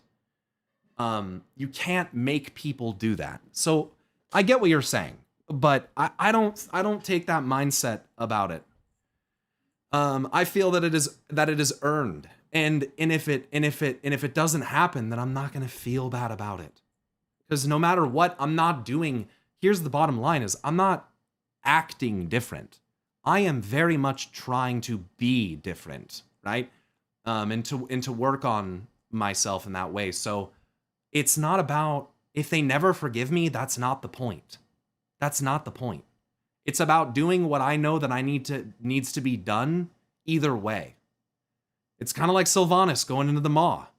It's not about forgiveness, and she knows that. It's not about it. I might not ever be forgiven. But it's about understanding that that's not a reason to not do what you know is right. Period. So, thanks for listening to my TED Talk. Hello there and welcome to a developer interview for patch 10.1 Embers of Neltharion. I've just seen the presentation and I'm joined by Maria Hamilton and Pat Dawson. So, and this is, regardless of whose this video is this relevant? Bravo Fox, thanks for giving us up the diamond veins. And you said something earlier about being diagnosed at 34 and stuff. Do you like your taskbar in the center on Windows 11? I do. I don't mind it. I used to not like it, but I think it's fine. Central stuff I think is cleaner. It took me a while for my brain to adjust to it, but I like it on the bottom. Interview with Maria when? Strange? I know, I would love that. Make it happen, chat. You do it to better yourself, not earn forgiveness. I forget it. Or I get it. I forget it. What the fuck? Yeah. I think that's the way. And if along with that forgiveness is given, then good. And it's not that I don't care about or don't seek forgiveness, but it's not the point. The point is that you should try to be better even if you won't be forgiven. Because then, did you really learn anything? Like, what does it mean if someone forgives you but you don't change and you don't grow? What's actually better? Not changing and not growing and being forgiven, or not being forgiven and actually changing and growing and becoming better? For me, that answer is clear. While you were talking, I went and peeped that Maria Hamilton interview. It's almost 30 minutes long, and most of it's talking about systems, dragon riding, renown, etc. This one here, it's Patrick Dawson as well. This is the one. It is almost 30 minutes. Yeah, I don't really need to hear about dragon riding, renown track. Like, this is 10.1. I'm kind of confused why this even got linked to us. So we'll skip this. I don't really need any of this. A really sick add-on for making animations in-game. Released Scene Machine 0.8.1 beta, bringing a few new features like full screen, a settings window, fog color and distance, and a bunch of other small things and many fixes. So this is what, like a CurseForge add-on that you can use to build scenes? This is like a completely custom scene and camera work? What the fuck? That's kind of sick, dude. You can make some crazy content with that. The Machinima comeback? Damn, that's pretty cool. Yeah, you can't dominate someone and make them forgive you. You gotta hope they can, but focus on number one. Yep. Quite therapeutic listening to this at 4:35 in the morning on my way to the army. Lol. Thanks for the company. No problem, man. No problem, brother. Thanks for watching. Mission is gonna be dank. You can change the color and atmosphere and fog and everything. So this is how you make fake leaks. This is the kind of thing you use to make the fake leaks. That's really cool. Not something related to Asmin. It just got posted here. Least cinematic Helldivers 2 moment.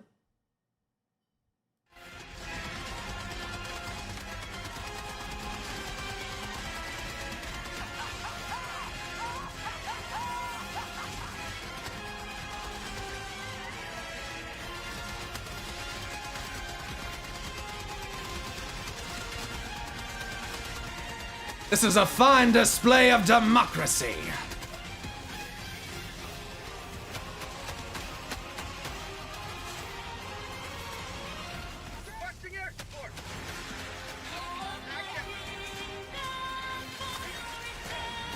Oh, this music's definitely not part of the game. The least cinematic Helldivers moment.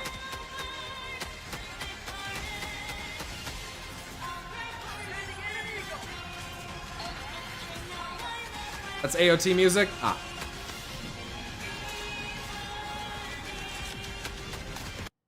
Jesus Christ, dude. Yeah, HD2 is pretty sick, man. Yeah, regardless of the controversy, the game itself is pretty good. I'm just kind of bored of it now. I got 100 hours in it. I'm level 51. I'm just bored of it. And it's nothing against the game. I just need a different enemy to fight. I need something else. I like the game, but the passes and kind of the gun nerfs and stuff haven't been the most fun thing ever, and I just feel I'm getting burned out on it. Because it's just like, oh, let's go do the same mission again and spend 25 minutes of our lives fucking doing this objective that we've technically already done 100 times. Like, yeah, so it's fun, but it started to wear on me. Cables, thanks for the tier 1 sub. Guin Hobacha, thanks so much for the tier 1 for 3 months. Thanks again. No, thank you. Thanks for the resub. Bot fights are by far most cinematic. Bugs are when you want to chill. There is a third factor that's not implemented yet, right? That's what I'm saying. So I'm waiting for that.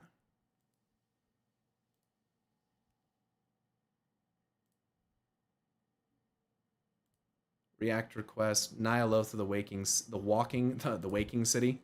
So this is Out of Bounds Nyalotha. It's 44 minutes long, which we will not be fucking doing. Did you see this mod for H2? Is this the Star Wars one? Yeah, dude. This, I don't mod games, but this is tempting. This is fucking sick. This is sick. This is one of the coolest mods ever. What's up, Sylvosis? Disney just make this game, please. It's pretty cool. Just skip around? Yeah, I will. Welcome back, everybody, to another All Things Nerd video. Welcome back. Sorry, I'm going to be skipping around. How cool is this, guys? Guys, this is going to be an awesome raid to show off. I mean, there's a lot of cool things to see and just a lot of cool things to look at. So I'm very excited. So let's get going. Now, if you come out here, don't have to worry about death walls for now. I have not found any DC or death walls yet coming out here. The only time you will hit death walls or DC walls is if you go into the abyss, obviously, which is falling off the edge of the map or stuff like that. So what we're going to do is we're going to make our way out this way. So much fire here in Nyalotha. Give you guys a good look at kind of the backside of this dungeon here, or this raid, I should say. Yeah, dude. Oh my god. Why is there so much magma and fire? I mean, I knew there was a lot, but like, what the fuck? N'Zoth must have been the commander of Wagnaros or something. Like, why is there so much fire? Rivers There's of just blood? such a cool vibe in this place. Like, this yeah, is, they do kind of look like rivers of blood. you don't get any type of raid other Primordial, than, maybe? like, this is a very unique Nyalotha is a volcano. raid in my opinion, and I just The connection to fire, man. It's raspberry jam. love the backdrops, the skyboxes, everything in this raid. Now, I will be honest with you guys, I might edit this video some parts because there is a lot of walking and a lot of climbing to do. I don't want to have you guys to watch, have you guys watch me do all of that. So, but what we're gonna do is we're gonna jump out and we're gonna make our way this way. And I'm gonna give you guys some cool shots of the area while I'm flying down here. Now, the first thing we're going to do is we're going to climb up this very cool looking lava path. Now, as you guys can see, there is a lot of aesthetics out here that you can see They're like in the lava. normally. But a lot of this is just smoke and mirrors on Blizzard's part, which they did a really great job. If you guys remember the Motherload video, they kind of used the same volcano looking, like volcano lava looking texture out there as well. So if you come out here, there is no lava, obviously. This is just fake volcano and ash. We're gonna make our way up the hill here, and when we get up here, we're going to want to get on top of the mountain up this way, because if you go right, so we're actually going to be ending the video going right later. That's going to be the final thing we do, because when you go right, you can actually go back to the beginning area of the map, which I'm going to be showing you how to get there. So the first place that you start when you fight, interesting. Gosh, I can't even think of his name. And just the skybox in this place is incredible. I mean, look at that. There's nowhere on World of Warcraft can you see something like this. Damn. Look at this. It's just so cool out here. It's pretty big. Again, just large scale. Abyss here. And you can look into the unknown. What the fuck? This man is out here. I used to do shit like this in Halo. Are those Blizzard red chains over there? What was that? A great job at hiding this place. They covered it up with a lot of smoke and mirror. And not a single split tentacle, right? They're so good on them. Now, I'll be honest with you as well. I have never actually been out this way on the right side yet, so I don't know if we're going to run into any death walls or not out here. I guess we're just going to have to find out together. I used to like get on the map on like Halo 3 and shit. And if we come out this way, you're going to see a lot of I can't help but feel like out of bounds explorations are not only unproductive, but actively harmful to speculation. Well, I mean, sometimes you might see some stuff that doesn't really like make sense, or you're not supposed to see. It's not intentional. So the idea is that, like, don't take too much into it. Don't think too much into it. I do think the alternate view of the temple is important because it looks a lot more similar to Sumer from this angle. If he looks up, look at that. Look up. Look at, there's some beam of light going on down there. You guys see that right there? I don't know what that is, Hardly. but it keeps appearing on my screen. Oh yeah, when he hovers, maybe we can go fly down there and Yeah, you can see the building over there now. check out what it is. But the problem is, if we go down there, then we're kind of stuck. So Yeah. that's why I want to save that for the ending of the video. And So give you guys interesting. the whole backside first. Like, look at the real scale of it. Now, as we're going along here, I just want to say thank you to everybody. If you could, please like the video, subscribe to the channel if you're not subscribed, join the ATN Discord. It helps out a lot, and I love meeting new people. We're building a huge OOB community in there. It's been so much fun to meet new people and just hanging out almost every day. True, Made Wookie. some amazing new friends. How's in it going, there. by the way, dude? And Good I to would see love you. To meet you as well. So if you haven't Glad to joined see the you're ATN still Discord, around. I highly Reminded now recommend for a you reason do. why of Asmund and his buddies trying to do an out of bounds and getting blasted by a GM while doing that. That was funny. And yeah, that was a good. That was a thank you funny guys. video. We're almost to 5,000 subscribers. hilarious which is one. Just amazing to me. And I can't wait to get to 5,000. Like that blows my mind. That sorry, Chad. I don't think we can go further trying to be a jerk. because we're gonna get stuck with lava here. Subscribe to this guy if you like I these think videos. that is all lava here. But what we can try to go do Try is to figure out where Nyalotha would be on Azeroth based on the geographics. No luck at all. we can go completely fly out here and let's go take a look and see how far we can get.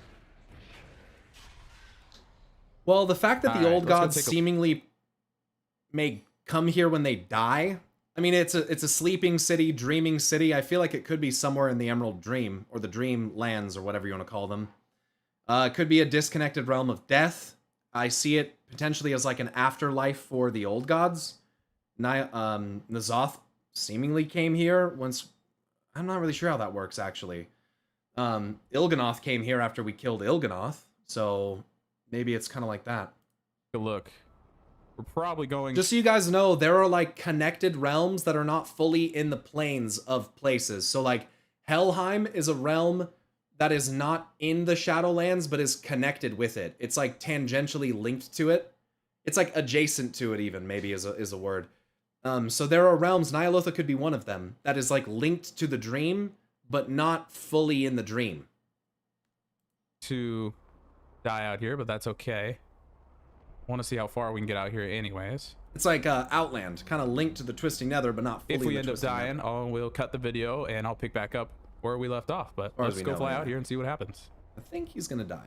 I mean, what cooler backdrop do you get as a demon hunter flying out here? Look at that.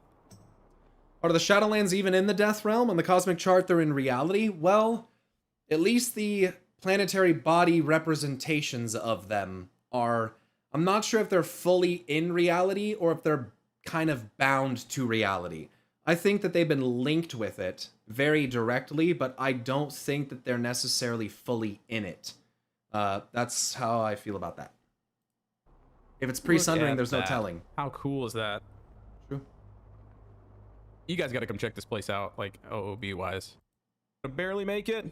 What the fuck? I think we need to use our fell. Oh, vengeful retreat's not up. How we doing on fell? All right, we're gonna keep going out here. So far, we're doing good. I do see a platform in the distance, which is a really good sign.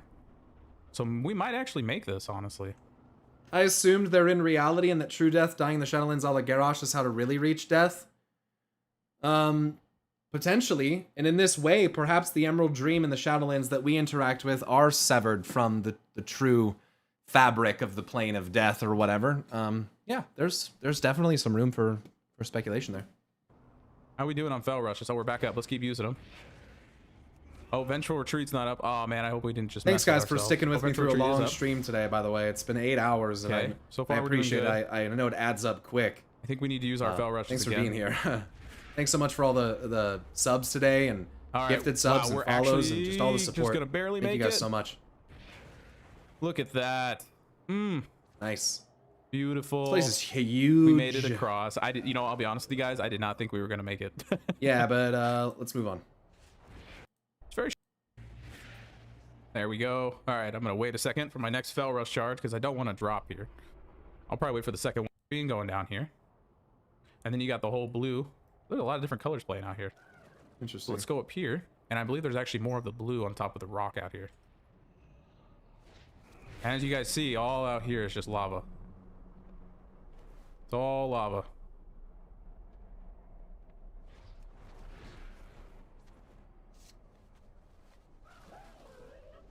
All right, we're gonna make our way out this way.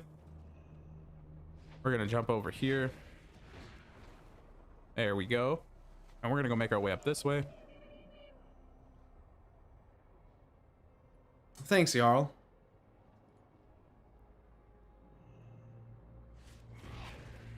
Strange.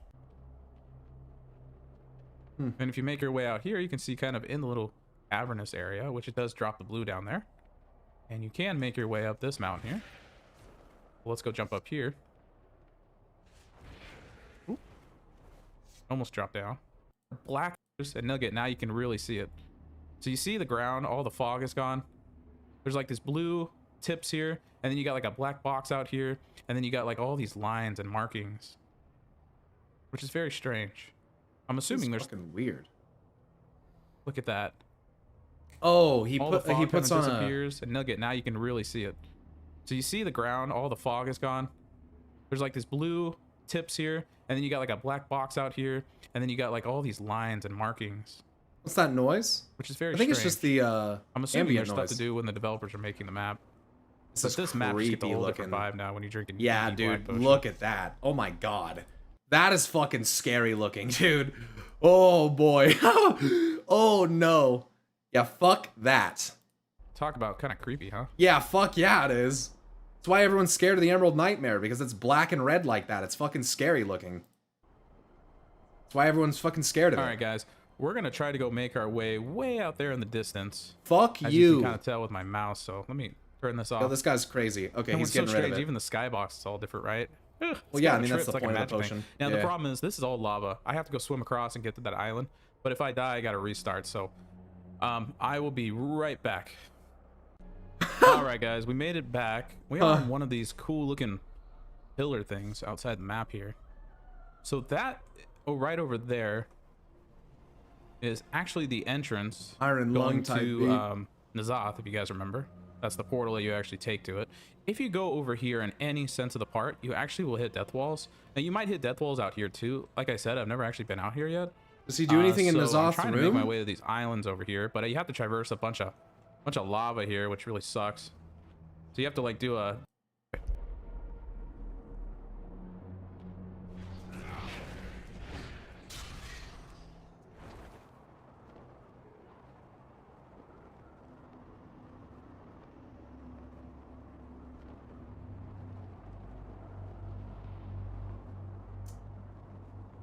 God, Nyalotha is fucking huge, dude. Jesus Christ, it's such a big facility. Whatever it is, city.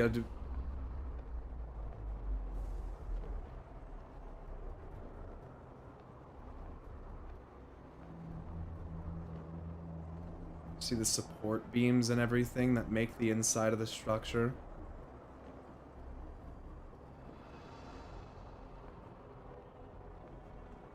Fucking demon hunters break this game. I guess my Dracthyr could do it too, but demon hunters did it first.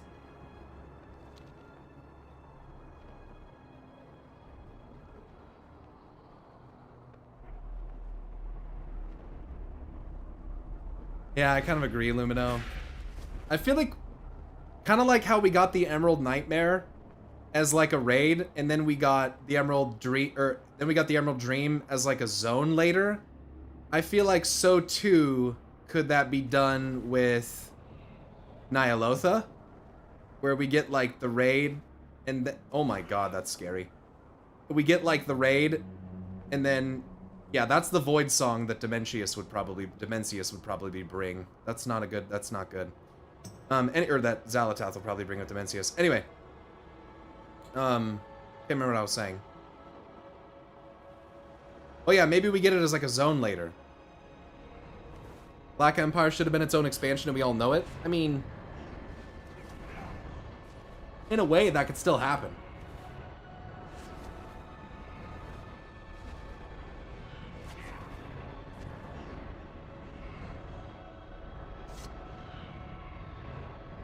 Well, everyone, we made it. Again, I just want to say thank you so much to all of you who have watched this video. It means so much to me. We're almost to 5,000 subscribers. I hope you guys are enjoying this Nyalotha of the Walking City. I kind of like the idea it's not a zone. You can stay in like a normal one, though. Careful, Lumino, lest you find yourself in the maw.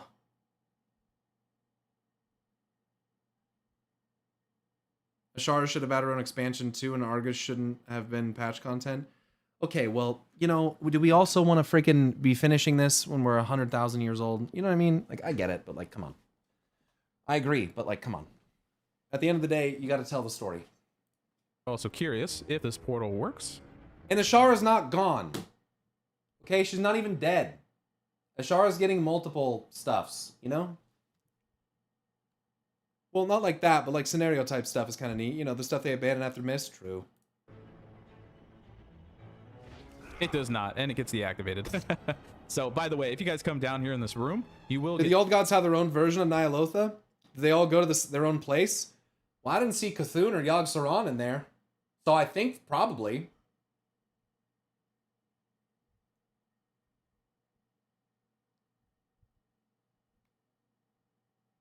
Hell, for all I know, Yogg-Saron went to Thros. I don't fucking know. Power of the Void song is also a concept from DC Comics? Really? I don't think the old gods would even fit in there.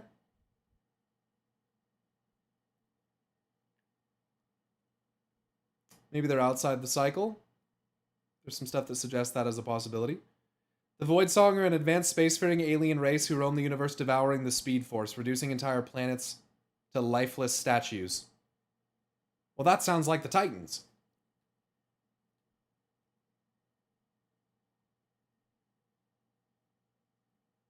Sounds like Titan Forged. It's stuck in here. Tyler looks tired. I am tired. You do need to either hearth out or find another way out. But anyways, guys, I just want to say thank you. As always, my name is Nathan. I will catch you on I think the these are next kind of video. fun. I think they're fun to check out. Show some love if you guys are interested. It'd be good for new and returning players. I think it'd be highly valuable for Bronze Dragonflight to have scenarios for reliving parts of lore that weren't originally in the game. Maybe. Please just don't make them like time rifts. God, no. Titans of the Void Lords confirmed by DC Comics. Something I've had to consider before. I mean, in a way, I think they kind of are. Not so directly, but you know what I mean.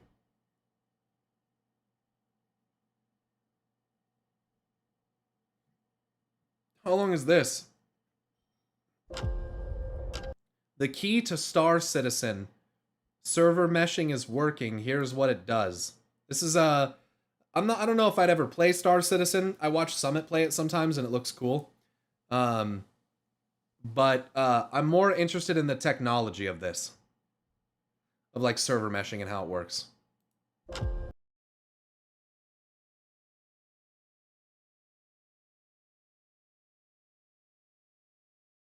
I don't really know. Whoa. CIG is kind of like Tesla.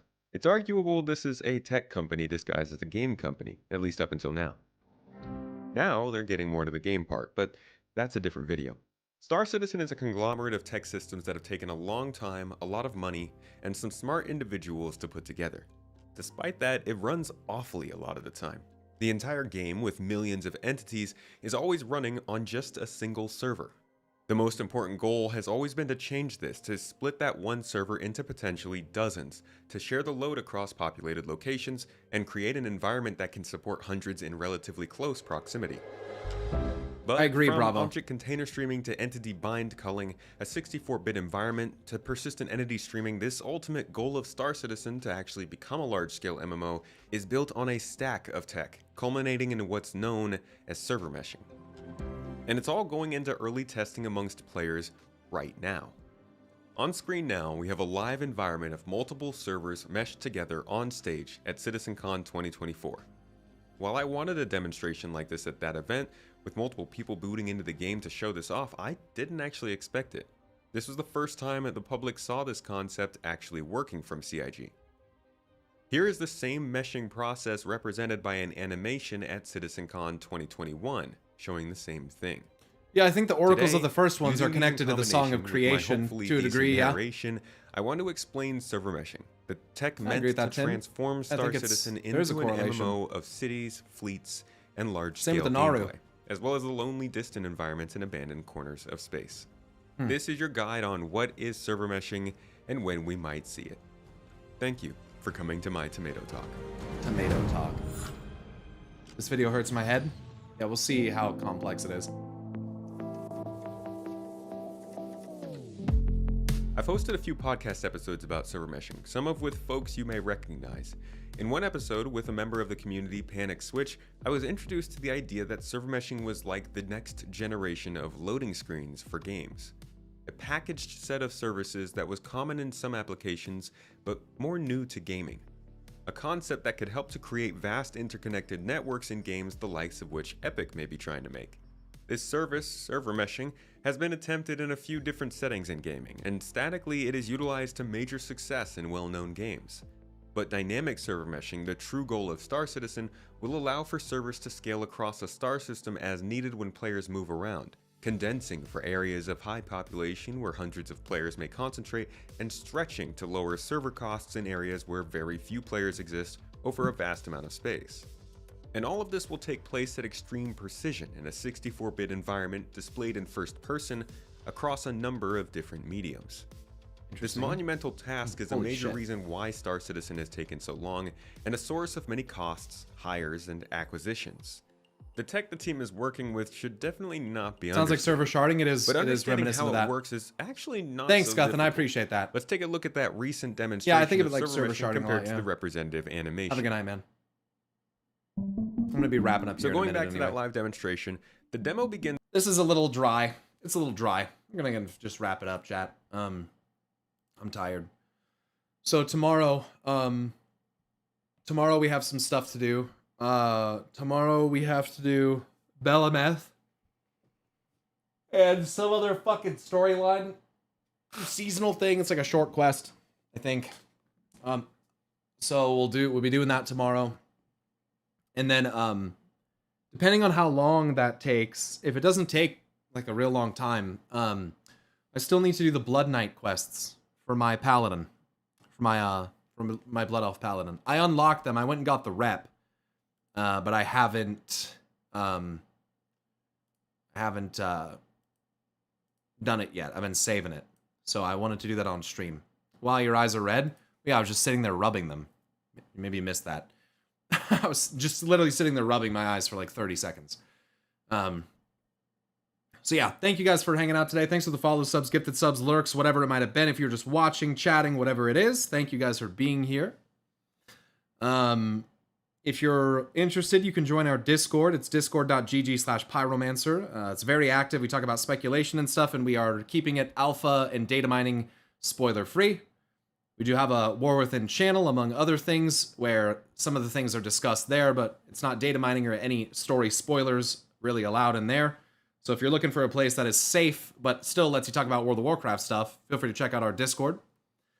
I'm also on Twitter, or X, PyromancerYT for YouTube. And of course, on YouTube, youtube.com/pyromancer. Lots of content's been coming out there thanks to our editor, Jay. He's been doing a great job, and we've been getting a lot of support on those videos too. So shout out to everyone on YouTube. It's been crazy. Today we've actively had almost more viewers on YouTube than on Twitch, which is that's wild. So thank you guys so much for showing up. I'm definitely gonna keep doing it. I will be streaming on Thursday, Mists of Pandaria Remix. So please look forward to that. I know I am. So until then, appreciate you guys very much. Stay awesome. Until next time, which will be tomorrow. I'll see you guys later. Peace.